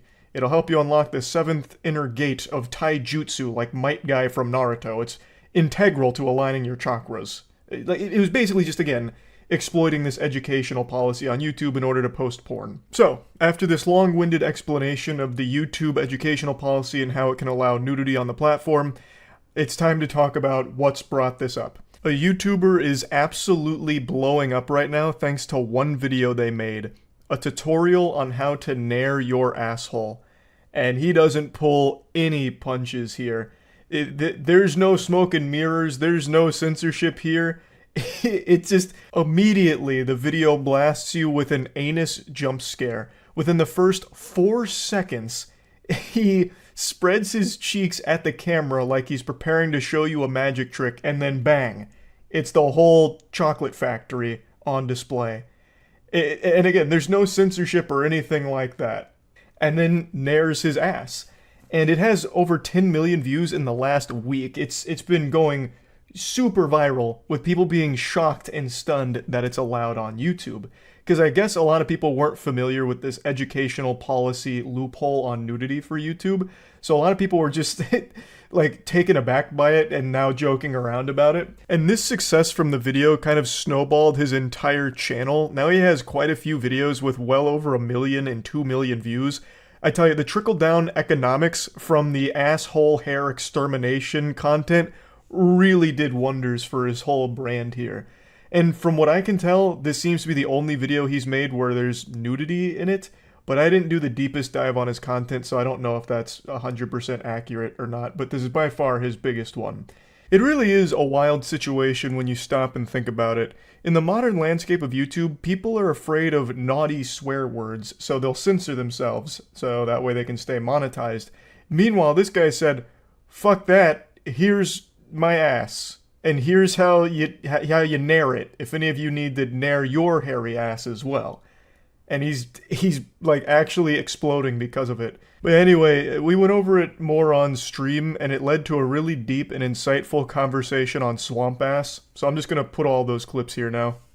There's a YouTuber named Kevin Leonard who used nair on his butthole on camera. People keep saying that. Is this like a really popular video or something?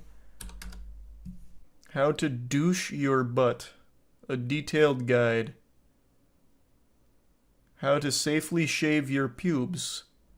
Butt plugs. How to finger your butt. Why you need to shart after he comes in your butt. And it just shows like full nudity? I mean, it's educational.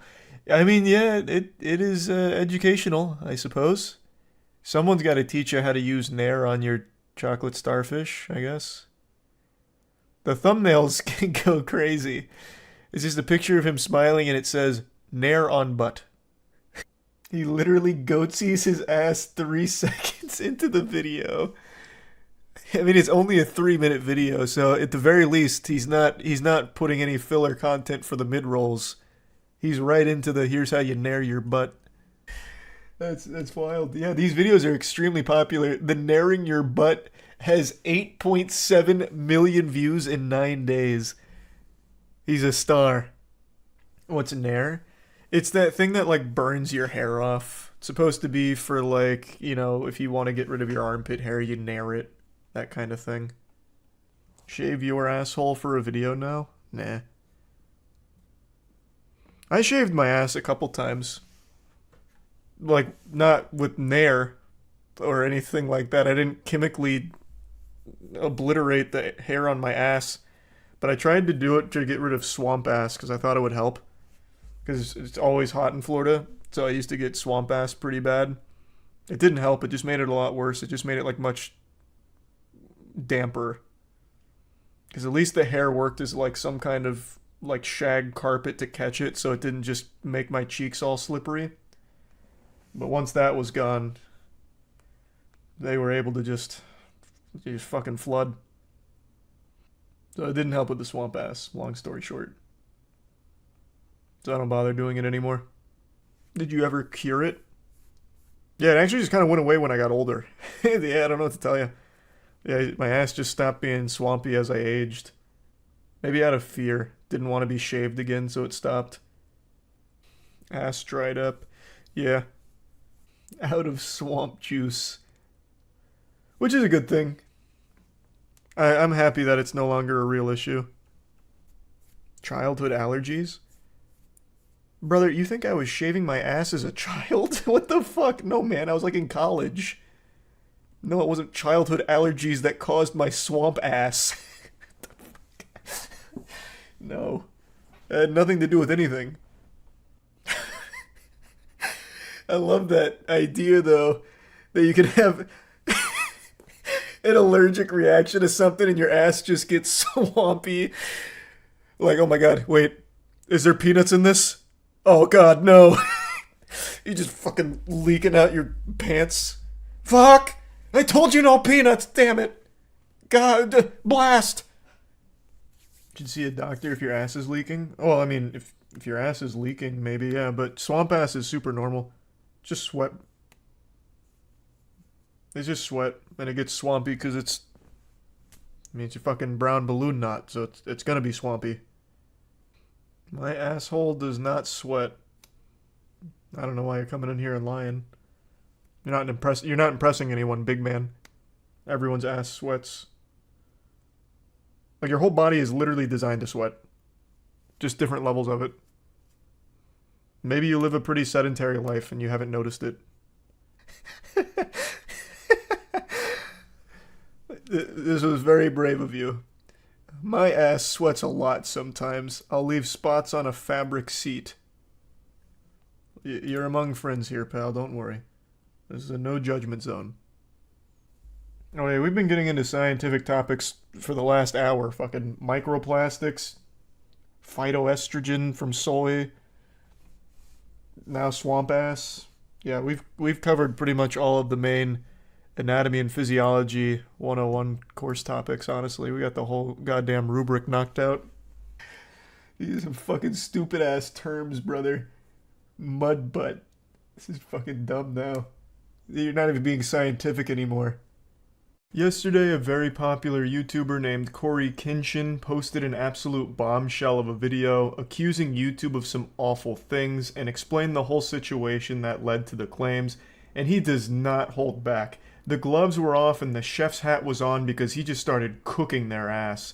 Now, of course, it's not unusual for a YouTuber to make a video criticizing the platform. It happens every day because YouTube is a company that very, very rarely gets anything right. So it's constantly catching more shit than a Walmart toilet, and rightfully so. But even with hourly uploads of everything wrong with YouTube, the problems that Corey Kinshin highlights are some that I haven't ever really even seen discussed before. The video's titled YouTube Racism and Favoritism, and it was actually the #1 trending video all day yesterday, and right now it's the #2, which means this is the front page of YouTube. This is the #1 video on YouTube, so I bet they're thrilled about that. Corey Kinshin has over 14 million subscribers, so this is a video that carries a lot of weight. You guys either play favorites, you are racist, or it's a mix of the two. These are the three options, YouTube. It's a pretty aggressive intro, but he is rightfully upset about unfair treatment he's been experiencing. So, after going through what he's gone through, he believes that there's only really 3 possible conclusions to draw from it, where it's either YouTube policy team playing favorites, members of the policy team being racist, or some combination of the two. Now, before getting into the specifics of the situation, I'd like to say I think most people have been aware of favoritism on YouTube for quite a while. You know, it's not exactly like the Krabby Patty secret formula. It's not hush hush. I think everyone has recognized that there is some level of favoritism on the platform.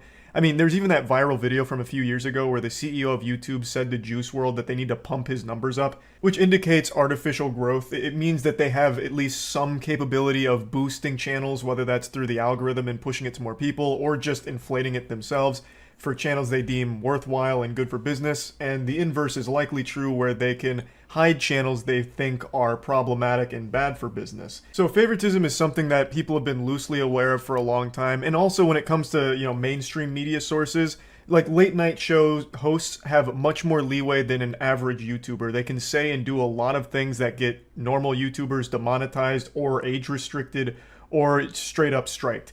And that doesn't apply to the big boys in the scene. So favoritism is something I think most people know exists on YouTube. That's not like a conspiracy theory. However, the claims that Corey is about to make against the YouTube policy team in regards to racism are pretty interesting. August 18th, I uploaded The Mortuary Assistant.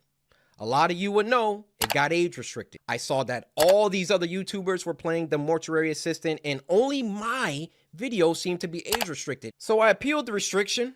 Hey guys, I'm not sure why mine got age restricted. Could you look into this? Appeal rejected. This isn't the whole situation, it's just the beginning. I already want to talk about something in particular though, the appeal system. Corey mentions that after appealing, he was denied, rejected pretty quickly. That's the norm. I can count on one hand the amount of times I've ever even heard about an appeal being overturned. That just never happens. The only time an appeal doesn't lead to rejection is when you make a trending hashtag about it on Twitter. You make a big hoopla on Twitter and then YouTube will go to your appeal and, you know, make it in your favor. But if you don't do that, if you don't stir up a shitstorm and start throwing sand in YouTube's face on Twitter, they won't bother. I'm very confident that there is no human being in the review process for appeals. In fact, I would wager my anal virginity that there is no human being that looks at appeals. And if I'm wrong, then I fully invite the YouTube policy head to come raw dog me. I am so fucking confident that there is no human being that looks at those appeals, because they always, almost always, end in rejection and standing with the initial decision, even when it's blatantly wrong. The algorithm makes mistakes. But the appeal is supposed to bring a human being into the equation to look at it, investigate the case, and decide whether or not it was an algorithmic error or a correct enforcement. And there are times where it was just outright incorrect, just outright wrong, and they will still stand with that decision. So I just don't think the appeal system works. That needs a drastic overhaul ASAP. Only my video got age restricted. My YouTube rep, who isn't on the policy team, he looked at my video and he said, hey, it could possibly be this part at the end about it. So I looked at that part.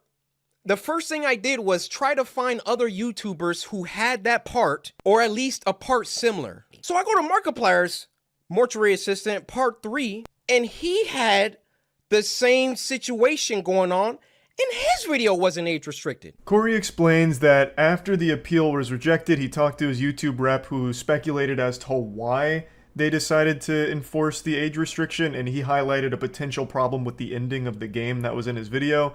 So Corey then went to other videos to try and find that exact same part, and he found it in one of Markiplier's videos, which wasn't age restricted, yet had the exact same content that Corey's did. So he was left confused. Why is Markiplier's video okay, but his isn't? Now I want to immediately squash the argument I know a few people will make that Corey Kenshin might not be as advertiser friendly as Markiplier, which is why Markiplier is being favored by YouTube here. That just doesn't work, because Markiplier still says bad words. He'll say fuck and shit and damn, you know, he'll squeeze in some naughty words. Corey Kenshin is squeaky clean. He doesn't say any naughty words. He even censors bad words in the games that he plays in the videos. He is the more advertiser-friendly creator. So it's not just YouTube playing favorites for whoever's more advertiser and brand friendly. It's not the case, because if it was, Corey would be the winner there. So it definitely has to be something else at play for why they demonetized Corey and not Mark. Now, if you've been around my channel for a while, you might remember I went through an almost identical situation a couple years ago. I made a video on a fake road rage incident and got an entire strike for it from YouTube, a policy guideline strike from YouTube for it. And I found that exact same clip that I was talking about in one of Markiplier's videos that wasn't age restricted, demonetized, or anything. I was so angry. I was wiggling in rage. I was so upset. I couldn't sit still in my chair, so I made this video talking about it, and then I made a big stink on Twitter. And Markiplier actually came to my rescue, like a fucking hero of justice, a symbol, like Batman. He came in and said, "Fair is fair, where is my strike, YouTube?" And YouTube responded, not by getting rid of my strike, but by striking Markiplier's video as well. So now both of us ended up with a strike, and Markiplier made a video talking about that, and eventually YouTube decided to rescind both strikes, saying that it was an overreaction to things and it was a mistake on their part. But obviously you can see the problem here. They're not enforcing their rules equally across the platform, and they're just not enforcing them properly at all. There was no reason that video should have ever resulted in a strike by any stretch of imagination. I can understand the algorithm having a bit of a oopsie, a little boo-boo there, and mistaking a fake comical road rage for a real incident, but the appeal process is supposed to come in there where a human being looks at it and within 3 seconds should be like, oh, this is clearly a joke. But that never happened because I don't believe humans actually review the content. I'm getting sidetracked. Point is, the rules aren't enforced appropriately or equally. So a kind of similar situation, but not exactly the same as what Corey's been going through with YouTube here. However, I do find it interesting that Markiplier is present in both of these cases. I feel so bad for Markiplier. He's done nothing wrong. It just keeps getting dragged into these disputes here with YouTube. So I send the video to my YouTube rep. I say, hey, Markiplier has this situation in his video, but his isn't age restricted. Could you send that to the policy team and see what they say about that? They came back and they removed my age restriction. They took it off after they already rejected my appeal. I expected them to triple down and give Markiplier an age restriction too. But they looked at Mark's video and they used that to verify my innocence. After being confronted with evidence, the policy team folds and gets rid of the age restriction on Corey's video, but he decides to press forward by trying to get an explanation for why it was okay for Markiplier and not okay for him. Why isn't it the same ruling, and why is it only now, after being confronted, that they decide to get rid of the age restriction after already denying his appeal? So I send my YouTube rep a lengthy email detailing my feelings about the entire situation. So my YouTube rep assures me he's going to continue this dialogue with the policy team. So another day, another 2 days go by, and what do you know? They re-age restricted the video. They re-age restricted the video. I say, no way did they do that. I go to Markiplier's video now, and now his video is age restricted. Yeah, it's pure pandemonium and chaos at the YouTube policy headquarters now. They re-age restricted Corey's video and then slapped Markiplier with an age restriction as well. So they panicked, clearly. After being confronted and after Corey's email as well as the phone call he had with the YouTube rep, they obviously caught wind of what was happening. Corey Kenshin was wondering why he was being unfairly treated by the YouTube policy team. No one else got age restrictions, it was just him. So he pressed further, pressed harder, and the policy team reacted by bringing back the age restriction to him and Markiplier. So it's like, hey, no, look, everything's good now. Now everything's even, right? We enforce this equally across the creators, so we're good here, right? No, obviously. Corey is rightfully upset. He was treated unfairly. And since YouTube is so unbelievably shit at giving clear answers to anything, Corey can only speculate as to what happened here. And he draws the potential conclusion that maybe someone or some members of the YouTube policy team are racist. Maybe they targeted Corey because of the color of his skin. And it's not a far-fetched thing to think either. In fact, Ludwig, when he interviewed Susan, and Ludwig also made a Mogul Mail talking about this exact video I'm talking about and brought up some great points, the strongest one being is there are human beings on that policy team, and there are sometimes biases with members of those teams. You know, they're human beings, and some of them are going to have biases. And there is the potential that someone there is sexist or racist. And Ludwig brings up good points about that. For example, his girlfriend's podcast gets demonetized way more than his does. And so he brings that up. Susan, the CEO, denies that it's a possibility, but it is a real possibility. And Corey is absolutely right in thinking that it could be a real possibility that someone on that policy team that has the decision-making power might be racist. Why was Corey the only one getting age restricted?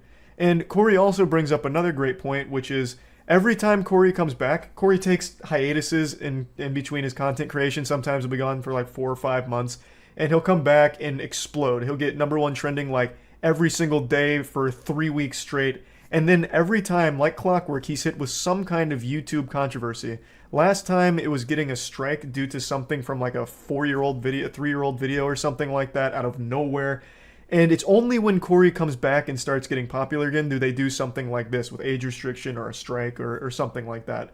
But in the breaks he takes, like the 5 months, the 9 months that he's not on YouTube, he never has problems. They don't strike anything. They don't, age restrict anything. It's only when he's back being popular that this kind of issue arises. And it's always over nothing. Like I said, Corey is probably one of the most advertiser brand-friendly content creators there is in the gaming space. He doesn't say bad words or anything bad.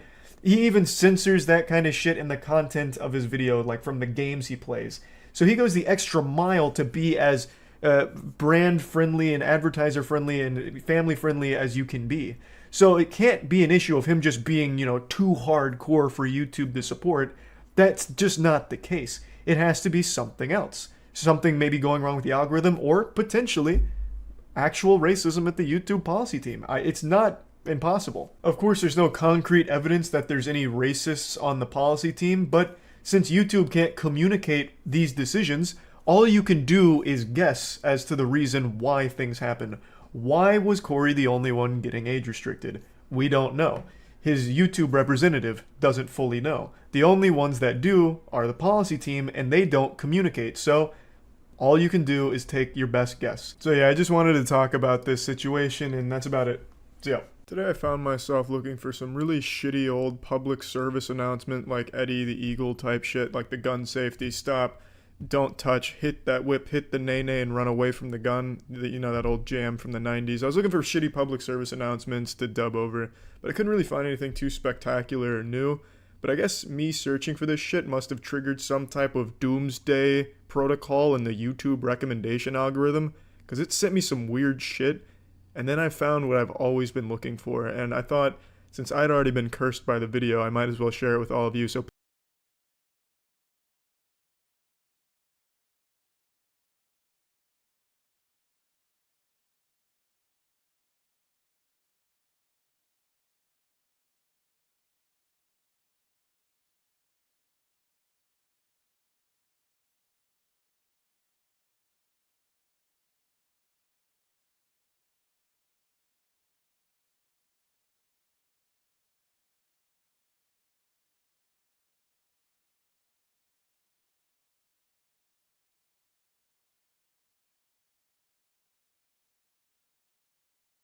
YouTube comments have become synonymous with degeneracy.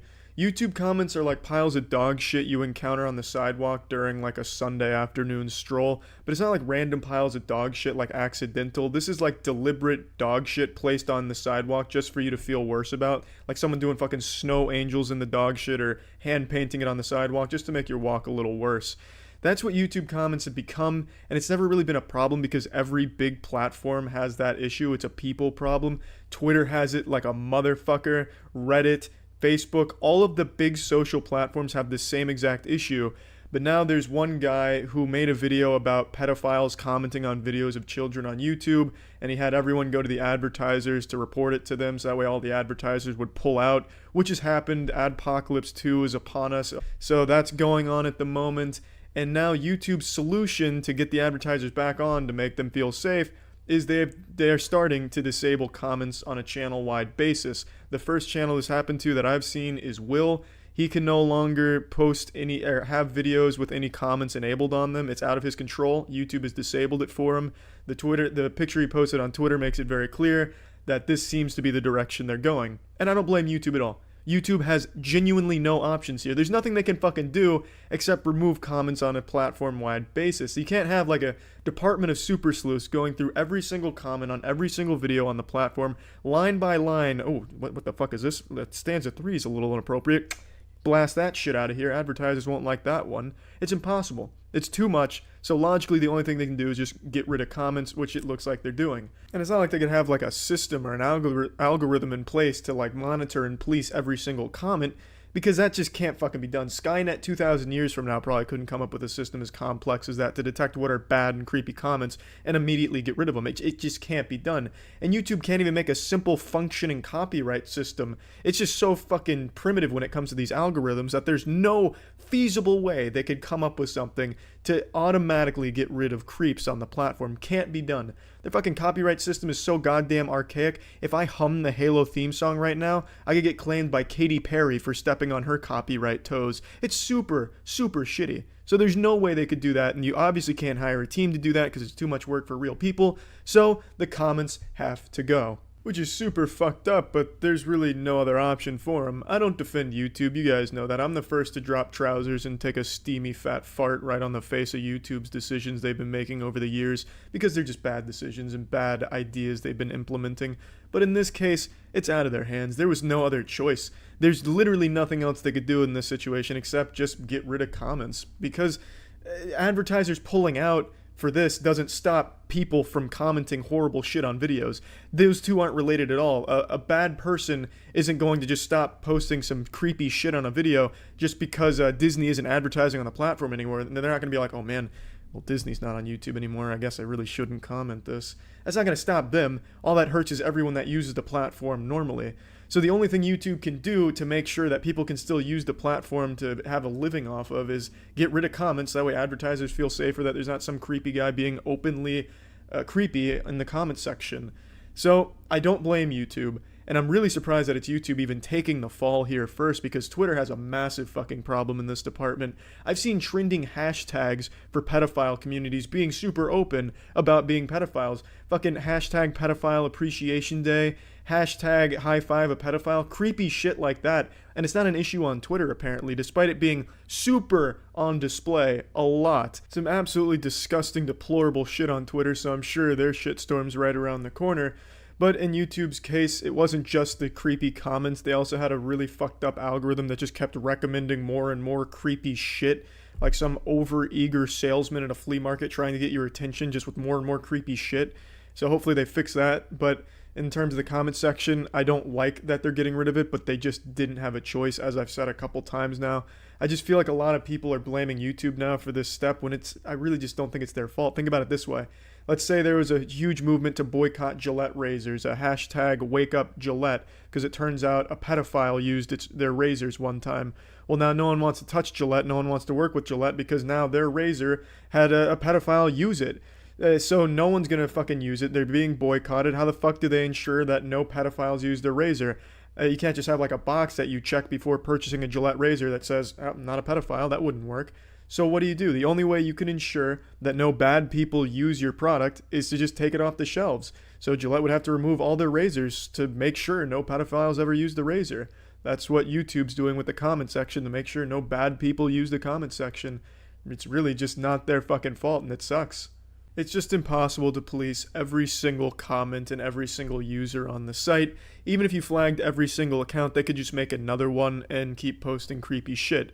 I wanted to just make this to let you all know why the comments will likely be disabled on my videos, because it's out of my hands. It seems like this is the route they're going, and I'm sure my account will be hit by it as well. It wasn't me that turned off comments. I wanted to keep reading your screeching comments about my hair being too long and how it needs to be cut. I also really wanted to keep diving deeper into, haha, this guy's embarrassingly short at 5'6". Those were some quality fucking top-notch comments, and I wanted to keep reading that top-shelf comedy. It wasn't me that turned it off, is the point I'm making. And sarcasm aside, I think the comment section on any platform is extremely valuable. I think it's a very important component to have in anything, to have feedback, to be able to read what other people are saying about it. And even more importantly, it puts Justin Y out of a job. That man has spent 24 hours a day over the last fucking 2 years commenting on every single video on the site. It's incredible. And now that man's, the fuck is he gonna do? Justin, I'm sorry, man. I hope this doesn't go through. I wish you Godspeed. But again, not me that's going to be turning off the comments if it happens to me, and I'm sure it will. Just wanted to let you all know. And that's rest in peace, YouTube comment section. You had a good run. Take it easy, everyone. See ya. Yesterday, September 20th, 2019, was a historic day on the internet.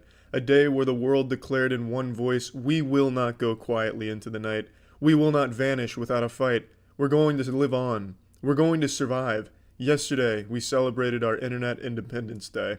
It's actually the president's speech from Independence Day. I memorized that shit because I fucking love that movie. Obviously, it's a little different here. We're not fighting aliens. We're fighting robots at YouTube. Either way, the statement stands. Yesterday was massive. I made the video talking about YouTube and the whole verification scheme they were running. Little Ponzi scheme they tried to slip into our drinks trying to roofie us with that garbage.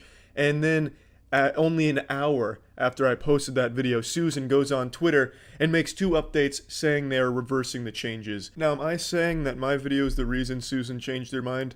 That's exactly what I'm saying. But this is huge for the internet because everyone banded together and actually made a change on YouTube, which has never happened. In the 13 years I've been on YouTube, not once, not a single time have I seen them reverse an update or a change they've made. And I mean that in no exaggeratory manner. I have never, ever, ever seen them reverse even the most counterproductive and just batshit insane fucking lunatic ideas that they pass on this site. I've never seen them backpedal on one until yesterday. We just chipped the Titan's armor on this one. It's unreal.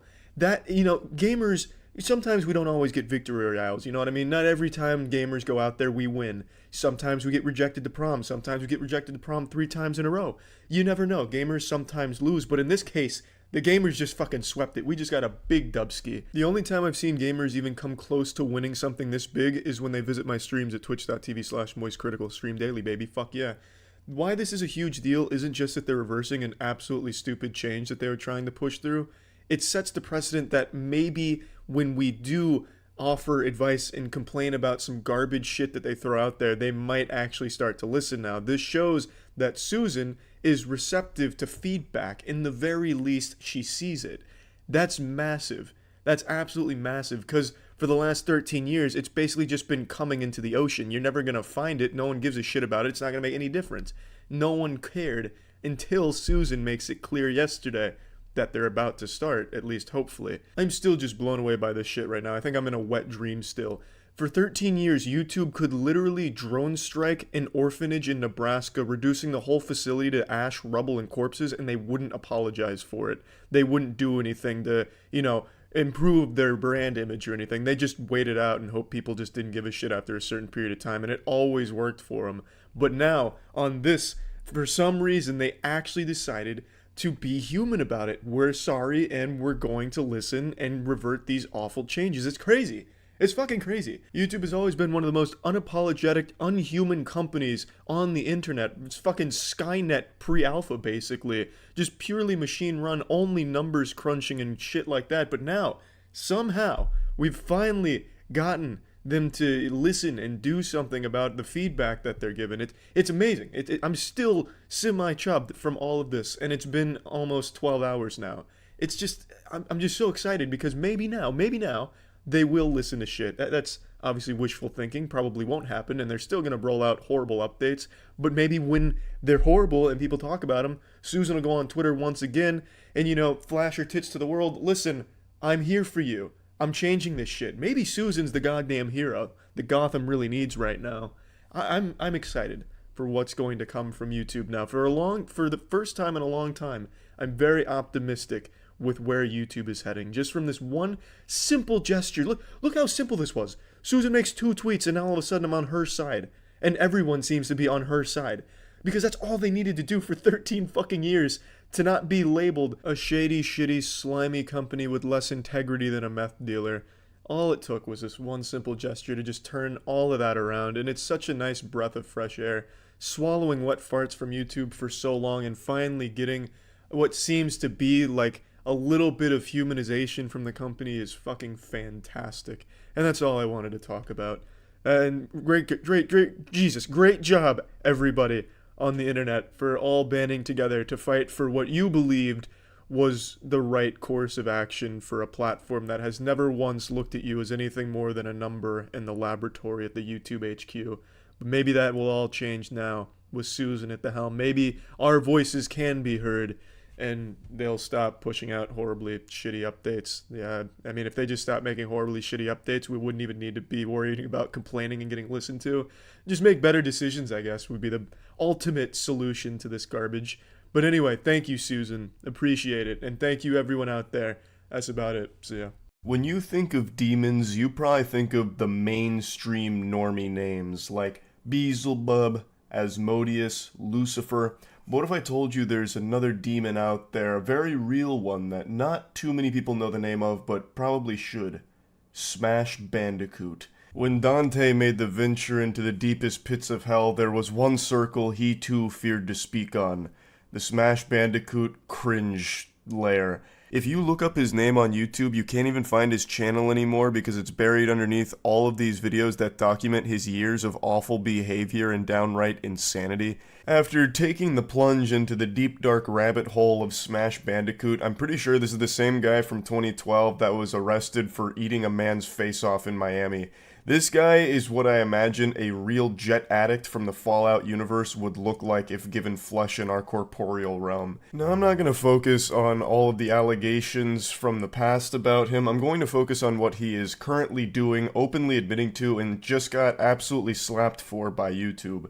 This is less of a video about Smash Bandicoot and more of a video about a huge YouTube W. So, Smash Bandicoot recently concocted a nefarious scheme to falsely copyright strike channels that he didn't like. So, he targeted a YouTuber named Cartoonshi. He flooded the channel with 3 copyright strikes, which then put it on the 7-day doomsday clock for Judgment Day. If you don't know how the strike system works on YouTube, if you get 3 strikes, you lose your channel in a week unless you prove that they're a bunch of malarkey, the claims aren't real. So Cartoonshi was facing channel termination. He also wasn't the only one that Smash Bandicoot was doing this to, and he didn't have any real grounds for striking. They were fraudulent, and he celebrated the fact they were fraudulent openly, blatantly. So apparently this guy named Smash Bandicoot is copyright striking someone that he doesn't like. And their account is in a bad spot right now because of it. He's attempting to dox him and get his channel banned. Okay. So Smash Bandicoot is a YouTuber? Smash Bandicoot has harassed not only Cartoonshi, but also myself and various other creators. This person is removing content that includes nothing he made in what is clear bad faith, and then tagging YouTube. Just spamming fucking die. Man, this guy he is on the crack pipe. Yeah, this man's got a whole Lord of the Rings movie covering Smash Bandicoot. And I am tempted to take the plunge. This is apparently Smash gloating on one of his many accounts that he likes to make where he's celebrating this and acting as if he's some kind of omniscient god figure who's, controlling the hands of fate, the puppet master. I will not deliver the 3rd strike, which he eventually did. This is a mere lesson. If he wants to continue making content, he can, but I will not revoke. In exchange for letting both of you get set free, however, you must tell me who are the content creators both of you have friended on Discord, delete the recording and guide me, then I shall set you both free. For once, don't be a pathetic, arrogant, and not gonna continue forward there. He was trying to use these strikes as a way of getting back at people he didn't like. Now, the bad blood between all of these people in Smash goes way back over nothing. This is a mentally unwell individual that needs professional help, for sure. Like I said, I'm not getting into all of the allegations over the years they've been a nuisance, but it is some weird, not good shit. So this has reached the boiling point. He's harbored this grudge for 4 years and then came up with these strikes. He's claiming certain things about these videos that he has absolutely no right to, and as you saw, he openly just celebrates that they're not legitimate, but he's able to abuse the system, which has been a problem on YouTube for a long time. So, obviously, Cartoonshi and the other YouTubers that have been falling victim to this were panicking about it, thinking they were going to, lose their channel or just being like a terrible standing on the platform.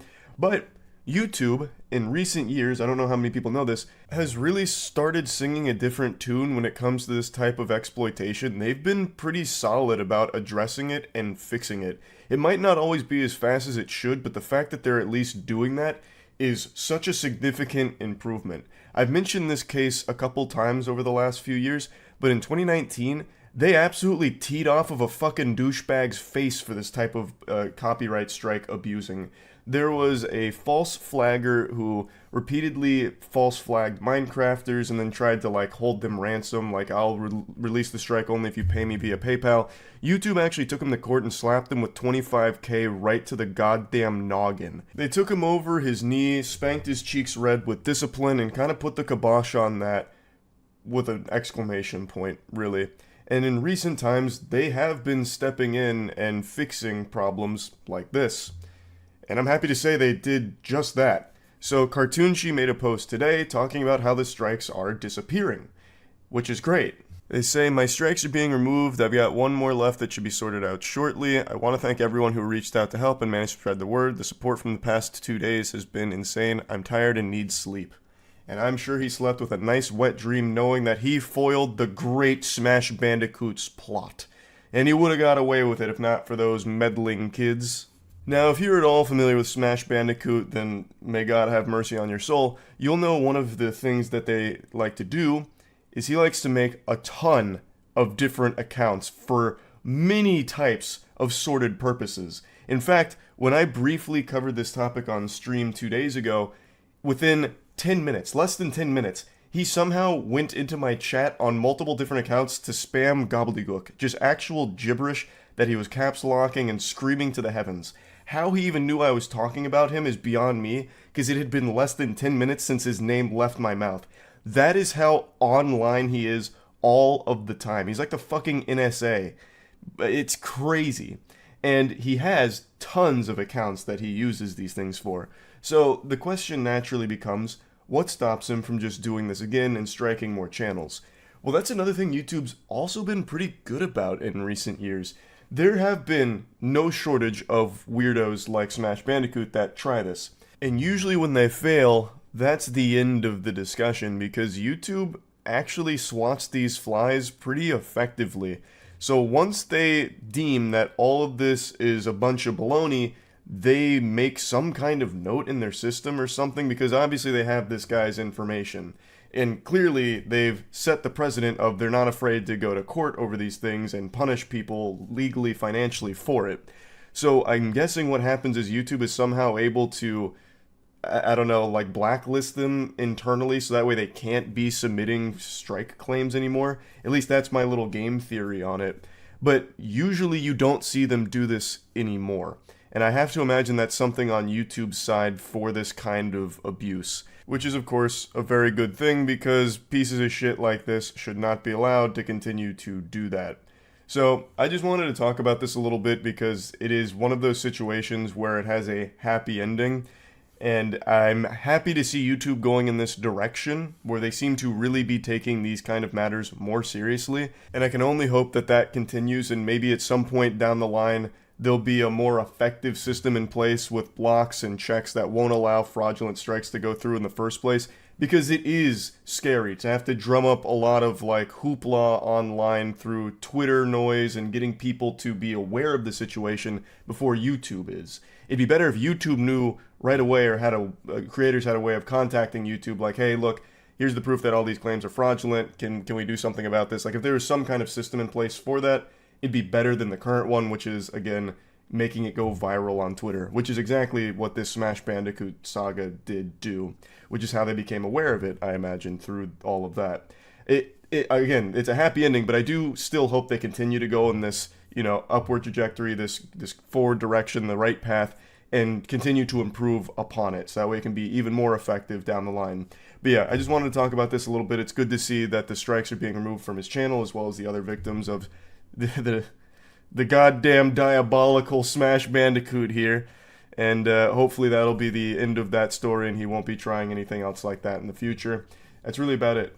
So yeah. This is a topic I touch on at least once every 8 or 9 months, roughly, like clockwork, because YouTube is engaged in this bloody struggle against ad blockers. They are very much trying to dissuade people from using them, and in doing so, they've come up with all kinds of nefarious schemes to try and get you to buy YouTube Premium or just disable the ad blocker entirely. So that way, you can get served ads, or you're at least paying to not get served ads.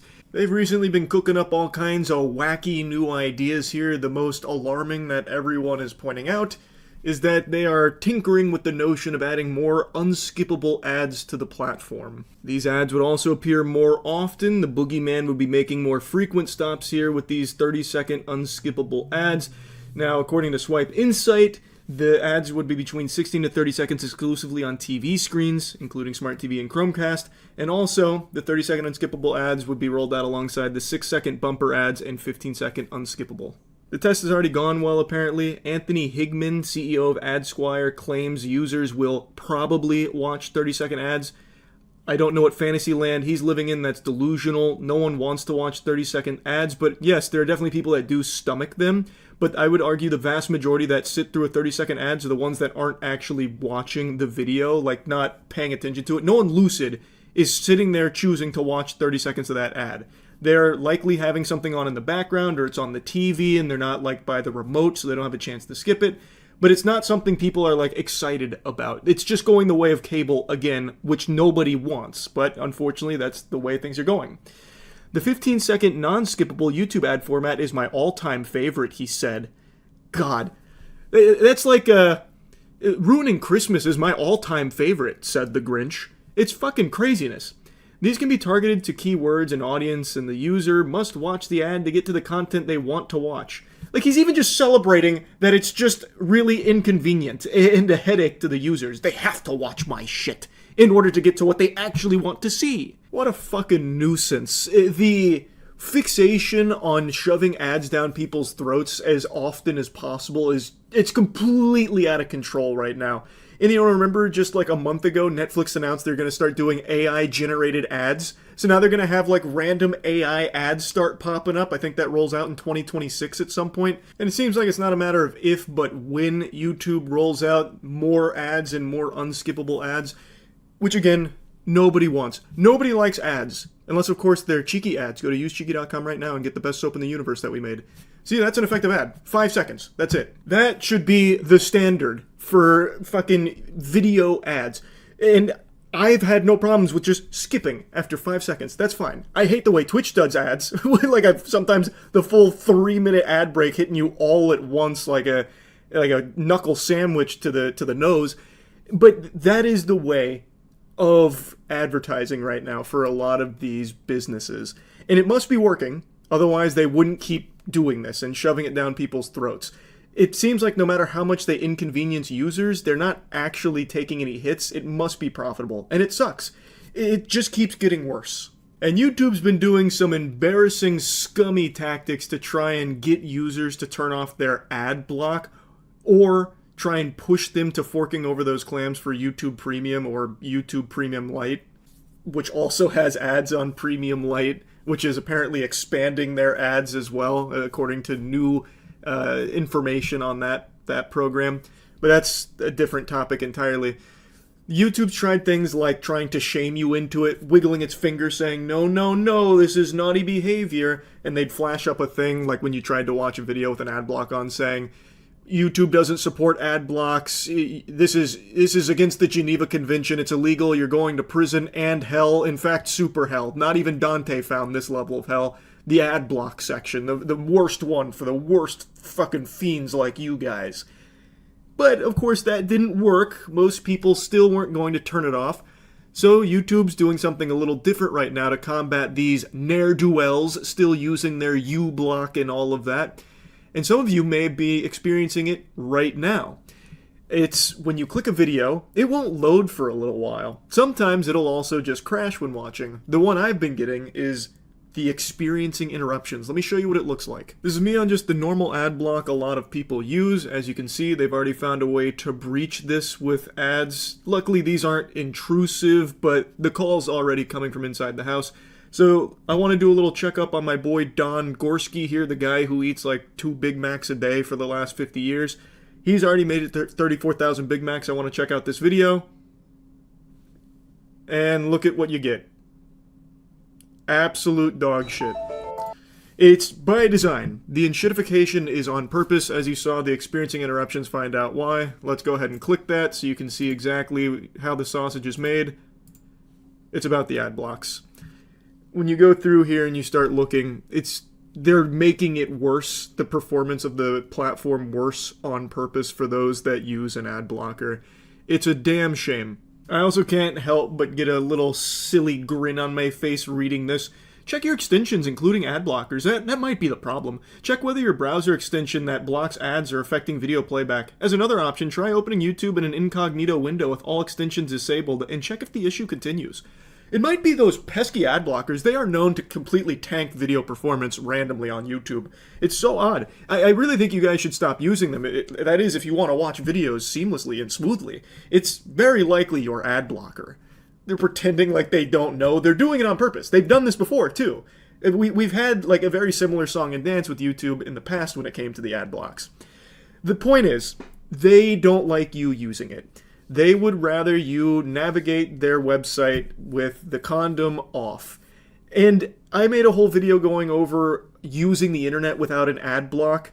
It's foul, to say the least. The main bulk of the internet treats ads like Bonnie Blue treats penis. Like, there is just all over the place, everywhere, and it doesn't stop. Look at how unusable this website is. Like, I understand it's Daily Mail. Like, this is about as low as it gets. But this is just the epitome of modern internet usage without an ad block. This exact format is repeated on so many other sites. And in some other sites, you'll even have like the banner ad up here and you don't even get to see the article. But just look at this. Auto-playing ads out the wazoo. Some of them just repeated. It's craziness. It's you cannot use the internet without an ad block. I personally think it should be illegal to have a website set up the way Daily Mail does and so many others like it. And it should also be a big no-no, like frowned upon, if not illegal, to try and convince people to turn their ad block off by giving them a worse experience on purpose, like punishing them for using it. It is a necessity to have an ad block. It is like a basic human right when it comes to the digital age to have an ad block installed on your system. Another very crazy thing about all of this, at least to me personally, I find it fascinating, is YouTube is so focused on ads and like trying to bring down ad block. That's the villain in their anime. Yet they let any ad fly on this platform. I just made a video about those AI robot dog ads that keep getting served to people on YouTube and how they're an actual scam. When you try and place an order, what you get is nothing like what's advertised, and it's not even a real product or ad in the first place. Those kind of AI ads that aren't actually even real, they're just full-blown scams, they're running rampant right now. Also, there's just blatant porn sometimes that comes through on YouTube, like full-blown. There's also sometimes those like 2-hour ads, which is like someone just doing like a Minecraft Let's Play. Like, there is no vetting process at all, it seems, for ads in the first place. So sometimes, if you're not using an ad block and you don't have YouTube Premium, YouTube might just get you scammed. YouTube might just get you actually out of money on your end through fraudulent business practices that are being served to you. It's like it's not even safe to use YouTube without an ad blocker. Yet they're trying to get you to do that by making the platform run worse. It's so low. I really cannot stand it. But anyway, I'll stop yapping about it. This is just a topic that rears its ugly head pretty often because YouTube is so fixated on it. And you hate to see it. That's really about it. So yeah. There's a few things that everyone knows human beings can't live without. Water, air, a nice smile.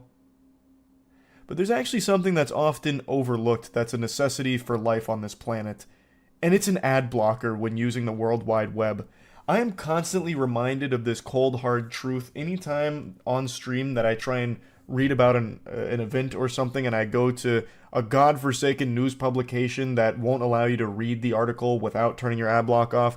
And eventually, after putting up a big stink, I just give in to the dark side, turn off the ad blocks, that way I can get the information about whatever I was trying to research and learn about. And 100% of the time, without fail, it's just a massive headache, just this visual nuisance, all this clutter with an inundation of ads that seems like it's some kind of scene from a 90s movie where you get hacked, where it just has like, virus detected, go here for good porn, your doctor doesn't want you to see this, that kind of shit, just popping up all over the place.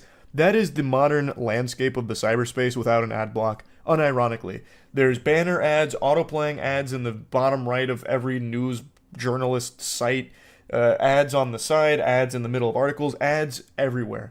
But what I didn't know until today is that if you try and watch a video on some of these mainstream media sites, you get an ad every 2 or 3 seconds. And I'm not exaggerating. And when I say you get an ad every 2 to 3 seconds, I don't mean you get like a banner ad. I mean you get like a full 20 to 30 second video ad that pauses your video to play that ad.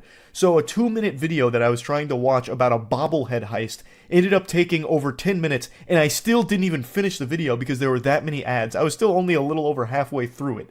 It is absurd. It's unusable trying to navigate through the internet without an ad block. It is crucial. I would argue it's like a basic human right at this point to have an ad blocker when using the internet. It is that fucking atrocious. Just check this out. Did you hear about the Pittsburgh Penguins bobblehead heist that just happened? Someone earlier came in here like there was some on-the-ground, boots-on-the-ground reporter going over that saying, Charles, something huge just happened in Pittsburgh. Is that what it is? There was a bobblehead heist? I thought they had, like, burned down, like, the entire, like, Pittsburgh facility for the Steelers or something. So they stole bobbleheads? Are bobbleheads, like, easily resellable? Do you make a lot from stealing bobbleheads? Because said bobbleheads have been stolen in a... Oh! Not the ad. Good heavens, why? And it got me thinking, you know, who's having the worst seat? Thanks a membership, Tamago. Ready? Oh my, you can't be serious. The back-to-back? Heavens to Betsy. The memorabilia were meant to be handed out to fans in celebration of 52-year-old who played with the Penguins from 1990 to 2001. This year. And you could certainly nominate the Pittsburgh Penguins for that. Kyle Dubas, their general manager, and some people around that team, for some reason, thought... Oh my good, what is... Who? Oh, is this what Purgatory's like? Is it... What is this? You get 3 seconds of a video and then 25, 30 seconds of an ad? Is this the future? Holy shit. That this team That's got to be it, right? Close to contending for a Stanley Cup, or could contend for a Stanley Cup. They went out, they got Erik Karlsson, they got Riley Smith, they got a bunch of veteran guys. Things have gone sideways. Oh my god! What is... No way! This website needs to be banned. ASAP. Whoever owns this site needs to be thrown in jail. What?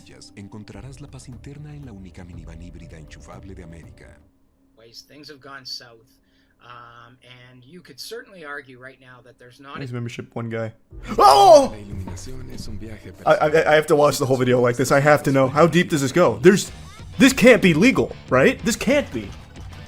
There's no fucking way. How do you even use the internet without an ad block? You can't even watch this. Have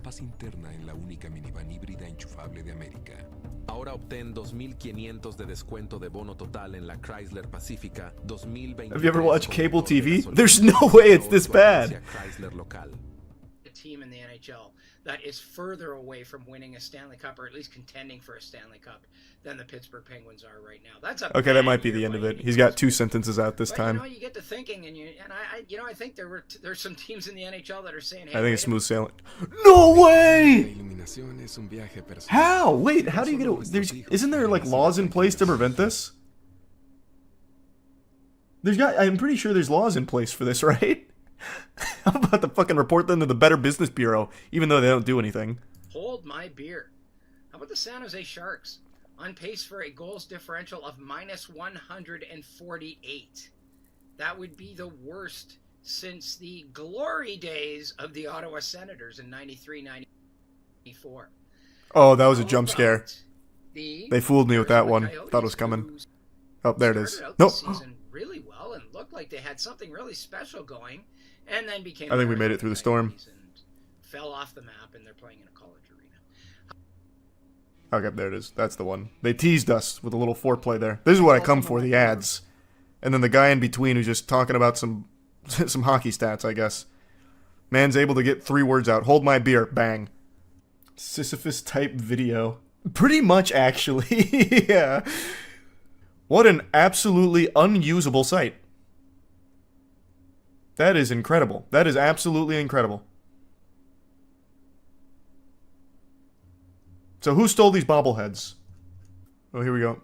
Immediately, amused hockey fans pointed a collective finger at one suspected culprit, zeroing in on the Philadelphia Flyers' 7-foot-tall, irreverent, and slightly unsettling mascot, Gritty. Jesus Christ, wait, their mascot is Gritty?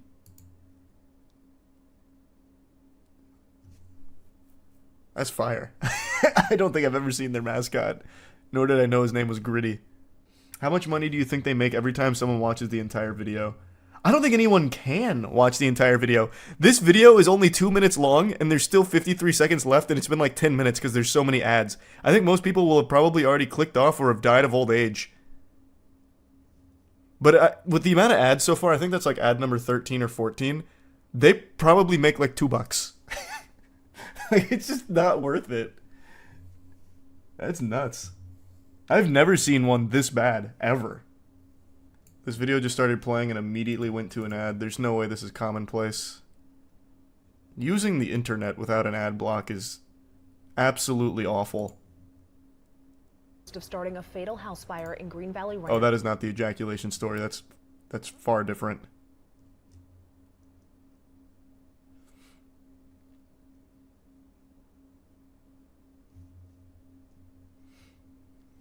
Fort Collins police services said the investigation began in Gillette.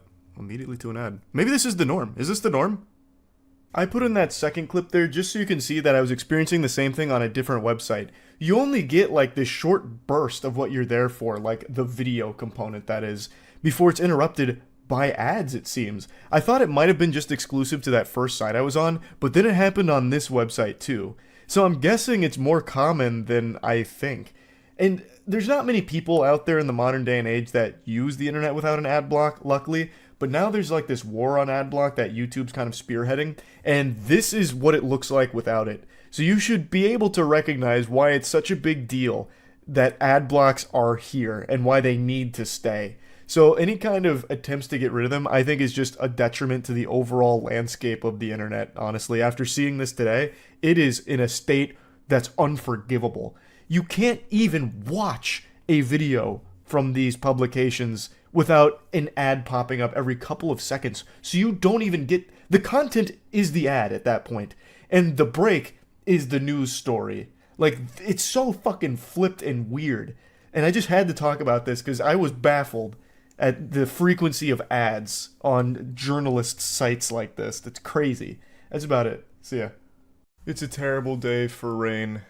I'm wearing black because we're mourning. It didn't feel appropriate to put on a white shirt and have my bubbly, happy-go-lucky, enthusiastic self here today when talking about such a serious topic. YouTube is currently running an experiment to crack down on ad blockers. Some of you may have noticed over the last 24 hours your ad block is no longer functioning on YouTube and you're getting a message about it. This is our first casualties of this long and bloody battle. The first mangled corpses littering the battlefield. The ad block champion for which we have worshipped for so long is starting to be attacked. Now, honestly, I'm surprised it's taken YouTube this long to try and fight back against the empire here of ad block. It's been around for well over a decade. I don't know a single person under the age of 50 that even uses the internet without an ad block. That's just a recipe for disaster.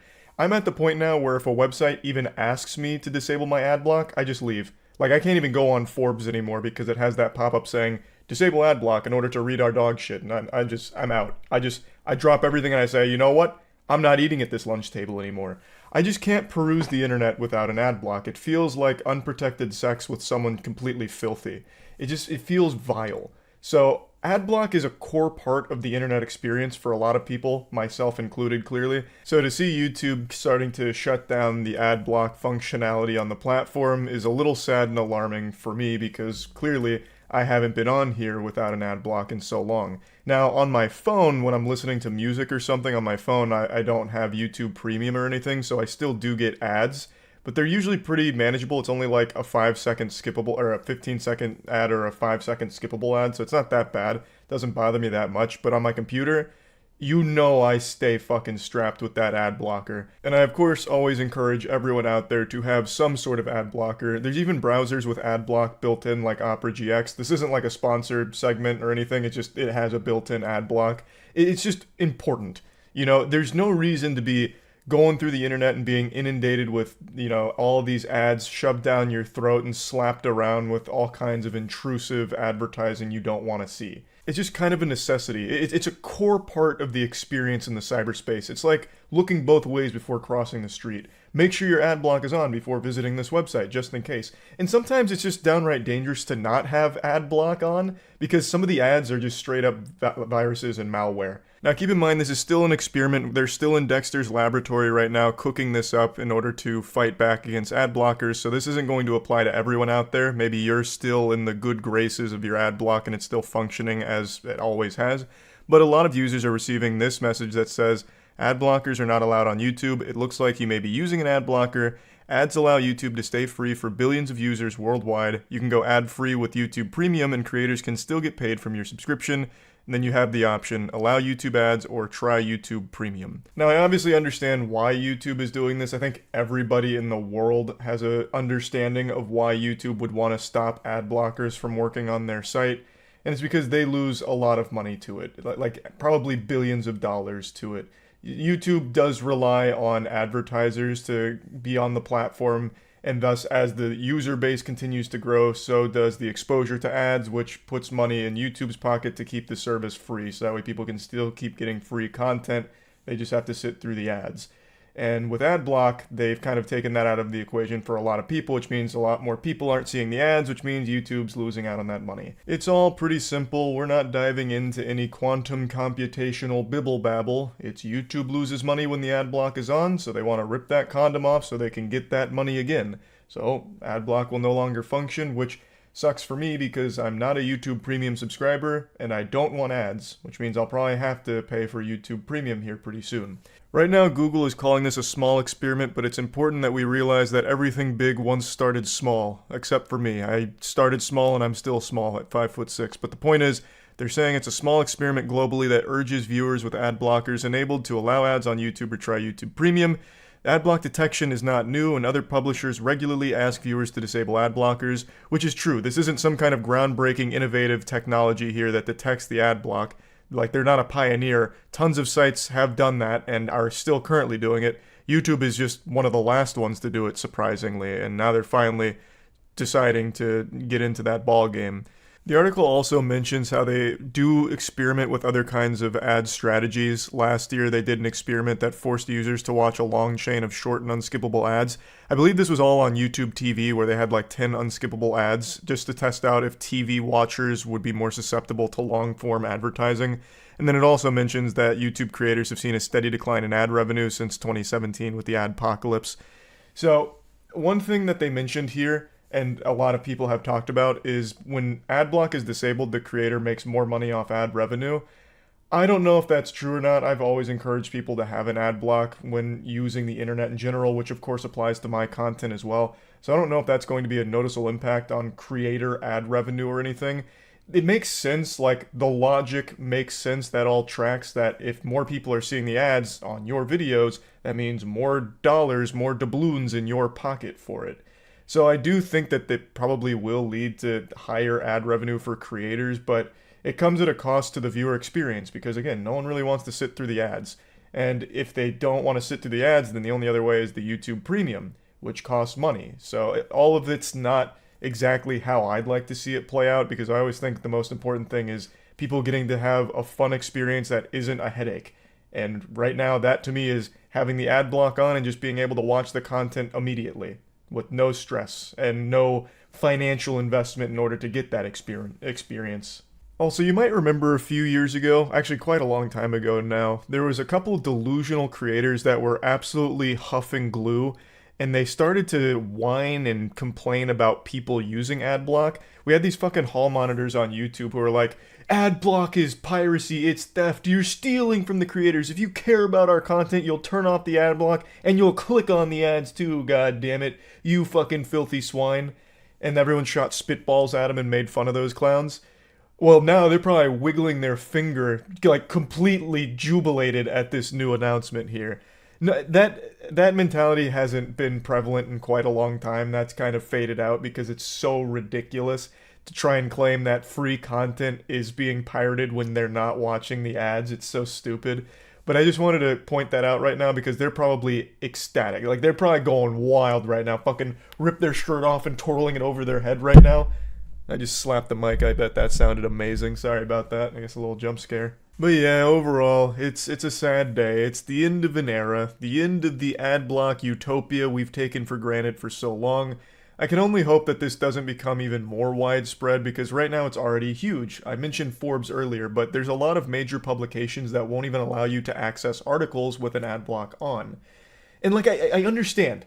All of these sites need advertising to survive. But the problem is the ads are way too intrusive. When you do make the mistake of obliging and turning off your ad block to go to these sites, you get like fucking 9 different ads all at once. You'll have like an auto ad that plays with audio on some sites. You'll then have like a drop down ad that'll come through which takes up like half the screen, and then you have 2 ads on the side.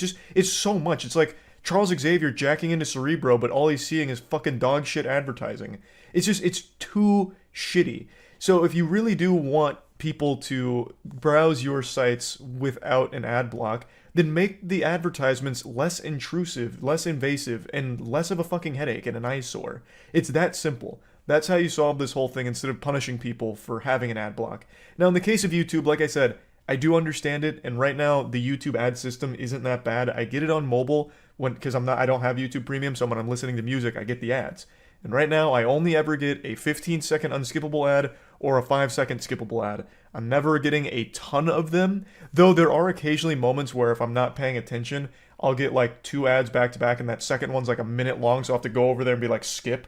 Because if I don't, then I get like an entire fucking short stories content worth of advertising. So they do have those sneaky little bastards snuck in there occasionally, but it's always skippable. So if you're just present, you can skip it. It's not that big of a deal. It doesn't bother me too much. But I probably will end up just getting YouTube Premium because I really don't want to be getting ads when I'm on the computer. So, yeah, just wanted to talk about all this. That's about it. See ya. YouTube loves ads more than P. Diddy loves baby oil. They have made so many decisions that all revolve around feeding people as many ads as possible and in many ways as possible. I'm sure all of you saw a few days ago they announced that they're officially fully rolling out the ads experience while a video is paused. So now when you pardon my phlegm, I had to go take care of business there. So now when you pause a video, you can be served an ad. They call it the pause experience. I love that nomenclature. That is so fucking silly.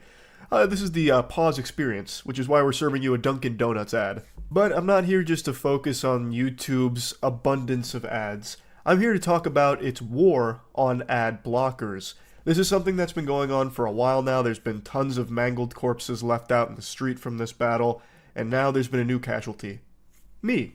So, I've noticed over the last few days, and I know I'm not alone, that YouTube has done a lot more to beef up its protocol against ad blockers. So, when I've been trying to watch videos on my account that is not a premium subscriber, I've been getting this notice. Video player will be blocked after 1 video. It looks like you may be using an ad blocker. Video playback will be blocked unless YouTube is allow listed or ad blocker is disabled. Ads allow YouTube to be used by billions worldwide. You can go ad-free with premium, and creators can still get paid from your subscription. YouTube lets you get 3 free samples in there with your ad block still enabled, but they hate ad block. They hate that more than P. Diddy hates security cameras. So they give you these 3, but once you finish your rations, they shut you down. They put the kibosh on that. They give you this. Ad blockers violate YouTube's terms of service, and then it's the same bullet point list there, and then you can't watch any videos going forward unless you disable it or pay for YouTube Premium. Now, this isn't new. I remember this rolled out like a year ago as kind of a soft launch where some users experienced this, but not all users. And uBlock Origin was able to get around this no problem. Now, I wasn't using uBlock Origin. I had this happen briefly a year ago, or maybe it wasn't a year ago. Time moves so differently when you hit 30. It's like entering into a fucking black hole. Everything's all cattywampus when it comes to the perception of time. But whenever it was, months ago, I had this happen occasionally for like a day or so, just using normal ad block, and then it went away. I'm guessing that it was just an experiment and they decided just to put it back in the fucking shoebox or whatever. But now we're back at the rodeo, and this has been going on for 4 days for me.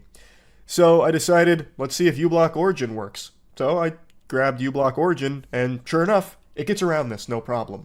But I can't help but wonder, how long will it last? Because YouTube is constantly trying new ways of feeding you ads and breaking ad blockers. Like, they clearly villainize it. It's very obvious. They're not pulling any punches. They're not trying to hide or anything. They are saying, if you use an ad blocker, it's against our terms of service. It violates it. So the fact that uBlock works is probably something they're not overly thrilled about.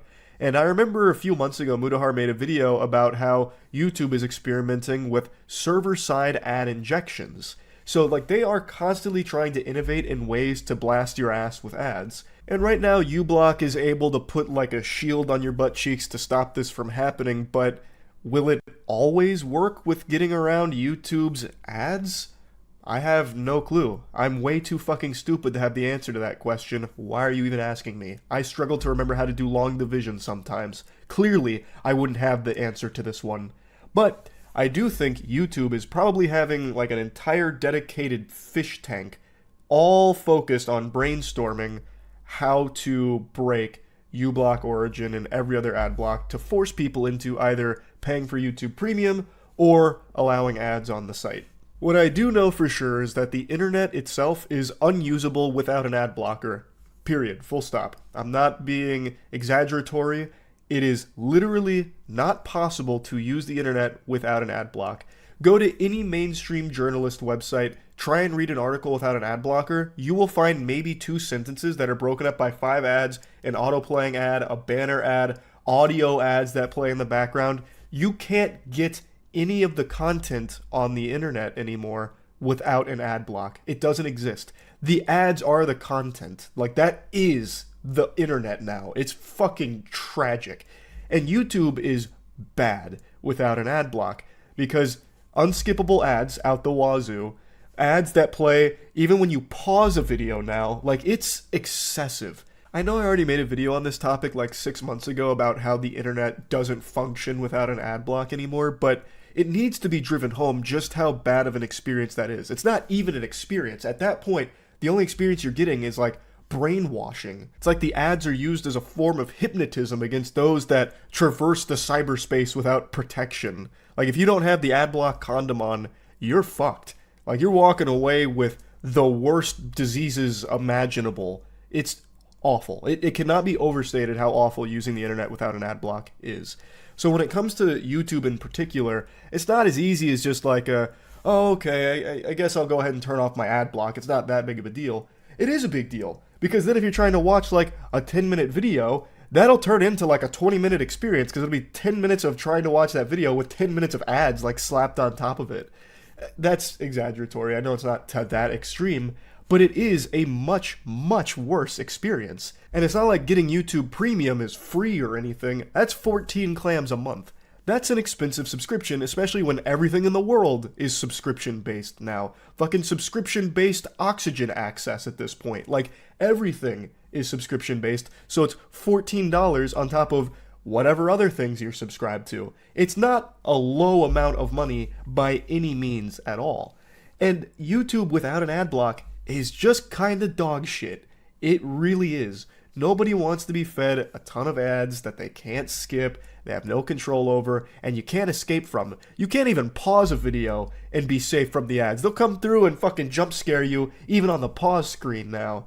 So it's not like a super simple thing to just be like, I'll go ahead and allow it. One tactic I've seen used a lot when it comes to this, the spin that gets put on it occasionally, is if you use an ad block, you're taking money away from the creators. By turning your ad block off, you're supporting them, you're able to help them get more money from the content they create.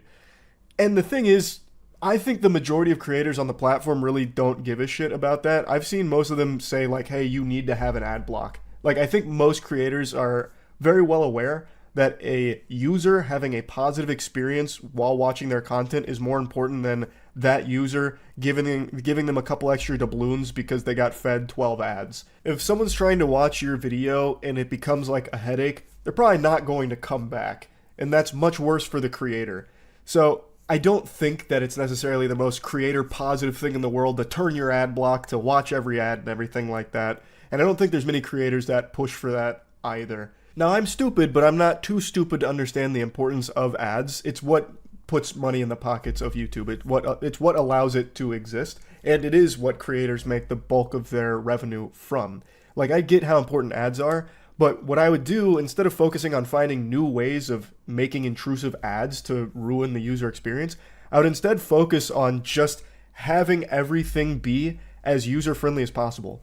I don't think there's a single person in the world that has a problem with skippable ads. You just get a few seconds of an ad, and if it's a good ad, you might stick around and finish it and see what it's actually advertising, but a lot of people aren't interested, so they'll skip it. And having it be unskippable doesn't necessarily help the product. If someone already is tuned out, doesn't care about it, and now they're annoyed because they can't skip it, they're not going to be getting that fucking product. At least, I don't think so, and a lot of them are just going to click out of the video anyway because now it's become a chore to even get to the video. Twitch is the biggest culprit of that phenomenon, where if you're watching a stream and you get fed like 5 30-second ads in the middle of the broadcast, most people leave the stream or get up and go do something while the ads are playing. They're not even watching the ad. So your marketing push has failed. Like, I don't think it's effective to do that. I think the most effective ads are the skippable ones. If you can hook someone... Man, I'm having voice cracks and, like, fucking congestion here. I'm finally feeling better from COVID a little bit, but man, I still sound like I'm hitting a new puberty. But skippable ads. You can get someone's attention in a short period of time. If you have, like, a banger ad, or if your product's a banger, like, you can get someone to actually sit through an ad if it's entertaining and advertising something that they might be interested in. But you could always just give them the option to skip it for those that aren't interested. I don't think there's any benefit to someone that's not interested sitting through your whole ad anyway. I don't think so, and skippable ads are just the best for users. Like, it's not close. Pausing a video and getting served an ad, I don't think anyone will ever positively engage with an ad that's served that way. I can't imagine a world where someone pauses a video, gets served a Dunkin' Donuts ad, and they're like, you know what? They're right. I need to order some Dunkin' right now. Like, I imagine a lot of... I imagine a lot of people will get served an ad like that and be like, man, fuck Dunkin' Donuts. Like, it's just... I don't think these are effective ad placements in the first place. Like, I don't think it helps advertisers, and it's an overall detriment to the user experience of the platform. So, yeah, I think ad blocks are crucial to the internet in the modern age. And YouTube waging war against them and doing their best to shut that shit down, I think is horrible. Anyway, though, that's about it. See ya. I have now entered a diabolical pattern of getting one night of sleep and then one all-nighter, so I alternate days where I sleep. I only sleep every other day.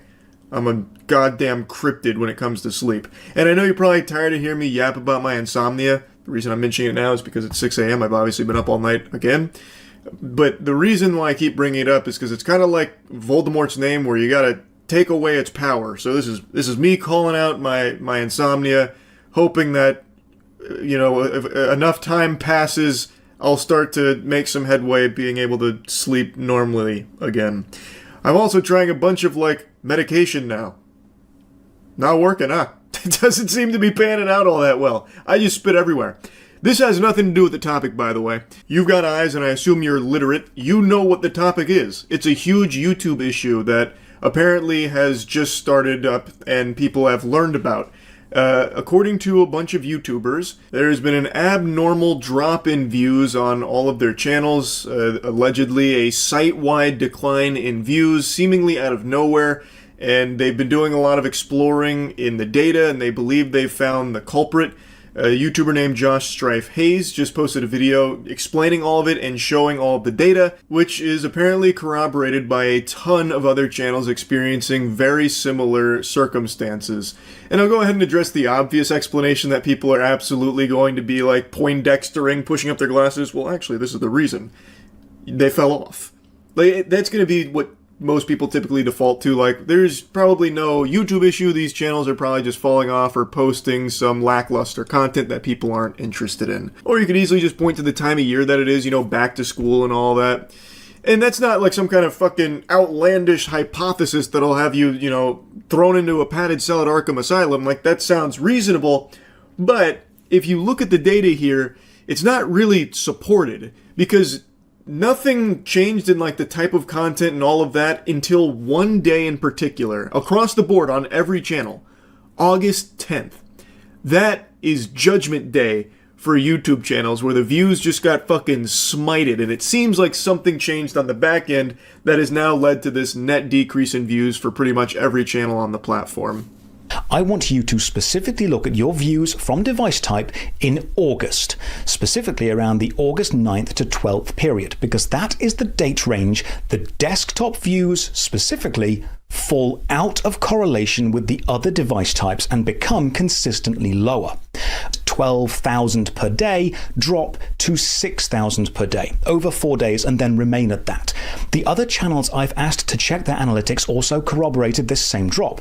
August 10th shows a substantial and sustained reduction in views from desktop source only, while not showing a correlation reduction from other device types. This is why I said that explanation of, oh, it's just the time of year, or, well, they must have just been posting cringe on main or some shit, just doesn't really work here.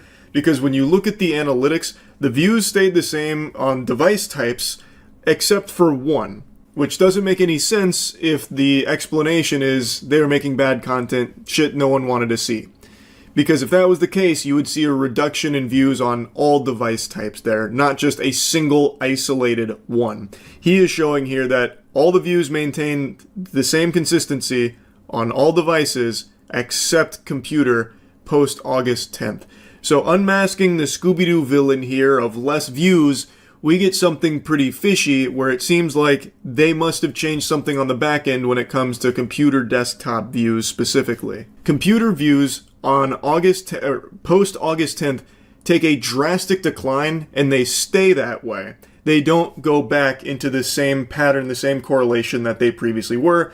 Josh Strife Hayes showcases it with his channel, and then he mentions other channels also corroborated that as well. So naturally I wanted to take a peek at mine. I don't typically pay attention to views, so I didn't even realize that this was like a huge thing going on in the first place with like a reduced views out of nowhere. I set up the process exactly how he described, and I got very, very similar results to what he showcased. Let's take a peek under the hood here. I did exactly what Josh said, 90 days device type views, and everything follows the same correlation that it usually does, and then August 10th, the next day, bang, bingo, bango, bongo, the computer desktop views get banished to the shadow realm and it's all cattywampus. It goes tits up. But I thought, I never really look at this in the first place, so maybe this is just something where it kind of ebbs and flows, like maybe some stinkers get farted out from me and people don't want to see that, you know, it is what it is. So I decided to go to the last 365 days, and no, it seems like the trend is pretty consistent. Like, these usually do kind of stay in like the same general ranges together until you can see the tail here. August 10th, and now all of a sudden everything's changed. It's a whole new ball game. I don't think that this is a natural thing that just happened where every single channel, every single viewer on YouTube just decided to sell their computers and just watch YouTube exclusively on tablets or TVs. I'd be very surprised to hear about this mass exodus from PCs. Like, you know what? Time to hang up the RGB. I'm getting myself a fucking Kindle and I'm only gonna fucking read books and I'll watch YouTube on it. I don't think that's what's happening here. This really seems like there is some kind of internal change at YouTube that has caused this. I don't think there's been an official word from YouTube on this at all. Like, maybe it goes deeper than this, and maybe it has to do with, like, how bad the platforms become with the inshitifying of, like, the recommended section. Maybe they're changing how they, like, even feed viewers videos in the first place. Though, if that was the case, then you would still see a reduction in views on all device types, not just a single one. So that wouldn't really explain that. I don't know. It is very odd. It definitely smells of some horseradish. Now I can use specific videos I've released to show this switch again. If your channel is focused on shorts, follow this specific video by video comparison to see the correlation switch for yourself. And I can use videos from both restricted mode and normal mode to show that restricted mode probably has nothing to do with this. The last video before this August 10th switch happens. And my next video, Was It Good? Neverwinter Nights, Hordes of the Underdark, released on August 21st. And that was the first video ever on my channel to have a higher view count from mobile devices than from desktop PCs. Here is the complete graph showing every video I have ever released on the channel. The blue line is desktop views. The green is mobile. Desktop views have been consistently higher than mobile views within correlation, except from August 10th onwards. If we look at the last 90 days again, you can see the desktop view dip. Which is something you could see on my channel as well. He mentions that he doesn't believe restricted mode has any role to play in this, and the data that he presents here is very interesting. I think Josh Strife-Hayes has done a great job with this investigation here. He has narrowed in on the date and also the culprit, which is desktop views. What changed?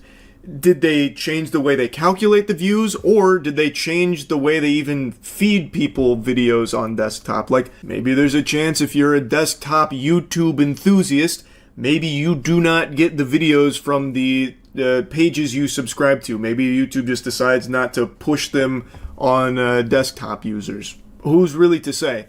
But you can see in the data that that is where it is coming from. There is something that happened on August 10th that it seems like every single channel is experiencing. Josh Strife-Hayes does make a mention that it doesn't seem to matter for shorts content, like short form content. That doesn't seem to play by these rules here. It's only for long form videos. If you're a YouTuber, I encourage you to check your own analytics on this here to see if it's the same story. I imagine it probably will be. It seems very consistent for every channel so far. I would be surprised to see the trend be bucked at this point. It seems like there definitely is something that happened on August 10th at YouTube. But who knows? Maybe this is like a wild coinkydink that so many channels have the exact same thing happen on the exact same day. I guess we'll see. Maybe YouTube will shed some light on this topic. Anyway, just wanted to put this on your radar a little bit. Great work to Josh Strife-Hayes. And yeah, that's really about it. See ya.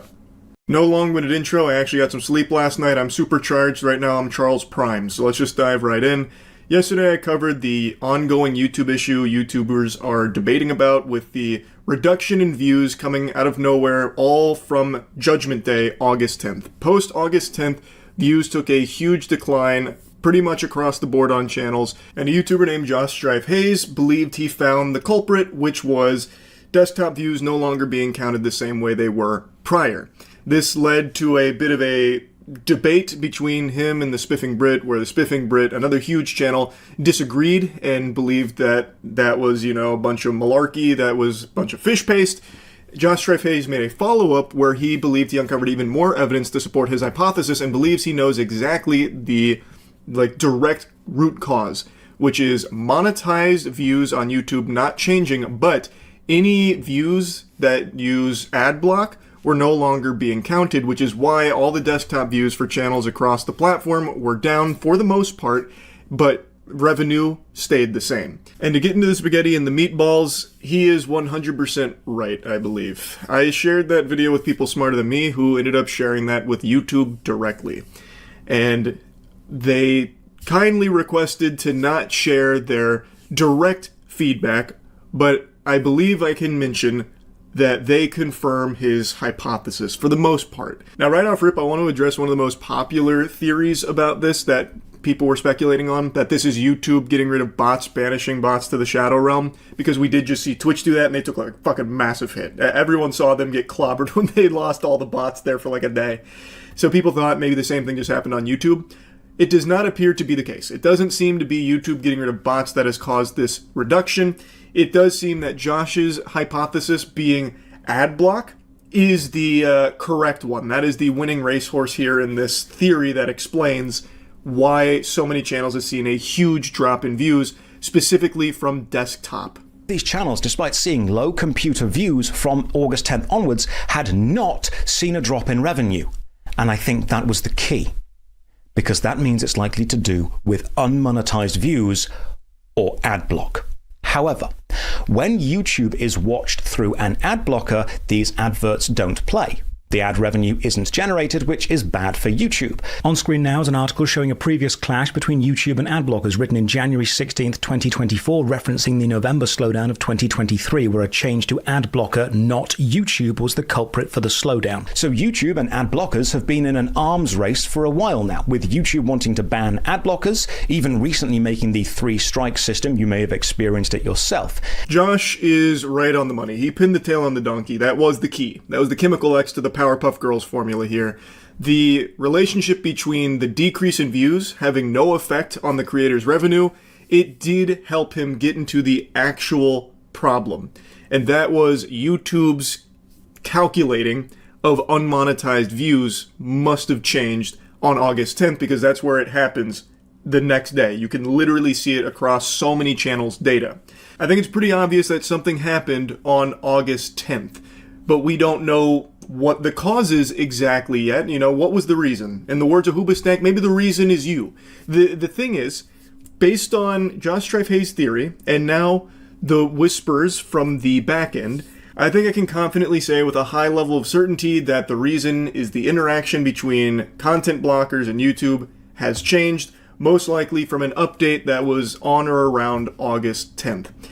From what I'm hearing, it was most likely on the ad block side, where what they use in their protocol, what they use in their list, what they changed had the side effect of that data no longer registering with YouTube's backend, so they never even received the signal in the first place, which is why those views weren't recorded. But since they were ad blocked views anyway, they weren't monetized, thus the creator revenue wasn't impacted. And it also explains why all of the other device types, the views don't go down because it hasn't changed. On desktop, on your computer, you are more likely to have ad blocks installed. Also, it does explain why some creators didn't see a big reduction in views. If they are mainly creating shorts content, which most people watch while taking a shit or whatever on their phone, or if the content is catered towards a younger audience, kids aren't as likely to have an ad block installed. So some of the channels that I've seen talk about how they haven't seen any hit to their desktop views post August 10th, their demographic is skewed much younger. So these kids are most likely not having an ad block installed, so their views are still monetized, thus calculated the same. It explains why long-form videos that have an older audience are now much lower because of the presence of an ad block. It is a pretty watertight theory, and like I mentioned, this has made its way to YouTube. The lost views were not monetized views, because if they were, we would have seen a reduction in revenue, which we didn't. But there's a third aspect to this. YouTube have claimed they have not changed how long-form views are recorded, and I think they are telling the truth. They haven't changed how they show the data they receive, which leads me to two possible conclusions. Either a huge amount of computer viewers all decided on August 10th to collectively stop watching a huge amount of channels all at once, which I think is remarkably unlikely. Or two, the data of the views wasn't being sent to YouTube because it either didn't happen or did happen and wasn't being sent. And I think that is exactly right. I think that is the case. I think YouTube is telling the truth. And Spiffing Brit in his video mentions he talks to YouTube directly and they confirm they didn't change the way they calculate views. I don't think that's what's changed. I think the back end with the ad block non-monetized views are no longer even being sent to YouTube to record. I don't believe the data is making it to them. And from the little birdies I've heard talking about this internally at YouTube and everyone else I've shared this with, that does appear to be exactly the case. Now, I don't know if they're going to make an official statement about this. Fingers crossed they do, because clearly this is now a conversation that has reached the eyes and ears of those at YouTube. I think it would be very good if they did. I don't know if they will or not, but I feel like they should. On the 11th of August, the website Tom's Guide published the article titled "YouTube just quietly blocked Adblock Plus. The internet hasn't noticed yet, but I've found a workaround." I believe the data I have presented and the slew of channels affected highly likely points to August 10th or 11th, depending on your time zone, being days that the website YouTube and views from desktop or laptop PCs using ad blockers began to interact in an abnormal way, potentially caused by a change to either side, likely the adblock side, and this change caused YouTube to become unusable for viewers using adblock. This prevented videos gaining the expected computer views, but lost views were not monetized anyway, which is why the creators who saw lower view counts from PC did not see a reduction in revenue. I believe what we actually found was a small bit of digital data fallout from the software arms race between YouTube and ad blockers. This really is an impressive investigation from Josh Strife Hayes here. So he found data to confirm that post August 10th, the next day, there was apparently site-wide outages for people with ad blocks, reporting that they couldn't even use the site that day. So he extrapolates based on this that perhaps the culprit was the ad block made the site unusable, so maybe the viewers couldn't even view the content, which is why there was such a drastic drop in views. However, I believe it's a bit deeper than that. I believe that whatever ad block change happened on or around the 10th or 11th, that made it so that way those views were no longer even being sent to YouTube to record on the back end. I don't think it was just like, it's down for a day or two, that's why the views are low. Because if that was the case, it would have trended back up, but it hasn't. Or at least not in like a way you would expect. It doesn't like go back to the previous patterns falling in line with the normal correlation. There is actually even a public post from YouTube where they do have like a brief mention of ad block and inaccuracies of reported view counts. So on this section here about like what could cause some creators to report a drop in views, outside of like the obvious ones they point out, like maybe you just blow ass, like maybe you're just like a turbo dweeb and shit like that, they do have this one here with the ad blocks about how it can impact the accuracy of the view count tools. Channels whose audience include a higher portion of users utilizing such tools may see more fluctuations in traffic related to updates to these tools, which I think is exactly what happened here. This has been a long, ongoing battle between YouTube and ad blockers. They've tried all kinds of tactics like shaming viewers like, we see you're using an ad block. Do you want to go to hell? That kind of thing. And this appears to be just the latest development in this. This is like the fucking Krogan versus Solarian war here. YouTube trying to sterilize us with ads, but we're desperately pushing back to try and have the platform not be ruined by it. And now I think that what we're seeing here with this huge view drop post-August 10th from desktop views is the result of ad blocks updating, and whatever update they changed on their back end caused YouTube to not record any views that were experienced from users using those tools. I don't think YouTube changed anything on their back end. I think the Spiffing Brit is telling the truth when he says that YouTube told him that they didn't change anything. I think that is honest. I don't think they did. I think it is on the ad blockers end, which is something Josh Strife Hayes also mentions. It appears to be that whatever they updated has now had the unfortunate side effect of no longer having those views calculated for the channels that they watch, because YouTube is not even being sent that data in the first place. It doesn't even get that signal. But anyway, that's kind of the explanation for everything as I understand it, and from everything that has apparently been talked about from the internals of YouTube as well. Really incredible work from Josh Strife Hayes to get to the bottom of this. I'm hoping the YouTube will make an official statement in regards to this, because now it's become such a big conversation piece that it is even leading to like drama on the platform to a certain extent, which, you know, it's just, it could easily be stopped if YouTube would just be, you know, not as tight-lipped about shit that they do have knowledge on in regards to these kind of topics. But anyway, I guess we'll see if they do. That's really about it. So yeah. Everything in the world is becoming a subscription service. Get ready to set aside a monthly allowance for air premium when you start getting charged for every single little bit of oxygen you breathe once they find a way to monetize that.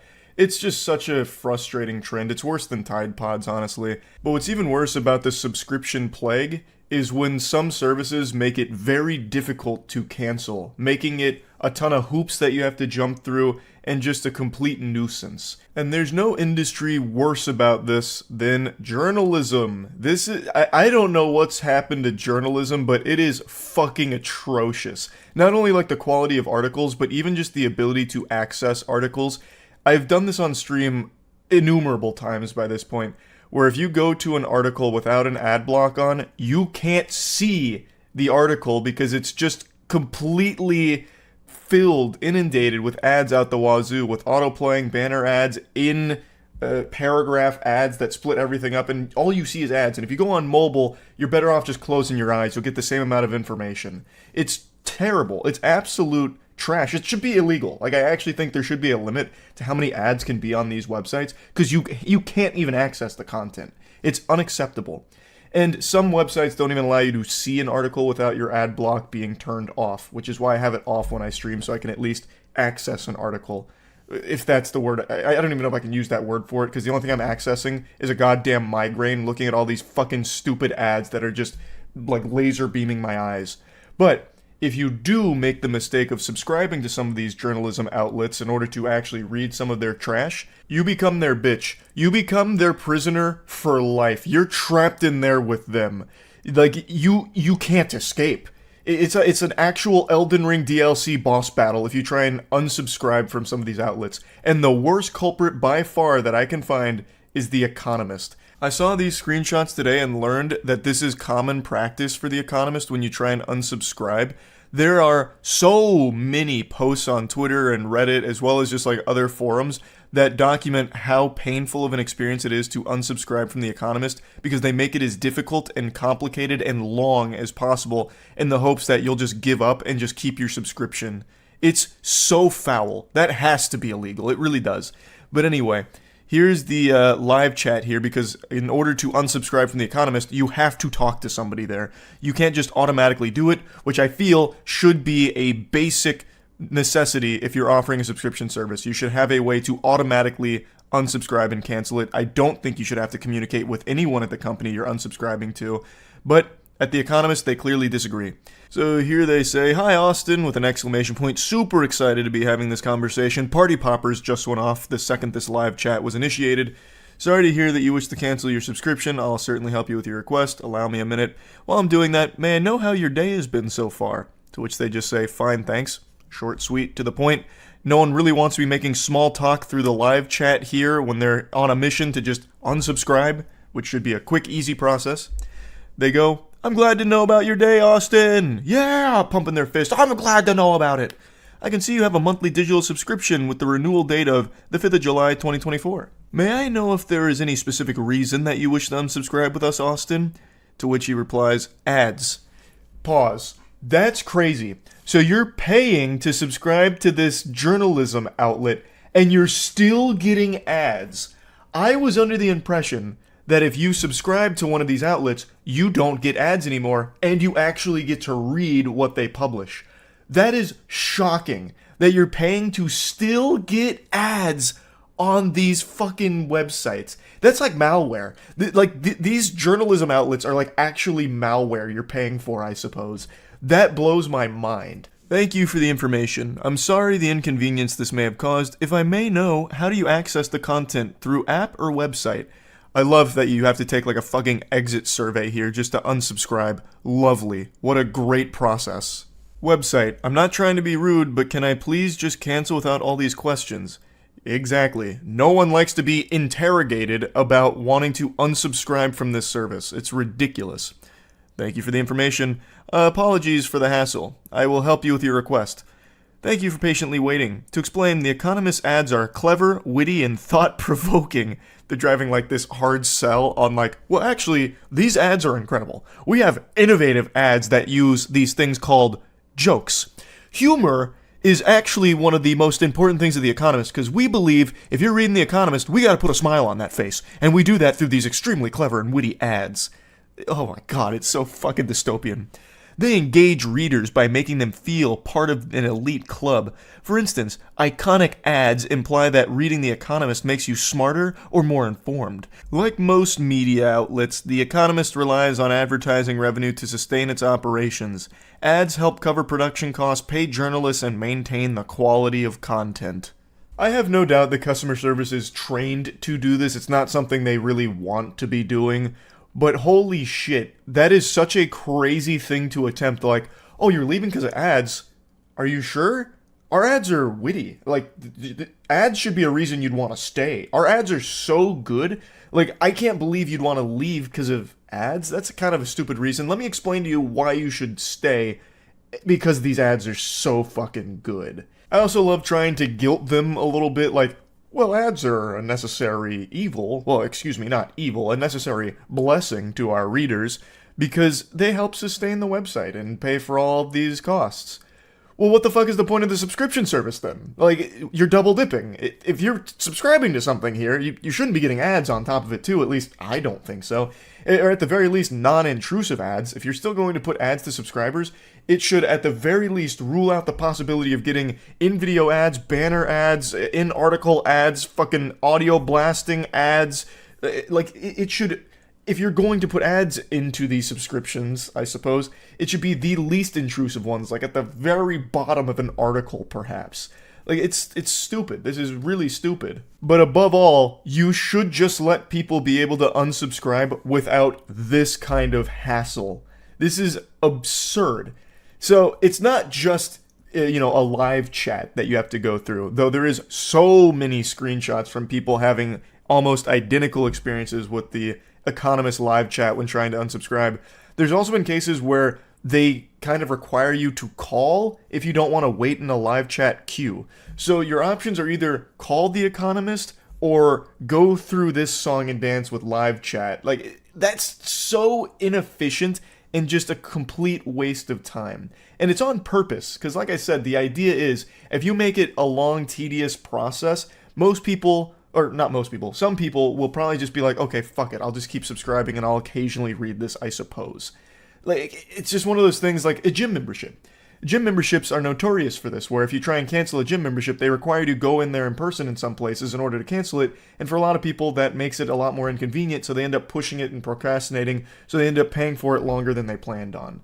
It's that same practice here from The Economist, but worse, because now you have to directly be interacting with and being guilted by and getting fucking, like, car salesmen on by their representatives at The Economist. It's unacceptable. Now let's take a closer peek here at the process. Cancel your subscription. We're sorry to hear that you would like to cancel your subscription. Best way to get in contact with us is through our live chat service, which is open 24/7 and directs you to that service. Why do you have to get in contact with them? Why not just offer like an automatic cancellation service as opposed to a live chat one? I think that's a little much, but whatever. Alternatively, if you don't want to wait there, you can find some phone numbers with a dedicated service center that will be happy to assist you. So you get to contact someone directly who will be giving you these sales pitches as you're trying to leave the service. And if you look to the right there, you can see the live chat that this user has started. Before I process your account, I would love to tell you about the Espresso app. The Espresso app from The Economist, which is a slimmed-down version of The Economist, offers a condensed experience which you can fully personalize to what you enjoy. It's super popular for people with less time on their hands. You can stay connected to the content while commuting, running, or doing your grocery shopping, and you have access to another free trial. It costs $12.90 for the month, or $129 per year. Sorry, it's a little blurry there, I couldn't read that. So they're trying to unsubscribe from The Economist, and while they're trying to process that request, they're trying to pitch them on another service from The Economist, an app that does the same fucking thing, but in a different way. Who the fuck thinks that's a good idea? Oh, I see you want to leave The Economist. Well, have you thought of downloading The Economist app, our partner companion app? Well, here's why you should do it, and here's the cost for doing it. Would you like me to sign you up? I can do that real quick while I'm processing your unsubscribe request. It's a standalone app which you will have to download from your Play Store or App Store and use separately. I can switch you to the free trial Espresso today. This offer will reduce your payment from $29.90. Jesus Christ, it's just ridiculous. I can't even keep reading it. It's so absurd. Anyway, I'm not going to keep ranting about this. You get the point. If you're offering a subscription service, offer an easy, convenient way to cancel it. That's it. That should be an actual law. That if you have that, you must also have a way of getting rid of it easily without it being a complete fucking nuisance. That's really about it. See ya. What's up, everybody? It's Critical. I'm going to be talking about some bullshit. I got on YouTube this afternoon and I was greeted with this jolly message. Most comment notifications will now be delivered by Google Plus and not to your inbox. Learn more. I have to say, it's about fucking time. I was always wondering why YouTube comments would show up in my YouTube inbox. It's really counterintuitive. I was really looking for them on my Google Plus account I don't own. Thank heavens they've implemented this feature. Now it's time to be honest. This is fucking preposterous. Obviously Google is aware that Google Plus is biting the asshole right now. It has about 40 users, and that's just abysmal for Google standards. So what they're trying to do is kickstart Google Plus using YouTube, which is already a successful platform. So they're making you sign into Google Plus to view the comments on YouTube. But not only just to view the comments, you have to sign into Google Plus to make a comment. Look at this. I want to comment on my own video. I have to fucking sign into Google Plus, despite already being signed in on YouTube. I don't have Google Plus. I don't want Google Plus. I don't even want to know Google Plus exists. I don't use Facebook. I don't use any of that shit. Why do I need Google Plus to comment on an entirely different website? Now, I know I don't comment often, really not at all. I'm certainly not about to start, not now. I don't want to sign up with Google nuts. But I know a lot of people do like to comment, and this is just an unnecessary obstacle. Here's a video YouTube put out to justify their new system. YouTube comments just got better. That's a rather subjective claim. Is there supposed to be no audio for this? Start a conversation on YouTube. You couldn't do that before, so I'm glad that's here now. Well, there's still no audio. That's terrific. I guess it really doesn't matter. The audio for this is probably just the sound of a fork twirling around in spaghetti, because this new commenting system is some soggy dog shit. I couldn't think of a more adequate soundtrack for it than that.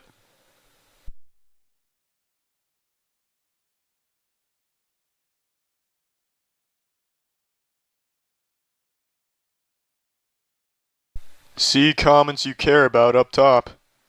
Well, that's rather hostile. So if you're not up top, you don't even matter. No one cares about your comment. You're just some loser. It's a very nice message to promote YouTube. Join the conversation. The new YouTube comments blow. YouTube, blow us. Let's read the official blog. Let's say you're enjoying Lindsey Sterling or Epic Rap Battle's latest video and want to join the conversation. Would you rather see comments from people you care about, including Lindsey or ERB themselves, or just whoever in the world was last to post? So everyone out there that doesn't have over 1 million subscribers, you can go fuck yourself. No one wants to read your comment. Isn't that what you're trying to say, YouTube? You bastards, that's just downright wrong. We told you recently that better commenting is coming to YouTube. When that will arrive, we'll never know. What else we have here? Remember, you're in control of how you're seen publicly on YouTube, whether that's keeping your current YouTube channel name using your own name or creating a new one. That's something I want to talk about right here. Using your own name. YouTube will not stop asking me and everyone else to use their real name. Every time you say no, they just assume that you were wrong and says, we'll ask again later. They just think you're going to wake up the next morning miraculously and say, you know what, I was wrong yesterday. I want to use my real name on YouTube. They think you're losing sleep over saying no. It's fucking stupid. If you say no, they shouldn't keep asking. They're just waiting for you to slip up and say yes by accident. Then your real name's out there, and you're fucked. Now, I've been on YouTube for around 7 years, and it's undergone a lot of changes throughout that time. And people complained about those changes, but they weren't all bad. This one right here is terrible. It is the worst feature YouTube has ever tried to add. Now, I can think of 2 features they've added that were really good, though. The transition from the star system to the like system, and they had a feature not too long ago where if you clicked on a video, there was a drop-down menu above the video that you could click on and you could bring up videos from that same channel. And that was just a cool way to navigate a channel. They've blasted that feature off this site, but it was pretty cool. Back on topic. This new commenting system is just not good. And also, this message right here can go fuck itself. I don't know what this message means, but it's on top of every video I watch, and I'm tired of it. This message is a piece of shit. And I know I'm tardy to the party here, but the one channel thing that they're using here on the YouTube channels, that can go fuck itself as well. Now, to wrap up here, people shouldn't be forced to sign up for something they don't want that isn't even related to the site they're trying to use. I understand they're trying to integrate Google Plus into YouTube, but they really shouldn't do that. Or if they're going to do that, make it an option, not a requirement. It's just not the right approach at all. And unfortunately, I seriously doubt YouTube will change the commenting system. They'll probably do exactly what they've always done in the past, which is just force people to accept it.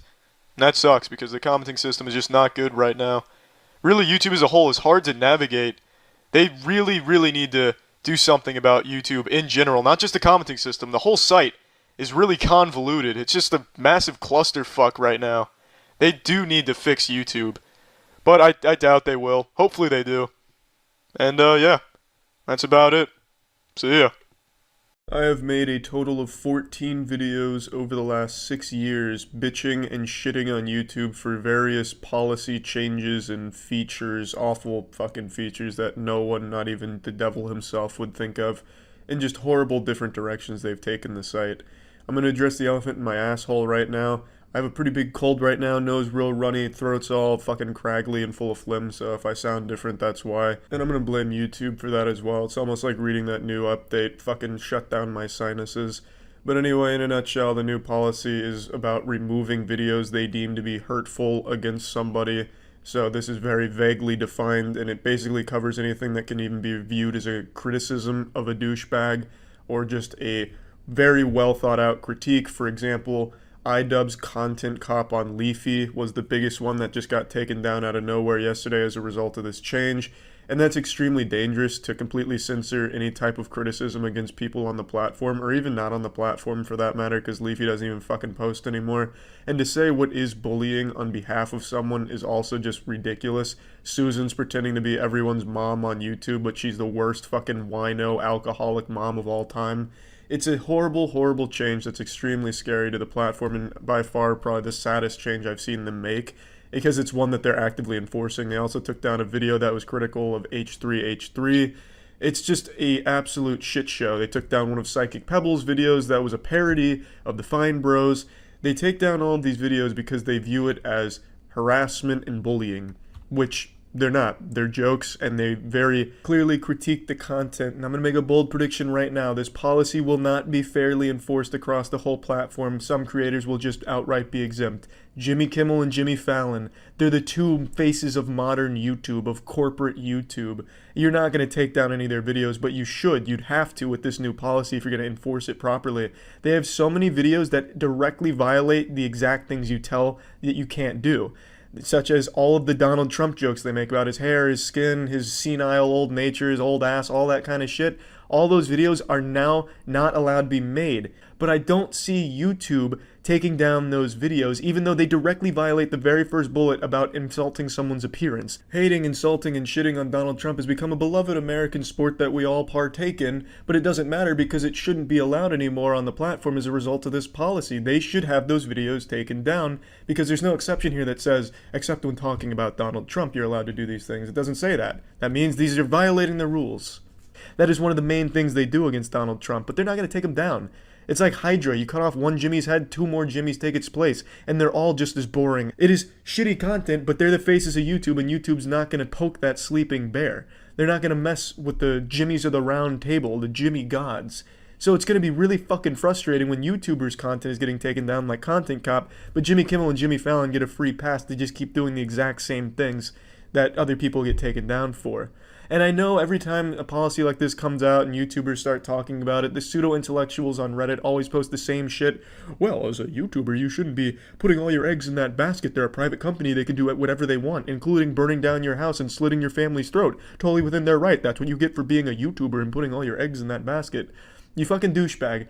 Most YouTubers do other things. I stream daily at twitch.tv/moistcritical. Come stop by if you want to put a few extra inches on your penis. But that's not the point. Just because you do other things, excuse me, talking about Reddit's really making the sinuses flare up. Just because you do other things outside of YouTube doesn't mean you don't care about YouTube. I fucking care so much about this goddamn platform. I've been on here since 2006. Of course I'm gonna fucking care. So I want it to be the best it can be and stop going down this horrible cesspool shitty route that it's going down. And it makes it really hard not to talk about it. And it's such a dangerous policy, by the way, since bullying and harassment is very vague and they don't thoroughly define what they mean by each one. You can pretty much twist anything to fit that and have a video taken down, which stifles criticism altogether, and taking away the ability for creators to criticize would allow channels like Daddy05 to still exist. Daddy05 was a family channel where a mother and father would abuse their children for YouTube views. Eventually, after YouTubers started talking about it and bringing it to light, the authorities stepped in and got the children out of the abusive household. With this new policy, that wouldn't have happened and that channel would still be operating as it normally did, which would have been an absolute fucking crime. And that is the kind of thing, the environment, that this kind of policy will now cater to. Because Daddy05 could strike every video that talked about him, and it would have never gotten to the proper authorities and gotten those kids out of there. Also, I just want you to see the message they sent out to creators. This shit is just so silly. Oh, we're going to allow this to still be a platform for freedom of expression, but only if we agree with it and if it doesn't hurt any feelings. What a fucking dumb little statement. Who do you think honestly believes that? Who the fuck do you think would read through this new policy and be like, wow, I really feel like I can say what I want to say without fear of getting fucked in the ass by Susan in a strap-on? Thank you, YouTube. You have to be so disconnected and so delusional to think that anyone is on your side in this case, YouTube. But anyway, another example of why criticism is so important. There was a YouTuber named Pollution Entertainment, I believe that's how you say it. He murdered his kittens in YouTube videos, and those videos were up for years, of millions of views of these cats that he was murdering on YouTube, and they only got taken down because YouTubers criticized them and talked about it, and now he's getting tried and thrown in jail, hopefully. But under your new policy, this kid would still be murdering kittens for YouTube views, and you wouldn't be taking him down because your fucking bot system is so archaic it can't recognize animal abuse and murder. All it can recognize is words that make boo-boo ouchies my feelings hurt. It's ridiculous, because now if someone criticized that kid, they'd be the ones at risk getting taken down, not him, because of their bullying and harassment. It's such a dangerous fucking system that you guys have cooked up. And it's even more embarrassing that Susan herself goes on Twitter to make it sound like she's some fucking vigilante of justice, this fucking symbol of heroism about, hey, we've listened to you creators and you guys don't like it when people are mean to you. I don't like it when people are mean to you, so I've implemented this policy. You can go ahead and suckle on my teats now because I am so great. Yes, yes, yes. Nobody supports this kind of decision, Susan. You're not on creators' side. When you sit down to go for one of your little human interactions, a little in between two ferns with Susan and mindless marketing drone YouTuber number 50, nobody feels it's genuine because the YouTubers you talk to are people that only exploit your platform for milking ad revenue from little kids vlogs and kids skits like Lele Pons or Alfie. And now this isn't bullying, Susan, this is me making a point. These people are using your platform simply for the dollars in it, not because there's any passion behind it. Lele has a whole team studying children's psychology to make the dumbest fucking skits of all time. For kids, for the YouTube revenue. And you're talking to her about the kind of policies YouTube should be implementing? How delusional can you possibly be? You might as well talk to Jimmy Fallon and Jimmy Kimmel about their opinions on where YouTube should go. It's so disconnected and so downright embarrassing that you, as the head of YouTube and the face of it, think that you're on creators' side. I don't know if you've actually believed that or if it's just PR talk, but it's fucking gross either way, Susan. Talk down with creators that actually came from nothing, that started as a broadcast yourselfer. Do you remember when that was the slogan for YouTube, broadcast yourself? That doesn't exist anymore, I know, but that was what it was built upon. People making videos themselves, by themselves, for the sake of making it and posting it online. Now it's just these companies like Lele Pons. That's not bullying, Susan. I'm not bullying Lele Pons. That is her content. That is what she does. She doesn't understand the platform. To her, this is just a cable TV channel to post something on to get a paycheck. And Susan, I know your panties are getting sodden at the very idea that you could turn YouTube into the next cable TV station, but why do you want to do that? Nobody watches cable TV outside of 70-year-old people in a geriatrics ward. There is no reason to bastardize a platform like YouTube into cable TV full of Jimmy Kimmels, Jimmy Fallons, and skits from companies. That's not what it was made for. That's not what made it popular. And that's not where the majority of your audience finds themselves, in that neck of the woods. It's just an absolutely remarkable disconnect and just total delusion on your behalf, Susan. Why don't you actually sit down with creators that care about the platform and the future of it and care about improving it, instead of people that only use it as cow titties to constantly shoot milk into their fucking bank bucket? It's just so stupid, and it's absolutely infuriating that a change like this would ever even get passed. Even Twitter's not this bad when it comes to harassment and bullying. This is so overblown. To take down videos like Content Cop of Leafy, it's so dangerous. But yeah, this makes video number 15 of bitching and complaining about what YouTube's doing, and I can't help it. It's because I really genuinely fucking care about the platform. I've been on here since 2006. So when they constantly change things for a really negative reason and make these sweeping, monstrously awful decisions, it's hard for me to not talk about it because this is probably one of the things I'm most passionate about in the world is just this platform, I suppose. So yeah, it's hard for me to not talk about things like this, and that's about it. So yeah. Earlier this week, YouTube slyly pushed out a new policy change that has had a wildly large effect on tons of channels in terms of demonetizing their content, and as well as just generally making it very difficult for some creators to continue to produce what they have been. They still haven't said anything about this, to my knowledge, at least not publicly or clearly. They're remaining silent on it, treating it like it's the Coca-Cola secret formula here. They're, for some reason, very apprehensive to tell people about this, so I've become the unofficial messenger of letting people know what's going on. I made a video on this 4 days ago, and I don't want to just repeat myself here, but they released this policy change, and it's all in plain English, but it might as well be hieroglyphics because it leaves so much room for interpretation, and the way that it's currently being enforced seems completely random. But I'm going to go ahead and give you like the general breakdown of what I've talked about and also what I've now learned.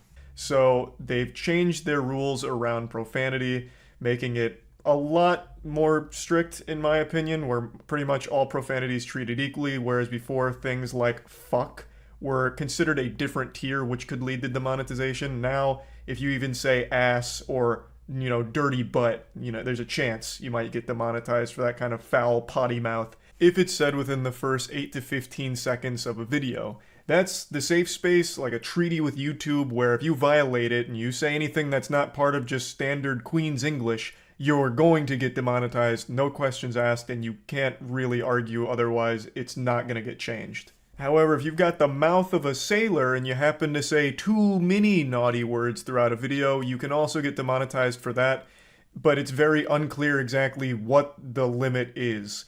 What's too many naughty words? How many fucks are we allowed, No one really knows yet, but it seems all over the place. And keep in mind, since now there's no longer like a tier list of swear words where, fuck is S tier and we're afraid of that at YouTube, they're all in the same tier except for a couple exceptions like hell and damn. Now there's a chance that if you go on a shitting spree where you're just, mentioning shit, you get real heated in a game, you're like, man, you're such a pile of shit, the worst gamer of all time. Like, if you say that too many times, I believe it now carries a risk of demonetization since it's viewed in the same light as saying fuck a lot.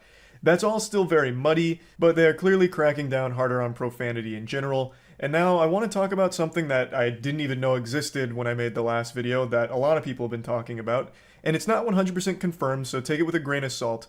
But there's something called auto-generated captions on YouTube, which I'm sure you've seen and used before. And they can occasionally have a conniption. Like, it'll get the words wrong when they try and transcribe them, and it just looks like a fucking game of Mad Libs. Like, it's completely all over the place from time to time, very off the mark, sometimes just genuinely gibberish, like someone waking up after a deep slumber and fumbling all of their words around. But as far back as 2018, these auto-generated captions can have an effect on the monetization status of a video. So if the auto-generated captions misunderstand a word, like in this example, they thought one of the words was porn, it can lead to a demonetization, allegedly. Again, this is all speculative, but since this new policy has been rolling out in such huge force with tons of channels being hit and this massive wave of demonetization, some family-friendly channels are getting caught here, and they're all very confused because they don't use profanity, they don't play violent video games, and yet they're still getting demonetized, and they've been wondering why. So they turned back to potentially the auto-generated captions getting words wrong, and in a couple of cases it seems like that seems to have been the culprit. So again, not 100% confirmed, and that may be just like a fluke and happens occasionally, but it is worth mentioning because I think it's statistically significant in light of how strict YouTube now seems to want to be on profanity. But the big one that I'm going to be focusing on today that I've learned a lot about recently is the violent content policy changes. I did mention it in the last one, but I've learned a lot more about it now. I'm going to talk about the violent gaming content policy changes in a moment since I already touched on those and I've only learned a little bit more about it. But where I learned a lot more is just general violent content, no matter what the genre. Animation, hand-drawn, cartoon, anything. Like even just still images. So, in the last video, I mentioned that one of my most recent uploads got demonetized with this new wave out of nowhere when there's no profanity until like the very end of the video, and the only thing that pops up before then is our trailer for Godslap 2, which is an animation, and there is violence towards the end of that trailer. It's about 15 seconds worth of like blood and gore. But that comes at a minute 45 into the video, which is way outside of their 15 to 30 second grace period where they don't want anything violent. And it got demonetized. So I speculated it got demonetized because that content was deemed too violent. Even though I don't think it was anything disturbing or shocking over the top violence, I speculated that that must have been the case since profanity wasn't an issue.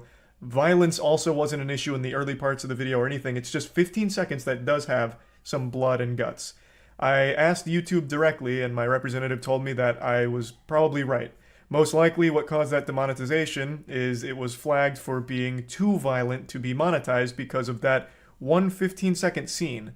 Now, of course, I may be biased, but I really don't think that this is too shockingly gory and gross where people are going to be fucking puking after seeing it.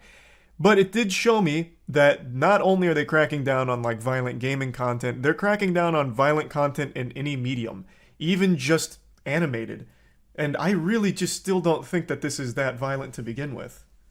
At least not enough to warrant a demonetization because again, this wasn't demonetized until this new policy rolled out. Not just video games, it's not just animated content, it's not just real life content where someone's like in a fight or something like that, or someone gets like a tooth knocked out.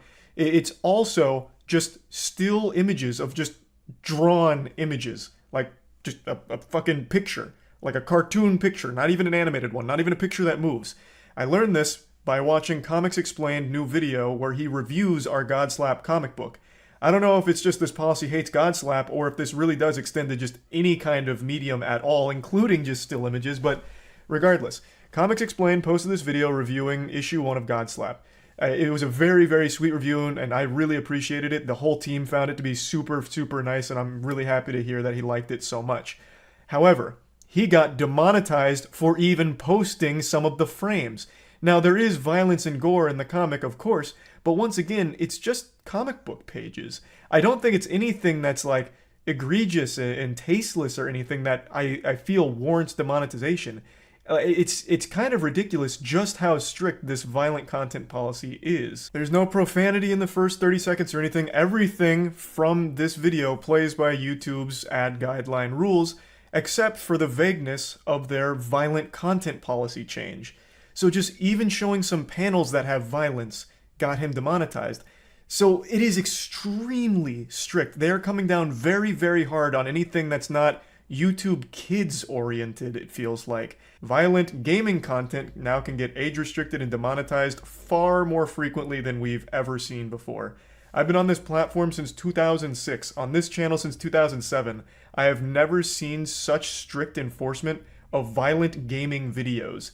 I swear to God, if you're playing a game where you're not giving kisses to the enemy to defeat them, you're probably going to get demonetized for it now. I've had a ton more videos on games get demonetized recently than I would have ever expected. Of course, I'm exaggerating a bit. I'm not trying to put the fear of God in anyone. I'm not trying to say that if you play Roblox Shadow Company and you get too many kills too quickly, the video's going to get demonetized for fucking violent terrorism because you piled up too many bodies too quickly.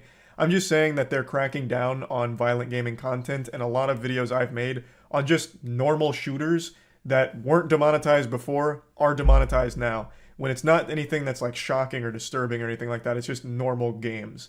And if we turn our attention to the policy itself when it comes to gaming, it becomes even more confusing because in this policy here on what can earn ad revenue under gaming, it says graphic scenes like gory attacks outside the first 15 seconds of the video or violence that's unrealistic, all of that. Like this is the old policy. Like that sounds normal. The only difference is now it seems like they just don't want the video to start with violent gaming content. Like they don't want the video to open and all of a sudden it's the scene out of Outlast where you're getting your dick cut off or anything.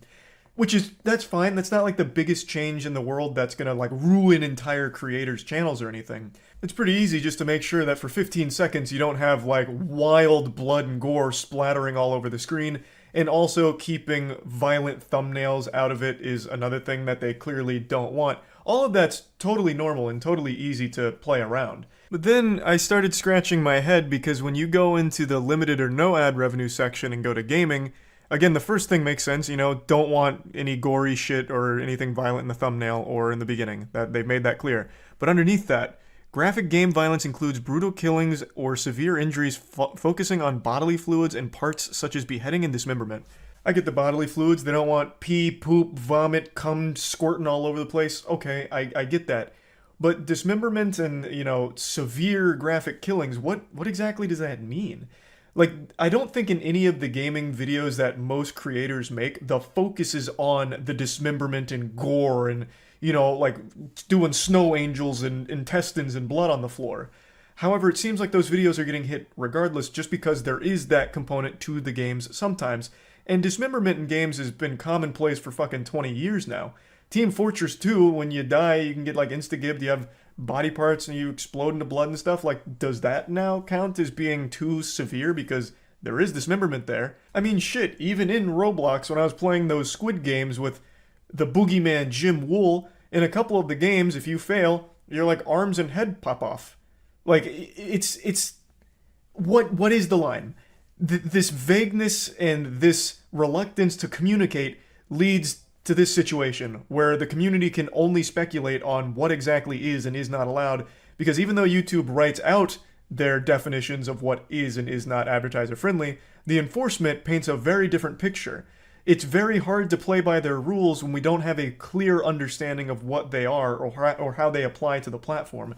It is so fucking frustrating that I continue to have to get splintered information from a ton of creators, as well as my own research, as well as my own YouTube contact, who also doesn't have all of the information at hand because internally YouTube doesn't allow him access to all the information at hand. So it's so fucking frustrating and so goddamn difficult. But it really seems like they're cracking down on a lot of things that make no sense at all. I just wanted to give a little follow-up here with more information I learned to keep everyone as knowledgeable on the policy changes as possible, so that way you can navigate what's best for your careers, your channels going forward. And yeah, that's really about it. So yeah. YouTube's always been a mysterious place. It's like Willy Wonka's chocolate factory. No one truly knows what's going on at the YouTube HQ. It's like Area 51, but for video sharing platforms. And the only thing you can ever be certain of with YouTube is that if a YouTuber makes a video talking about them, it's typically negative. However, today, that's not the case. I'm happy to report with a smile on my face and a wet spot in my trousers that I have nothing but good things to say about YouTube today. And I swear on a stack of Pokemon cards, I am not being forced to say this. There isn't like a YouTube assassin with a gun to my head threatening me. As God and anime as my witness, this is just truthfully how I feel today. I'm going to go ahead and catch you up on the lore here and bring you all up to speed. A few days ago on Twitter, I made this post complaining about how one of my videos from 3 years ago was taken down and I got another strike on my channel. The video is, of course, the timeless classic Viking Daughter Gertholomew. Now, I'm sure Viking Daughter is a game that needs no introduction. It's one of the world's most popular games, up there with the Super Mario Brothers, but for porn. It's a game where you get to have sex with the Viking chief's daughter, and it's where I created my alternate character, my persona, Gertholomew. Now, when I created Gertholomew, I really found myself. I wouldn't be the Charles White sitting before you today without Gertholomew. Gertholomew crawled so that Charles White could run. God rest his soul. Some say they don't even know where Gertholomew ends and Charles begins anymore. The point is, though, the game was a porn game where you have sex with this girl. It was all censored, and I censored it further, but it was still in violation of YouTube's policies, so they gave me a strike. Understandably, I was very upset about this, so I did what every creator does. I went to Twitter because it seems like that is currently the only way that you can actually get answers from YouTube. And answers I did receive, we came to a compromise where the video will stay removed, but the strike will be overturned. So the strike is gone, but the video is too. Gertholomew took one for the team, made the ultimate sacrifice, getting rid of the strike. Of course, I'm still upset about it because I hate to see my baby boy slaughtered like that. I would like if the Viking Daughter could continue to exist on YouTube, because I still don't think it really violates the policy since everything is censored, but that's just my opinion. I was happy the strike was gone, and to my surprise, Santa Claus came a little early. Susan Wojcicki, the CEO of YouTube, replied to my tweet saying that she'd like to set up time to talk about what happened and receive feedback on everything that went on. Of course, I expected nothing out of tagging Susan in my initial tweet. It's like when somebody's having a problem with their Amazon order of a box of condoms and they tag Jeff Bezos asking him to hand deliver the condoms to them. Obviously, you're not expecting anything, but Susan actually responded, and to my even greater surprise, followed through. It wasn't just a public response without any follow-through. We had a real phone call today to go over everything, and it was no holds barred. She welcomed any and all hard questions that I could come up with. I even brought Matt in as like some backup muscle to come up with even harder questions for her to answer. Matt, if you don't remember, is the man who's immune to hot sauces and hot peppers. Man could literally Kegel 5 Carolina Reapers in his asshole and feel nothing. The man's a fucking monster with spice. I'm sure you know Matt by now.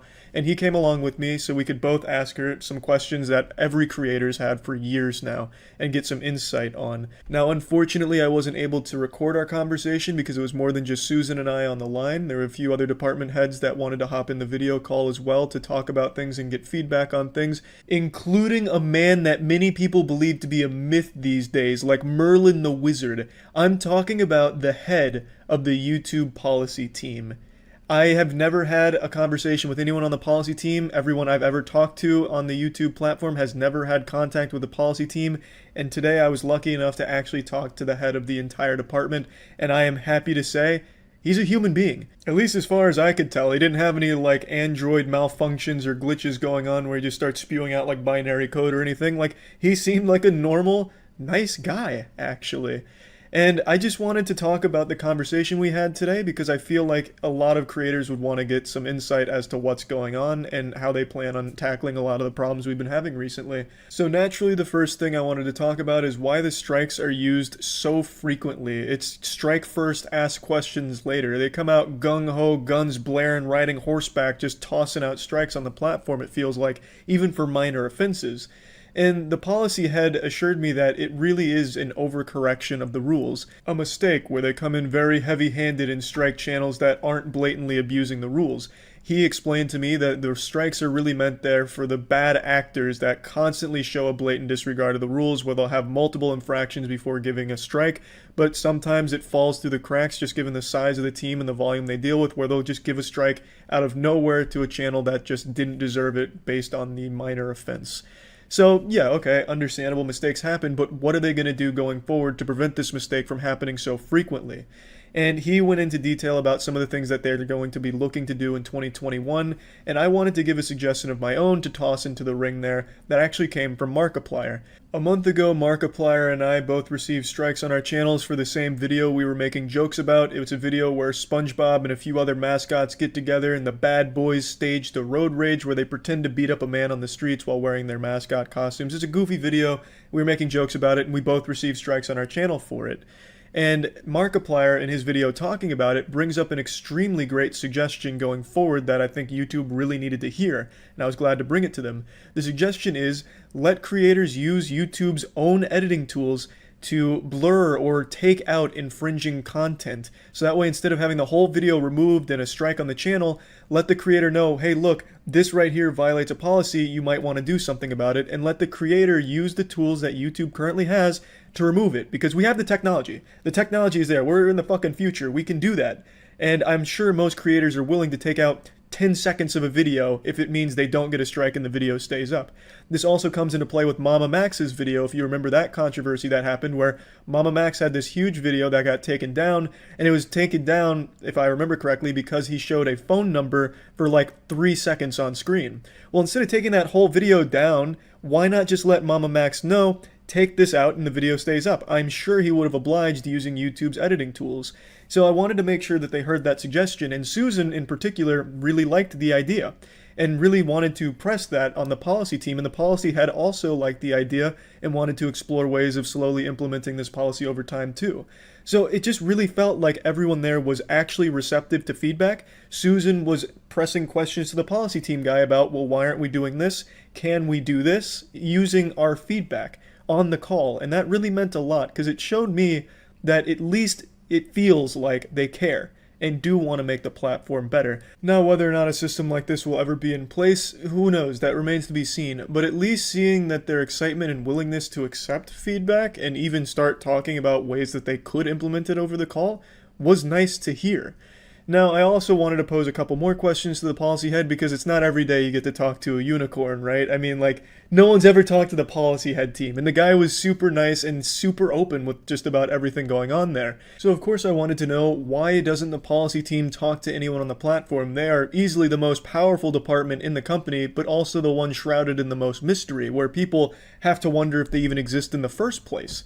And he explains that it's because of the size of the team and the fact that there just isn't a way for him to talk to everyone on the platform. So Susan, in response to that, suggested why not have dedicated policy members whose job it is to relay policy information between creators and the policy team to be that bridge. And I love that. I didn't even suggest that. Susan, upon hearing that he can't do it himself, suggested a solution, which would be have members of the policy team whose position it is to be the bridge between the creator and the policy team. So there is a back and forth dialogue.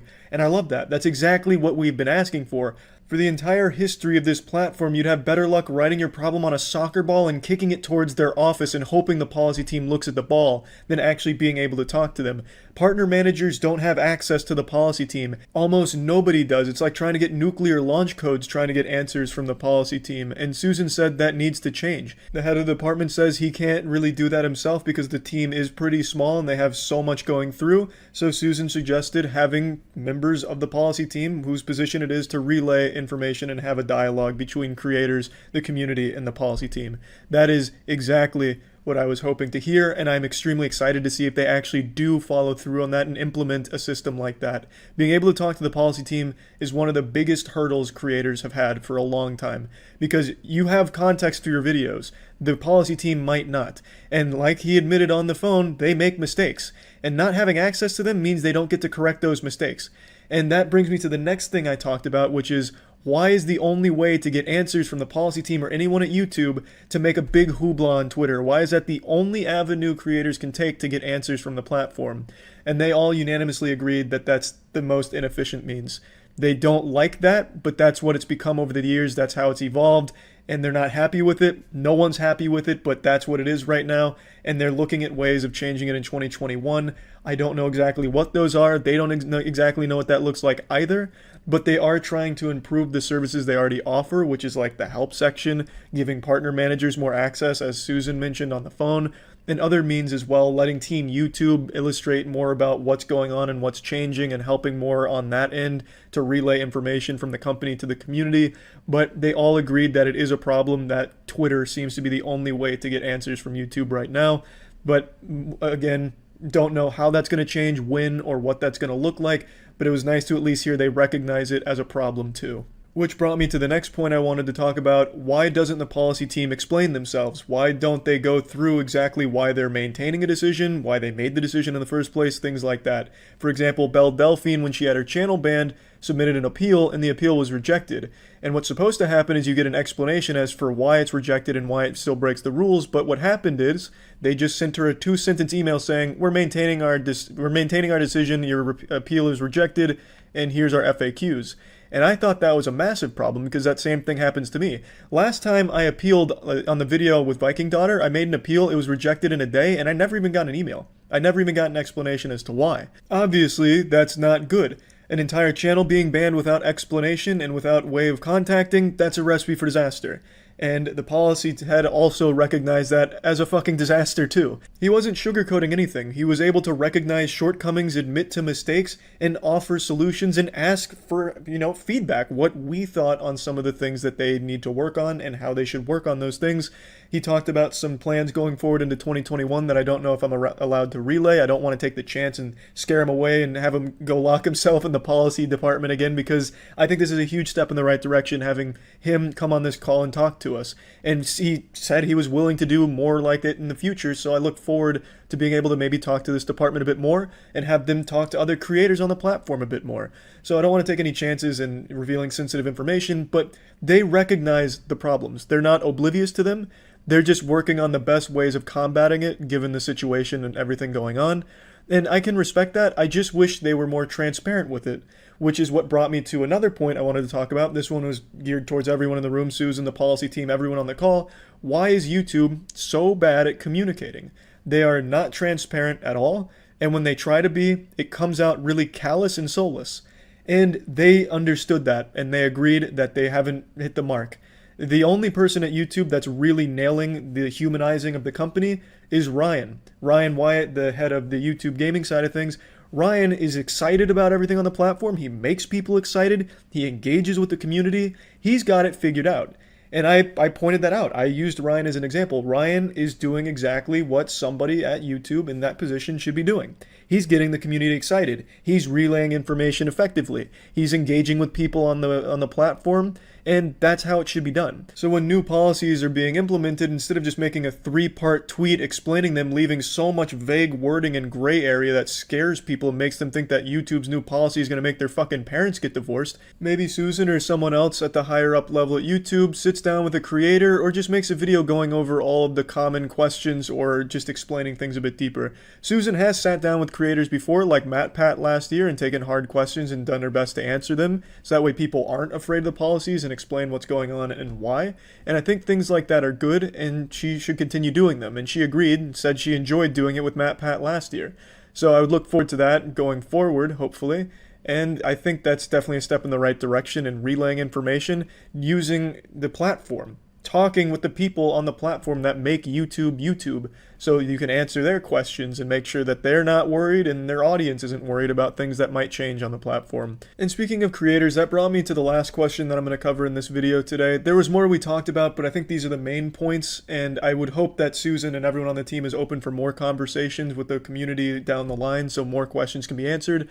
But the next one, and the last one I want to talk about today, is one that Nerd City brought up to me as well, and it's that creators like me just sitting in their room jerking off in their chair and making videos staring into a webcam aren't really on the same level as traditional media to the platform. It feels like YouTube doesn't care about creators so much as they do traditional mainstream media that's been integrating into the platform. For example, it felt like the Tonight Show hosts weren't held to the same bullying and harassment standards that creators were, because you'd have creators getting videos taken down and strikes because of harassment and bullying policies, whereas it felt like late night hosts and other mainstream outlets had free reign to shit on anyone they wanted without consequence. And that's all well and good, but that should be uniform across a platform. Everyone should have that same level of treatment. And it hasn't felt that way for a lot of creators. And I brought that up to Susan because I wanted to get her thoughts on it. And she really assured me that that's not the case. It may have been early on, unintentionally, but they have been working extremely hard over the last year or so to make sure trending isn't dominated by mainstream outlets. They want to make sure that the creators are showcased on trending. They want to make sure that policies are uniformly enforced across traditional and creator-generated content.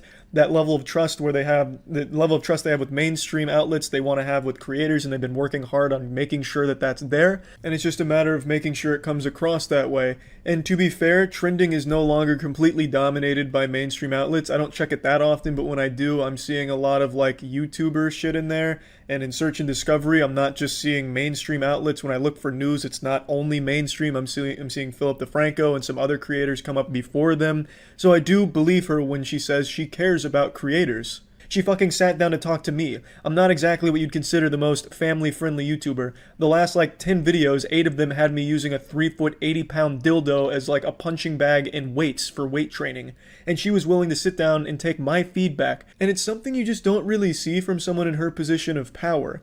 Talking to someone like MatPat on stage in person, even just taking this random video call with me just to get feedback and go over things like that is something that is really rare. I can't think of any other CEO of any big company that has ever done anything remotely like that. Take, for example, Twitch. What the fuck has the CEO of Twitch ever done with the community? He's never talked to a streamer, gotten feedback from streamers, taken questions from them. The only thing I've seen him do is wear a bow tie on a stream and talk out of his asshole about things Twitch isn't doing, but pretending that they are, like using context in their bans. Susan went out of her way to get feedback from the community. She did it when she talked with MatPat, and she did it today when she had a video call with me. I'm surprised she even saw my tweet. I'm more surprised she even runs her own Twitter. And then even doubly shocked that she saw the tweet and felt so strongly that she wanted to schedule time to talk. That is not the actions of somebody that doesn't care.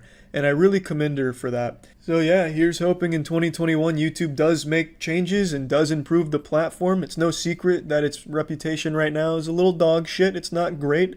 But hopefully in 2021 they can turn that around, because after this video call today, I get the impression that they really do want to.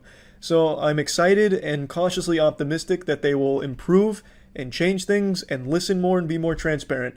Now, a year ago I would have said it's really fucking naive of me to say that, but after today I feel more confident saying that. So here's hoping I don't look like an idiot 6 months from now if YouTube doesn't change at all, but I'm hopeful that they will. That's about it. See ya. A couple days ago, a YouTuber, and more importantly, a dear friend of mine, experienced every content creator's worst nightmare: a private picture leaking.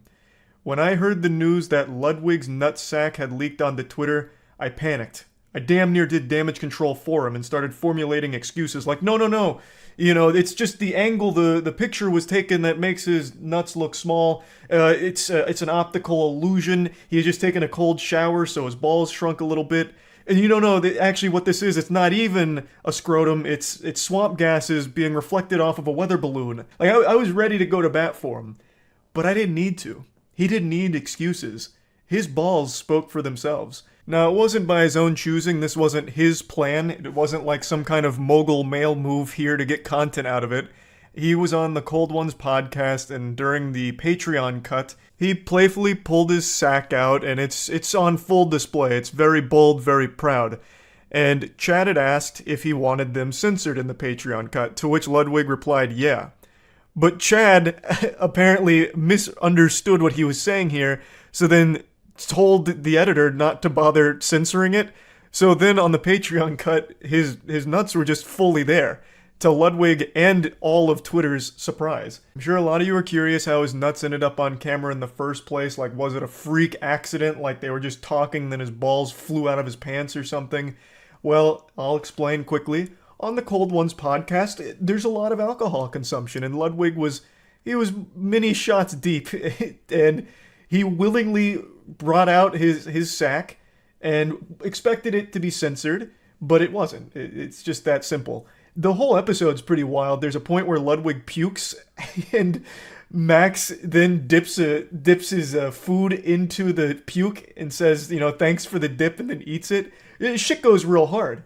So, his nuts being out was probably like the least shocking thing from the episode, but unfortunately it wasn't censored, so it ended up getting onto Twitter. Now, this is what I really wanted to focus on here. Not even so much the testicle flesh parachute itself, more so how he's handled the situation. So Chad has profusely apologized for it. I'm sure he feels pretty terrible for it, but Ludwig has taken it like an absolute king. He's just addressing it fully, making a joke out of it, and he seems to just be in great spirits about it. And when you have balls that are that aesthetic, like they were almost made to be photographed, I could see why it probably wouldn't bother you that much. But it got me thinking about how I'd handle this kind of situation, because I feel like I have tiny nuts. If I whipped them out and dangled them in front of this camera right now, you'd have no idea that I'm dangling my testicles. You'd probably think that I'm holding 2 almonds up to the camera lens. So I got to thinking, would I be able to handle something like this as graciously as Ludwig? And my answer is maybe. I feel like it would really depend on the conditions of my dick pic or testicle leak. Whether I'm in prime competing condition, like if I'm fully erect, half chub, or fully flaccid. Fully flaccid, I'd get extremely insecure, and I'd probably be almost threatened. Like I'd feel challenged, like, oh, everyone thinks this is what my dick looks like at its peak. No. So then I'd have to take another dick pic after I've got myself chubbed a bit. Such is the curse of being a grower instead of a shower. Fun statistical fact to make some of you feel better: 79% of all men are growers, not showers. Being a shower is like being a shiny Pokemon. It's a statistical anomaly. Now, of course, this is talking about the penis itself. What Ludwig had leak was his sack, and I still feel like my sack would need some flattering angles in order for me to feel super comfortable with it being out there. But my cock in particular, I know I would need it to be at least semi-erect. As a grower, when I'm performing, it's about 6.5 inches, but flaccid, we're talking 3.5-ish. That's not amazing. That's not super photogenic. That's not gonna be a great picture. So it really just depends, but overall I don't think I'd be able to have as much class with something like this as Ludwig does, but I do think over time I'd become more numb to it. It'd be extremely on brand if my scrotum leaked. That's just one of those things you're kind of expecting. I'm honestly shocked Ludwig's sack is out there before mine. I never take dick pics or anything. In fact, I don't like to be photographed naked. I'm more elusive with naked photographs than Bigfoot. But even still, if something like this was to happen, I would have expected me to be first as opposed to Ludwig. But yeah, overall, I just don't think I'd be able to be as calm about this situation as Ludwig has been, and I think he's doing it the right way. Overall, I just find the way Ludwig's gone about this to be admirable. I was talking about it on stream the other day, so I'll go ahead and play a couple clips from there and then get back into talking about it a little bit deeper. Did you see Ludwig's massive balls? I did. I am shocked Ludwig did a ball reveal before pretty much anyone else. Yeah, Ludwig showed his whole sack on the Cold One's Patreon cut, and it leaked to Twitter, so now his balls are all over Twitter. Got that whole scroty action out. Flopping in the wind now on Twitter. He's being a great sport about it, though. Handling it like a champ. He's also got a hairless sack, too, which is crazy. If my nuts leaked, you'd have no idea. You'd think it'd be like a piece of gum that fell into like a barbershop mess of hair on the ground. He probably shaves them. So do I, but I still have like so much hair on my sack. I don't know. It's hard to get all of it. My pubes are well kept, but my nutsack hair, it goes so wild for no reason. It's got a mind of its own. It's like fighting for freedom down there on my sack. It just will not stay groomed. He said he thinks they're small. What, his nuts? No, he's got good-sized nuts. Strong nuts. A lot of good DNA in that sack. Thought you were joking, they look clean though? No, yeah, he's got like an actual bald sack. He's blessed. Bro uses Nair. That's a name I've not heard in many moons. I actually remember trying Nair. I used to be really embarrassed of my facial hair. So I tried Nair once because my mom saw it on TV and said like, you know, I know you don't like this, maybe try it. So we got Nair. It just fucking chemical burned my face. Yeah, I had no idea it wasn't supposed to be on your face, so I tried to get rid of my stash because my stash would always grow in ferociously. I just fucking burned the shit out of my face. Doesn't it also stink really bad? Yeah, because it's just like fucking incinerating your flesh. It's like cremating my upper lip. As I sit here and stew on it and let it marinate, I feel like maybe the reason why I'd be more embarrassed about it than Ludwig is simply for the fact that his balls are fit for a king and mine are fit for like a court jester. And I think it might be due to like the hairiness of it. So maybe I just need to groom it a bit better. Like I manscape like frequently, but for some reason the hair on my nutsack is always fighting for its life and just so resilient. So it'll keep growing back in weird angles and it gets all like squiggly and shit. So maybe that's more the reason why I feel like I wouldn't be able to navigate it as well as Lud.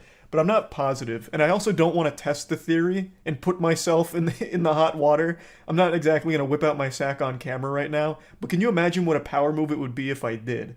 But yeah, just overall I wanted to talk about the situation a little bit because I truly applaud the way Ludwig has handled this whole situation. I think he's done a great job with all of it. It doesn't seem like he's got super salty about it. He's not like DMCA striking anyone that talks about his nuts or anything like that. And it doesn't seem like he's harboring any ill will towards Chad or anyone on the Cold One's team for the situation. So just want to talk about that a bit. That's it.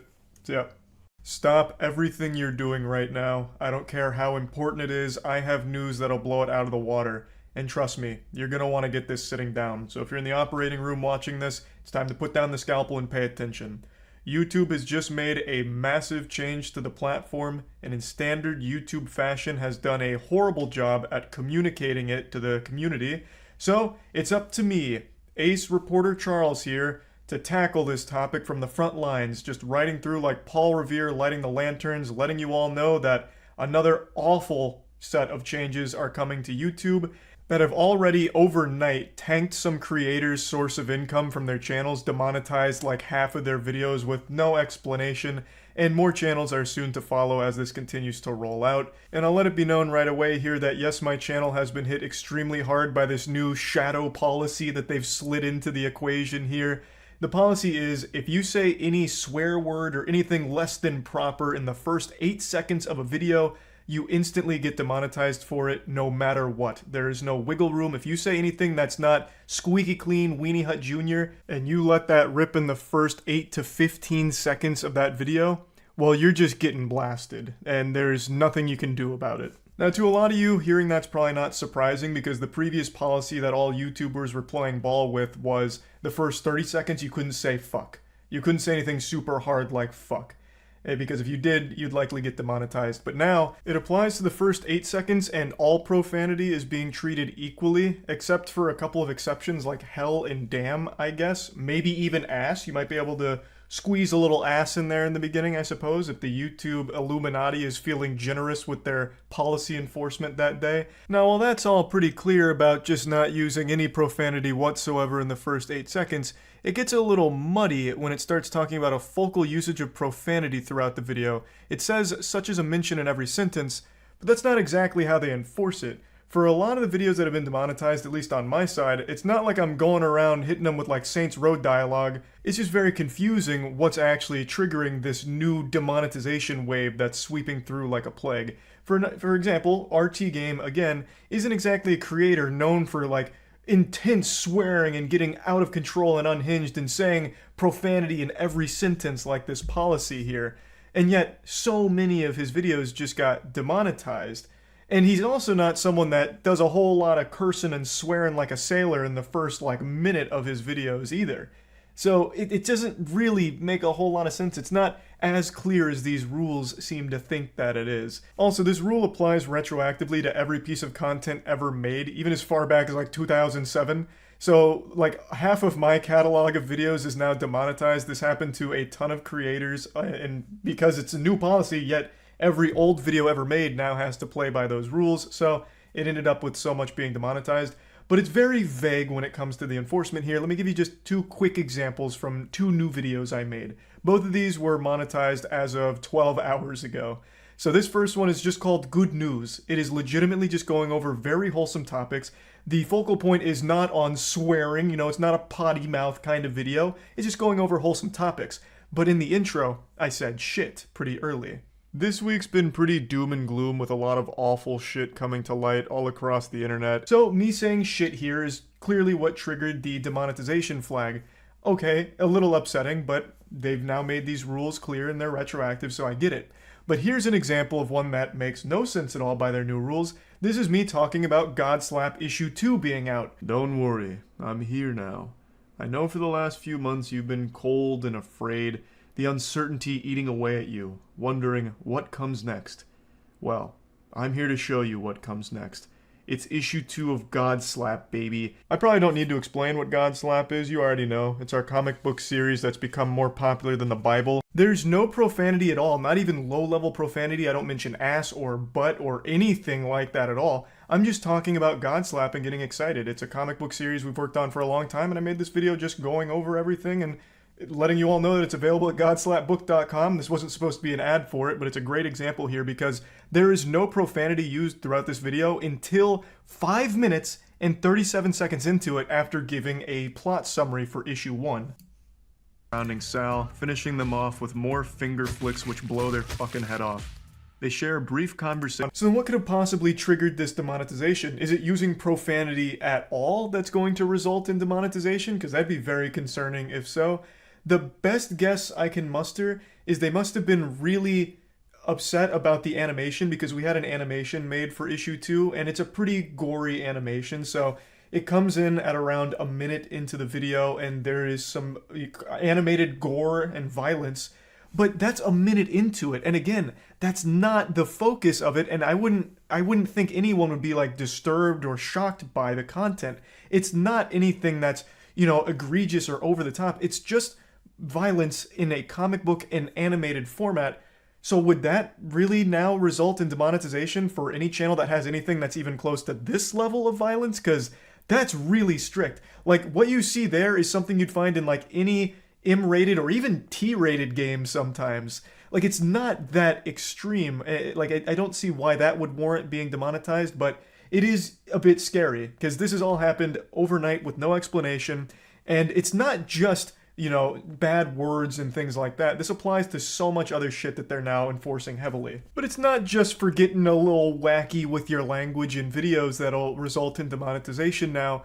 If you're getting a little wacky with your game choice, if you're a gaming YouTuber, you can get demonetized for it, even age restricted in some cases. If you're playing a game that's kind of violent, you're very likely to get demonetized for it. And if there's bad language in that game, especially early on in the video you make covering that game, you're likely to be demonetized for it. And in fact, Callisto Protocol is the most recent example. You can get age restricted for it too. Callisto Protocol was deemed too gory, it's too much, this is very unholy stuff we're seeing here. So anyone that made videos on Callisto Protocol got age restricted for it, including me. A couple of them I know slid under the radar, but for the most part, anything that had Callisto Protocol did get age restricted, which is almost poetic because you might remember that Callisto Protocol is inspired by Dead Space, and Dead Space 2 had the worst marketing campaign of all time called Your Mom Hates Dead Space, and it was all about how offended mothers were getting at Dead Space. It was very silly, but now it's like become reality for YouTube. YouTube is now that Dead Space mom when it comes to violent video games. It's pretty pathetic, but what's the saddest part about this whole situation is YouTube's refusal to be transparent with this and make it clear that these policy changes are coming. I had to find out, as did everyone else, after being hit by it and then doing digging, because anytime there's a policy change, YouTube treats it like a government secret, like the Krabby Patty secret formula. They just refuse to share it. So I had to learn by searching around online, talking to other creators, as well as talking directly to YouTube in order to get answers for what was going on. And even my YouTube contact wasn't aware of this until I brought it up and he did digging on his end. And that is absolutely not any fault of his own. That just goes to show you how split YouTube is internally, where things just aren't communicated effectively even on the inside. So how the fuck can they possibly manage to inform the community, I guess? It is so laughable. This policy is a game changer for a lot of channels. You have to completely alter your content strategy depending on like what you do. Like if you play like a certain game that could now be deemed a little too violent for ads.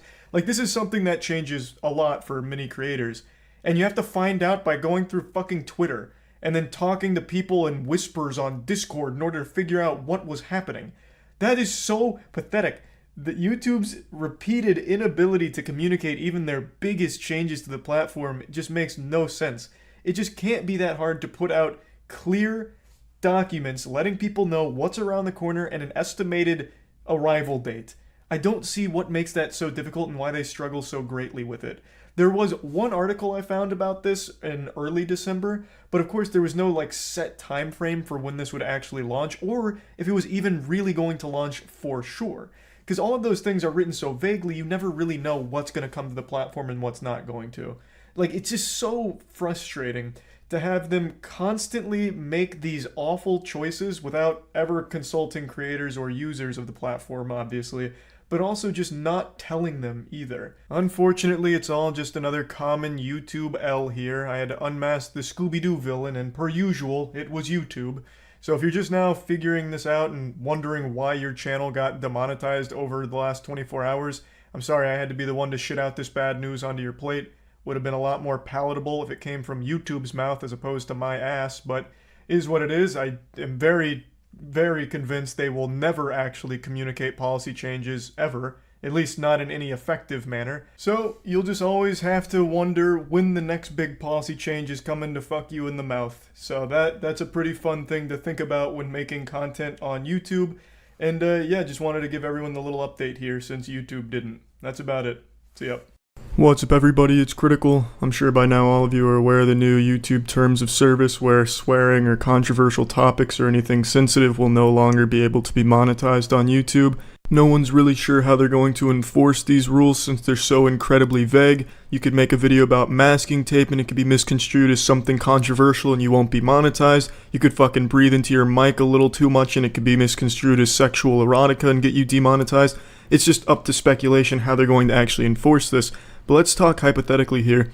If they enforce the rules exactly how they're written, which it seems they're doing since a lot of channels have had random videos demonetized for a myriad of different reasons, if they actually follow through with this and make YouTube this safe space they're trying to make, that will be the perfect storm that could kill YouTube. And that's something I never thought would happen. I always thought YouTube was too big to fail.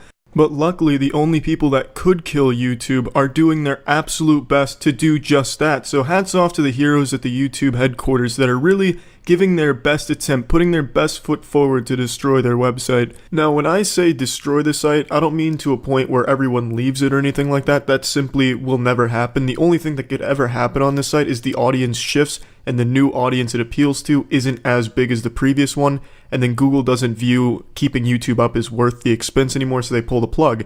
Because YouTube, remember, is operated at a loss. Google is losing money every year on YouTube. They just view it as worth the cost to keep this monopoly on videos because that's a huge medium right now, and YouTube's the big player there. They got the big scrotum.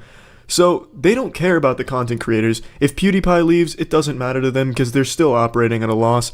All of it completely irrelevant to them. But with these new terms of service, someone like PewDiePie, who is the biggest on the website, will no longer be able to monetize his normal videos because he says fuck, he says shit, and he plays sexual games, makes sexual jokes, so those videos can't be monetized anymore, so we'd have to completely change his format, as well as other content creators who make 1 or 2 videos a day. They'll have to completely change their format because sometimes it's on sensitive topics, or they say shit, or they say asshole, something like that.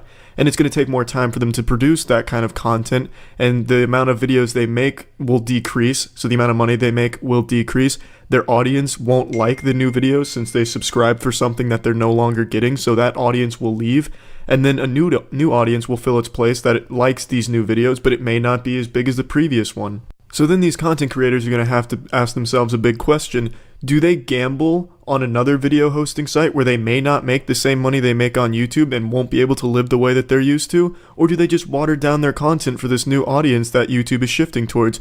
I'm pretty sure most big YouTubers will choose the latter. But still, they're not used to making this different kind of content or changing their format. They'll have to think of new things to talk about or to do. And it's going to take a lot of time, so they're still going to be making significantly less money, which is why this is the perfect time for an alternative to offer a service similar to YouTube that doesn't have these limitations and restrictions and can offer them something almost to the same level. It doesn't have to be the same amount of money per view. Now, I truly think Pornhub is in the best position for this. The owners of Pornhub tried to launch a video hosting site back in the early 2000s. It just didn't quite take off. If they tried again right now and gave it a cool name like turboner.org or .com, .net, .gov, any of that, and just offer a similar service where they'll give you X amount of money per view. It doesn't even have to match YouTube's amount right now, because I've talked to a couple other YouTubers on here who are big YouTubers because I wanted to gauge where they were at. And they're all worried about their financial security, and they said they'd be willing to go to an alternative even if it offered less revenue per view, because at least they would have that financial security where they could keep pumping out the videos and making the money off them. Even if it's a little bit less, they'll be able to compensate by making more videos, whereas on YouTube, they'd have to take a lot more time and make a lot less money. So let's say Pornhub launches Turboner. All they would need to do is give them some incentive to go over there. Give them a signing bonus, maybe a small little signing bonus, or at least just let them know that they will have complete creative freedom so they can keep making what they've been making. And I'm sure they would leave in a heartbeat because they're worried about their future on YouTube because of these new rules. Now, so far I've only talked about Pornhub as being someone in a position to capitalize on this opportunity, but there's actually a website out there right now that some of you may or may not know about. It's called vid.me. And I think this website has extreme promise in being the alternative to YouTube currently. I've only been saying Pornhub is someone who would try and capitalize on it because they're in a good position to do so. But VidMe has a pretty solid platform already. It's easy to use. The only thing holding it back is they clearly don't have the audience, and it's mainly just used as a side project for content creators if they want to mirror the video. But if VidMe was to double down and start reaching out to these big YouTube channels that are trying to get off of here because they're worried about their future, so VidMe higher-ups would need to reach out to them and be like, yo, what's up, pussy? Come over here, we'll give you this signing bonus, we can offer you this amount of revenue per view. I know it's a little lower than what you're used to, but you won't have all these limitations and you won't have all of these hoops that you have to ejaculate through, and you'll be able to pump out more content because you're not going to feel like you're restricted in what you can make. And that's really all they would have to do in order for VidMe to flourish right now, because a lot of channels are trying to get off here and find a viable alternative. And I think if VidMe played their cards right, they could very well be that viable YouTube alternative. Now, I know everyone's all out there asking, why would YouTube try and implement such obviously ridiculous rules? It makes no sense. They must be run by fucking piles of garbage shitting shits. No, the rules really aren't that stupid. What they're trying to do is appeal to the audience that's more sensitive and doesn't want to be exposed to anything that might offend them. And they also want to make sure the kids can feel safe on here as well, because as long as these people are happier and not feeling triggered or upset about stuff, they're going to watch more videos in a session. And this is a huge group of people that YouTube would like to appeal to and make them want to stay on the site. And for example, kids, they're a really good financial means for YouTube because they just put shit on repeat and they're not old enough to know what ad block is. So they're going to watch the entire 2-minute ad, and sometimes if they like it, they'll click on the ad. Whereas someone above 10 years old is probably rocking some ad block, and I don't think they're going to see an ad for dildo sex factory machines, new Sibian X Factor anal plugger, whatever, see that and then click on the ad. I don't think that happens. But a kid could see an advertisement for a toy maybe and then click on the ad. It's also really good for parents so they don't have to worry about their son or daughter getting exposed to some fucks and shits on YouTube, because you don't want little Hank's interpretation of the world to be contaminated by such filthy language and thought-provoking topics. Yucky. So it does make sense. Their business decision does make sense. They want to appeal to this really broad market that will probably give them a lot more revenue than the current audience right now. And also, they're not stupid. They know that the big YouTubers are going to try and abide by these rules, and they know that that audience will not leave YouTube because they support those people, obviously. That's why they stick around on here. I'm sure if those content creators went somewhere else, some of them would follow, but the majority of them would just forget about the content creator if they weren't that loyal. So they know that they have to stay on YouTube in order to maintain their full audience. For instance, you can't take PewDiePie, have him go to VidMe, for example, and expect all 47 million of his subscribers to follow him. No, maybe 1 or 2 million, and that's a huge chunk that he just lost in that transition. So he knows he needs to stay on the site. So really, YouTube knows what they're doing. But all in all, this is the only time where a competitor could actually be a viable alternative, where they could come in here, take some bigger channels, take a fraction of their audience and move them to the other site, move them to their site. So if someone offered that, Pornhub with Turboner, or perhaps VidMe stepping up saying, you know what, I'm coming up, I'm gonna be the big titties on the block. If someone could just offer a similar service and the big YouTube channels could feel safe over there in their financial situation, then I could definitely see YouTube folding because of these new rules and restrictions if they're strictly enforced the way they're written, because no content creator that's currently on the site can abide by them in their current form. All of their videos will lose monetization, and their future videos will be very staggered. They're going to take a lot of time to make, and they're not going to appeal to the same audience that they already have. So they're going to need somewhere else to go. So either VidMe or Pornhub with Turboner or someone else is going to step up at some point, and I'm sure will try and take the audience away. Whether or not it'll work, who knows. Now, everyone thought MySpace and PhotoBucket were too big to fail until someone came along and offered something better. This is a totally different situation. People want to leave YouTube. They don't even need something better. They just need something that can suffice.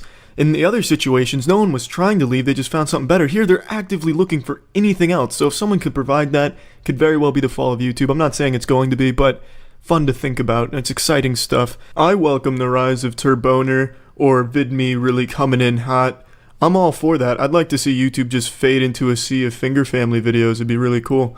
But yeah, I just wanted to talk about this a little bit. That's it. See ya. What's up, everybody? It's Critical. I'm gonna be talking about even more shit. Let's do this shit. The footage you're seeing is me trying to sail during the world's most powerful hurricane. The game is Sail Simulator 5. Now, I'm sure you're all aware that YouTube changed its policies regarding gaming-related videos, and I just wanted to let you all know what that'll do to my channel.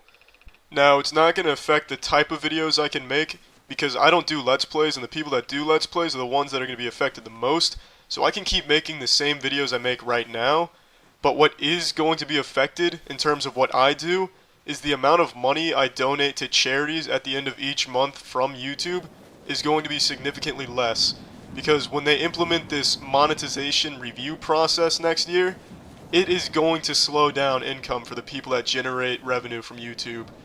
Now, from what I understand, this monetization review process can take a few hours or a few days, and while they're reviewing your video, it's still a live video, so people can still watch it, and YouTube's still going to make money off your video, but you're not going to make money off your video until they approve it and say, yes, it abides by the terms and conditions. Now, I could be wrong about that. Maybe I misinterpreted it, but that's how I understood it. So if that's the case, that is going to drastically reduce the amount of money I'm able to give to charities each month, and that is a fucking shame. Now, what's also ridiculous about this new policy is the copyright claims that are going out to a bunch of channels right now. Those copyright claims will destroy some channels.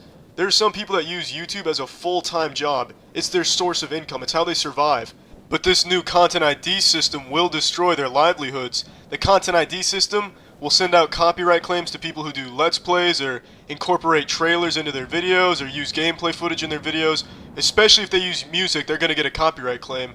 And when a video gets copyright claimed, the channel can't monetize that video. So then the people that make like Let's Plays or videos reviewing games or doing a walkthrough of a new game, they won't be able to make money off that anymore, so those channels are just going to vanish, because those people are going to have to find some other way to make money. And it's just absolutely absurd. But YouTube's not going to change this policy. They're just not going to. It's a fact. They don't need to. YouTube will not lose a single user from this policy change. No matter the backlash, no matter the negativity, YouTube will not change this. They just don't fucking care. Because YouTube has no competition. There's no alternative. No matter what YouTube does, everyone's going to stay using it because they have nowhere else to go. Google knows that. And that's why Google Plus is still here. Google Plus is broken. And even if it wasn't broken, who the fuck wants Google Plus? But they don't have to do shit about it because there's no alternative. Competition is the best thing for consumers. And until there's an alternative to YouTube, YouTube is still going to be this pile of shit it is right now. And now is the perfect time for someone to make a viable, user-friendly alternative to YouTube. If that was there, they'd get a lot of users. I guarantee that. I know I'd go over there in an instant because YouTube is just troublesome to use, hard to navigate. Some of it just flat out doesn't fucking work, but it's not going to get fixed, it's not going to get changed, because it just doesn't need to. YouTube's basically a monopoly right now. People keep using this site no matter what. Until there's a viable alternative, YouTube's just going to be this leaking, anus, son of a bitch asshole it is right now. And, that's about it for that topic. Another thing I wanted to talk about is, some of you may remember I let you all know I was getting sued by a woman who faked an injury after an accident I was in last year. Well, that's all been resolved, and she'll be walking away with roughly $75,000. Luckily, it's not coming out of my own pocket. I had insurance and it was under coverage, but originally she wanted some ludicrous amount, some astronomical figure, like $200,000 for a 20-mile-an-hour accident. Luckily, the insurance got it down to what they got it down to, but this girl went through so many unnecessary, risky surgeries from a corrupt doctor to justify the suing. It's absolutely insane. Out of the $75,000, realistically, she'll probably pocket about $10,000-ish of that. So I hope all the trouble she went through was at least worth it. And I'm just happy it's over with now. Now there's one more thing I want to talk about real quick. Some of you send me messages from time to time asking how my quest to become a voice actor is going, so I just want to give you a little update on where I am there. I still haven't landed a voice acting role, so I'm at the same point I was about 3 months ago. It is a really, really fucking hard industry to get into. I still think it'll be fun, and I'm actively looking for auditions. If there's any indie game companies out there, or animators, or anyone looking for a voice actor for a project, send me a message on YouTube. I'd love to audition. But now I'm getting sidetracked. I'm sorry about that. I was just making this video to let you all know what this policy is going to do to my channel. I didn't go into depth about what the policy change really is or does, because I'm pretty sure most of you know a lot about it. Most of you probably know more about it than I do, to be honest. But I just wanted to inform you all that I'm going to be able to keep making the same type of videos I've always been making. I haven't been getting any copyright claims, which is good. And yeah, Google can massage my scrotum. And Google Plus can go fuck itself. Yeah, that's it. See ya. Hello and welcome to another exciting, exhilarating episode of YouTube Pisses in the Mouth of the Creators on Their Platform. Join me today as we examine the newest way YouTube found to drop trousers and take a big old fat piss right in the mouth of all the creators on their platform. But before I get into that, I want to get into your ass and explain why I have these glasses on. I don't need them, but I went to an eye doctor about a year ago, and just for the trouble of going out there, he prescribed me these glasses that do damn near nothing. That's not an exaggeration, I'm not fucking. I can do this with my hands right here, and it would have the same effect that these glasses do in regards to enhancing my vision. But anyway, the big story today, YouTube has just signed some huge A-list celebrities to do some YouTube originals for them. How great is that? Everyone on this nice list here, they've paid millions of dollars to do some original programming on YouTube. They spent their entire budget on getting some household names to do some programming for them. Except for the slow-mo guys, everyone here is a huge celebrity not from YouTube. They didn't come from YouTube, they had nothing to do with it. Their success had literally nothing to do with it, except for the slow-mo guys. I really respect them a lot. But why is this a big deal? On the surface, that sounds like a cool thing. Oh, they brought all these great people in to do some stuff for YouTube. That's cool. But you have to realize what it took to get them there. They spent their budget getting them to come to YouTube to do shit for them. That's money they could have spent on people that are native to the platform, that are trying to do bigger and better things, but they don't have the same resources that these massive celebrities have. So instead of looking out for the people that actually made YouTube successful, They just go and take like the easy cash out route and just bring on some celebrities that kids like. I mean, it's fucking dumb. It's very silly. It's a genuine slap to the face. It's bending the creators over their knee and spanking them for not being bigger than they are. So why am I talking about this? Why do I even give a shit? It's not like they were ever going to reach out to me to do some original programming for them, even though I have the world's best cartoon, Bible, storyboard, concept art, and all kinds of shit ready for it. Hard Turbo, it's going to one day take over the world. Mark those words. Hard Turbo is going to be the next big thing as soon as I fall into a couple $1 million to make that shit become a reality. But anyway, why do I give a fuck? They were never going to contact me. It's not like they took anything from me. But what this shows is their focus, what they aim to accomplish with the YouTube platform. They want to become TV, a competitor to TV, which is fucking ridiculous. It's an absurd notion. That's going backwards. It's like me saying I want to create the next AOL instant messenger. It's not progress. That's just fucking delusional. It's out of touch. It's ridiculous. I have no better words to describe their goals here, because it's just fucking dumb. What they could have done is they could have used their budget to help content creators that are native to the platform make some cool shit for them, other than just the slow-mo guys. They could have had a lot more, and probably for a lot less, and that would have appeased the people that actively use YouTube, you know, the people that keep YouTube fucking afloat, not the children that are going to blindly follow these huge celebrities to their original programming. They could have had a ton of shit, but they decided to go for something that's a little easier to advertise on, because these celebrities have a track record of being very advertiser friendly, and they have a devout following. One that eclipses even the biggest fucking creators on YouTube. YouTube doesn't give a fuck about any of the creators, I'll tell you that much right now. They don't even know I exist, I'm sure. They probably only vaguely know who PewDiePie is, the fucking biggest channel on their site. Pewdie who? What? Is that something I wipe my ass with? What the fuck is that? I guarantee they have no clue, because all they care about is focusing on bringing in these huge household names to try and get like some... I don't even know what they plan to get out of it, because they'll watch that and then immediately leave the platform, the people that follow them. I really don't get the goal, other than to make some quick advertising dollars on the back of the celebrities for their short programming here. It's fucking dumb.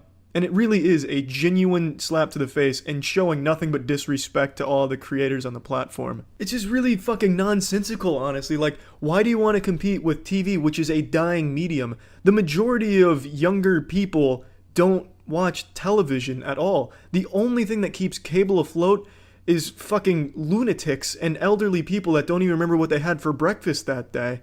Why would you want to compete in that market? There's not a whole lot to be gained there.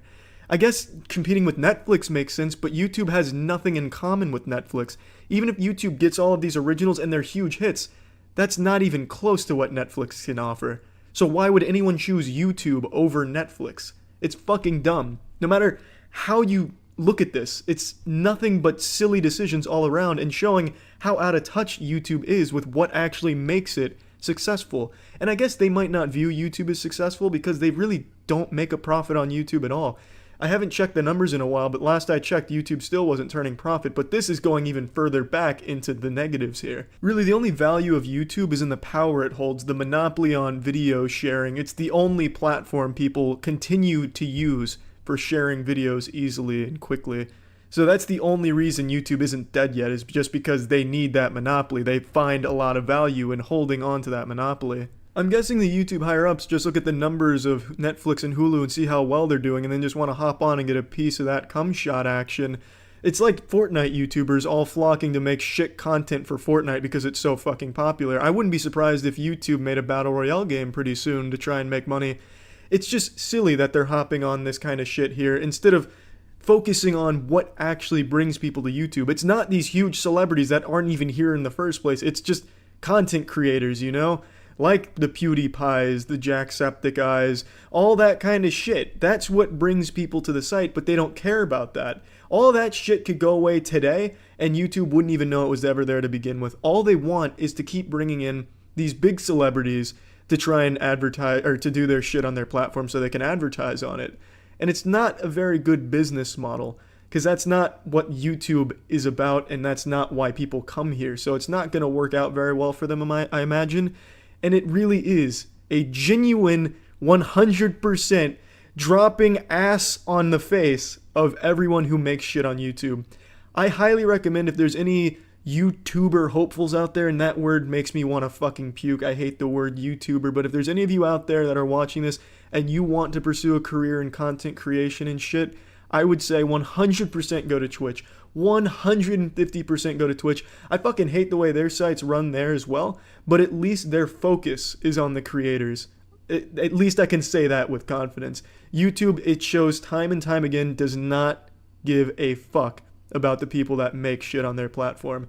And then seeing this today was just that nice, beautiful, perfectly seasoned piece of dog shit on top of my birthday cake here from YouTube. So I just really wanted to talk about that because it's upsetting, really. And yeah, that's it. So yeah.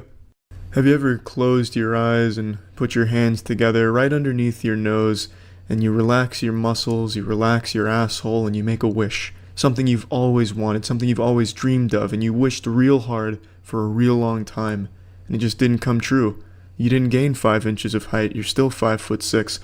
Yeah, that was YouTube not listening to you. They don't listen to shit. As is per tradition, YouTube has released another video demonstrating just how out of touch they are with the user base. They have once again come this Christmas and filled our stockings with bull semen that we didn't even ask for this year. And once again, per tradition, we have to just swallow that bull semen with a big old smile on our face and pretend that's what we wanted for this Christmas. Because we don't have a choice. YouTube has a genuine monopoly on video sharing.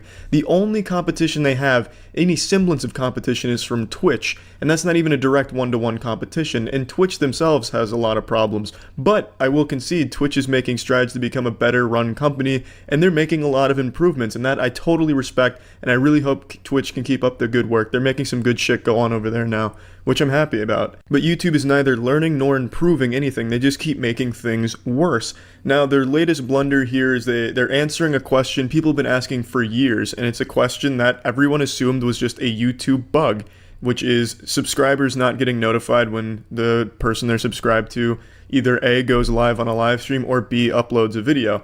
It's very well known that not everyone gets a notification when something goes live from the creator they're subscribed to. Now let's go ahead and listen to their answer for one of mankind's oldest questions. Okay, so to summarize, because I get asked this all the time. YouTube, do you notify all of my subscribers every single time I go live?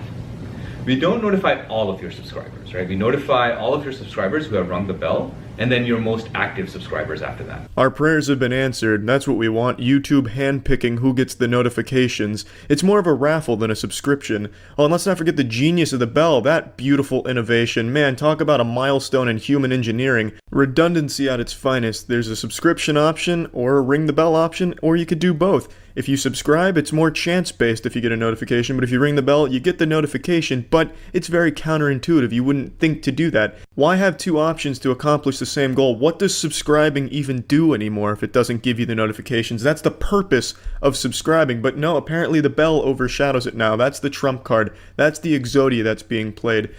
Okay, so we try to notify the people who we believe would be most likely to tune in and watch your content. That's right. While it's live. That's right. While not necessarily overwhelming and spamming all of your subscribers with these notifications. That's right. That makes sense to me. Yeah. That's what we see our users want. No, Barbara, it doesn't make sense to you, nor does it make sense to any rational person on the fucking planet. It's not spam if people subscribe. Subscribing says, I want these notifications. And you even say yourself who we believe would be most likely to watch. You don't know. You're guessing on who's going to be most likely to watch. Why don't you send out a notification to everyone who subscribed and let them decide if they want to watch? And please get rid of the goddamn bell. What a useless addition to the site. It brings nothing of value, and it sounds like a bad sexual maneuver, ringing the bell. In porn, it'd make sense. If I saw a title that said Riley Reid rings the bell, I would be able to guess at what I'm about to watch. But on YouTube, I have no idea what the fuck that means. It reminds me of when Hawaii Five-0 tried to make Bing It a more common thing to say that wouldn't have people's heads turning and looking at you like you're a fucking alien visiting Earth if you say, hey, I'm gonna Bing it. And newsflash, it didn't work. If you say you're gonna Bing something, people are still gonna look at you like you're an imbecile or a fucking Neanderthal. And for all rights and purposes, you are a Cro-Magnon if you say I'm going to Bing it. It's dumb. YouTube is not going to get ringing the bell to be a common thing to say or a common action to take if you want notifications. Let me paint you a picture here. Let's say you're in the locker room after a real tight football game, but you manage to squeak it out and win. And you're in the showers right now. You got your boys in the shower next to you. There's dicks all over the place. But in the shower behind you with the linemen, they're having a conversation. Hey, who you subscribe to on YouTube? And you know, you don't know anything about YouTube. You've never heard about YouTube. They say, hey, I'm subscribed to PewDiePie and Jacksepticeye. Even as just someone who hears that, you can rationalize what that means, because subscribing it's not just exclusive to YouTube. A subscription is something everyone understands the definition of. But now let's say you're in that same situation. You hear the lineman saying, hey, whose bell do you ring on YouTube? Well, PewDiePie and Jacksepticeye. You hear that, now you have no fucking idea what's going on. Now you just think they're in some type of weird cult. It makes no sense at all. It's just, like I said, counterintuitive. Okay. Cool, I got a question for you, Barbara. Uh-oh. I'm gonna cut the video right here before Discount Macklemore says some weird shit to Barbara. I didn't watch past this point, but with the way he looked at her and the way he asked the question, it makes me think his question's gonna relate to digging for chocolate in her brown balloon knot. This whole thing is just insulting more than anything. YouTube thinks they know what's best for the platform 100% of the time without ever even seeing what the users think of it. And then they have the gall, they have the chutzpah to say they're listening to us. That's such bullshit. It's so... I mean, I don't even know what else to say. There's nothing else to be said about this. It's so fucking dumb. Anybody can watch this video, hear what they say and the way they rationalize not delivering notifications to all your subscribers and say, wow, that makes no sense. That's really stupid. I really just can't even begin to understand what the idea was here. I don't even see how this helps YouTube by not delivering a notification to all subscribers. And it makes me want to start streaming on Twitch as opposed to YouTube. All of you know that I stream on YouTube right now because I didn't support what Twitch was doing and the way they were enforcing their rules and such. But like I said, they're making improvements. That is what I'd like to see from YouTube. I've never defended YouTube, and I never will because they don't do things well. But for live streaming, they're at least more fair than Twitch, but now that's clearly changing. And YouTube isn't even sending out fucking notifications to all subscribers. Like that's just, I don't know what they expect. How can they expect anyone to want to stay on the YouTube gaming side of things if people aren't even being notified if they're going live? It's mind-boggling to me what their thought process is. It's fucking silly. YouTube is just an out-of-touch company. They're the most mismanaged pile of shit that has a monopoly in the history of the world. It's just fucking nuts. But that's it. See ya. Hello, you magnificent beams of sunshine, and welcome to Splash TV, where we're diving into happiness and doing a cannonball of joy here on YouTube. If you're unaware, YouTube is recently making changes to its terms of services, so that way there's no more filthy, disgusting, deplorable language. I am sorry for the text message, that's just distracting. I hope that doesn't make this video non-advertiser friendly anymore. But no more yucky language, no more controversial topics. YouTube is going to be a safe spot for all of us where we can all smile from ear to ear while we're on this website, and we can leave the website smiling too. So we here at the Splash TV headquarters thought it would be super duper fun to create the website's first YouTube friendly video that abides by every new rule to a T. So we found some very positive and uplifting news stories that really warmed our hearts, and we'd like to share it with all of you. And of course to all the potential advertisers out there, Coca-Cola, Pepsi-Cola, if you want to get in on this, what's up? So the first news story is about a man who could play anywhere in the world but chooses to play next to homeless people. Why would he do such a thing? That's so nice. He does it because he finds it's easier to make money on the streets when you can play an instrument. So he'll get donations from people passing by that enjoy his soothing melodies, and he'll give that money that he makes to a homeless person. Isn't that just the sweetest thing? It's so grand, and we here at Splash TV thought this sent the right message to all of you out there. But the best part of the story, when this musician gets parched, he likes to quench his thirst with a nice refreshing Pepsi-Cola, or perhaps Coca-Cola. And now for the next magnificent story, I'm tossing it over to charismatic Kaya. Take it away. Thank you, charming Charlie. Our next piece of news is about a waiter who received a $500 tip. Isn't that amazing? From a complete stranger, too. Doesn't the story just fill you with joy and sunshine? I, for one, feel completely radiant after reading this. Perhaps I will cool down with a chili Coke Zero or a Pepsi Max. Well, thank you for tuning into this episode of Splash TV. I hope we were not offensive. And please tune in next week, where we will talk about the color of trees and the thin layer of dust that accumulates on stuff if you just leave it lying around.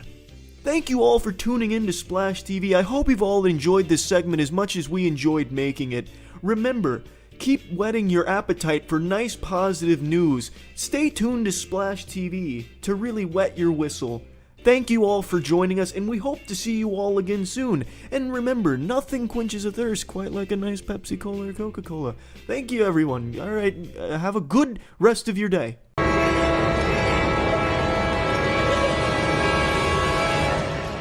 Jesus wept.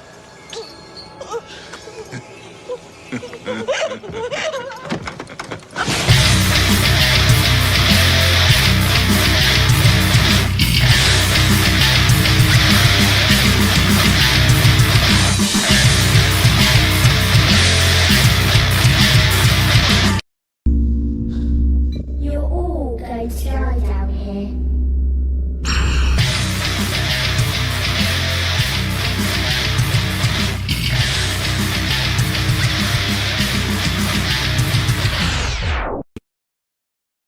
Yes.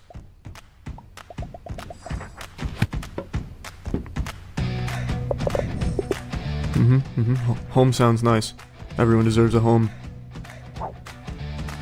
Sounds interesting. Yes.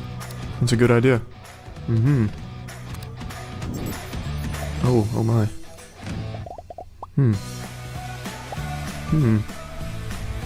Become a hero? You mean like Boy Man? A boy with all the powers of a man? A whole community of people. Training's not over. Look at all these people training at exclusive workshops. Video chats, holy shit, they're dragging me into the 21st century kicking and screaming. Super tools, goodness me.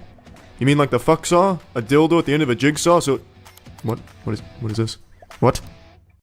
I really like how you snuck this one in there, because you started off with some really objectively good ideas, like crowdsourcing your subtitles and translations, people being able to help each other on the forums and shit, but then you took this nice little donut and you tried to sneak in a diarrhea filling, and you expect people to take a bite and swallow it without noticing.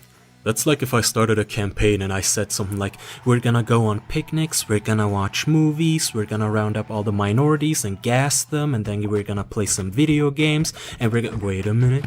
What did he just say about... What was that about minorities? Gas them? Wait, that sounds a little fishy. What the fuck?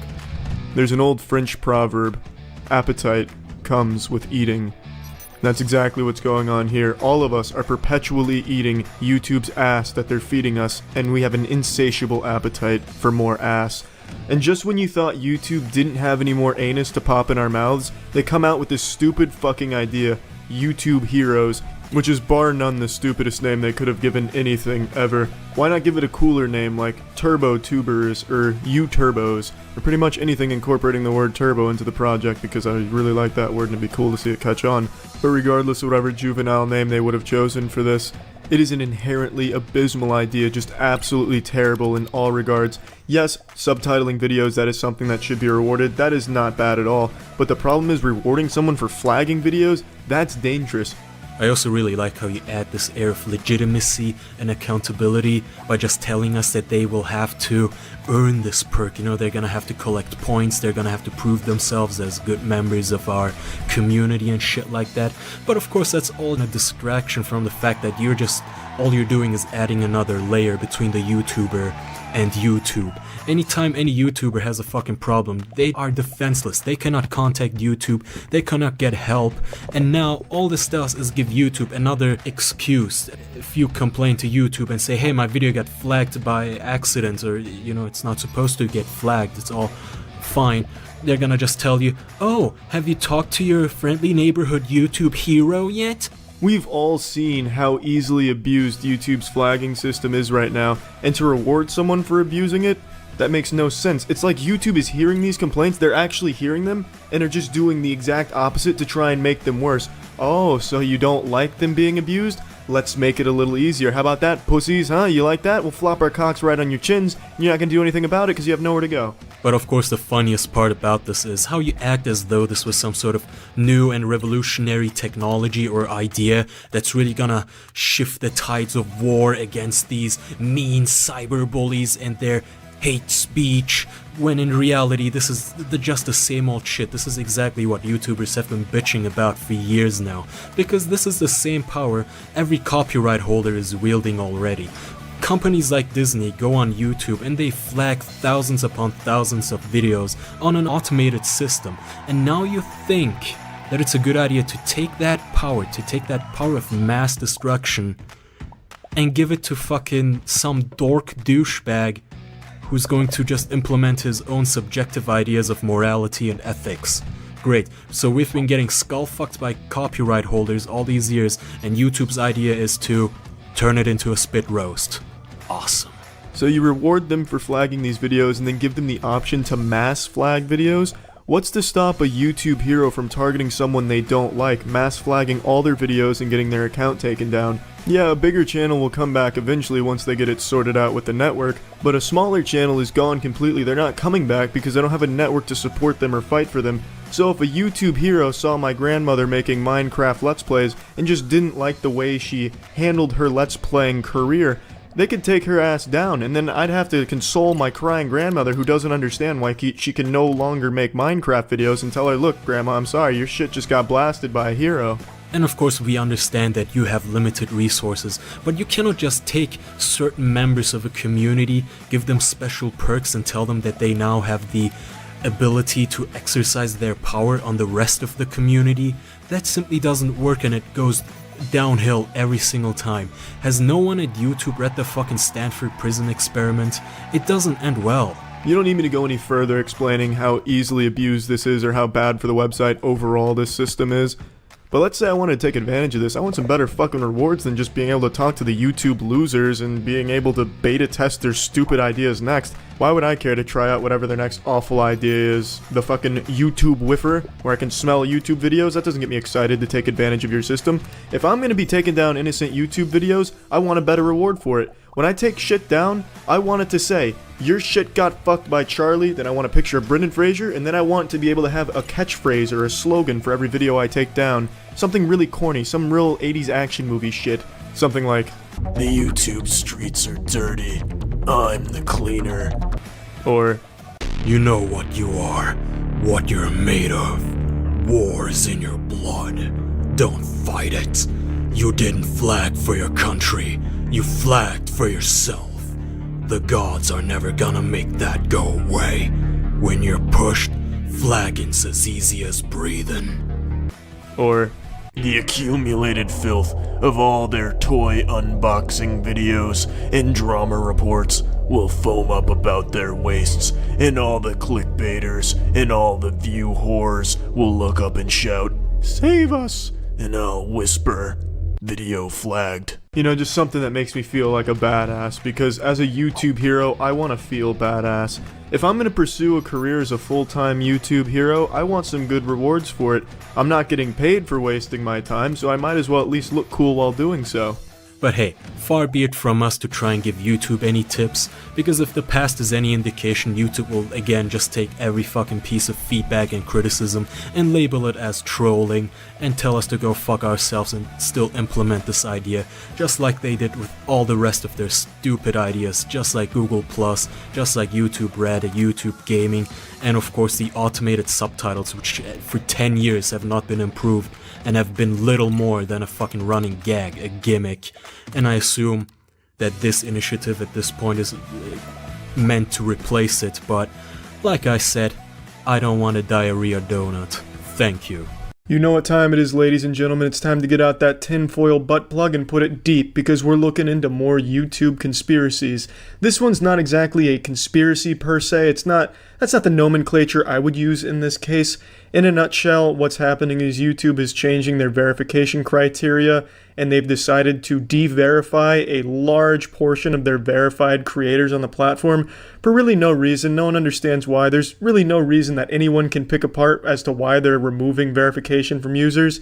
And I thought, as the ace detective on YouTube, it was my responsibility to kind of figure out why this is happening. I'm like the fucking Jessica Jones of YouTube, but with shorter hair. That's the only real difference. So I'll start by saying, yes, my channel is losing its verification status according to this message I got on YouTube, which I find odd because their new criteria isn't that different from the criteria of ye olden days, and it's not exactly like we're living in the wild, wild west of chaos with check marks everywhere. It's pretty fucking hard to get verified on YouTube as is already. In fact, you have to perform, well, you don't have to perform magic tricks or anything, but you have to submit like 3 different forms of identification. A friend of mine who has a bunch of subs way over the required 100,000 cannot get verified and hasn't been able to in 8 months because he needs like 6 different passports, 5 different aliases, a doctor's note, proof that he has a patent on technology. It's weird. The requirements are already astronomical.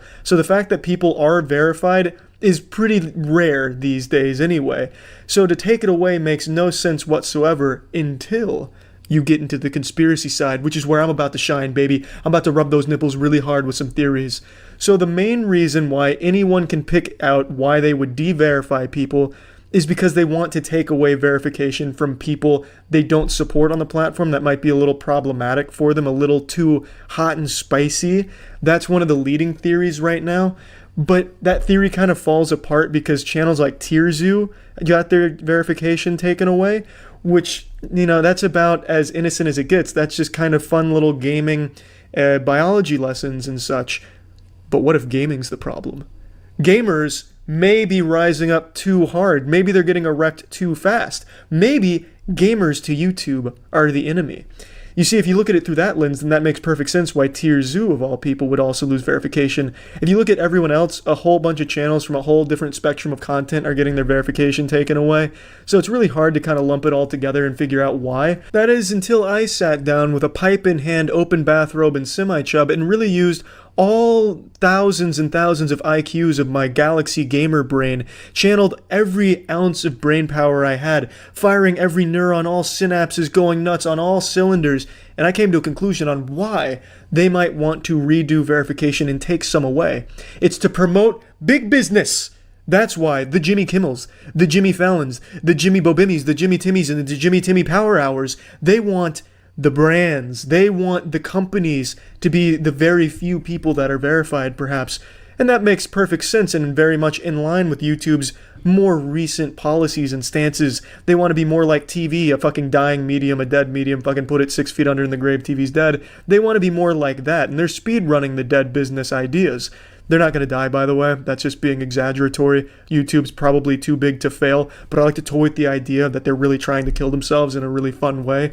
And this is definitely one way of doing it.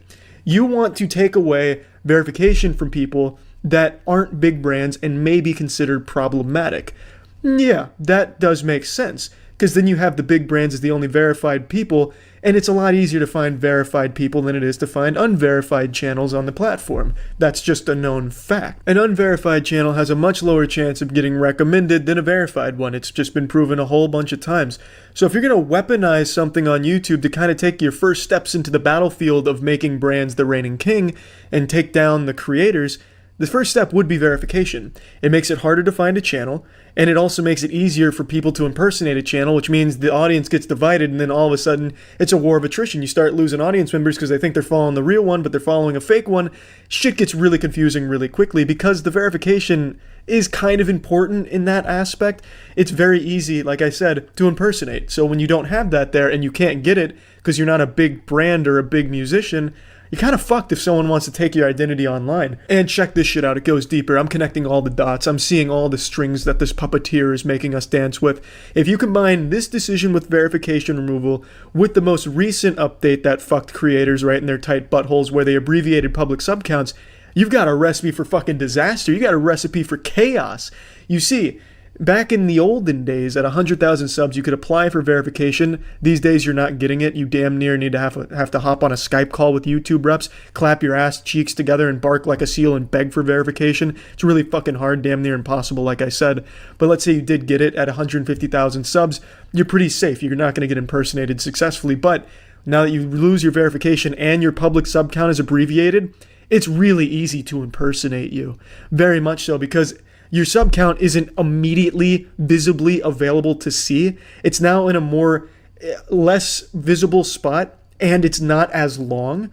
So you don't have the exact numbers, you just have it abbreviated, which makes it a shorter number. So if you click on your impersonator's channel and it's a lot less subs, it still kind of looks similar to yours because the amount of characters it takes up there is pretty close. So it's going to be very confusing, and especially on mobile, ooh, baby, you're going to have a real rough time not being verified.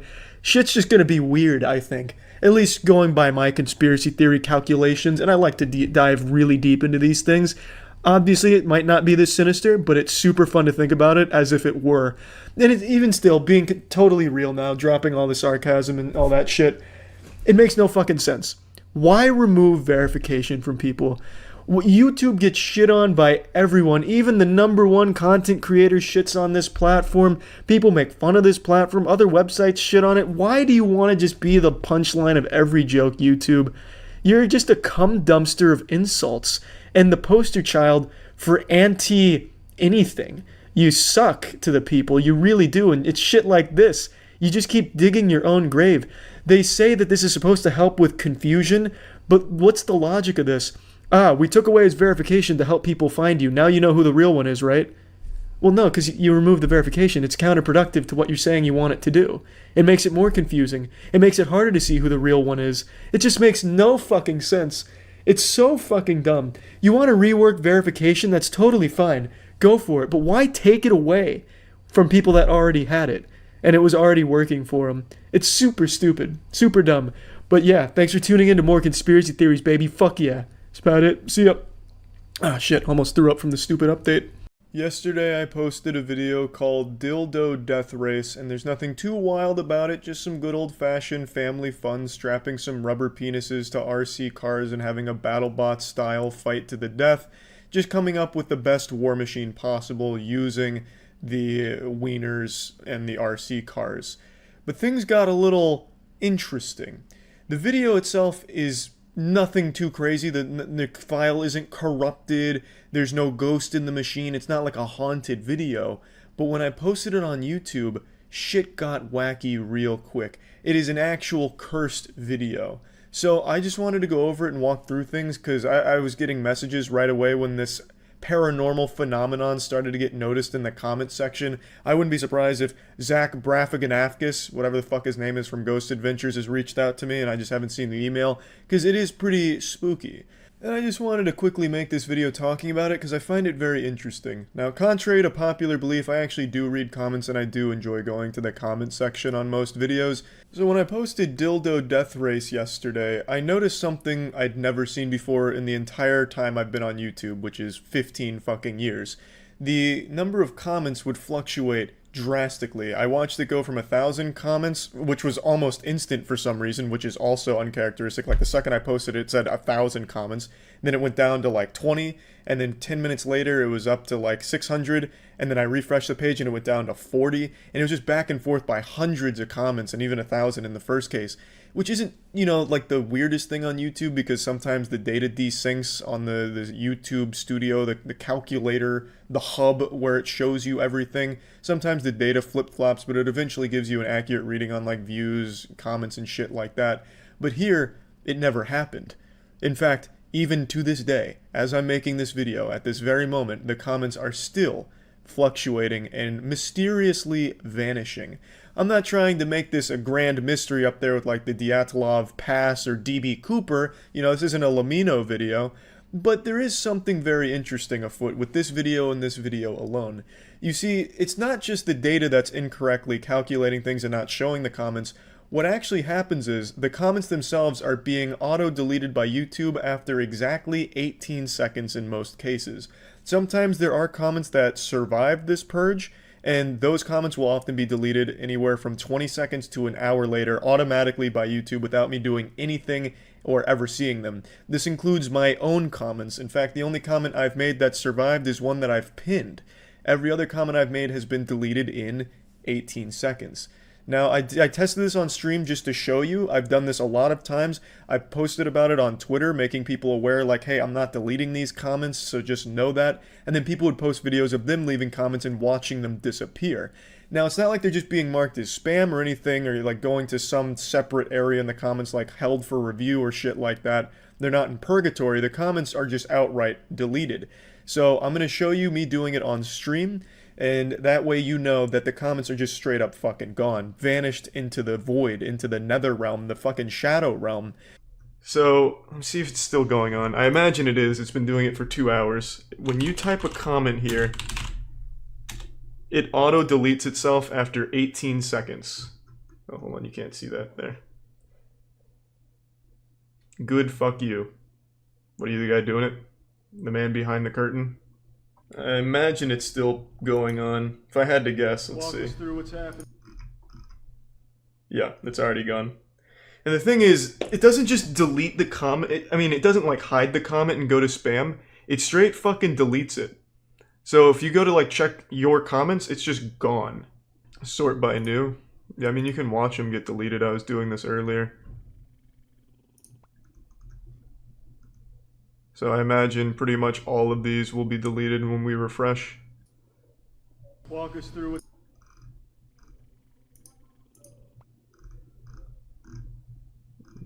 Yep. All of those are gone. It's fucking crazy. And it's always 18 seconds. This will be comment number 10 from me. It makes no sense. This is like some haunted shit. I thought it was a prank at first, like Matt was leaning over my shoulder deleting comments without me noticing. And likes don't change anything. Walkers. I imagine it's gone by now. Yep. Pretty wild. It's like an actual haunted video. Yeah, maybe I really was cursed by that egg. Couldn't tell you. I don't know what dictates a surviving comment or why they get deleted, why it's 18 seconds. I got so superstitious I looked up the significance of the number 18 thinking it's somehow related to the devil or Slender Man or something. Makes no sense. But it is always 18 seconds when I leave a comment, and for the majority of them. Some of them make it to 30 seconds. A few of them auto-deleted after an hour. It's all over the place. It's about having a relevant comment, that's the speculation. No, I thought that too, and I tried that. It has absolutely nothing to do with that. I'll just go ahead and say, wow, these are nice cars. I said something similar to this in one of the earlier ones. It has nothing to do with whatever the comments say. It just auto-deletes things after 18 seconds, regardless of the content and regardless of likes on the comment. Like, you in real time, you can just watch comments being vanished. I don't know, it's pretty cool. And it's gone.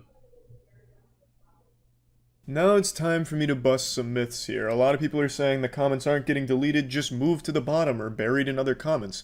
This is objectively false. The comments are completely gone. They are removed, and when you go to your comment history, you will not see the comment you posted on that video. I've done this for 10 comments now on my other accounts on this video. All 10 do not show up in my comment history, nor do they show up anywhere on the video after going through each comment that is still surviving on the video. They are outright gone forever, as if they were never posted in the first place. Very spooky shit. Another common theory I see is that there must be some kind of spam bot that's taking to the streets to clean up Gotham's trash with the spammers, but I can tell you right now that system certainly doesn't fucking exist. Go on any video ever, and some of the top comments are just straight up spam. So that feature is definitely not there, and if it is, it's not effective. It's very primitive. But you know what, just for fun, let's take out the magic wand and play pretend. Let's say that there is a spam bot or some kind of auto mod that's malfunctioning on the video, marking things as spam and getting rid of them or whatever. That also wouldn't explain it, because regardless of the comment, it is still getting deleted. I've seen comments that are paragraphs talking about the video to test it that get deleted after 18 seconds, and comments that are just a single sentence survive. Also, another thing about the video, even aside from the comments that's weird, is the views. Initially when I posted it, it immediately said that it had 1 million views. almost instantly, just like with the comments, which, I mean, I thought my channel was just going fucking wild here, reaching like dream levels of engagement or something, but then it immediately went down to like 5 or 10K or some shit like that. So the views were also doing the same thing the comments were doing, and now it's settled on whatever it's at right now as opposed to the video. The views haven't been fluctuating since the initial anomaly, but the comments, even as of now, are continuing to do so because it is still perpetually deleting comments seemingly at random. It doesn't matter what the comment is, it's still getting deleted, and then sometimes a couple slip by the firing squad in the comments section that's just taking them out. I don't really understand what's going on. I don't know if it's going to happen on this video either, because this is the first video I'm posting after this strange event here, this paranormal activity. So I guess we'll see, but yeah, I mean, it's fucking weird. But yeah, anyway, I thought this was a very weird event here, a YouTube glitch, I suppose, and I don't really understand or have an explanation for it at all. It doesn't seem to be getting fixed either, and it, again, it's only this video. I've checked other videos that were posted roughly around the same time this was, and none of those have this problem, and none of the other videos I've posted before this one had this problem, so I truly just don't really understand why that's happening. But yeah, anyway, I just thought I'd talk about it and at least let people know I'm not like deleting your comments, because I know a couple people, like when this initially started to get traction and people noticed, emailed me asking why I deleted their comment. I didn't do that. I don't delete comments, so it wasn't me. I don't know what the fuck is going on with it, and yeah, that's about it. So yeah. I've always been known for my bravery, and today will be no different. I'm gonna hit you with a hot take, so buckle your seatbelt, because I'm not pulling these punches, I'm not holding anything back. I'm gonna say what others are too afraid to say. Pedophilia's bad. Thank you, thank you. I know, hey, someone had to say it. Someone had to come in and put their foot down and say, enough is enough, you know? I'm no hero, but let me explain what prompted this courageous act from me today. A few days ago, a YouTuber named Mama Max posted a video called Pick a Side YouTube, and in the video he discusses a serious problem on the platform where creators that focus on darker subject matter are often censored, like Mama Max. This is actually a channel I've talked about before in the past. He's had his asshole stretched by YouTube full goatsy. He's had multiple videos taken down and striked for the most trivial of reasons. And it's mainly because the subject matter, because a lot of his content is investigations and exposing or talking about bad actors online, like a pedophile ring in a game or something like that. And in this video, he talks about that and how he feels like it's a serious problem. He brings in other content creators who have also experienced similar unfair enforcement of the rules against their content just because what they were talking about was darker. For example, bringing up Dan Schneider, the Nickelodeon guy who loved children's feet. He like ran that Twitter campaign of, hey kids, show me pictures of your feet. Haha. So when a content creator has brought up Dan Schneider in the past, they have experienced some problems where there'll be like a strike on the channel or the video gets blocked or taken down or something, and it just feels really fucking weird where it's like, Jesus, does Dan Schneider have foot fetish assassins at YouTube HQ just flipping switches to take down content that calls it out? So the whole video that Mama Max posted basically focuses on this very real problem where when a creator investigates something dark or talks about something that's pretty grim, they're the ones most at risk, not the people they're really talking about. So by just bringing these topics to light, there's been multiple times where they have been the ones to receive a strike or have their content blocked. So obviously for a lot of people, they feel like YouTube just prefers to bury this kind of information instead of trying to help the people that are affected by the bad actors that get investigated. YouTube instead just punishes the people for investigating it. And it feels very unfair. YouTube prefers to throw all this kind of content into a cum dumpster, light it on fire, and forget about it. Clearly a pretty dogshit solution, because if the content's getting taken down, less people know about it, which means more victims. So, a very serious problem. Now, this is where I get involved directly in this whole thing, because at the end of Mama Max's video, he wanted to make a shitstorm. He said he wanted to squeeze YouTube by their balls. He wanted to grab that goddamn nutsack and clap it together like he was fucking Hulk smashing it. So in order to put pressure on YouTube, his solution was to get a viral Twitter trend going. and the Twitter hashtag he chose was Pick a Side YouTube, and the two sides that YouTube has to pick from are either children or pedophiles. Whose side are you on? Good versus evil. The pretty wild ultimatum here. And you thought you had it rough when you had to decide between cereal or coffee for breakfast. Imagine YouTube's situation here. Do you choose the children or the pedophiles? And then he tags a lot of creators, hoping that they would talk about it and get traction there. At the end of his video, he also calls people out to talk about it. And I completely disagreed with this approach here. And I mentioned it briefly on stream, and I stream every single day, twitch.tv/moistcritical. Please feel free to stop in, put a few extra inches on your penis. I'd love to see you in there. I'll put the link in the description so it's nice and easy.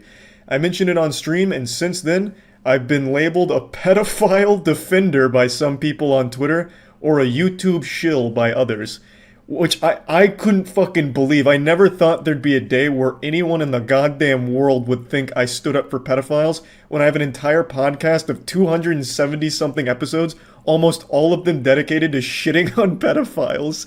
But anyway, I guess because I disagreed with this silly hashtag, all of a sudden I got out Captain America's shield and I'm putting the pedophiles behind me. Get behind me, boys. I got us covered. I'll take the hits here. But let me explain. I think the pick a side, children or pedophiles, is extremely goofy and distorts the actual message of his video. The message of his video is very much YouTube censors dark content. They unfairly treat people who investigate serious things. And as a direct result of this censorship, it leads to more kids being harmed, more victims, and these disgusting, evil, fucking stinky, yucky groups existing in the shadows because the content that has called them out and brought it to light has been taken down. So it does create more problems for more people, more victims. That's the point of his video, YouTube taking down this informative content and using every excuse imaginable to do it. Hey, we had to strike this entire video down because at 3 minutes and 7 seconds into the video, there's an animated character's butt cheek playfully poking out from their swimsuit. So the whole thing's coming down. You fucked up. Sorry, big guy. You know, it's like, what do you mean? This is a very trivial problem. It's a goddamn animated character. You could have just, like, told me to blur it and it would have been fine. The point is, by taking the videos down that are informing people of dangerous groups, it in turn creates more victims of those groups because they don't know about it anymore. And that's the problem that Mama Max's video was highlighting, and YouTube brushing it all under the rug. Because they want their reputation to be more squeaky clean. They don't want these kind of, like, bad actors brought to light on their platform because they think it might be a bad look for the platform. So they unfairly treat those creators. It's a real, serious problem. And it's one I've actually talked about quite a bit in the past. In Mama Max's video, he brings up the interview I had with the YouTube CEO, Susan. He mentions that it hasn't aged well. And admittedly, he's right. A lot of the things I talked to with Susan and the policy team, they haven't come to fruition. They still haven't been implemented. They said they were aiming for 2021 to be a great year with all of these new features that would help creators, and a lot of them aren't there, almost none of them. But they have added a couple things, like now you have timestamps when you get a strike for, you know, what was the violation. So at the very least, they're adding a little bit. But yeah, it hasn't aged well. But what I did, and what I mentioned to them back then, is this problem. I even mentioned Mama Max by name and explained his situation to the YouTube policy team when I was on that phone call with Susan and the policy team. I highlighted this issue because it's an issue that I'm pretty passionate about, and it's a very serious one that needs to be addressed. This also comes into play with Mama Max's video, if you remember that controversy that happened, where Mama Max had this huge video that got taken down, and it was taken down, if I remember correctly, because he showed a phone number for like 3 seconds on screen. Well, instead of taking that whole video down, why not just let Mama Max know, take this out and the video stays up? I'm sure he would have obliged using YouTube's editing tools. So I wanted to make sure that they heard that suggestion, and I thought Mama Max did a great job in his video until the end, where he turned it into a you're either with us or with the pedophiles type thing. Even though the message of his video isn't YouTube is protecting pedophiles, he's not saying YouTube is a sanctuary for pedophiles in his video, but his hashtag implies that. And I think it's counterproductive and doesn't really accomplish anything at all. It's a message, his video, I think almost everyone would agree with the message. But the hashtag, I feel like most people would find that silly and just write it off right away. Because it doesn't actually highlight the problem. It's just like this out of nowhere, hey YouTube, do you like kids or do you like pedophiles? The people that fuck those kids, huh? Do you like them or do you like the kids? You know, it doesn't do anything. Like there's no even like outrage that it generates. It's just like, what the fuck is this? Because if you watch the video, you have the entire situation laid out with the unfair treatment and censorship of content creators that are covering serious topics. And then you get to the end and it goes like full fucking V for Vendetta. Tonight there will be a shitstorm. I'm going to make YouTube choose the ultimate sacrifice. Where will they stand? With the kids or with those pedophiles, eh? I like Mama Max, and I really like the majority of the video until it gets to the end, because that completely changes the perception of the issue. I imagine most people who don't know the situation and don't know Mama Max will see this and just be like, what the fuck is going on here? And assume it's like another one of those wake up YouTube situations, if you guys remember that from like a year or two ago. I forgot the dude's name. I think his name was like Matt something. Matt Wabblemaster, Matt Wumbo, whatever. I don't remember his name. But he started that whole wake up YouTube where he exposed that YouTube was enabling pedophiles and even recommending pedophile content to other pedophiles or whatever the fuck was going on then. And it started that whole adpocalypse. Most people remember that situation. And then they'll see this kind of trend going on, they'll just assume it's kind of the same thing and write it off immediately. Because when you see this Twitter hashtag and you see all the people talking about it, it paints YouTube as this sanctuary for pedophiles like Jeffrey Epstein's island. It makes it seem like YouTube's protected pedophiles for long enough, now it's time they choose the kids for once. When that's not the argument he's making. His argument is because YouTube keeps censoring the content where we're calling these kind of people out, it puts the kids in jeopardy. So the issue is more the YouTube censorship, taking down content that focuses on dark things. And that is the problem. Not that YouTube is choosing to cater to pedophiles or anything like that.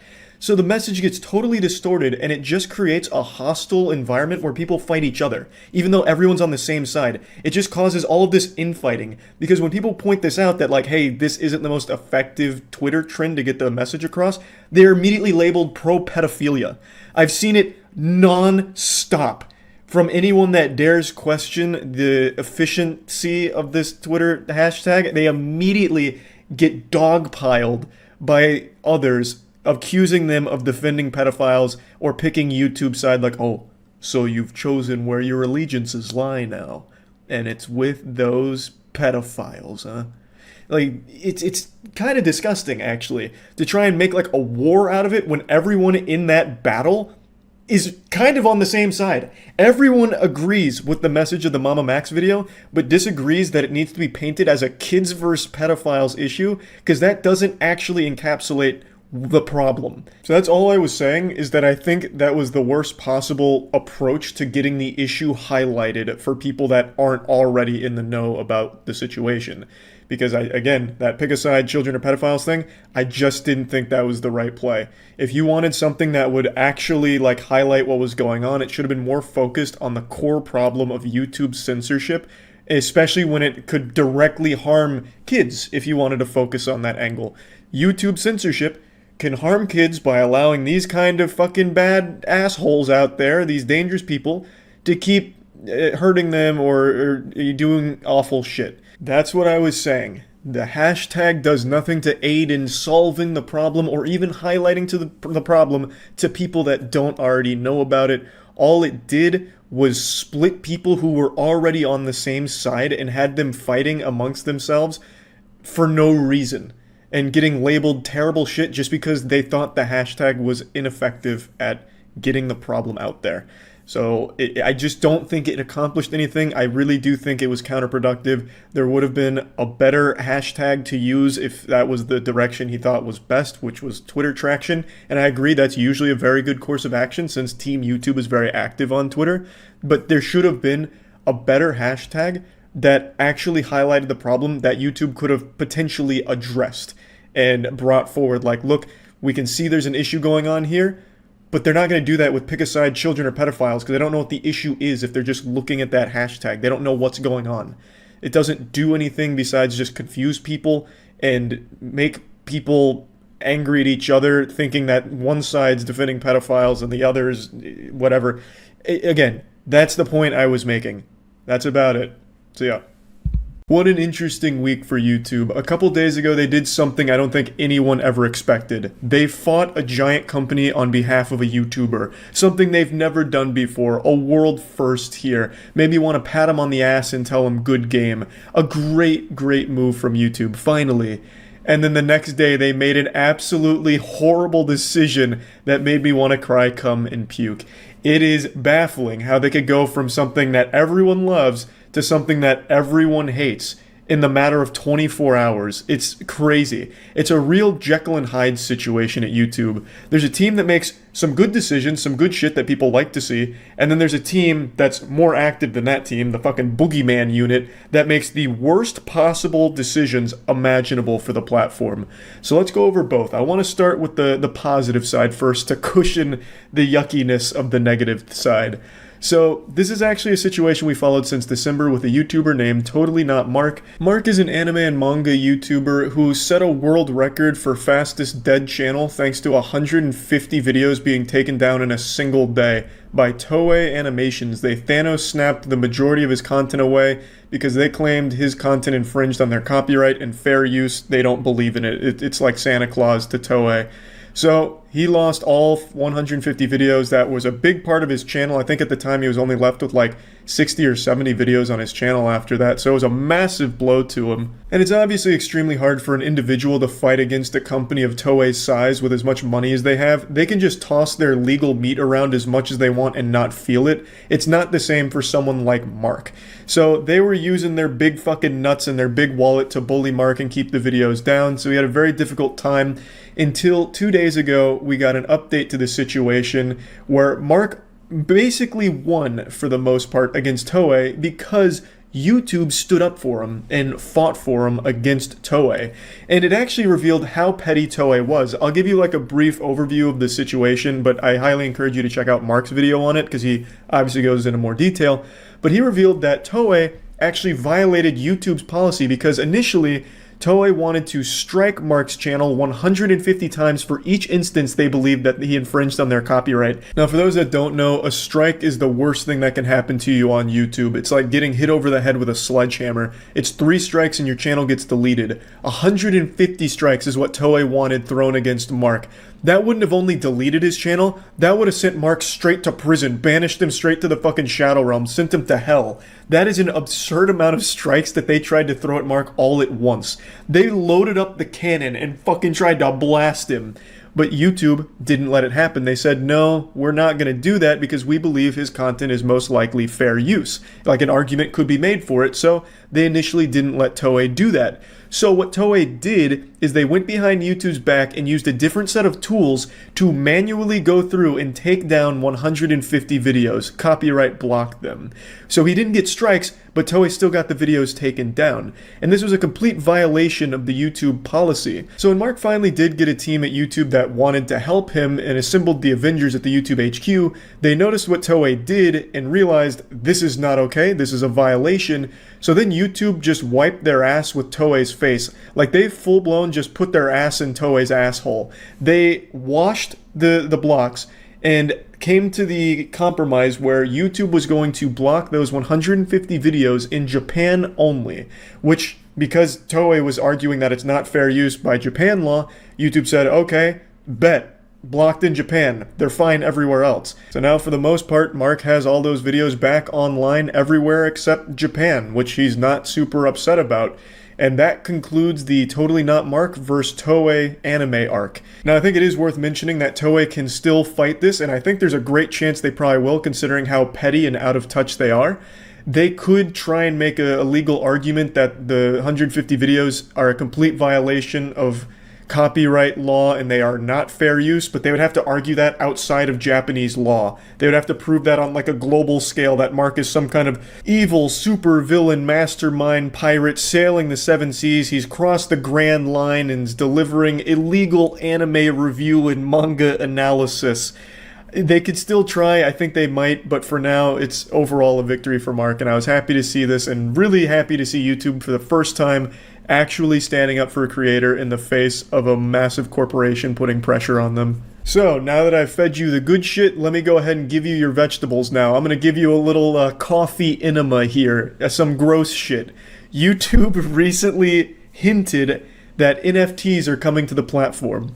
We don't know in what capacity, but it seems like YouTube really wants NFTs to be an integral part of the YouTube ecosystem. This came right after Twitter introduced the profile pic NFT system they have, where you can turn your fucking goofy profile pic into an NFT, and it's just like this hexagon. The NFT craze, it is an endless drain of misery. So yeah, YouTube is looking to bring NFTs to the platform and ignoring all problems. Like, instead of fixing things on YouTube, they're just introducing more fucking problems and things that people don't want. People still want dislikes back. No one's given up on that crusade. Everyone still wants dislikes back, and the only thing YouTube's done on it is double down, saying they made the right call. And then after doubling down on the removal of dislikes, they then announced NFTs. Luckily, these two things are going to coincide greatly, because when they do bring the NFTs to the platform, it's going to have nothing but likes on it. You know, you won't be able to see if anyone disliked it. It's going to be 100% approval rate, baby, because dislikes are fucking gone. I still can't get over that, and after reading the article, it made me even more upset just how out of touch they are. And I don't think they're genuinely out of touch. I think they know exactly what they're doing. By hiding dislikes, it only helps corporations, and they know that. They keep bringing up this dog shit argument of the reason they removed it was because of targeted harassment campaigns where people mass disliked videos, which hurt creators' feelings. But that's such a small, awful example to use, and their solution doesn't even work, because the creator still sees when videos are mass disliked. They still see the dislikes. So who does it help? It doesn't do anything. The creator is still seeing that, hey, these people fucking hate me. But no one else can see that. So it's still just hurting the creator's feelings. Like, it doesn't do anything to solve the problem that they keep saying it was aiming to solve. All it does is help it look better. Help YouTube look better to advertisers and corporations. It's fucking gross, it's fucking silly, it's stupid, and it is still the worst change YouTube has probably ever made. It just blows my mind how they can have one team that does something super great, like what they did with the Totally Not Mark situation, and then a team like this that removes dislikes and introduces NFTs. I honestly wouldn't be surprised if YouTube in the next 5 or 6 years removes the ability to even upload videos yourself. You'd have to mint them as NFTs on the blockchain or something. Like, YouTube just becomes an NFT video sharing platform, and that's it. Like, imagine nothing but Bored Apes, but animated, and that's YouTube. Just sad, silly, stupid, upsetting shit. No one wants non-fungible tokens on YouTube. They can go funge themselves. No one is asking for this, and yet YouTube's bringing it anyway, because right now NFT is that fat hotness. Everyone wants to get in on NFTs. Jimmy Fallon's popping off on Bored Apes. Gwyneth Paltrow's even got her own Goop line of Bored Apes. You know, everyone in the corporate space loves it, and so YouTube is following suit. So yeah, just wanted to talk about these two things here, because it's been a pretty wild week for YouTube. That's about it. So yeah. I'm actually fucking fuming right now. You probably can't tell, because trying to read my emotions is like trying to read hieroglyphics, but take my word for it. I'm more upset than Dan Bilzerian finding out about taxes. I'm genuinely fucking livid. Let me explain why I'm so mad. Yesterday, I covered the very disturbing topic of the animal abuse community on YouTube, all kind of fostered because of YouTube's reluctance to ban an account called Pollution Entertainment that was notorious for murdering his cats on camera and making videos torturing them posted onto YouTube. I'd like to add, he never got a strike for any of those videos. Those videos were never even removed by YouTube. He deleted them himself. And even though authorities were involved and mainstream media picked it up and the entire platform rallied against Pollution, begging YouTube to take action, to this day, 2 years later, his account is still up. And yesterday I talked about that and the consequence of leaving that account up.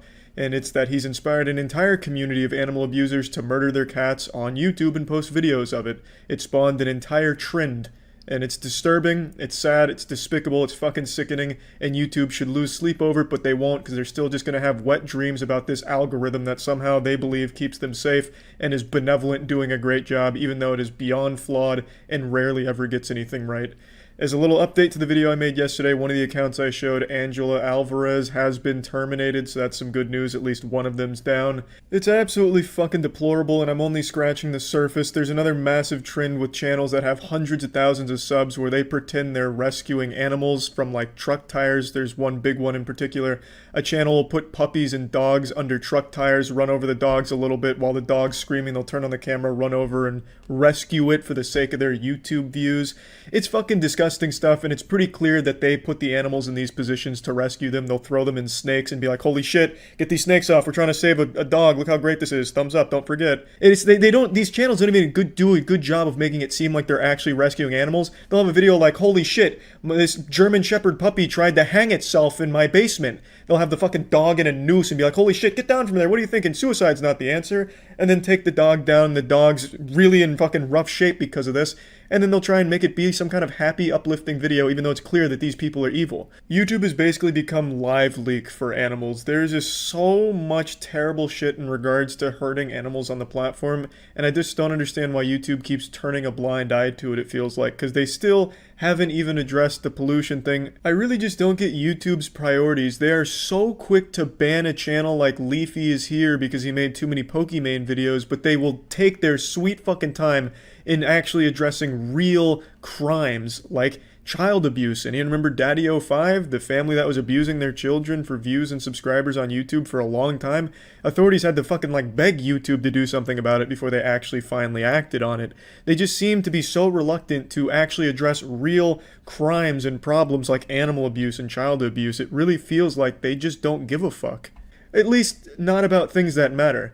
So a few days ago, almost a week ago now, one of my videos was taken down called Road Rager Learns a Hard Lesson.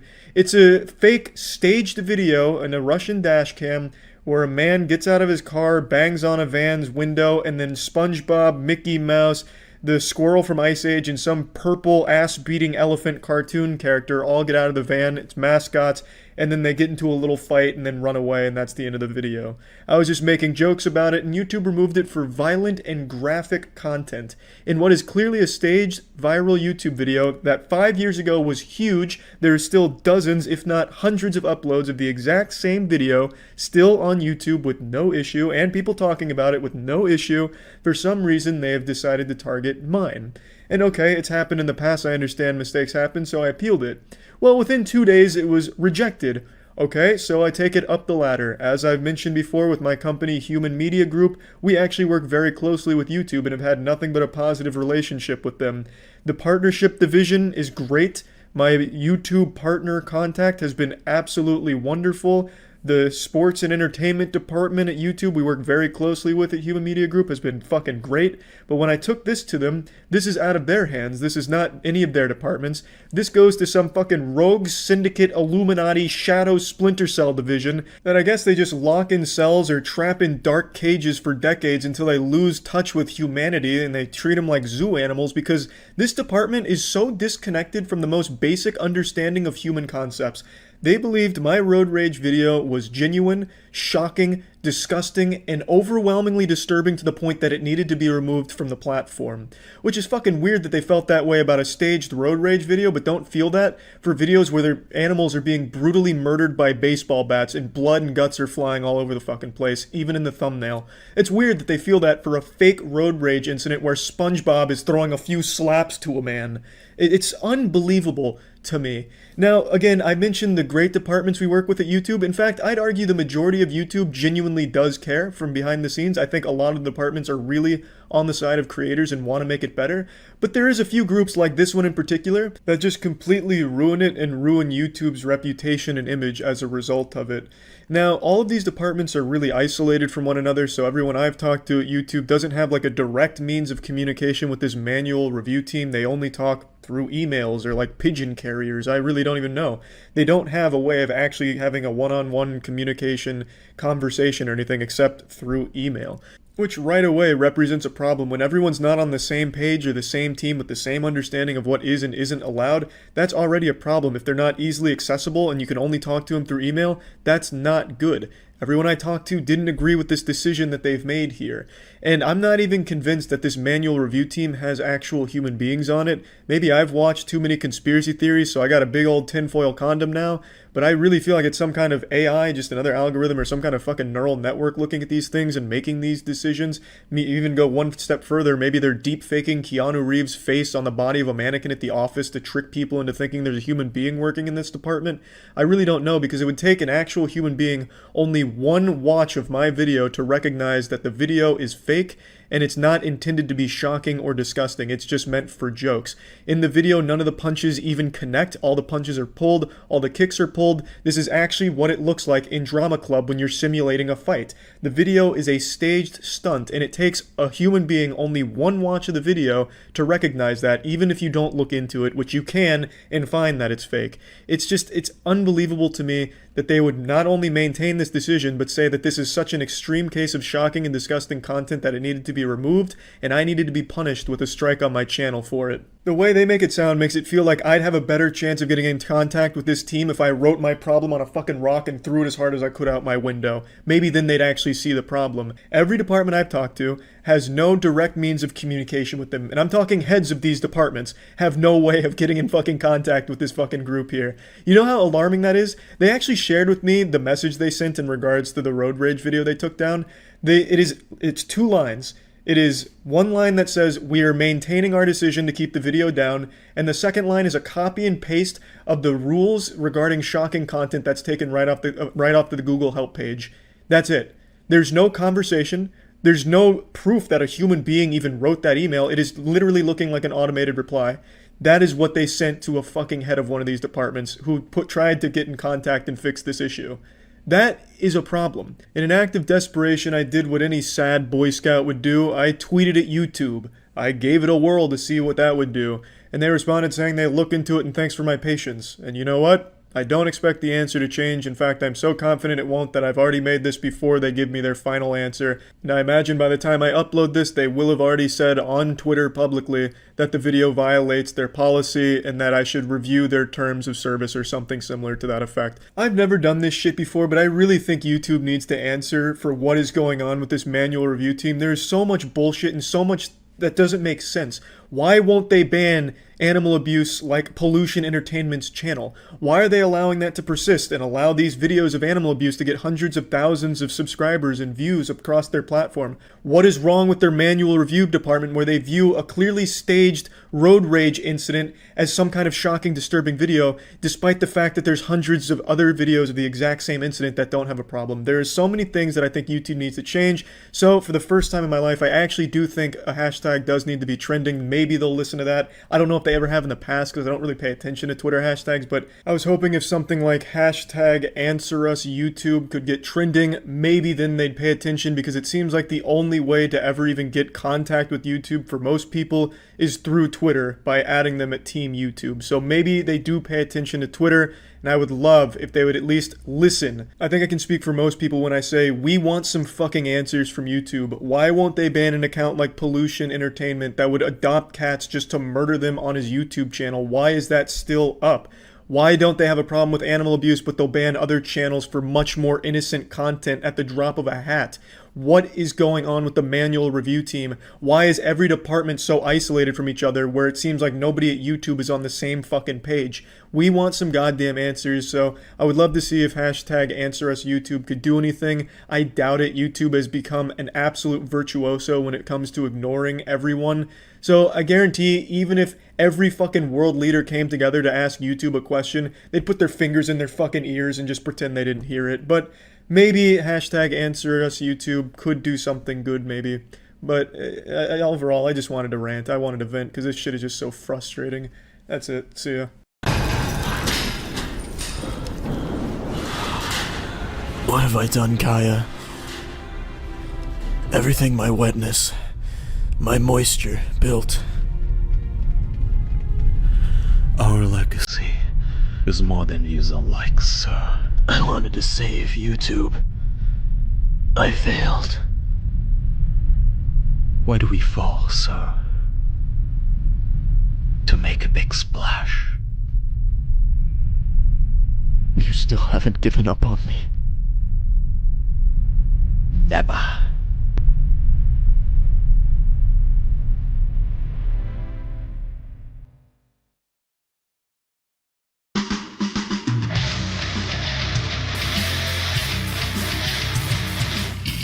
You're watching Splash News, delivering news so wet you'll shit your pants. Today we have a massive story for you all, one that could shake the foundation of our species. Yesterday, Twitter announced that it would be closing the Vine app, much to the displeasure of 8-year-olds across the globe. Similar to how Nicholas Copernicus was able to change astronomers' view of the solar system by proposing that the sun was the center and not the earth, this announcement will change the way humans view comedy. Before this announcement, Vine was the king of good laughs and good hoots. Where else would you go to find gut-busting, side-splitting comedy content besides Vine? You had a plethora of options between people making silly faces and shouting very loud, relatable goofs where you've been in that situation before and feel like they portrayed it really well and you can laugh about it, such as when the beat drops but your nuts haven't and then it's someone dancing like a lunatic. I don't fucking know, there's a lot of things on there. I've never used Vine because I didn't download the app and the player on the internet was just fucking abysmal. I might as well have been trying to play the videos through a fucking calculator. But I know of Vines because of the incredibly high quality compilations that exist all over YouTube, and that's going to be a big hit to some of the great content YouTube offers. Really going to be a barren wasteland without those amazing Vine compilations. Honestly, there's just so many things that make this announcement very sad. And really, it's just with a heavy heart we hear at Splash TV confirm that Vine is closing. I know Twitter confirmed it, but they're not really a reliable source of information, and Splash TV is really the only source you can trust. So we just wanted to confirm that this is indeed true, and now we can all mourn together. Some of us may lose sleep over this huge loss. Many of us may even turn to heroin and other hard drugs to get through this hard time, but it will get better. Thank you for tuning in to Splash TV. Broadcasted to you in 400K resolution with fiber optic HD surround sound quality crisp audio frequencies. As always, remember, stay moist or dry hard. What's up everybody, it's Critical. I made a video today and it was taken down within 2 hours for sexually explicit content. The video is called How Bud Light is Made, and I don't regret making it. I intended to blow the lid wide open on how Bud Light is produced, and I stand by that decision. Now let me tell you why it was taken down. In order to properly explain how Bud Light is actually produced, I needed to show urine being transferred from human penis to container. Now I didn't want to use a real man pissing into a glass or something because that's just crude and inappropriate. So I found an animation for urine sample collection. It's on YouTube, the animation is there, and I just used a clip of that to show part of Bud Light's process. And it was taken down for sexually explicit content. Now I do understand YouTube doesn't want nudity on their site, but I want to point out just how inconsistent they are with this. But before I do that, I would like to let you all know that I have re-uploaded How Bud Light is Made onto Pornhub, so if you do want to watch it, it's there for you to watch. I'll put a link in the description. So you can head there if you want to see the video YouTube and Bud Light doesn't want you to see. There's even a typo there, just like real porn. Now, one more thing before I talk about how horrible YouTube is at enforcing their policy. I hate this message they gave me. I understand the point and that's totally fine, but don't make me say I acknowledge in order to get rid of it. Don't treat me like I'm a fucking toddler. Oh, Rutherford, you should know better than the shit on the floor. Tell me you understand that's wrong. Yeah, Mom, I understand that's wrong. No, just give me an okay. Just let me hit okay to get rid of that. Treat me like a fucking adult. I know it's a small thing, but it was something that really poked a hole in my condom. So I'm sure you're all aware YouTube has a no nudity policy, unless that nudity is for an artistic purpose or an educational purpose. But why am I getting ass blasted? Why are they being the cream to my pie just because I put an animation of a urine sample that showed a grown man's one-eyed snake? Just because his womb broom is there and it's CG, does that not make it art anymore? Who's the judge? I think it was artistic, and if it wasn't artistic, it was definitely educational because I was teaching people how Bud Light is being made. But I'm not really here to argue that. Instead, I just want to point out that YouTube is absolutely horrendous at enforcing this policy. They're very inconsistent with it. There are thousands of videos on YouTube that are just porn, and not even all of them are under the guise of art or education. They're just blatantly porn. For instance, 2 women perform yoga on the beach together. It's just 2 naked women doing yoga on the beach. They're not teaching anything, and it's not artistic.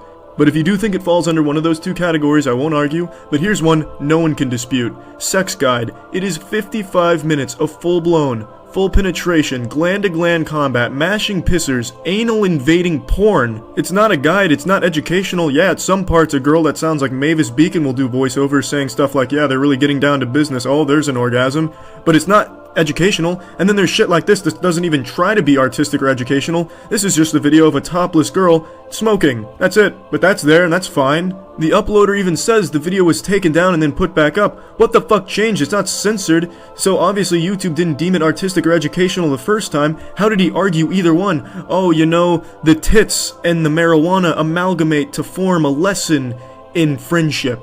Why the fuck is this allowed to be up, but the clip of a CG peeing penis gets a strike on my account that I can't risk appealing because if I lose, then I lose so many features of my channel. Now, I know a lot of you are saying, well, maybe their system's just flawed like their copyright system, which is absolutely atrocious, but this is a case where YouTube inspected the video and said, okay, yes, this deserves to be on our site, but we'll age restrict it. Why the fuck couldn't my animated wiener just get the video age restricted? Why did it need to be fucking taken down and a strike on my channel when there's something like this that is real nudity, not even poorly animated like my urinating meat hammer was, is allowed to stay up and encouraged to stay up by YouTube? And there's so many more cases of this. There's hundreds of thousands.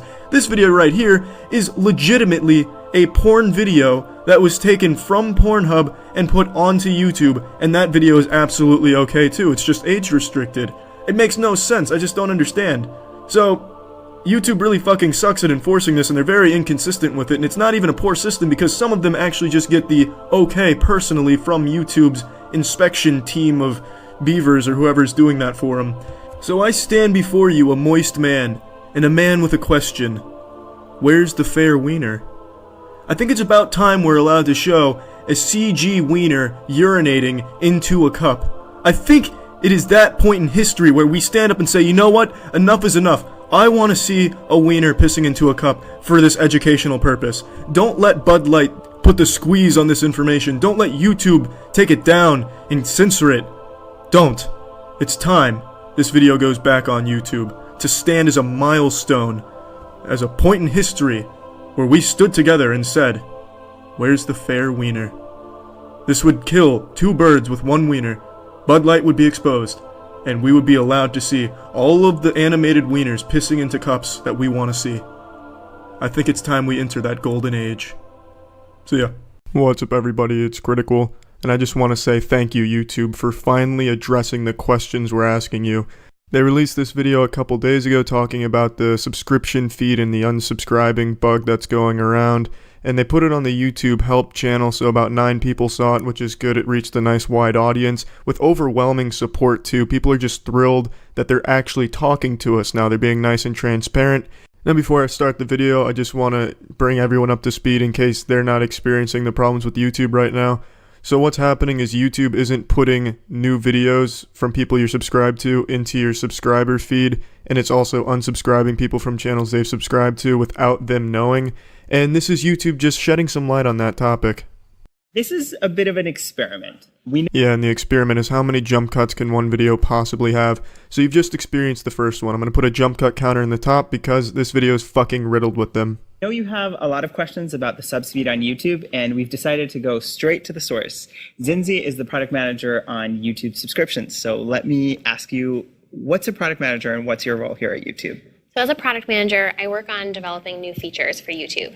I work with a team of engineers and designers, and our whole job is to develop features for subs. Awesome. Well, that's exactly what I want to ask you about. I'm nearly 100% sure these are both just shitty B-list actors who decided to take this role because Google offered them $15. This whole thing just seems like a middle school skit that a bunch of unenthusiastic middle schoolers were forced to participate in for the sake of their parents feeling proud of them. It's not organic, it's rehearsed, the lines are poorly memorized, she reads off of a note card sometimes when she looks at the camera. It just gives me the vibe of a casting couch from a porno, just poor acting and lackluster storyline. And also, that is not a fucking department at YouTube, a whole department dedicated to subscriber features. You got me fucked up. What features have they added in the 10 years YouTube has been around? It's been fundamentally the same thing, except it's been getting progressively worse and more convoluted and counterintuitive. If I'm wrong and there really is that department at YouTube HQ, it's gotta be the worst fucking department under Google's name. Oh, what's the subscriber feature team cooking up this time? Oh, they got a brilliant plan. They're gonna give out a toothbrush every time someone subscribes to someone else. And the first question is about we've been hearing reports from viewers that they've been unsubscribed from channels that they've been previously subscribed to. What's up with that? We've heard these reports and we take those feedback so seriously. YouTube doesn't unsubscribe people from channels. Subscribing is a core part of the YouTube experience, and that's really the mission of our whole team, is to make that experience better. We've Mission failed. actually looked at over 100 individual cases, and so far, we haven't been able to find any underlying glitch. Whoa, holy fuck, over 100 cases?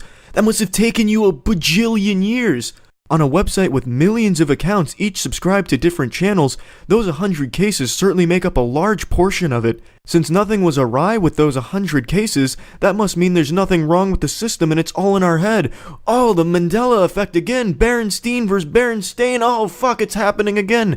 We're sorry, YouTube. Shit, you really did your research here. Man, you really dove anus first onto that bidet. You really did your research here. Fuck, 100 cases. I can't even count that high. Thanks, YouTube subscriber feedback development features improvement super mega turbo unit. You've saved the day again. But as I said, we pay careful attention to your feedback, so please let us know if you think this has happened to you by using the feedback button in the app. It's great to remind people that no matter where you're watching, there's a feedback mechanism for you to report things back to YouTube, and that'll go to the product team, and they will further investigate. But I want to ask you, Don't let this goober fool you. No one's gonna investigate whatever you try and complain about. They don't give a shit. The most they'll do for you is spit in your face. The feedback in the YouTube help forum is akin to Yahoo Answers. It's just so fucking useless. Does this have anything to do with the way we handle closed accounts and spam accounts? I like how he's theory crafting now. Oh, but what about the Higgs boson and the cat of Schrodinger? If we cross-reference those with Planck's constant, could that maybe play a role in this? Am I onto something here? Really good question. So these two things are a little bit different. Closed accounts, those users just don't exist on YouTube anymore, so they don't count towards your subscriber numbers. You can see the number of closed accounts in YouTube Analytics. Spam works a little bit differently. When we flag an account as spam, that account doesn't count towards your subscriber number anymore either. But actually nothing changes for the user. We never unsubscribe them from your channel. So imagine we thought for some reason that you were a bot, Renato. Okay. Total hypothetical. What the fuck are you giggling about, goofball? She wasn't making a joke. She's using you as an example. Or maybe he's just nervous she's on to him. Oh, bot. I'm not a robot. I'm a human. Good one. I'd also like to commend them because they win a full 30-ish seconds with no jump cuts, so that's a pretty big achievement. But imagine we thought you were a bot. You wouldn't count towards the subscriber number anymore for channels, but you would still get their videos in your subs feed. If you have notifications turned on, you'd get those notifications. Nothing would actually change for you because we would never unsubscribe your account from those channels. Yes, ideally that is how it should work. That is how it is designed to work. I think we all understand how it works, but something is wrong with it. There is a bug, a glitch with it. That is the problem. I don't think anyone ever speculated that actual human beings of the YouTuber subscriber feature Nebula team were manually going into each and every one's channel and unsubscribing them from people randomly. Oh, yeah, let's check out X Vapor Smoke Pussy Lord 4000. It looks like he subscribed to a few channels. I'm not a big fan of that one. Unsubscribe. The problem is that there's a bug with it. You don't need to explain how it fucking works to us. Okay, so to be super clear, even if I was flagged by accident, it would be business as usual on my end. Exactly. You'd keep getting videos in your subs feed. Everything would be normal. So we've heard some reports from people that despite being subscribed to a channel, the videos from those channels don't always make it to the subs feed. What's up with that? Every video that a creator uploads will show up in the subs feed for all of their subscribers by default. And in the last year, actually, we've made the subs feed more prominent on mobile, since that's where most of our users are. It's one of the main tabs in the mobile apps. And how long does it... Didn't even toy with the possibility that there's a bug with that. No, it's going to be there by default. I swear to God it will. Come hell or high water, that video's going to be there. Armageddon can rain down, you're still going to get your fucking subscriber video in your fucking subscriber feed. Which we've made a lot more prominent on mobile devices. Please pat us on the back. It take for a video to make it to the subs feed? Because I can understand why if it takes a day or several hours, that a viewer might genuinely feel like they missed out on a video. Usually it's just a matter of minutes, and making this fast is one of the main things that my team works on. I was actually just looking at our dashboard, and for the month of November, it took an average of 30 seconds from the time a creator uploaded a video to the time it showed up in the subs feed for all of their subscribers. Thanks so much, Cindy, for coming here and answering your questions. And the invitation for our community is that we want to make sure that we're answering the questions that are relevant to you. So leave us questions in the comments below, and we'll see you next time. So there you have it.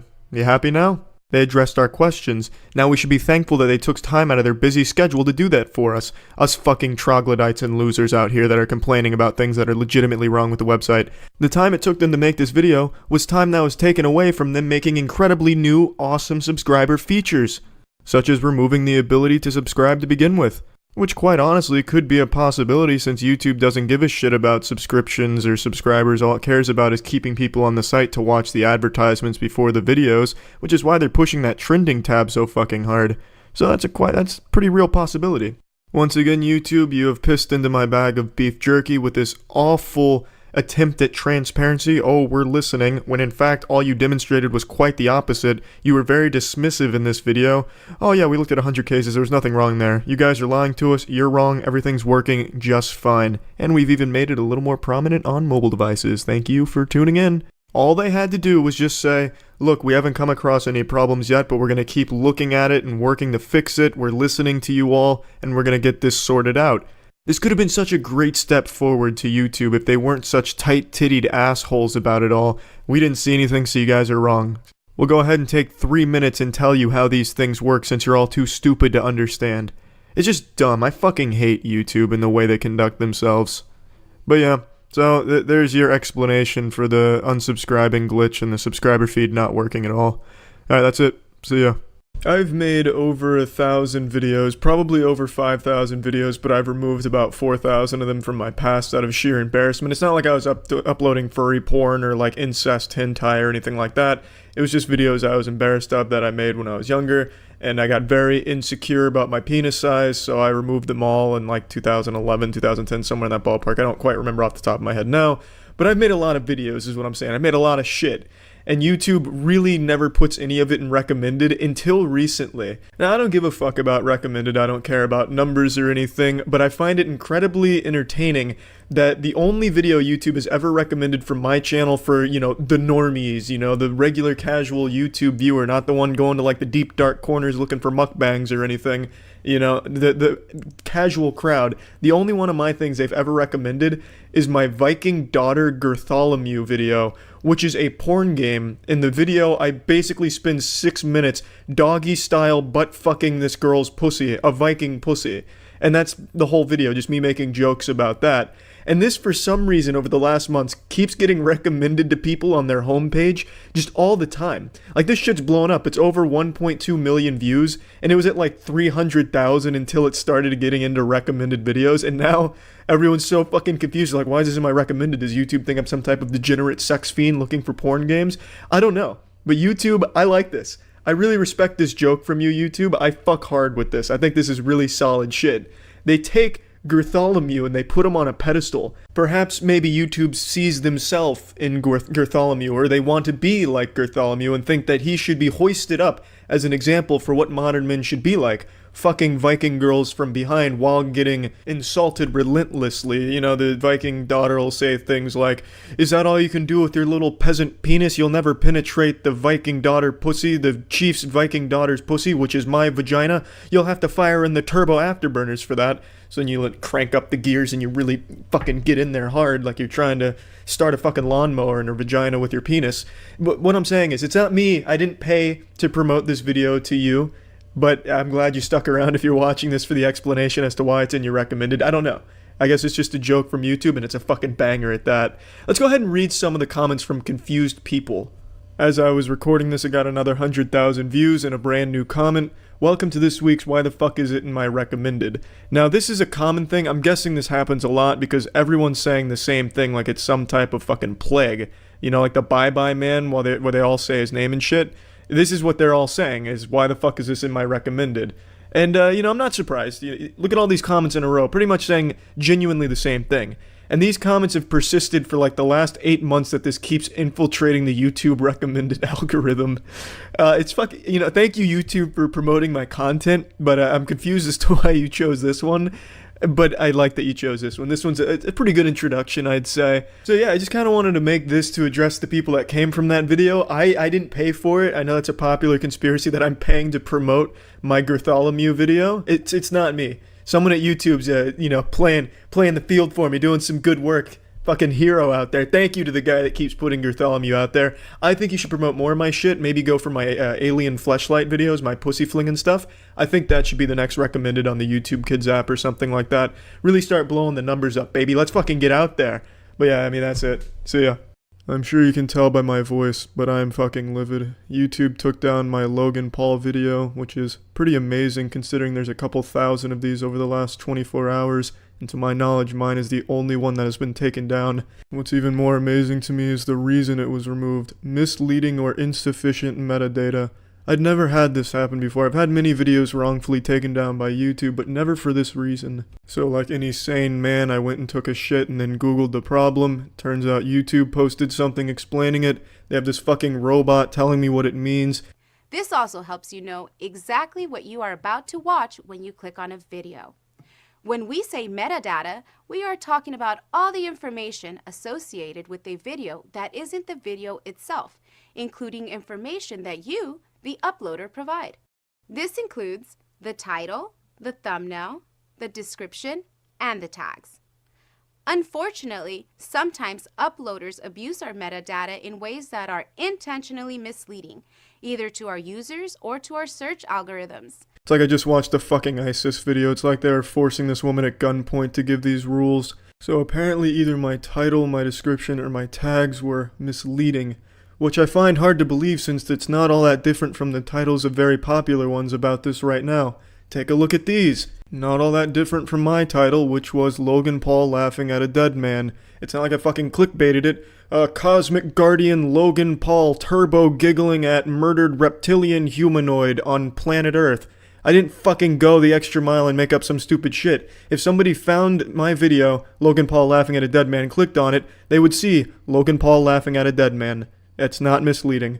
The only thing I can think of that would even be misconstrued as misleading is my description, which was, "This is the greatest fucking douchebag of all time." That one I can see kind of being misleading. There's a lot of fucking douchebags. It's a bold claim saying Logan Paul's the biggest. But even still, is that really a hill you want to die on, YouTube? I don't think Logan Paul is the biggest fucking douchebag on the planet. I'm taking this down because I was misled. Well, okay, maybe you're right. I should have changed it.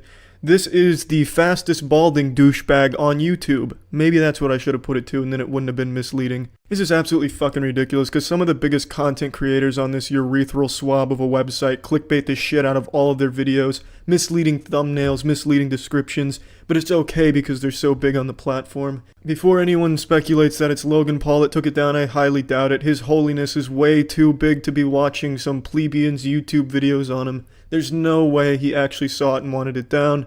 I think it's just YouTube selectively enforcing their fucking vague rules. Obviously, I appealed this, and I'm sure someone at YouTube HQ is gonna wipe their asshole with that, but at least I'm trying to get the video back up. I really have no more to say about how absurd YouTube's been over the last few years, but man, this is a nice barbed wire dildo on top of my birthday cake that I can squat my fucking ass on. Unbelievable. Absolutely unbelievable. Today, YouTube did something special. They recommended a video that hit me with the fattest wave of nostalgia I've experienced in quite some time. I swear to God, it was like I had just been tased. Time froze, I stood still, damn near convulsing, having a That's So Raven flashback as I just went down this nostalgia boner ride. And that recommended video was a re-upload of Naruto the Nobody's AMV.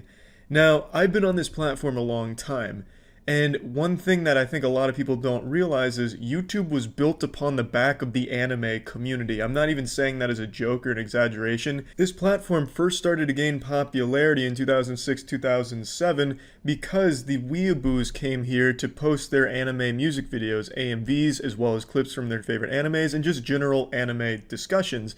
It is genuinely a great deal of debt that Google owes to the otakus in the world for creating them and making them as powerful as they are these days. I mean, I think it's time we tip our hats, take our fists out of our waifu pillows, and just give them a real salute, because without the anime fans using YouTube as a cum dumpster for AMVs and poorly edited AMVs, you wouldn't have this video sharing monopoly that you do these days. For better or for worse, they built it. And now they're kind of extinct. AMVs are a lost art. They're completely dead on the YouTube as far as I can see. But I want to talk about them briefly because I feel like it's kind of erased history, kind of just pushed to the side. No one wants to talk about the dark past of YouTube, the old age of when AMVs ruled the platform. Because it wasn't that long ago. I first found YouTube in 2006 with the infamous RuneScape Falador massacre. God rest those poor souls that lost their lives on that bloody battleground. And when you clicked on that video, YouTube was hosting the video that showcased the massacre, and it was set to the song Planet Hell by Nightwish. When you clicked on that video and you explored YouTube, all you found were AMVs. YouTube used to divide their platform by most viewed. You could click on most viewed for the hour, for the day, for the week, for the month. No matter what you sorted it by, no matter what time frame, the most viewed videos were always anime related, typically AMVs. The most popular at the time, I would argue, is the Naruto the Nobodies AMV. Unfortunately, just like the fucking burning of the Library of Alexandria, we've lost the majority of those ancient AMVs that really built YouTube, like the Nobodies. And that's because YouTube had this phase where if you had copyrighted music and YouTube was really starting to get big, they'd just delete the video. They wouldn't do copyright claims like they do these days, where if you use a popular song, you get claimed and that revenue goes to the holder of that song. Back then, if you were found in violation of a copyrighted song, the video was terminated, sometimes your account as well. They didn't have that same system. So we lost a very large portion of those incredible, crucial AMVs. And that's nothing to scoff at. That's a huge fucking sin. That'd be like if we actually found Atlantis today and then just burned it to the fucking ground and never reported it. It's just such an important piece of history that we can no longer access. And it only lives on in fucking hushed whispers and, unreliable... Man, I don't know if you can hear that, but I fucking hate that guy. There's one turbo virgin douchebag that just fucking pumps dick down this very small straightaway going at least 80 miles per hour in a car that sounds like a souped up lawnmower because he's blown off the fucking exhaust. He has it like a sawed off double barrel shotgun where it's the loudest exhaust of all time. And the fucking idiot, he spun out once and blew out a power line and he still does it. He still fucking does it. I can't stand that guy. If you're watching, fuck you. But yeah, anyway, I was just feeling a little bit nostalgic when I got this recommendation. I don't even know why the fuck YouTube recommended it to me. It only had like 9,000 views, but I guess that's from the streams I do at twitch.tv/moistcritical, where we go through this like really fucking obscure rabbit hole of shit. So YouTube was like, I got something real special for this guy's ass. I'm about to blast him with this one. And then they hit me with that, and I'm glad they did, because I think it was overdue to say, thank you, anime fans. And I think YouTube themselves owes that community a thank you. Susan herself should come out and say, thank you, anime fans, for what you did for YouTube over a decade ago. Now, I know there's going to be some debate on, it was Fred, it was Smosh, it was the individuals that really grew YouTube to what it is today. And while they absolutely played a very important role, no doubt, I'd argue they would have never heard about YouTube as a platform without the anime community and without the RuneScape Falador massacre. Let's not undersell the importance of that event. That right there is on the same level as other historic tragedies as well. That's like the assassination of Franz Ferdinand for the video gaming world. The Falador massacre in RuneScape of 2006, that was huge and everyone wanted to see what the fuck it was about, especially in 2006 when RuneScape was like at its absolute peak. So when word spread about this tragic event, everyone wanted to see it, and they go to this new platform called YouTube, and what do you find on there besides the Falador massacre? Thousands and thousands of anime-related videos. And so I'd say, between those two, that's what really popped YouTube off and put it on the map, which then attracted people like Fred, Smosh, and everyone, the individuals, the creators, to come aboard and start doing those videos, and then that's how we've ended up here today. That is how I'd view it as a man who was on the front lines of anime music videos. I created a few myself, and I wish I could still find those bad boys, because I made some badass Bleach ones, and I made like 3. I'm telling you, oh God, I'm getting nostalgic again. I'm getting another fat boner. Fuck it, we'll talk about it. I I can't remember the exact YouTube channel, but it was called like Naruto Bleach Sports or Sporty Naruto Bleach Fan. I can't quite remember. And I made like these 3 Bleach AMVs. And I used Alexis on Fire. This could be anywhere in the world for one of them. 1,000 Foot Crutch for the other 2. And I used a program called Pinnacle Studios, which came with the Dazzle capture card. And I tell ya, I damn near fucking mastered that software. I was able to put like a red filter when the songs got heavy. So that way, like when the screaming came in, I was able to put like a red filter and shake the screen a little bit. The effects were mind-boggling for 2006. I'm surprised I wasn't contacted to work for some of the big boys at like MGM or Pixar or something, because my fucking editing in those AMVs, legendary. And it's a goddamn shame they don't exist on YouTube anymore, and I know because I've tried to find them. But anyway, again, going down the AMV nostalgia boner rabbit hole, just wanted to give credit where credit's due. YouTube would not be where it is today without AMVs, and that's just kind of what I wanted to point out, because I feel like people need to understand that although we make a lot of jokes about anime in the community, there really is they played a big role in some of the things we really appreciate, I suppose. I don't fucking know. That's about it. See ya. We've all had extremely awful ideas at some point in our life. It's part of the human condition. We're cursed to occasionally think of the stupidest shit possible. I'll go ahead and share one of my worst ideas ever with all of you, and I know I've brought this up before, but I think it's always worth mentioning again. For what it's worth, I still think this could have been a banger video. I'm not convinced it's actually a stinky idea, but my friends stepped in and slapped some sense into me. I wanted to do a breast milk tier list, where we get a lot of different breast milk from some strangers and compare it to see who has the best, you know, which athlete submitted the tastiest sample.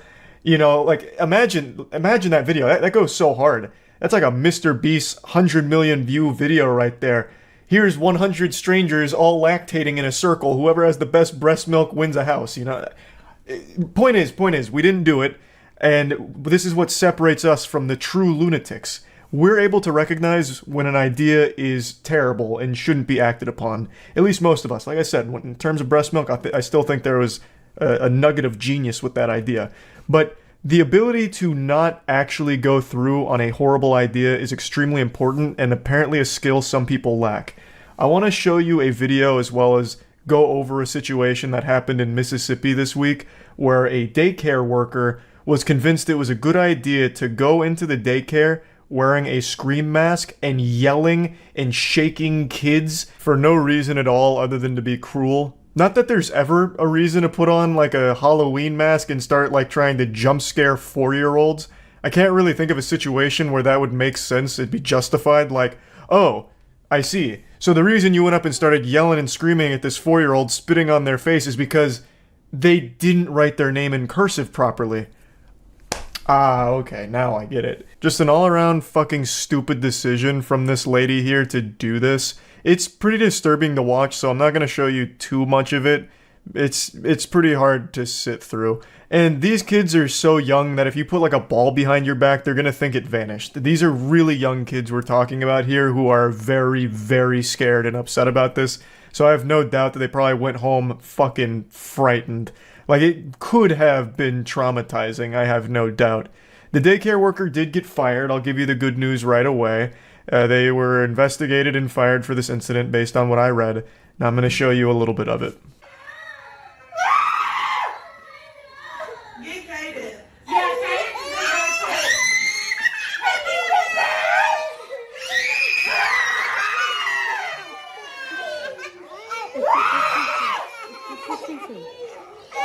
Hey, calm down, kids. It's just a prank. What? Why aren't you laughing? It's a YouTube prank video. What don't you get about it? Oh, lighten up. Come on. Oh, why are the parents upset? What, you sent your kids to daycare to, like, learn or be safe or something? No, I'm letting the demon out. I'm scaring the shit out of them. That's what daycare is all about, I guess. Just an all-around, completely brain-dead idea here. And you would think they'd stop after this first room here, like, maybe they're so stupid they didn't grasp that kids are obviously going to be afraid of yelling in a creepy mask. So you'd think that they're like, oh, okay, this was a bad idea, maybe delete the video and we're never going to talk about this again. But they were so confident and having so much fun, they did this to the entire daycare, even after this first room.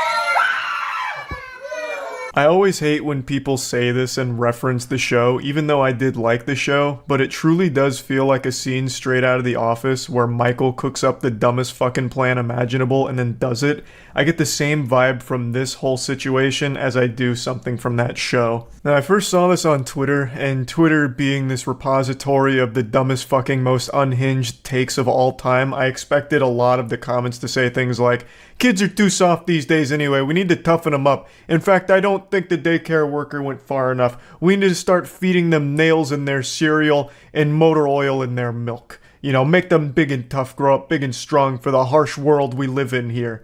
But to my surprise, I actually didn't see any of those takes.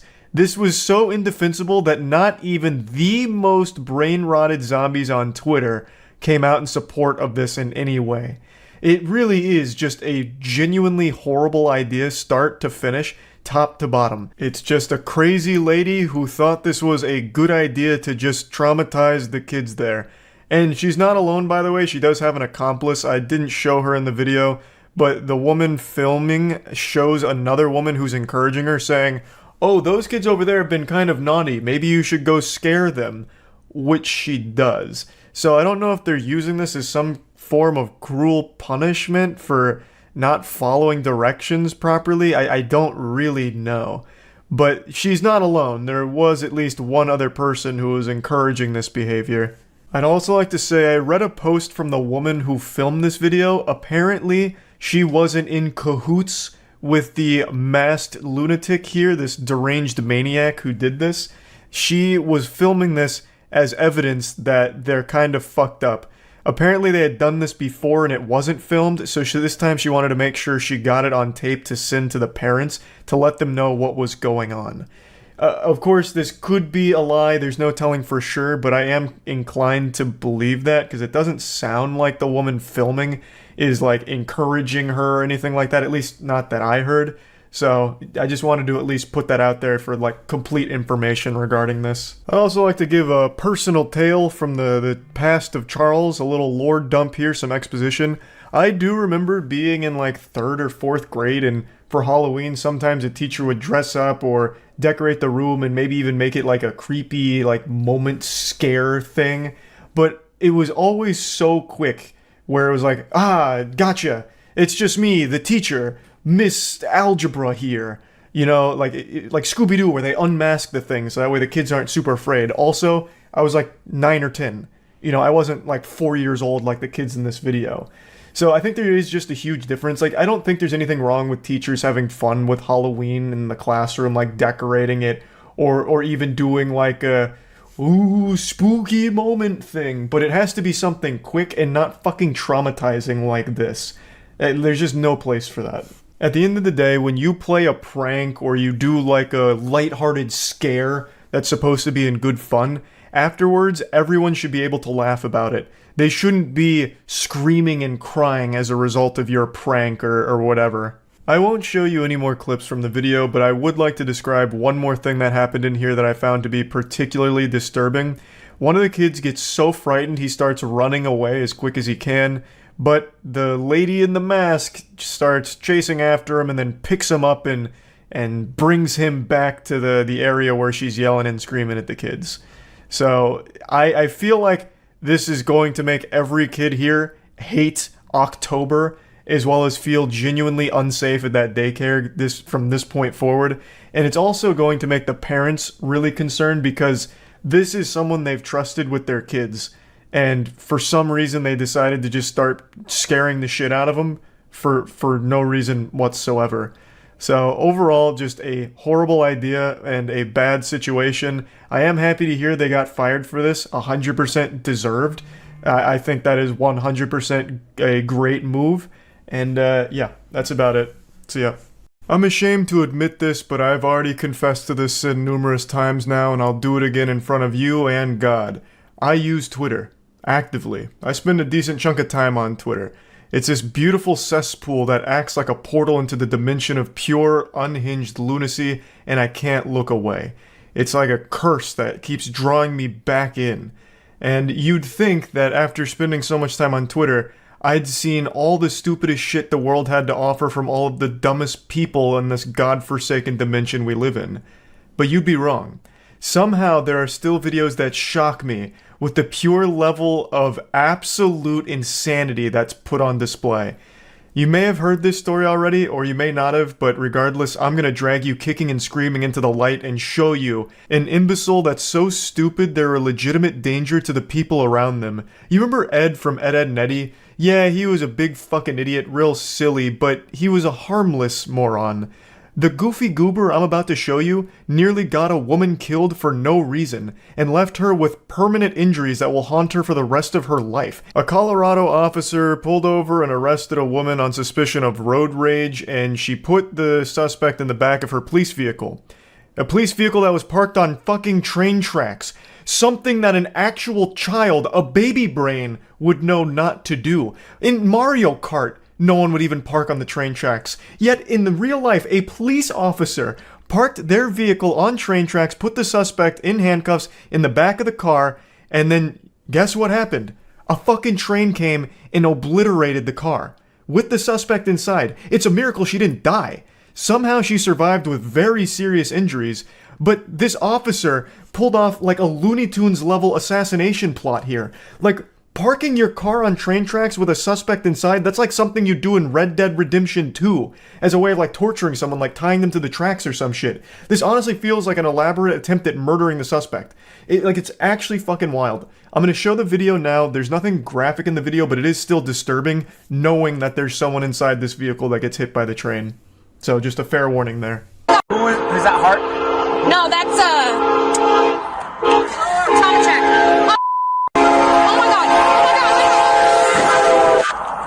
Officers noticed what was about to occur.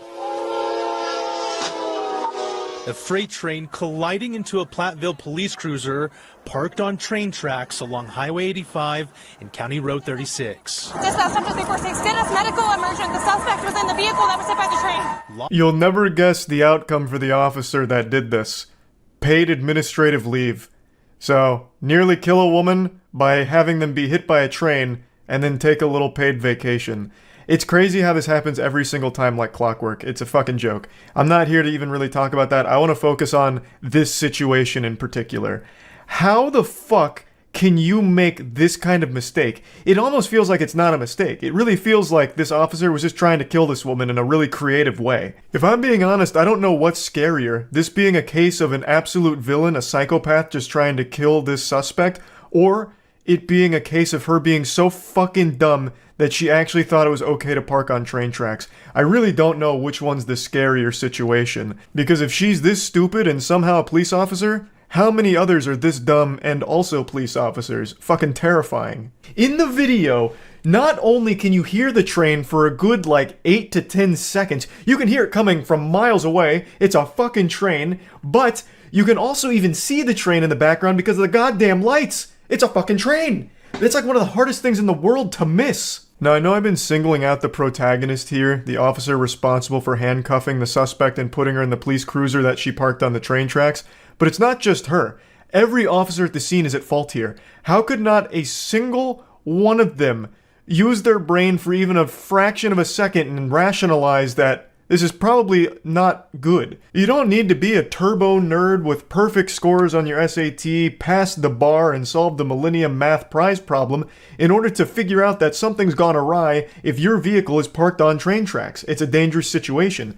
Not one of them stopped for a second and just looked around like, these tracks. What are these peculiar markings? They look man-made. I don't think these are naturally occurring Colorado dirt tracks. What uses tracks?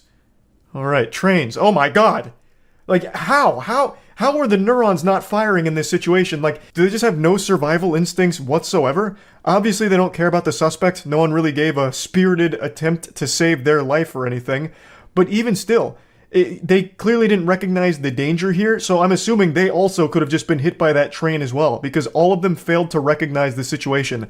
This happened in the middle of the night. There is not a single other car around. There's not a single sign of life around. They could have parked those cars in any position for miles around that area and been safe. And somehow they chose the only position that was dangerous. On train tracks in the middle of fucking nowhere here.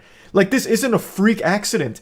This is gross stupidity on a level that is downright dangerous, and it almost cost a woman her life. According to the report, the lady was kicking and screaming and like frantically trying to get their attention to the oncoming train because, obviously, just panicking because she had her eyes open and could obviously recognize the imminent threat. Whereas apparently all of the officers, I believe it was 3 officers in total, somehow all of them went deaf at the same time, as well as got hit by like a flashbang and couldn't see the train somehow and just missed it and let it hit their car with the suspect inside. It's just crazy to me. Like, it is actually wild. But hey, at least they're investigating themselves. Those usually go well and turn up fucking nothing. But in this situation, I truly don't see how they could possibly drum up any kind of explanation that excuses this. Like, this is just so fucking dumb. I can't possibly think of any kind of explanation. Like, you can't even blame the suspect here. Like, well, while the woman was in custody, her road rage took over again. The demon came out, and she started planting a railroad system underneath our car in order to divert a train onto the path of hitting our cruiser in order to blast herself out and free herself and escape. So, this is her fault. Like, there's nothing and no one to blame except all of the officers at the scene here. They're all so fucking stupid, and I don't know how this investigation could prove anything otherwise. But anyway, just wanted to talk about this a little bit because this one got my blood boiling a bit. That's about it. So yeah. Yesterday, we were blessed with one of the most recklessly stupid things I've ever seen broadcast on Twitch. It had all of the perfect ingredients for a beautiful fairy tale: alcohol and crossbows. Before showing the clip, I'll go ahead and give you the important lore tidbits so you can be brought up to speed here. The channel is Official Duck Studios, which is a name I'm sure a lot of you have heard of before. They're a big channel here on YouTube, and they also produce Twitch content. They were doing a drinking stream, and somewhere along the pipeline, things got a little wacky. They took a sharp left turn into Sillyville and hatched a marvelously dangerous idea of, could their crossbow penetrate a closet door? A question that has plagued the mind of scientists for hundreds of years now, and Official Duck Studios decided it was their time to shine. They were finally going to get an answer to this age-old question. Just some modern-day myth-busting. But instead of just shooting the crossbow at the door and seeing the results, they sent their cameraman behind the door, I guess to get like a more cinematic angle of it. Now, for any of you out there that have finished the 3rd grade, you'll know that the answer to this question is yes. A crossbow can easily penetrate a closet door. Closet doors aren't exactly known for their durability. They're not made out of like a fucking titanium core. You know, we're not talking about a vault door. We're talking about a closet door, which if you like bounce a basketball off, it will have it fucking explode. But they sent their cameraman behind it, and he ended up getting shot by the crossbow, which led to the channel getting banned. Now, I want to be clear, I've watched a good bit of Official Duck Studios content, and I am a fan of their work. This was a wild stunt they tried here. I'm not exactly sure what went awry, but the clip is magnificent in a concerning way. So I talked about it on stream, but I couldn't show the clip there for obvious reasons. But I can show it here on YouTube, baby. So we're going full throttle here. The clip isn't like disturbing or anything. You can't see any like blood or guts. His intestines aren't like pouring out of a hole in his abdomen or anything. But you can see the crossbow easily get through the door and hit him in the stomach. Now, it is important to note that someone had the foresight of a potential catastrophe and decided to shoot the crossbow bolt without the tip, which actually saved their cameraman Joey's life. You don't have to make a poll, just type chat yes if you think it'll go straight through, or no if you think it'll get stopped in the door. Are you ready, Joey? If anyone said no, if anyone for even a split second thought there was a possibility that a fucking crossbow bolt wouldn't pierce through this door, you need to get the fuck out of stupid town. Like, holy shit. There was no world where the crossbow bolt was gonna get stuck or ricochet off the door. There was only one outcome, which was full penetration. I don't think Joey's right behind the door. If he is, I'm not liable for this. Are you ready? 3, 2, 1.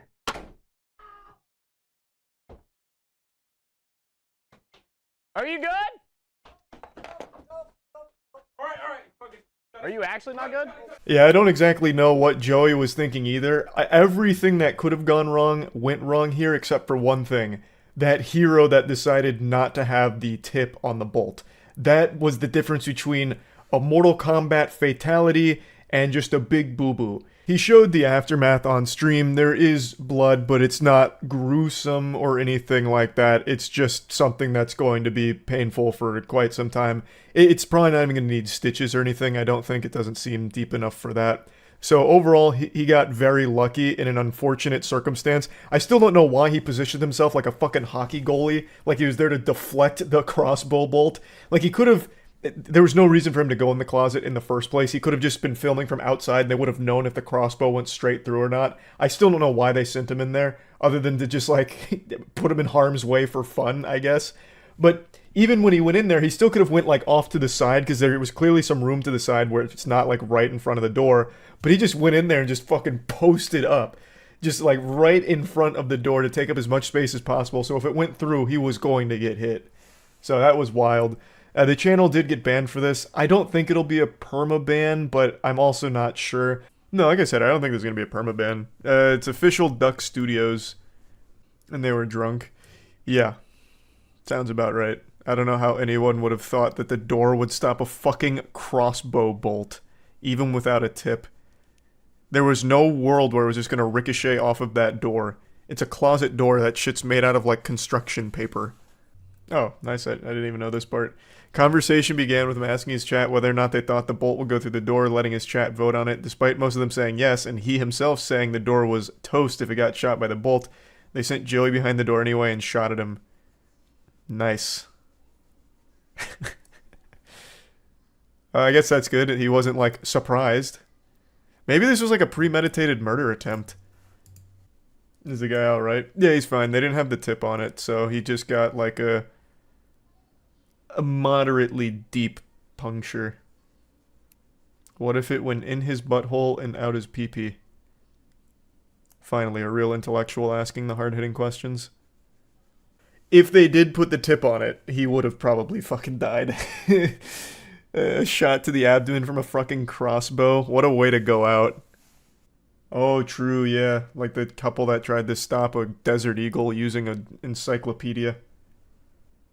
If it had the tip on it, it would have went smooth through the door like butter.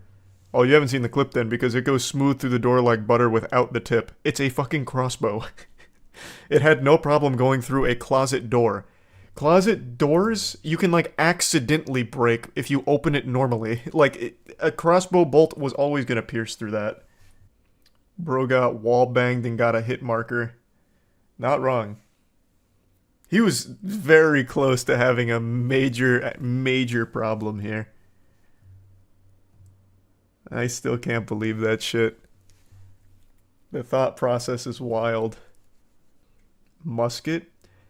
Yeah, maybe they should try a musket next. Can a musket penetrate a closet door? We'll send Joey inside to try it out. How many doors does it take to stop a crossbow from killing my friend? That's like an old school Mr. Beast video. Honestly, that'd be kind of hype. Like, if Joey's up for it, he could just double down on this. Maybe he could train himself to have an immunity to crossbow bolts. Like, he's already got a taste of it. His body's adapting. So now maybe they send him behind 2 doors and they shoot the crossbow and see the kind of damage there and just see if his skin is getting thicker. Kind of like how ninjas used to train with small doses of poison to build up an immunity. He could do that for crossbows. And then pretty soon he can storm any castle without fear. I don't know why anyone's surprised they got banned for this. I've seen like 4 people say, why did he get banned? Gone are the days of being able to shoot our friends with crossbows, I guess. God damn it. What happened to a free country? We can't just shoot each other with crossbows anymore? It's all gone to the birds now. You guys know, like, this shit's happened quite a bit. You guys remember, can't remember his name, but I think he was with Soar. He brought out a loaded gun on stream while drunk, cocked it, and immediately just blasted a hole into his wall, into his fucking family room or whatever. He got banned for life on that, and no one even got hurt there, but it was just a recklessly dangerous action that he got banned for. This time, someone actually just got fucking shot with a crossbow. Yep, a good desk pop. Yeah, a classic desk pop. This was like 2 years ago. He was drinking from a shoe. It's called a shoey, you swine. And yeah, like I said, he was drunk, and then blasted a desk pop, which was crazy. But yeah, this isn't like an isolated incident. This shit's been enforced for a long time. You shoot somebody on stream, you usually face repercussions. Yep, sore Carl. Pandemics are a real bummer. There's nothing good that comes from a pandemic. It's all bad stuff from top to bottom. But we'd be lying to ourselves if we didn't acknowledge that Zoom might be one of the best things to ever happen to court. I have a guilty pleasure of tuning into disastrous Zoom court hearings, and they happen all the time. Every single day there's a new atrocious Zoom court moment. And yesterday we were blessed with an absolute banger, a scrumptious little masterpiece. A gentleman was scheduled to appear in court over Zoom about a suspended driver's license, and he does his due diligence as any good citizen would. He joins the Zoom meeting. However, he joined while driving with a suspended license, which the whole hearing was about, leaving the entire court stunned. Absolutely, it was as if for a moment every member of that courthouse stared into the eyes of a basilisk and was turned to stone, just instantly petrified in sheer bewilderment that he had called in while driving in a case about a suspended license that he has, driving without a valid license. And what's even more interesting is this isn't the only time it's happened. This one just happened to be the newest and more entertaining one that I've seen. I was wondering why so many people all of a sudden just asked me about, like, the guy with a suspended license joining a Zoom call while driving. Apparently this just happened again. I remember something like this happened years ago. This must be kind of common. Or calls case, People versus Corey Harris. Still on behalf of Pittsfield Township. Assistant Public Defender Natalie Tate for Mr. Harris, who should be present via Zoom. Mr. Harris, are you driving? Actually, I'm pulling into my doctor's office, actually. So just give me 1 second. I'm parking right now. It's an auto-driving vehicle, Your Honor. I'm here babysitting it. You stationary? I'm pulling in right now at this second. Milkshake. Yes, I am. All right. Brother, we can still see the environment. You were parked for like a second there, and he's still like, yeah, almost parked, parking, almost parked, as he's trying to like think of reasons for like how he's gonna get out of this. Almost parked, almost there. His membership spark. I'm pulling in right now at this second. Yes, I am. All right. What are we doing? Your Honor, we are respectfully requesting an adjournment in this matter, up possibly 2 to 4 weeks if the court would allow.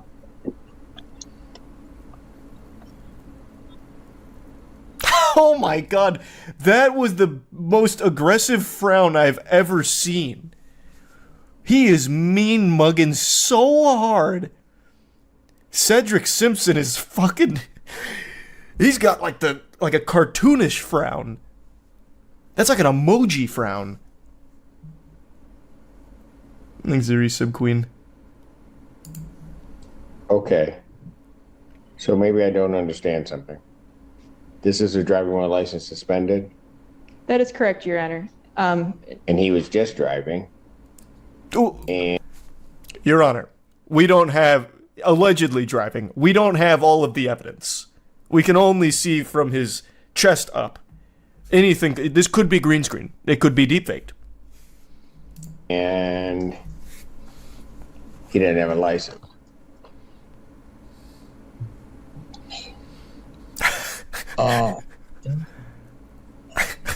Is with the charges, Your Honor, yes. No, I'm looking at his Yes. record. He doesn't have a license. He's suspended and he's just driving. That is correct, Your Honor. Well, he's listening. Say it to him. Oh. He raised his hand. Can you ask him a question, Your Honor?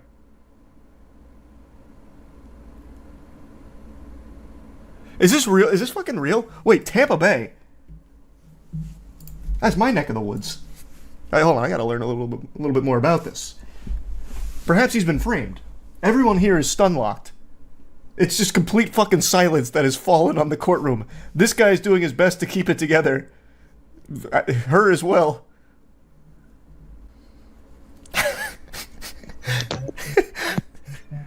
Hello? Hey. How's it going, Corey? 1 minute, Mr. Harris. What do you mean 1 minute? Let him defend himself. There's a lot of slander being thrown around in there.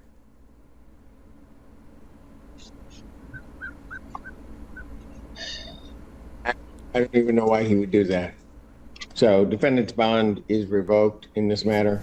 Defendant has turned himself into the Washington County Jail by 6 p.m. today. Can you get his side of the story, please, Your Honor? Will result in a bench warrant with no bond.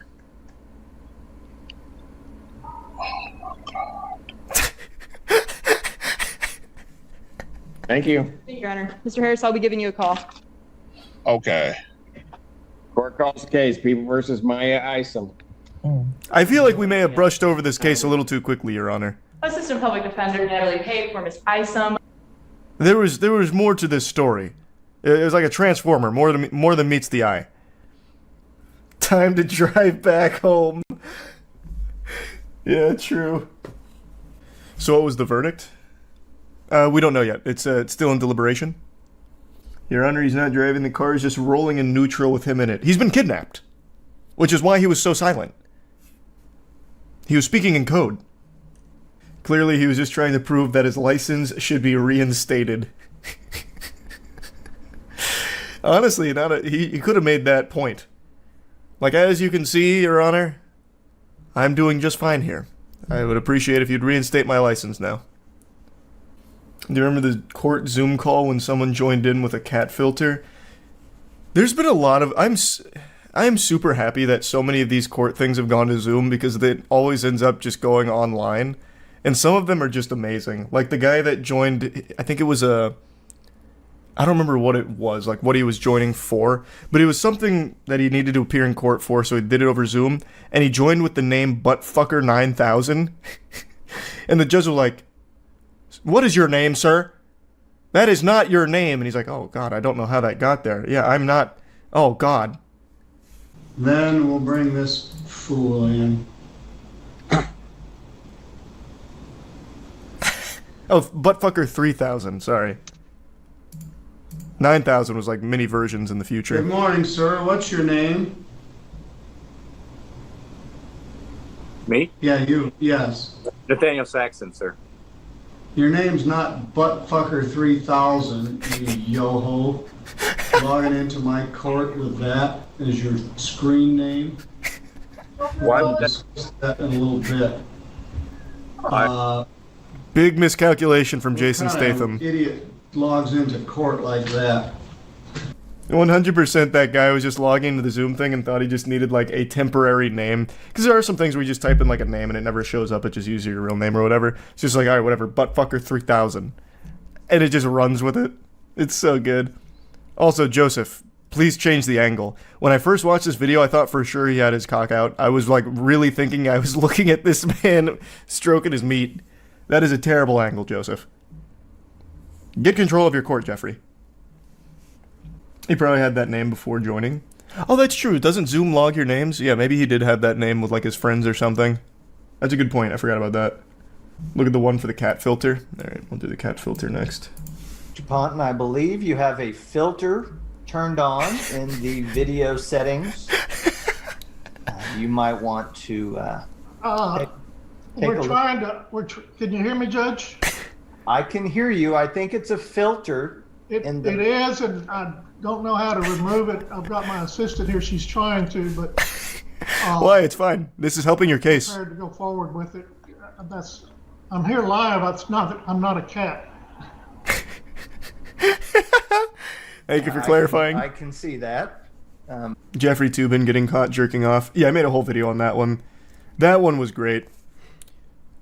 Lubin the Toobin lost his whole job over that too. And then they had him. That one's so good because they brought Jeffrey Toobin back on down the line. They're like, "So what did you get fired for?" And he's like, "Well, you know what I got fired for. I was masturbating in a Zoom meeting. I thought I was alone." They had him like recount it as if it was a war story and apologize live on air. That one was great. You gotta watch the Neil deGrasse Tyson response to Terrence Howard. So this is Terrence Howard attempting to reinvent mathematics and physics. A little backstory. Successfully, too, by the way. I took initial interest in Terrence. Let's see what the comments are saying now. Because when this initially came out, all the comments were like, "Man, Terrence Howard is a fucking genius. Man, Terrence Howard really gets it. I didn't realize he was so intelligent." Meanwhile, he's actually just talking about gobbledygook. 1 times 1 equals 2. I've reinvented sacred geometry with a hydrogen proton. Selling drones to Uganda based on the hydrogen proton geometry, which the drones don't exist. Okay. Now the comments have flipped. They turned on him. I still remember the day, well actually the 3 or 4 days after this episode came out, people were like, "Man, Terrence Howard is so fucking smart. Look at what he said and look at what he did." And all the comments were on his side and shit about like, "Damn, so deep. I knew we couldn't trust math." But Charlie, he invented virtual reality. Check out his patent. Oh, I know.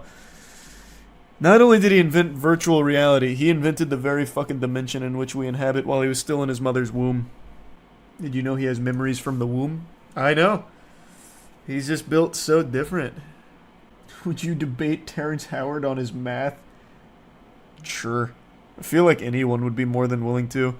But I also feel like if someone's going to debate Terrence Howard, it shouldn't be me. Because that would immediately bring Terrence Howard, that was supposed to be the guy reinventing math, down to the level of just a fucking goober streamer content creator. That's who I'll debate, that guy. I'll display my math prowess against that guy. No, not actual mathematicians, please, God, no. But I'd be more than willing to. It is completely indefensible with 1 times 1 equals 2. The only way he gets away with that is by spamming buzzwords that actual Neanderthals think mean something. No matter what you do, no matter what you say, no matter what, you can never show that 1 times 1 equals 2. But you can always show that 1 times 1 equals 1. It's the easiest demonstration ever. And the only way Terrence Howard weasels his way out of it every time is just with nonsense quantum buzzwords. If you debated him, you should just out-buzzword him. Oh, I'd be dropping so many buzzwords on him just to, like, throw him in, like, some kind of fucking stun lock.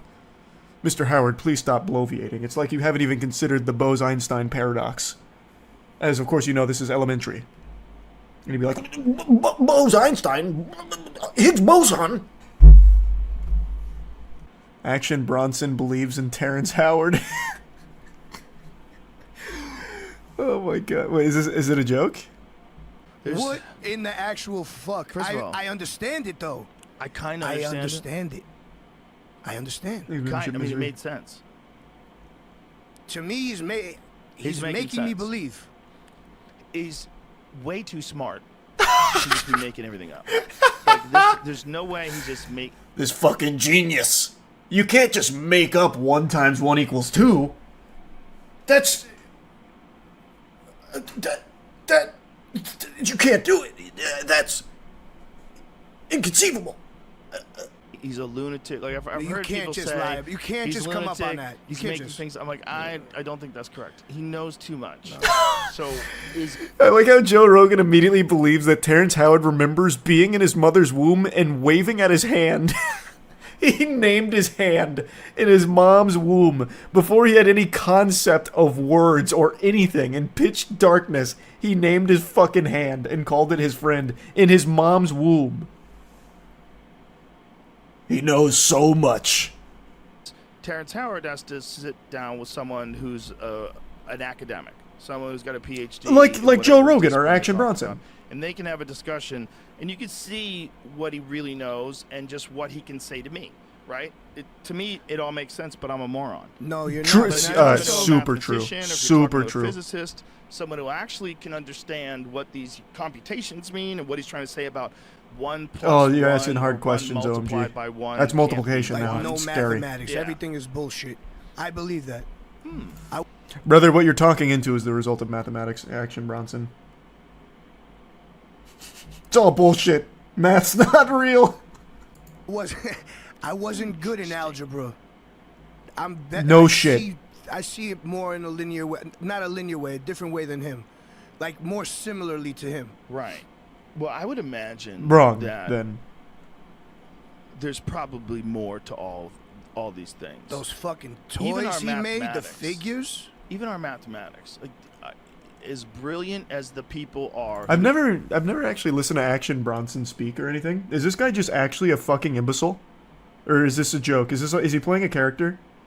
I'm getting half chat saying he's trolling and the other half are saying no, he's actually just really fucking dumb. I just don't know enough about Action Bronson as a person. Yeah, he's a great actor, but it's just because he's so smart. And then he's talking about how the periodic table's all fucked up, and this is what you're like. Wait a minute.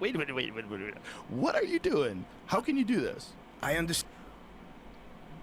How can you do this? Joe Rogan, I'll do it right now. Periodic table's wrong. I did it. That's how he does it. That's a secret. That's how. This is unbelievable.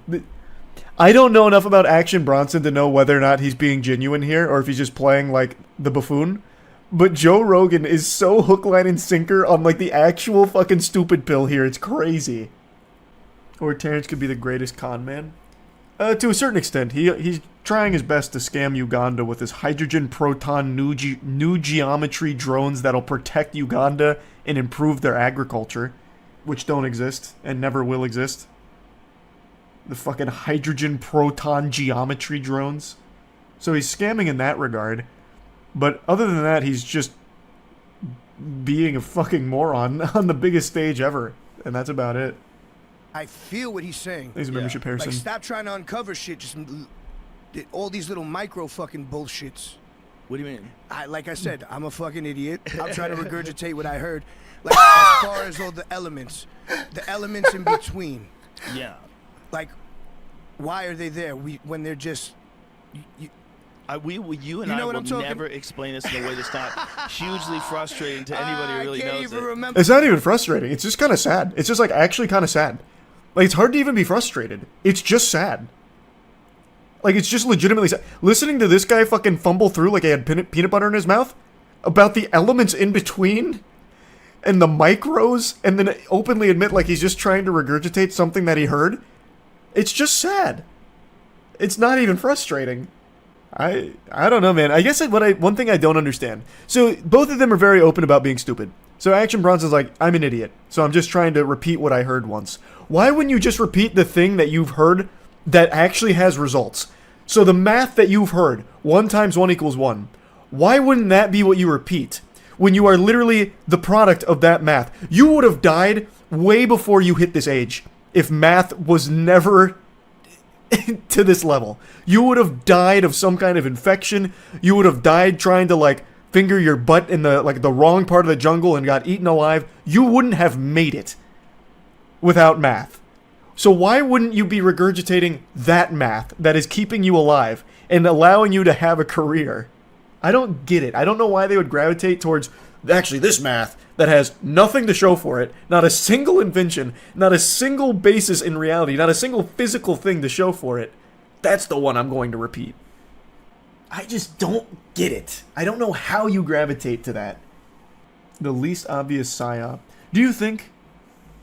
I don't know. I don't know if it's a psyop or not. It's like I know that word gets tossed around like so many other buzzwords, but there is a chance. Like I do think in this case there is a chance to keep people stupid because it is legitimately just easier to control stupid people, 100%. So if you just have people like Action Bronson, Joe Rogan, Terrence Howard being like 1 × 1 = 2, don't trust math, and here's the hydrogen proton geometry, also zero's not real. Like if you have people start believing in that, they become so much easier to control. So it could be a psyop. but I also think it's just equally likely that these dumb fucking people just really love the idea of feeling special and smart, so they just latch onto it. I can't even remember what I'm trying to say, but you know. Yeah. The way he was explaining how everything's connected. Exactly. Yeah, and the entire, the whole scale of it. And the way he was showing it like a geometric pattern. And when you look at it like the way he was describing it, you're like, oh, wow, that kind of makes more sense. It does make sense. That's it. I mean, it just looks beautiful. Oh, Jim, dope art. I need to know if this... Okay, here. Then I know what we need to do. I figured it out. I see. How about we start making math and science super fucking hype? So instead of this lame-ass picture here, put it on a pair of titties. I guarantee Joe Rogan and Action Bronson's fucking eyes would pop out of their skull like a Tom and Jerry cartoon going awooga if they saw real math and science, but it was on, like, boobies. Maybe that's all we need. The math gave me a boner, so it must be true. I think we're onto something. I actually think we're onto something. I think that could be the key. That's what we've been missing this whole time. It's like a very specific thing they did to them. Yeah, but... And it revealed the yin-yang?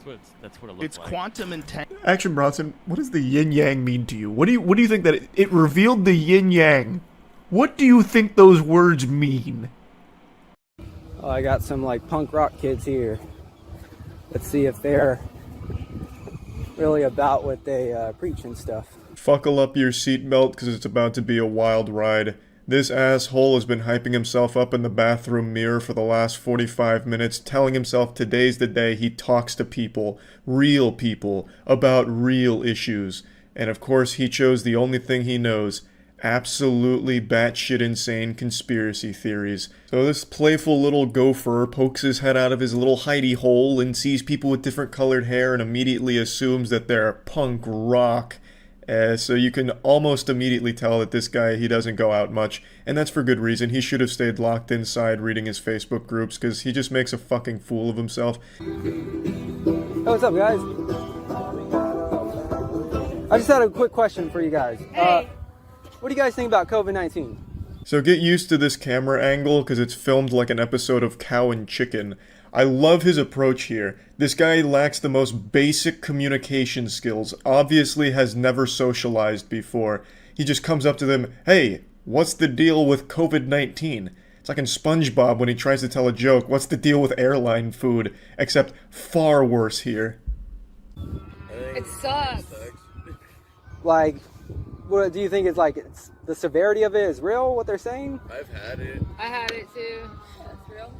Do you think it's right to get a vaccine for a 98% survival illness? I'm getting my second one tomorrow. Yeah. Just because I can't, like, die from it doesn't mean other people can. As the video continues to go on, you'll notice the camera shaking more and more because the adrenaline really starts pumping through his body at dangerous levels. You can tell this is the most exciting thing he's ever done in his life. I would have absolutely loved to see what this guy looked like during all of this, because from the waist down it looks like he's dressed for 18 holes of golf. He's probably sweating profusely. I wouldn't be surprised if it was actually DB Cooper filming this. Like, this shit is just so wacky. But yeah, I get that, but you guys like I noticed, like I used to be like, I believe in science. yeah, but I used to be like you guys who are like in high school, like, you know. Not in high school. Yeah, but like when I was in high school, I used to be like in punk rock type of guy. But that's about like anti-authority, you know, anarchy.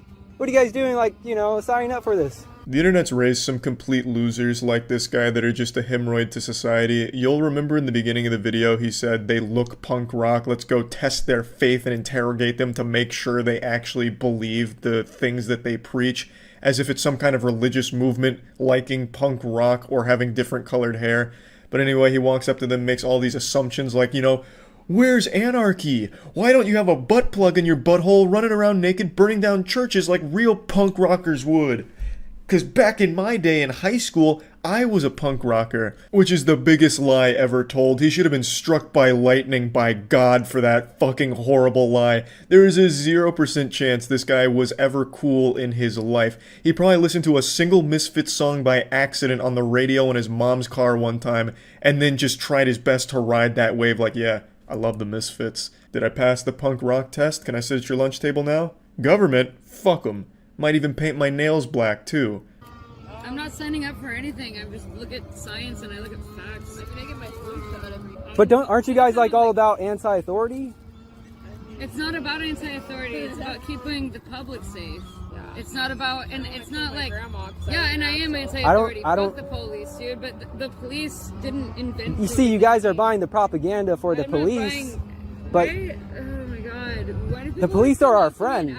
This guy is all over the place. I don't think there's anything he actually believes in. So he's like, you know, why aren't you anti-authority, huh? You got a guitar right there, your hair's a different color, you're clearly punk rock, you should be anti-authority. And then they're like, well, I mean, we are, fuck the police. And then he's like, oh god, whoa, whoa, whoa, fuck the police. Police are our friends. Why would you say that? Oh my god, you guys are too hardcore. Like, this guy, I mean, he is just getting his ass washed like a bidet right now. Okay, but I'm just trying to like make you guys think for a second because like I used to hang around. I mean, I've had it.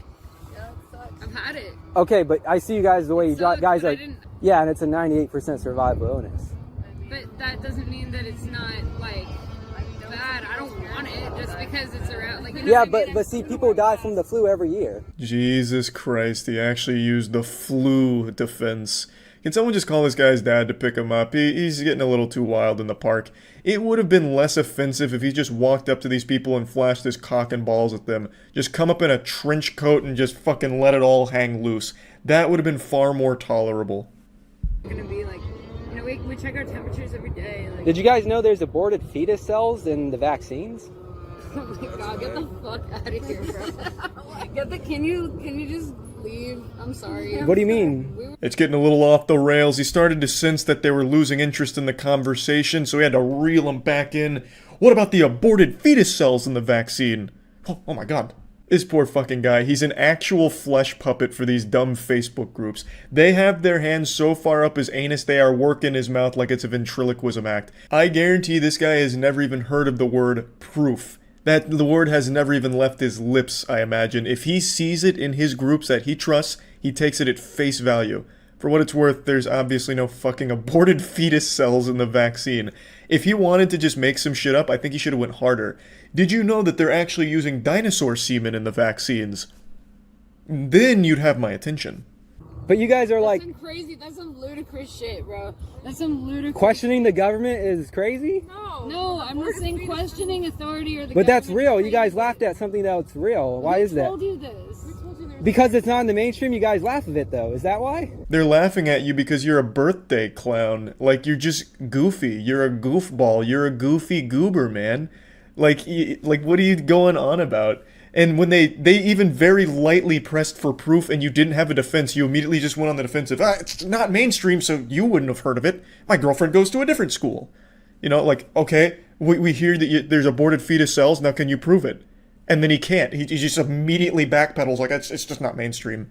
You're saying that's what Fox News is saying. They're like, aborted fetuses, Alex Jones. Well, they're right about that. Some political parties are right about some How things. do you know if they're right? If I don't know if they're right, how do you know if they're right? It's common sense. I mean, both political parties switch back and forth. Let's rewind back to 2001. I just want to play my guitar. Let's rewind back to Let's rewind back to 2001. Why are you away? Okay, you guys believe So you guys think 9/11 was real? Well, I mean, who didn't see that coming, to be honest? Every single conspiracy I bet this guy believes in. I wouldn't be surprised if he started talking about how Atlantis is going to rise from the ocean again and take over the world or something. He immediately goes full throttle, nuts to butts. So you think 9/11 was real? Wow. Yeah, he's coming in with the condom off now. Now it's raw. So it's getting fucking wild and really sad. It's not conspiracy We're theories. just trying to play our fucking guitar and banjo and keys in a park. Okay, you guys believe 9/11. Making me fucking go away, please. But you see that it was. Stop talking to me. Are you crazy person?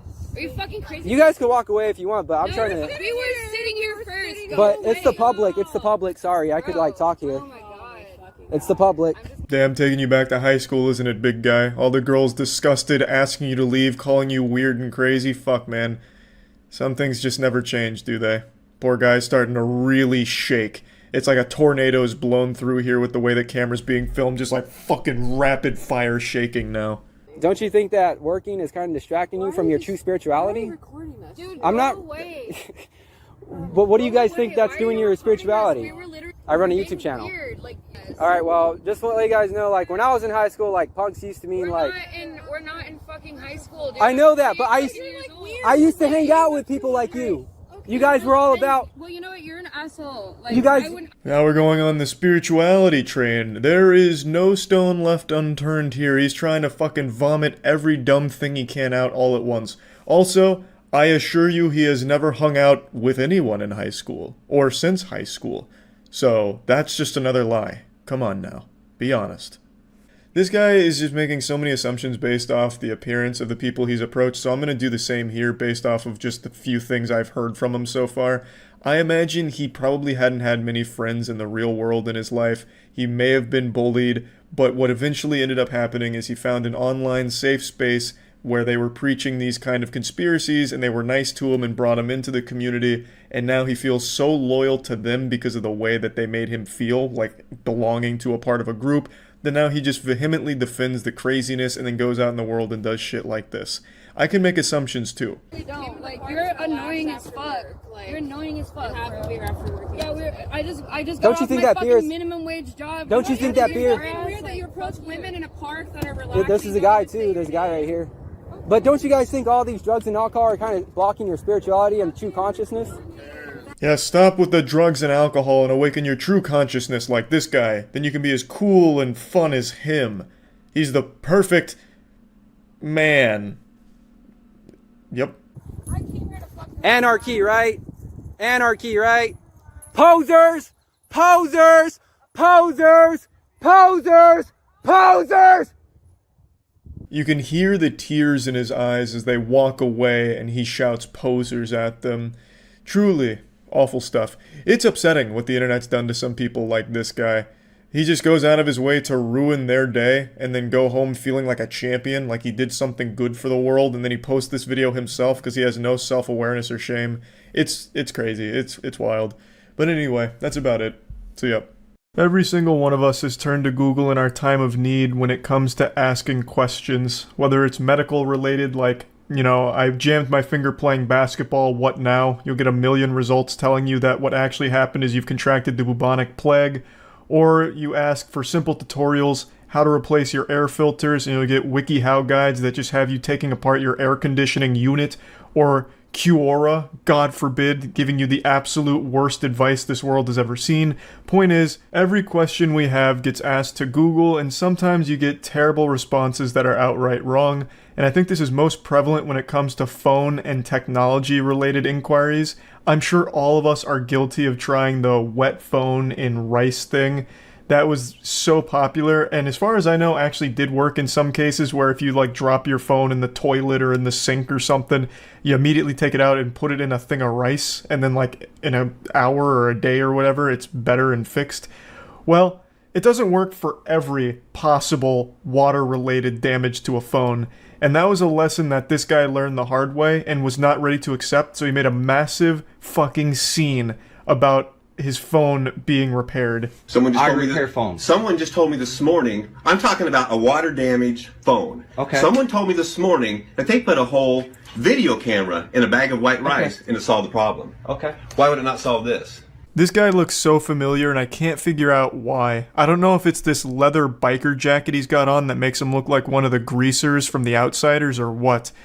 Maybe he just resembles a famous actor, like a young Bryan Cranston is what I keep coming back to, but I can't quite put my finger on it.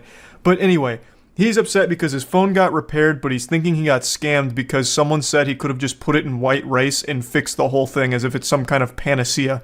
Like white rice is this miracle potion that'll fix any phone damage.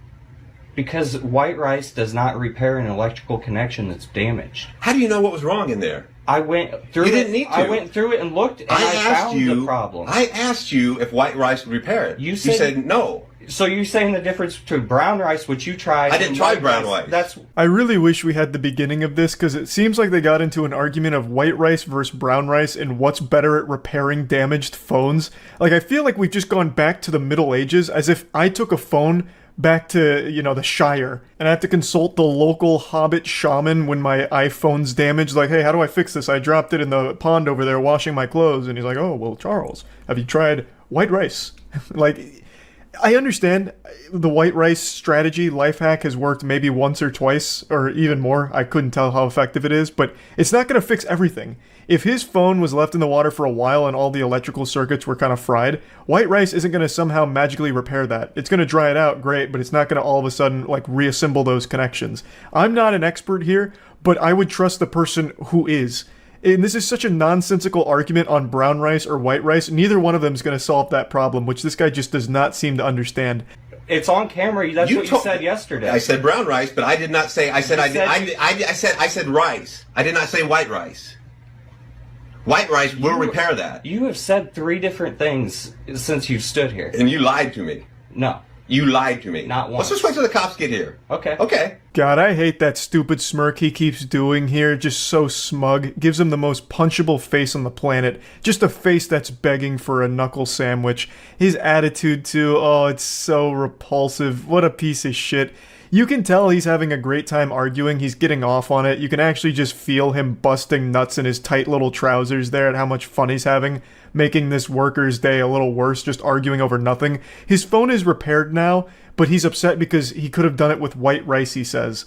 Well then, break your phone again and prove your point. I want you to now go into that employee bathroom, drop it in the toilet, leave it there for a couple minutes, take it out, put it in white rice, and see if it fixes it. And when it doesn't, I'm charging you triple. I'd also love to know his thought process on getting the cops involved. What are they going to do? Sir, what seems to be the problem? This scam artist, this snake oil salesman fixed my phone when I could have just put it in rice. Throw him in the slammer, please. I could take it apart and show you exactly. I don't care what was wrong because all it did was slide in water, sir. You told me flat out white rice will not repair that. Flat out. Exactly. Exactly. It won't. Okay. Is that what I'm hearing? I don't know what this fucking guy thinks white rice is capable of. Does he think they're like little nanobots that go in there and repair electrical devices? Like, I don't get it. I don't know why he thinks white rice is just this all-powerful entity that can fix all phones. I know for a fact he's not talking to people in person about this conundrum. He absolutely consulted his reptilian Facebook group and all of them were talking about white rice and chemtrails. So now he charged this place just to be an asshole here. Like, it's so upsetting to see. He fixed your phone already, man. Leave him alone. If you want to go use white rice and brown rice, or, Jesus Christ, even wild rice if we're talking, magic, then go ahead and do that next time. This guy's such a confusing, stupid asshole as well. He said that the employee lied to him, telling him that rice wouldn't work, which it wouldn't, I imagine. But if you went to this store to get your phone repaired, why would you even ask about rice without trying it yourself? Why would you drive all the way there and then ask them about rice when apparently all your friends know better than the expert? Why not just try the rice first and see if it worked? And when that didn't work, go to this guy. Why do this first and then come back complaining about, rice was an option? Well, what you hear and what I actually did are 2 different things. I don't care what you did. Yeah, you. No, I don't. Okay, so what kind of world do you live in where what is actually repaired and what you're told are 2 different things and you don't care to know the truth? I do care to know the truth. Okay. You can't handle the truth, you fucking wax statue. This man has told you a million times rice wouldn't work, and you don't know if rice 100% would have. I'm very confident that rice probably wouldn't have, and I don't even know the situation here. So, I don't know why he's even having this argument. It's so fucking worthless. He's just here to make a scene because he's got nothing else going on in his life, and he's just one of those people that thrive on controversy, so he's here, and he's just enjoying the misery of this whole situation. I've been told by many people that white rice will do it. Okay. I come in here to your business, you tell me it won't. I can tell you the world is flat. A lot of people will tell me it won't. It isn't.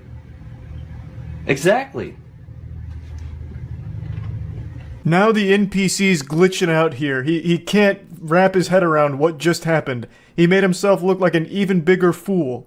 He's such a stupid douchebag. This again just highlights my point that there is no winning when it comes to customer service. This guy did his job well, did exactly what the customer asked him to do, fix my phone. He did it, and there was still a problem. The man came back the next goddamn day to make a big hoopla about it. It's so frustrating to watch. Again, my heart goes out to anyone working in a field that involves dealing with customers. Like, it's miserable, and I'm wishing you the absolute best. I also hope that the second this video ended, this guy left the store and it was a torrential downpour. Just an absolute monsoon. A biblical storm blew through and once again waterlogged his phone, immediately breaking it. And then he went home, tried rice, and the whole goddamn thing just blew up. And now he's gonna have to get a new phone. That's if there's any justice in the world, that's how that played out in my fanfic. Anyway, that's really about it. So yep. I'm no stranger to stupid ideas. In fact, I'm the god emperor of dumb, dangerous shit. Recently, I thought it'd be a really cool video idea if I strapped Kevlar to my chest and then shot myself point blank with a revolver, just because I thought that'd be like super fucking cool, like how strong is body armor and is it painful? Hopefully the body armor would be strong enough to stop the bullet. It wasn't like an elaborate suicide attempt. I was convinced it was a cool idea because the guy who invented Kevlar, I think every year for the last like 30 or 40 years, he has a convention like a Kevlar con, like furry con but for body armor enthusiasts, where he puts on a Kevlar vest and he takes a revolver and just shoots himself in the chest. And dude's like 80 years old and he still does it. And I'm like, if this old fucking fossil's bones can take it, I'm sure I can too. And I'm like, that's a good video idea. I had to be talked out of it by my friends. The point being, I come up with shitty, dumb ideas all the time. Another really banging bad idea I had is I thought it'd be great if you directed a porn video, but put like a jump scare in there. Just put like right when it's reaching climax, that way whoever's jerking off is about to like blow their load, and then all of a sudden, bang! Big jump scare out of nowhere. Just to really ruin someone's day. Again, bad ideas across the board. So I have a keen eye in recognizing impossibly awful ideas, and one I want to share with you today is one that I found really enjoyable. Of course, it's on Kickstarter, where all bad ideas go, especially when they try and scam you. This is a lawnmower that uses lasers to cut your grass instead of the spinning blades. They claim that lawnmowers are the cause of over $1 billion worth of injury per year. Like 550,000 Americans are being injured and dying from the lawnmower menace, making it sound like this is the real pandemic, that lawnmowers are killing everyone out there. You know, in 10 years from now, it's going to be nothing but mangled corpses littering the United States because the lawnmowers are taking over and rising up to spite us. J&M Inventions, LLC is a family-owned business, father and daughter team, which focuses their attention on making people's lives safer and avoiding injuries and deaths. They invented a new way to cut the grass, the laser lawnmower, and are seeking $400,000.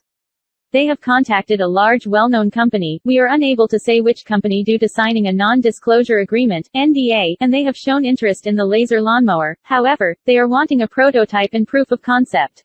Please help us to help others. Every dollar gets us closer to the goal. This lawnmower could prevent you or one of your loved ones from being injured or killed. What a presentation, am I right? I was moved to tears. My wallet was flying out of my trousers to give it to this project. Nothing inspires confidence quite like having a text-to-speech voiceover because the people behind it are either too cowardly or just don't exist in the first place. It's a disaster. So they don't have anything to show. They don't even have like a fucking Microsoft Paint doodle of their laser lawnmower. All they have is the idea, like, what if we took a lawnmower and put lasers on it to cut the grass? It's like something Dr. Evil would come up with. I don't think I need to explain why it's a stupid idea, but I'm going to anyway.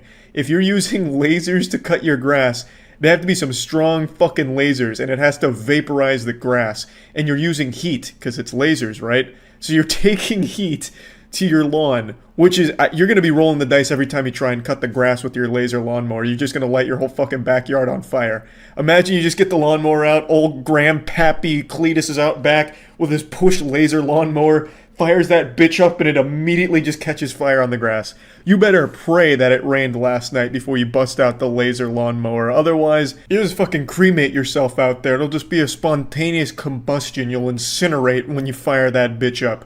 I think a lot of people may overlook the cost. It is significantly cheaper to just take some flimsy pieces of metal and strap it on something that spins than it is to put fucking high caliber lasers on this device here. That would be like a fucking $50,000 lawnmower in order to have lasers strong enough to cut your grass. And oh my god, you better hope that you don't accidentally like lift the laser up, you just light your fucking legs on fire, or, you know, blast somebody's eyeballs out if it reflects off something. There is so much danger associated with this project. It's like they saw the number of 550,000 Americans being injured by lawnmowers and like, you know what? We can pump those numbers up. That's some rookie shit. We can do better. I'm surprised they weren't pitching like, what if we took a lawnmower and put C4, so you fire up the C4 to blow up the grass, you know? It's a crazy, stupid idea. Also, all their claims are wrong and just made up. I decided to look it up. I did know the United States leads the world in lawnmower-related deaths and accidents, but the number is not 550,000 Americans. The number is 35,000 Americans per year suffer some kind of lawnmower-related injury, which is still significantly higher than you should expect. I think that is an outrageously high number, but it's also not this apocalyptic figure that they keep posting on there.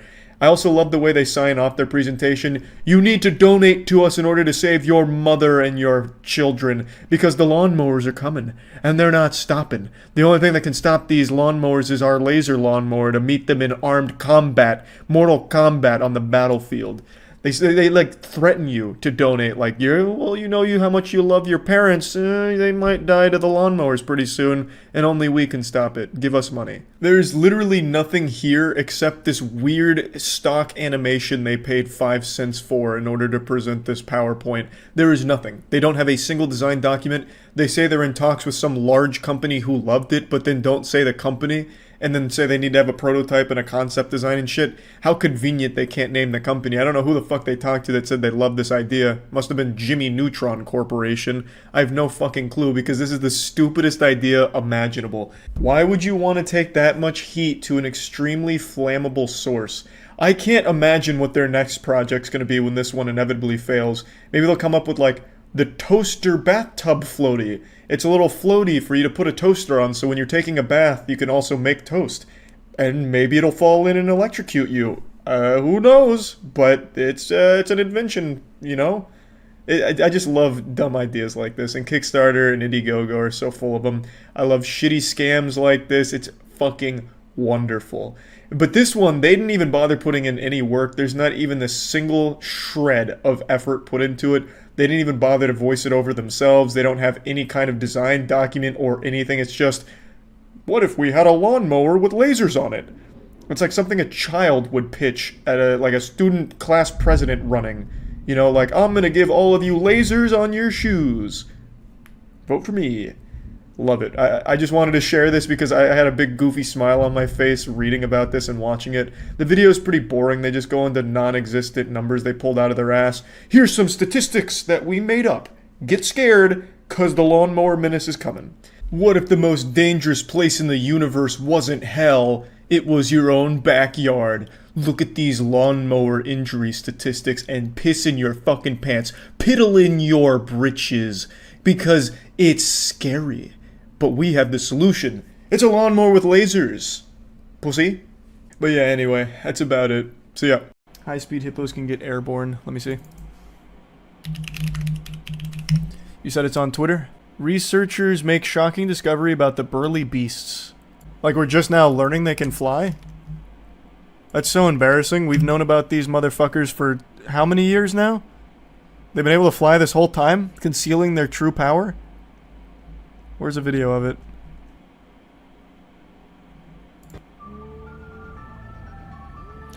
Oh my god, what the fuck is this? Daily Mail! Or New York Post. This was supposed to be flying hippos and it's immediately titties! Why? I hate these websites. It's nothing but fucking ads and tits, I guess. I was here for some wholesome flying hippos. What is the point in putting a video in this article if it has nothing to do with the article? It's completely unrelated. No, the boobies were censored. We're fine. We're fine. No. Escape reality and pick up a futuristic weapon at 0 latency. Finally. This better be like that lawnmower video where it just shoots off into the sky like a jet.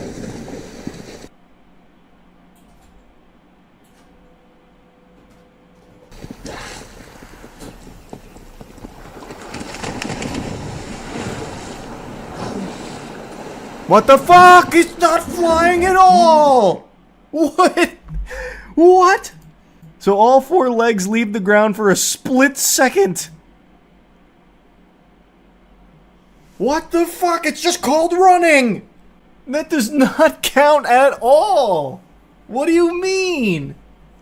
Bro did a little skip and they call it flying. They made this like it was some kind of groundbreaking article. UK research discovers animal can get airborne. Like, kind of, in like the same way that I can if I jump while running. But you would never say, like, researchers conclude Charles flies. Like, you would never fucking think to say something like that. What wordless research? This is the evidence of them flying. What the fuck? This is the stupidest story I've ever seen in my goddamn life. In defense of the hippo, it weighs like 1 billion tons. Yeah, it's heavy as shit, I guess. But it's just skipping. It is actually just skipping. Here's an excerpt from a BBC article. Research from the Royal Veterinary College, RVC, suggests that all 4 of their feet can leave the ground for up to 0.3 seconds at a time. That's skipping! It's not flying! The difference is that hippos always do it, no matter the speed, where horses and such only achieve it at higher speeds we call a trot. Hippos always do it, no matter the speed. Let me check the slow-mo. Come on, you speed demon.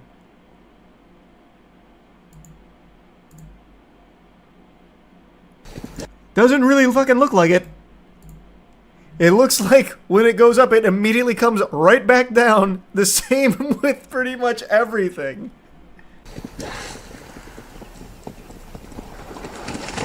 I really wonder how this process went, though, with the UK researchers just sitting there fucking bored hitting a gravity bong. Let's pull up some videos of hippos running. I've got a hunch. I think those bitches can fly. Hippos are one of the very few 4-legged animals at all that just trot. That was a pretty neat finding. Also, apparently the study has led to new discoveries around hippo locomotion. We may be able to ride these beasts soon. Yeah, that's what's been stopping us. The lack of understanding how they fly. That's the only reason we're not mounting these. For a different branch of equestrianism. You still think bears are stronger than hippos after seeing this video? Well, I was just wrong on bears in general, I think. Looking at all the stats, hippos I think would wash a bear. Even if it wasn't in their, like, native territory. But yeah, apparently if the hippos can start levitating like this, there's no chance for anything in the animal kingdom. It's a shame baby hippos are so cute. I think adult hippos are super cute, too. What do you mean? Hippos are just so silly. Like, it's hard not to think that they're cute, in my opinion. They're just giant fucking goofy things. They're still incredibly dangerous, though. Have you read that story about a dude who raised a baby hippo to adulthood and released it? It later went on to eat him. You're misremembering that a little bit, actually. I don't think he ever released it, but you're talking about that classic story about how a guy found a baby hippo, raised it, like he found a baby hippo in this pond or something, raised the hippo became an adult, and then like 10 years later, the hippo mauls him, kills him, and drags him into the same pond that he found him in when he was a baby. It was something like that. If we're thinking of the same story, that is, I suppose. Not made up at all. No, it's a real story. What do you mean? I might have got some of the details mixed up, but that's the gist of it. Here. Man in South Africa adopted wild baby hippo that later killed him. And here's the fact checked on it. Man in South Africa reportedly adopted baby hippo that later killed him. Man in South Africa adopted baby hippo domesticated, only be killed by said hippo in the very river from which it was rescued. 2005, South African man Marius Els adopted a baby hippo after rescuing it from a river. In this clip, you can see them playing together, but 6 years later, the hippo dragged him into that same river and ate him.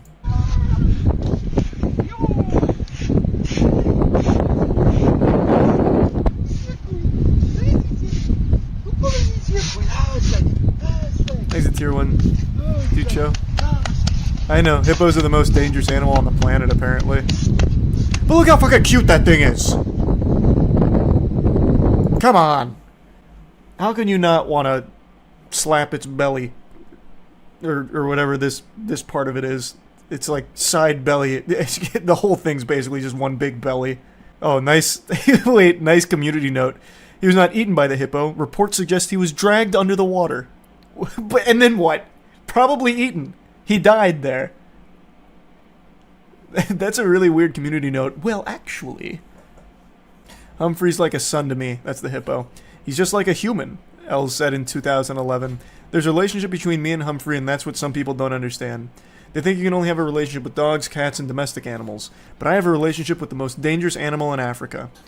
However, local news in South Africa reported that Humphrey mauled Els to death on November 12, 2011. According to multiple reports, the attack occurred on the banks of the same river where Els had originally rescued the hippo.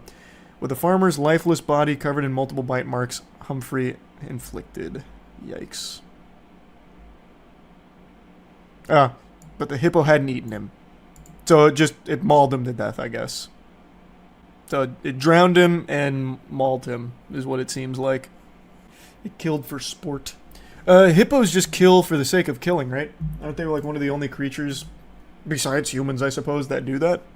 Hippos do not eat humans. They will attack them if they infringe on their territory. Oh, okay, according to this, still don't know why hippos attack people. When it's not territorial, that is. Well, now that we know that they can fly, soon we'll learn why they kill people just for the sake of killing them, I guess. They'll probably start talking soon. We could just wait. Oh, that's the other thing I wanted to talk about. I saw this. Hold on, let me pull it up. So we have a follow-up to the Burger King story. The Burger King manager who was serving people French fries from a trash can has been arrested. They got her. Rightfully so. Food tampering is serious, man. That shit is actually, like, horrifying. You remember there was that viral trend of insufferable assholes licking ice cream at supermarkets and then just putting it back? Or, like, spitting into, like, drinks and then putting them back on the shelf? And they all faced, like, potentially serious charges. It's because food tampering is such an important thing to crack down on. And now she's getting slapped for serving trash can French fries, which is so weird. Like, French fries, like, it's not like there was any shortage of them. It's not like she was saving money by serving French fries out of the dumpster. But I love the trash can seasoning. Yeah, someone in chat made a great point, because when I first read this story, I said, like, how could you even tell it's Burger King? Haha, everything's fucking terrible there. It's all trash. There's no way you'd even know. And one guy in chat was like, well, that's how they knew it, because it tasted better, so they were suspicious. And it turns out they were from the trash can. It's a baffling crime. And hopefully she faces serious repercussions. Food tampering is serious. Do you guys know the history of why food tampering is so cracked down on? I don't even know why I'm asking this like I'm in some kind of fucking classroom setting. I'll just tell you. It's because there was a case a long time ago, I don't remember when. There was a case of some absolute menace, some fiend, started tampering with, I think it was Tylenol, and they poisoned it. And just poisoned a bunch of Tylenol across a bunch of different areas, and they never caught the person. And it was a huge problem because it led to deaths. And they couldn't trace anything because there was nothing tamper-proof. They just laced Tylenol and fucking killed them with cyanide. So they really busted down on all of it. Which is why food tampering carries such a big possible sentence. It was cyanide, right? That they laced the Tylenol with? I'm almost positive. There was 7 deaths, and it was in October, or from September to October of 1982. And yes, it was laced with potassium cyanide. Did they ever find out who it was? No. There's a whole Wikipedia on it, though. The Chicago Tylenol murders. But because it was, like, widespread, they couldn't really track down who it was reliably. It was just, it's too hard. The trash can fries were an accident and she'll get off. Were they? I've seen conflicting reports on that. I haven't read this story, from this source yet. Let's see. I don't think it was an accident. You don't accidentally serve someone dumpster fries. Let's see. Officers allege that Jamie Major, the location's assistant manager, put the discarded fries in the tray and added freshly cooked ones on top. The incident allegedly happened the same day as the previous argument for disturbance on July 9th when they got there. They found 2 women identified as customers arguing with staff. and they arrested the women, charging them with disorderly conduct. 2 days later, the department received a complaint that the fries had been tossed in the trash. Fries that had been tossed in the trash were being served to customers. They'd been put in the garbage by the person who filed the complaint with the police. Major was arrested and is facing charges of malicious tampering with human food.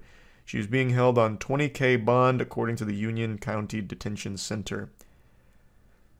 They received a statement from Burger King that said, "These allegations do not align with the brand's commitment to quality food and service and creating an exceptional guest experience. You have failed on all of these. You have failed on actually every single one of these fronts, Burger King.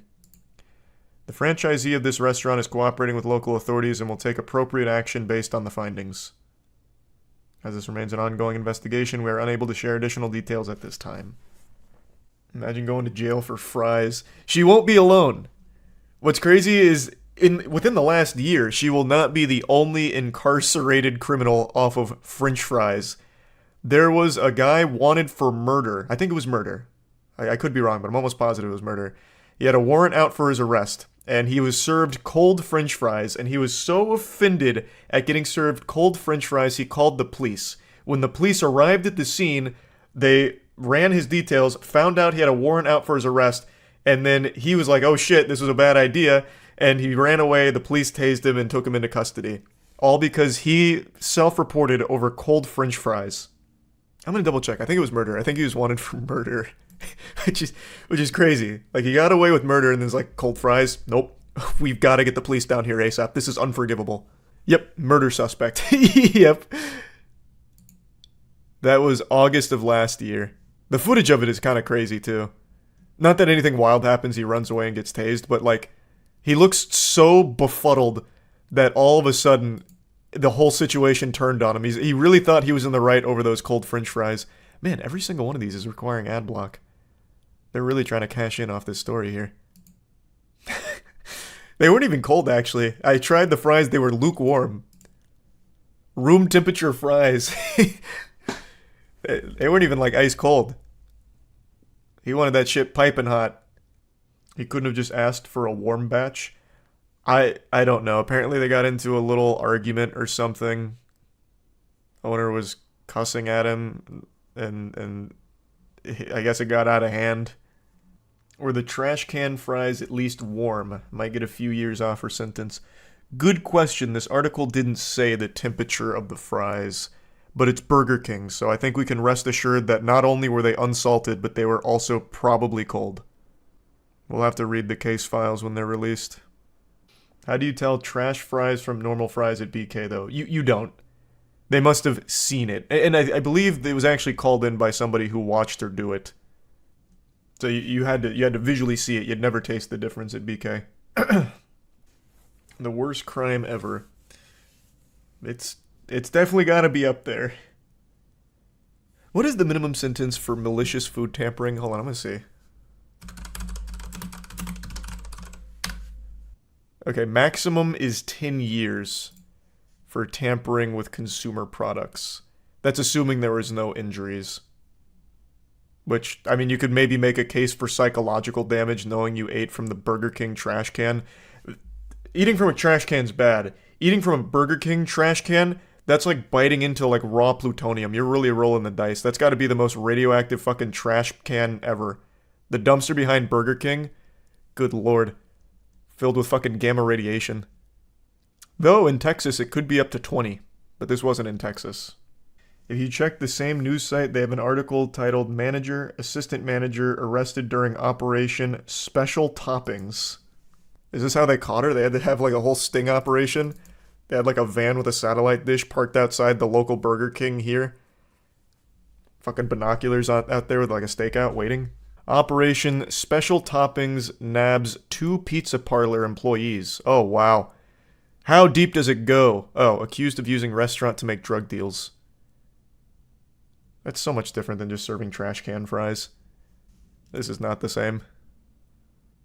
Would you ever do a fast food breakfast tier list? Man, that's fucking crazy. We did that last week. The video will be up either tomorrow or the next day. At the risk of just sounding like I escaped from a padded cell, I'm going to go out on a limb and assume I'm not the only one that does this, where you brainstorm this absolute ridiculous fantasy about what you would do in a perilous situation, how would you stop a criminal if you had to, right? So you're out at a restaurant, you start like looking around, and for some reason you just play through this fanfic in your head of, what if a bad guy comes in with a bazooka? What's the protocol? How do I save the day and keep everyone alive? And, you know, whatever. Everyone plays out this hero fantasy in their head, I think. And today, I saw a news story where I have no doubt the main character here had this envisioned in his head since the time he was a child and actually got to pull it off successfully. There was a criminal on the loose, and he was apprehended by the most unlikely of suspects. Like, I would have been less shocked if it was Captain fucking Underpants that caught this guy than who it actually was. A golfer. A dude just casually out there chugging some brewskis with the boys on the front nine ended up catching a criminal in one of the wackiest ways I've ever seen. Police cars pour onto a golf course. They're going after a suspected bad guy. But no need to hurry. He's trapped in a porta potty. We couldn't believe that he went inside there. I can't believe this isn't a skit. It's real. This is legitimate. Life sometimes imitates cartoons. So, what happened is, I'll let the rest of the news segment play in a moment, but I want to break down the cliff notes. A criminal was running away from authorities, and he tried to hide inside of a porta potty for cover, you know, basically playing it like a stealth game, you know, where you're trying to de-aggro by going inside of something like an Assassin's Creed where you dive into some hay. He went into a porta potty. One of the golfers saw this and also saw the authorities were looking for him and took this as his moment of opportunity to strike. So all his neurons were firing, and he came up with a genius scheme here where he would tip over the porta potty and trap him inside. And for anyone that's been around the internet for a while, you'll know that this was actually like a nefarious, like downright evil thing that some people would do to strangers in porta potties, where they would tip it over, it would land on its door, and it would trap them in there, and it'd cause all like the poop and pee and everything in the porta potty to splash around on top of them.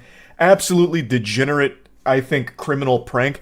But here, he took something truly awful and turned it into a force of good. So he tips over the porta potty, causes it to fall on its door, meaning the criminal that's on the run is now trapped inside that porta potty. But not only that, all the contents from inside the porta potty are now all over him. So he's covered in all kinds of shit and piss.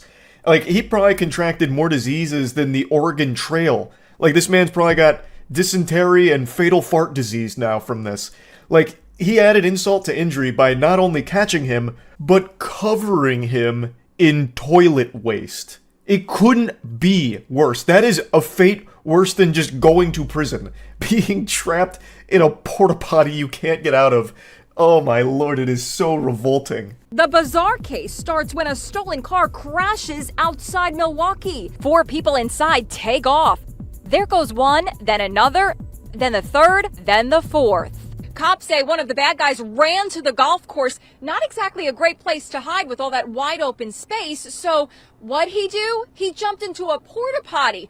Fortunately, a golfer saw what was happening and tipped the porta potty over. I can just picture this scene playing out in my head. The guy who tipped the porta potty over, our savior, his name is Adam. So he sees the criminal run into the porta potty, and he immediately gets to thinking, it's time to start stinking. He gets a big smirk on his face, slowly sets the 5-iron back in the golfing bag. He was about to hit a spectacular shot, eagling the par 5, but he says, it can wait. I've got business to tend to. And then just fucking sprints over and blasts the porta potty over, trapping him inside. This guy obviously knew that he had to tip it over onto the door. This is a guy who was familiar with that old awful prank people used to do, and he turned it into a force for good. That's crazy.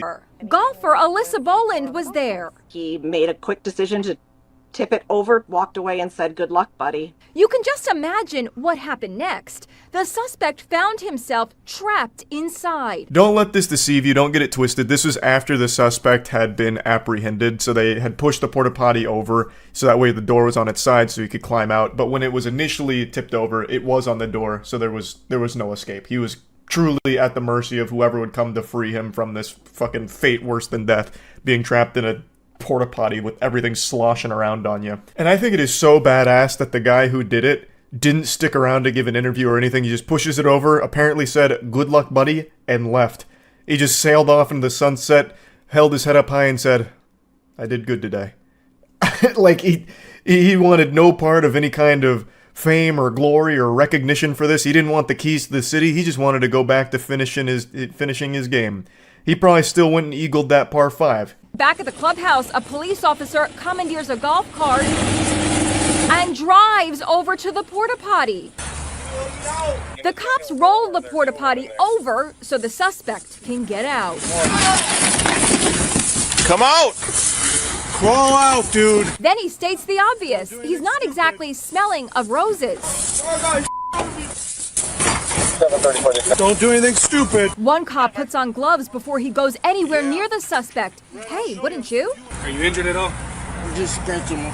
I will say, at least he didn't have to spend that long stewing in all the juices of the porta potty. He wasn't in there for that long. Like, this didn't become like a sarcophagus form where he's in there for like hours upon hours or anything. He was there for a little while. Even still, of course it's awful, but he did have another thing working in his favor in terms of this porta potty in particular. It's on a golf course, so I can't imagine that it's that full. Like, it probably wasn't at maximum poop capacity or anything. Like, there was probably only a little bit of shit and pee in there. It probably wasn't crazy. If this had been a porta potty at like EDC Music Festival or Coachella, you would have went straight to heaven the second the cursed fluids inside of that porta potty touched your skin. If you were in one of those porta potties that got tipped over, it would have sent you to meet your maker. It probably would have melted you instantly. It would have been like that scene in Indiana Jones when they open the Ark of the Covenant and everyone's fucking flesh just starts melting off of them and they die instantly.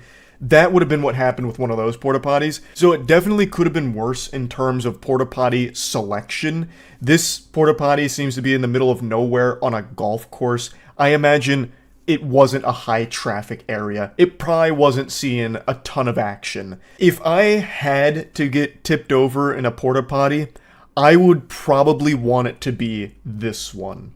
Like, I'm going out on a limb here. This could be an absolute catastrophe in there. I'm really not sure. We didn't get like an aftermath report where they do like a tour of what the porta potty looked at after it was tipped over. But I'm just giving it the old eyeball test here. I didn't see a ton of like horrifying things in the porta potty for the brief moment we caught a glimpse of it. So I don't think it was the worst in the world. There's definitely worse porta potties it could have been. Of course, I'm sure he's still not happy about the situation. Like, like definitely still horrifying, but you know, there's definitely more disastrous porta potties to be tipped over in. I'm getting a little sidetracked. What a crazy way of apprehending a runaway criminal here from someone who just happened to see the whole thing unfold and have this opportunity to help by pushing over a fucking porta potty. Like, the simplest thing ever from, like, old internet days of the worst pranks ever, and it actually ended up being helpful. And then the guy, the dude who tipped it over, has just vanished. He said, I'm done here. This is my legacy now. That's it. So just a wacky situation I wanted to cover a little bit. That's it. So yeah. The hogfish hasn't evolved in 300 million years and is called the perfect animal. And all it does is spread slime in the water. The fuck is a hogfish? Gigantic this is called the perfect animal? Bro, this thing looks dumb as fuck. I was expecting it to be like Cell from Dragon Ball Z or something. We had to shoot this huge fish for our safety. Glock. What do you mean, why? Did the fish hold you at gunpoint? What do you mean? What did you catch? Like an Atlantean or something who came up with this trident? I don't think I'm sure you could have just cut the line. What kind of goddamn American shit is that? Oh my god, the fish is too big. Quick, get the Glock. It was pulling the boat down. Then cut the line. Or shoot the line, I guess. I don't care. So this is the one that's supposed to be the perfect animal? These are coming in just covered in slime, and here there's something moving inside. I think the only way I'm going to get those out is to put a hand in and pull. It's like Spider-Man swung through. God, it's like that scene in First Men in Black where that lady gives birth to the alien. What I've got in my hand here, this hagfish. Why don't they evolve? Could be called a living fossil, because in terms of Who body cursed plan, them? this creature has remained pretty well unchanged for something like 300 to 500 million years. All these things don't even evolve. It's fucking cringe. Would ultimately have come from something rather like this. All it does is Hagfish goo. don't have jaws. Evolution is cruel. For 300 million years, the hagfish have done nothing but ooze cum for no reason. When will they finally advance up the technological chain?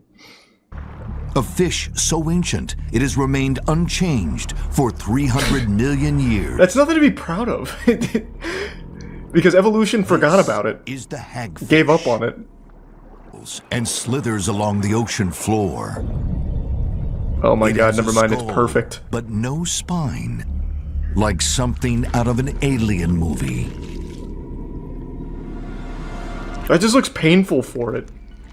Surely it should have evolved to make this a less awful process for the fish. It looks like it's actually hurting itself every time it opens its mouth. Maw is made for. They put a GoPro on a dead fish. But its paddle-like tail makes light work of swimming. They're very intense. Soon, it's a frenzy of multiple mincing mouths. God, no manners at all. And to keep other hungry onlookers, they didn't even have like little hands or anything. The hagfish excrete copious amounts of slime into the water. Wow, I see why they've remained unchanged. It may be months before they find another meal like this. Well then, how is it not evolving? If it goes months without a good meal, wouldn't it evolve to maybe get like, I don't know, like a fucking mounted turret on its skull or something? Like anything to help it hunt? Find more food? If it has to wait months in between meals, well, meaningful meals, and it can't even hunt anything that's alive, it has to wait for someone's sloppy seconds, why wouldn't it evolve to be a better hunter? This thing was literally created by evolution to be a loser. It evolved past the need for food, I guess. Scientists film hagfish anti-shark slime weapon. What a cool title. Do they have technology? Like an underwater base? Get out of there, hagfish! Oh, he's kicking sand in his face. No! Oh, he didn't like that slime. Ew, yucky. Oh, this thing just came in my mouth. How vile.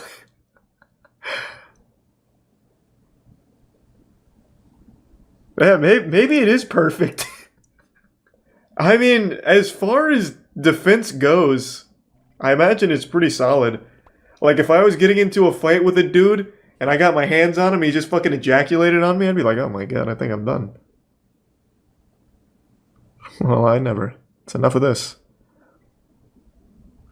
Man, these sharks really want the hagfish. When will they learn? They're dealing with perfection.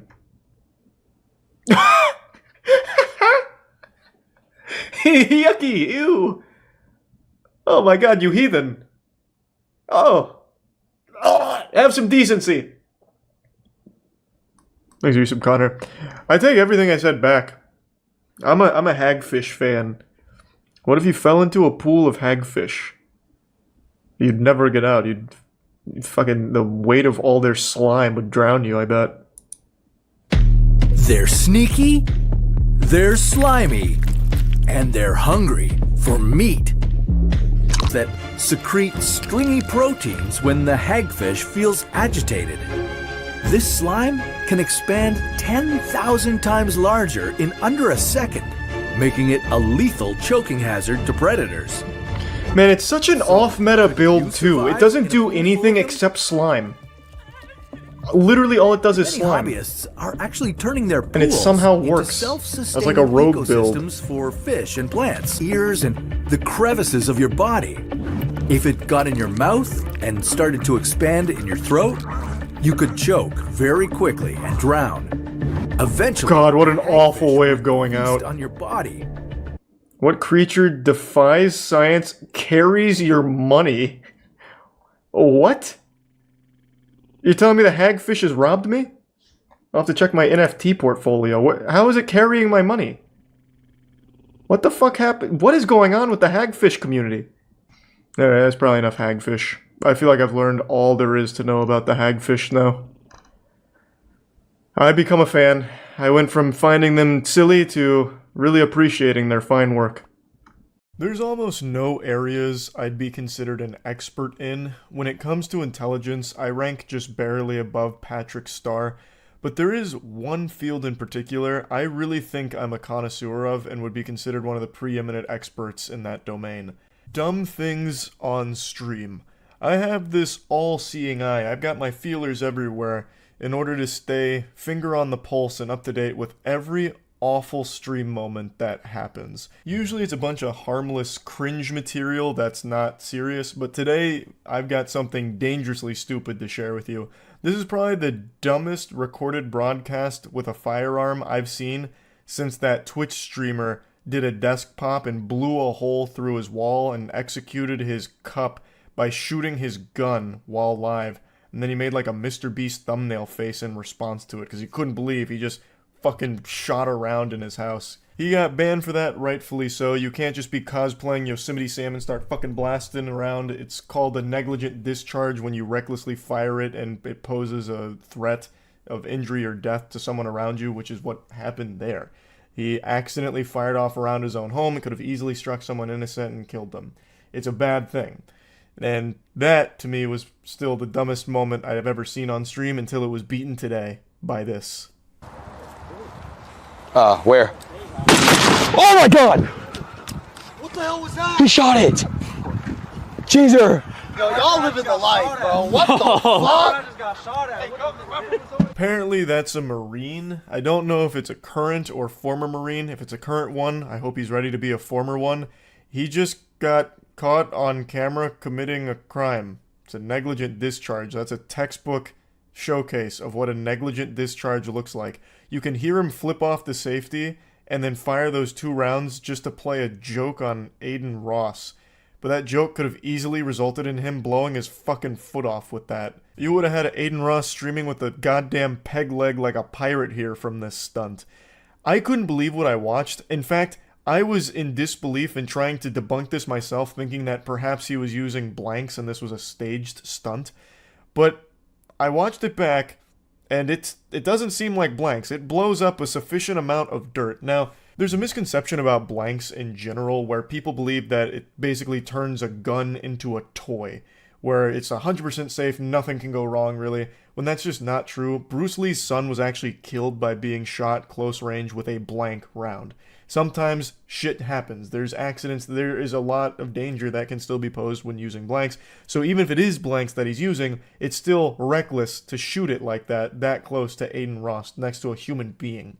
But, like I said, I don't think it's blanks. I'm pretty sure these are live rounds that he used for that. Where? Here's another angle that showcases the proximity of the shots relative to Aiden's feet. Luckily, no one was hurt here, but there's something else I want to mention. He just fired this weapon when nobody around in this video has eyes and ears on, meaning no one has eye protection or ear protection on. Guns are really fucking loud, and if you're firing a gun without ear protection, that can cause some actual hearing damage. Which is why whenever you go to a firing range or anything that's even remotely professional, you'll see everybody is wearing ears and eyes. They have protection on. No one here does, meaning I'm sure some people had their ears wrung from that one in a pretty severe way. All just because Goofball wanted to play a practical prank on Aiden. The haha, I almost blew your foot off prank. A timeless classic, I guess. There's only like a couple of rounds that you can fire without ear protection comfortably, and those are subsonic rounds mainly. Like that you can fire without ear protection and not have your ears bleed. But those are not subsonic rounds that he's using, I don't think. It certainly doesn't sound like it. I've fired quite a few subsonic rounds of my own. I know what they sound like. I don't think that was an example of it at all, unless he's using some really special Marine exclusive prototypes or something. There is just so much wrong with this 20-second clip here. I still am in disbelief that a Marine apparently did this. I don't know what he thought would happen as a result of it. This isn't something that normal people just brush off as like a silly moment or like, just a joke. That is something that just put the entire life of Aiden Ross in jeopardy with that one simple decision right there. Again, firearms are not a toy. Like, there was so much that could have gone wrong there. Like, after firing the first shot, maybe it kicks a little too much and it throws his wrist off a little bit, and then it aims more at Aiden, and he fires the second shot, and just fucking splits his leg in half right from the shin. There is so much that could have gone wrong. It's a miracle it didn't. Now, I have to imagine, with how viral this clip has gone, that Marine is probably going to face punishment. Again, it's a crime. It's a negligent discharge. Like, there's no way of arguing otherwise. So yeah, I just wanted to show this because I was baffled by that clip. Again, even if it's blanks, it's still reckless and a dangerous thing to do. So yeah, this is probably the dumbest stream moment I've seen now, beating the previous negligent discharge of a firearm from a streamer, which is crazy. But anyway, that's about it. So yeah. I just read something so ridiculous that I've been sitting here for the last like 10 or 15 minutes just stewing in my own filthy anger, almost in like this meditative state, just trying to process the absurdity of it. And this is a situation I'm not even involved in, and yet still it has managed to steam my vegetables, just because of how outrageous it is. This whole thing is so crazy, I just couldn't help myself but share it with all of you, so I hope you don't mind if I hit the dance floor real quick and bust it wide open for you here. So 2 months ago, some of you may have seen that Afro Man posted this music video, "Will You Help Me Repair My Door?" This went viral on TikTok, Twitter, and YouTube as well, and basically it's Afro Man making a song out of a raid that was conducted on his property based on narcotics and kidnapping claims, and it turns out it was completely bogus. They got nothing out of it, and they kind of ransacked this whole place, and he had cameras set up around his property that recorded all of it, so he made a music video kind of teasing them about it. He made a catchy little jingle about the whole thing, and the title is about, you know, them breaking his door and breaking his gate and just going over the damage that they caused there while looking really silly. And now he is being sued for it. He is being sued because the officers were offended, their feelings got hurt, and they're claiming emotional distress. He clowned on them, and it hurt their goddamn feelings so much that now they're coming after him legally. It wasn't enough to just destroy his property and pillage his home like they were Vikings, and also traumatize his kids apparently, which is something he mentions in his song. Now they want to slap him even more by issuing this lawsuit to him, which I think is just an absolute load of baloney. What a pile of dirty barnacles. 4 deputies, 2 sergeants, and a detective with the Adams County Sheriff's Office brought the suit earlier this month, claiming an invasion of privacy. Let me just stop you right there, Chief. An invasion of privacy, huh? You are on his private property. He has every right to record you. I'm not a lawyer, but would you also make this claim if you made yourself look fucking silly at a Starbucks who has security camera footage of you in their store? Like, let's say you spilt coffee or you were pouring coffee down your lieutenant's butthole, giving him an enema in public, and they're like, oh, this is kind of embarrassing. We're going to sue you for an invasion of privacy because you filmed us. Would the argument work there in that place of business? I imagine private residents also still have the right to record you when you are on their property. They don't need your consent. You entered their domain. You stepped into their neck of the woods. I feel like they have the right to record you. But again, I'm not a lawyer. I'm just a stupid paint-huffing idiot when it comes to the law. But I still just find the claim comical. An invasion of privacy. I guess them going through all of his shit, throwing his suits all over the place, breaking down his doors and all of that in his own home. I guess that's not an invasion of privacy. That's just a general wrongful invasion, considering this whole thing was completely bogus. It was a completely botched little raid here. They're claiming that Afro Man used their faces from the raid and used it in music videos and social media posts without their consent.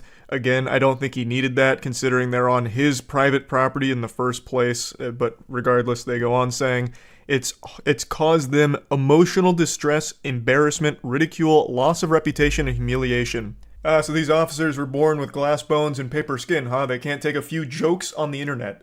I imagine they're lying about this. I can't imagine they actually suffered any real emotional distress or anything. I don't think people were on the streets shooting spitballs at them as they walked by, pointing and laughing. Though they should, because they're fucking clowns for what they did here. I can't show the music video, but I highly recommend watching it. They look so fucking stupid in this thing. And it's all dog shit. Like, none of it was real to begin with here. It was just a completely failed raid from top to bottom. And they even had the audacity to disconnect his cameras when they noticed that the security cameras were on. It's just foul. Completely foul. I do hope they feel silly. But apparently, the silliness doesn't stop there. Maybe it's a humiliation fetish, because now they're suing him and making themselves look even stupider, which is crazy. I'll go ahead and boil all this down for you. The plaintiffs are seeking all of Afroman's profits from the use of their personas. That includes the proceeds from songs, music videos, and live event tickets, as well as any of the money that he made using their likeness and his brand and other merchandise. And they're also looking for an injunction to take down the videos. Afroman made like an entire album's worth of songs around this raid on his property, and they all fucking bang. It is so amazing. Afroman absolutely crushed it with this whole thing. Literally turned into like a money-making merchandise music video, like empire, all off of this failed raid from them. And now they're coming to put their hand in his cookie jar and take all of that money away that he made from this whole situation. Afroman is attempting to countersue them for the undeniable damage this had on my client's family, career, and property. Law enforcement officers were acting on a warrant that stated probable cause existed that drugs and drug paraphernalia would be found on his property and that trafficking and kidnapping had taken place there. But it turns out that boogeyman was completely wrong. All of those suspicions turned out to be unfounded, and the raid failed to turn up any real criminal evidence, so charges were never filed. And in Afroman's music video, through the cameras, he was able to notice that some of the deputies may have seized some of his money. He was talking about some missing money that took place during all of this, and whoa, can you believe it? After a subsequent review by the State Bureau of Criminal Investigations, they determined that the deputies had miscounted the amount seized during the raid itself. What a silly little error that was. What a goofy little freak accident that was, that some of the money was just a little miscounted, and some of it went missing, I guess? Oh, that's odd. So that's really this whole situation. They're suing because they looked fucking stupid here, and a lot of people were making fun of them for this whole situation. Afroman put them on blast and made an entire album's worth of content around it, and now they're out for revenge. So I can't show you the music video, but I highly encourage you watch it. I would like to show you a couple frames from it and just kind of talk about it because it is so fucking wild. I'll go ahead and crop their faces out so they can't feel offended or humiliated here. But, so this is one of the early shots. The officers were going around checking every nook and cranny of his property, I guess for kidnapping victims or like pounds upon pounds of weed. And for some reason, Officer Action over here, fucking Danger Commander, comes over and like looks behind the couch here as if he was gonna find like some kind of like goblin or something back there that he was gonna light up. Like, I understand they thought that there was some kidnapping element to this whole thing, but I mean, even in this situation, if there was a kid back there and you climb over the back of the couch, you're immediately pointing a gun in their face. I can't imagine that's the best way of looking for kidnapping victims. Like, the way they go through his whole property is very cartoonish. Here's a little shot of some of the team out here for the class field trip. One of them is dressed like he's ready for actual combat, as if he was gonna get in here like a G.I. Joe episode and fucking hunt down Cobra Commander in this property. So the first thing they did when they arrived is they busted through this gate here and broke it. So Afroman's already down one gate just from them showing up. And then they go to his door, and this is where you get the title of the song. They blast this shit in. This shit just gets rocketed off the frame here. So, you know, he's asking, you know, can you repair my door and my gate? Like, that's the whole point of the song. Like, can you repair this shit? And then also pointing out all of the other goofy things that happened. And here's where Afroman started to get a little suspicious about them potentially taking money from him, so he starts talking about it in this scene right here. This was already after going through and throwing around half of his belongings and like going through each and every suit pocket they could find. And here's the final shot. This is where the fun comes to an end. They disconnect his cameras, so they open up this panel in the wall and they disconnect all the shit, so he could no longer record the rest of what was going on the property. I just really had to talk about it because it got me fuming. To turn around and sue someone for hurt feelings after you were just in the wrong to begin with is just such a level of delusion that I can't help but be upset about. Afroman did nothing wrong. He recorded you guys and then took a bad situation that you have created. The claims you were there investigating, nothing was ever found, so it all seems like bullshit. And he took that and he made comedy out of it. He made content out of it to try and turn something shitty into something less shitty, and now he's being punished for it, or at least attempting to, from these extremely sensitive, I guess, officers that are super offended that people have been making fun of them for this. Like, it's pretty disgusting. So yeah, I just wanted to at least put this out there because it was something that I felt very strongly about. That's really about it. So yeah.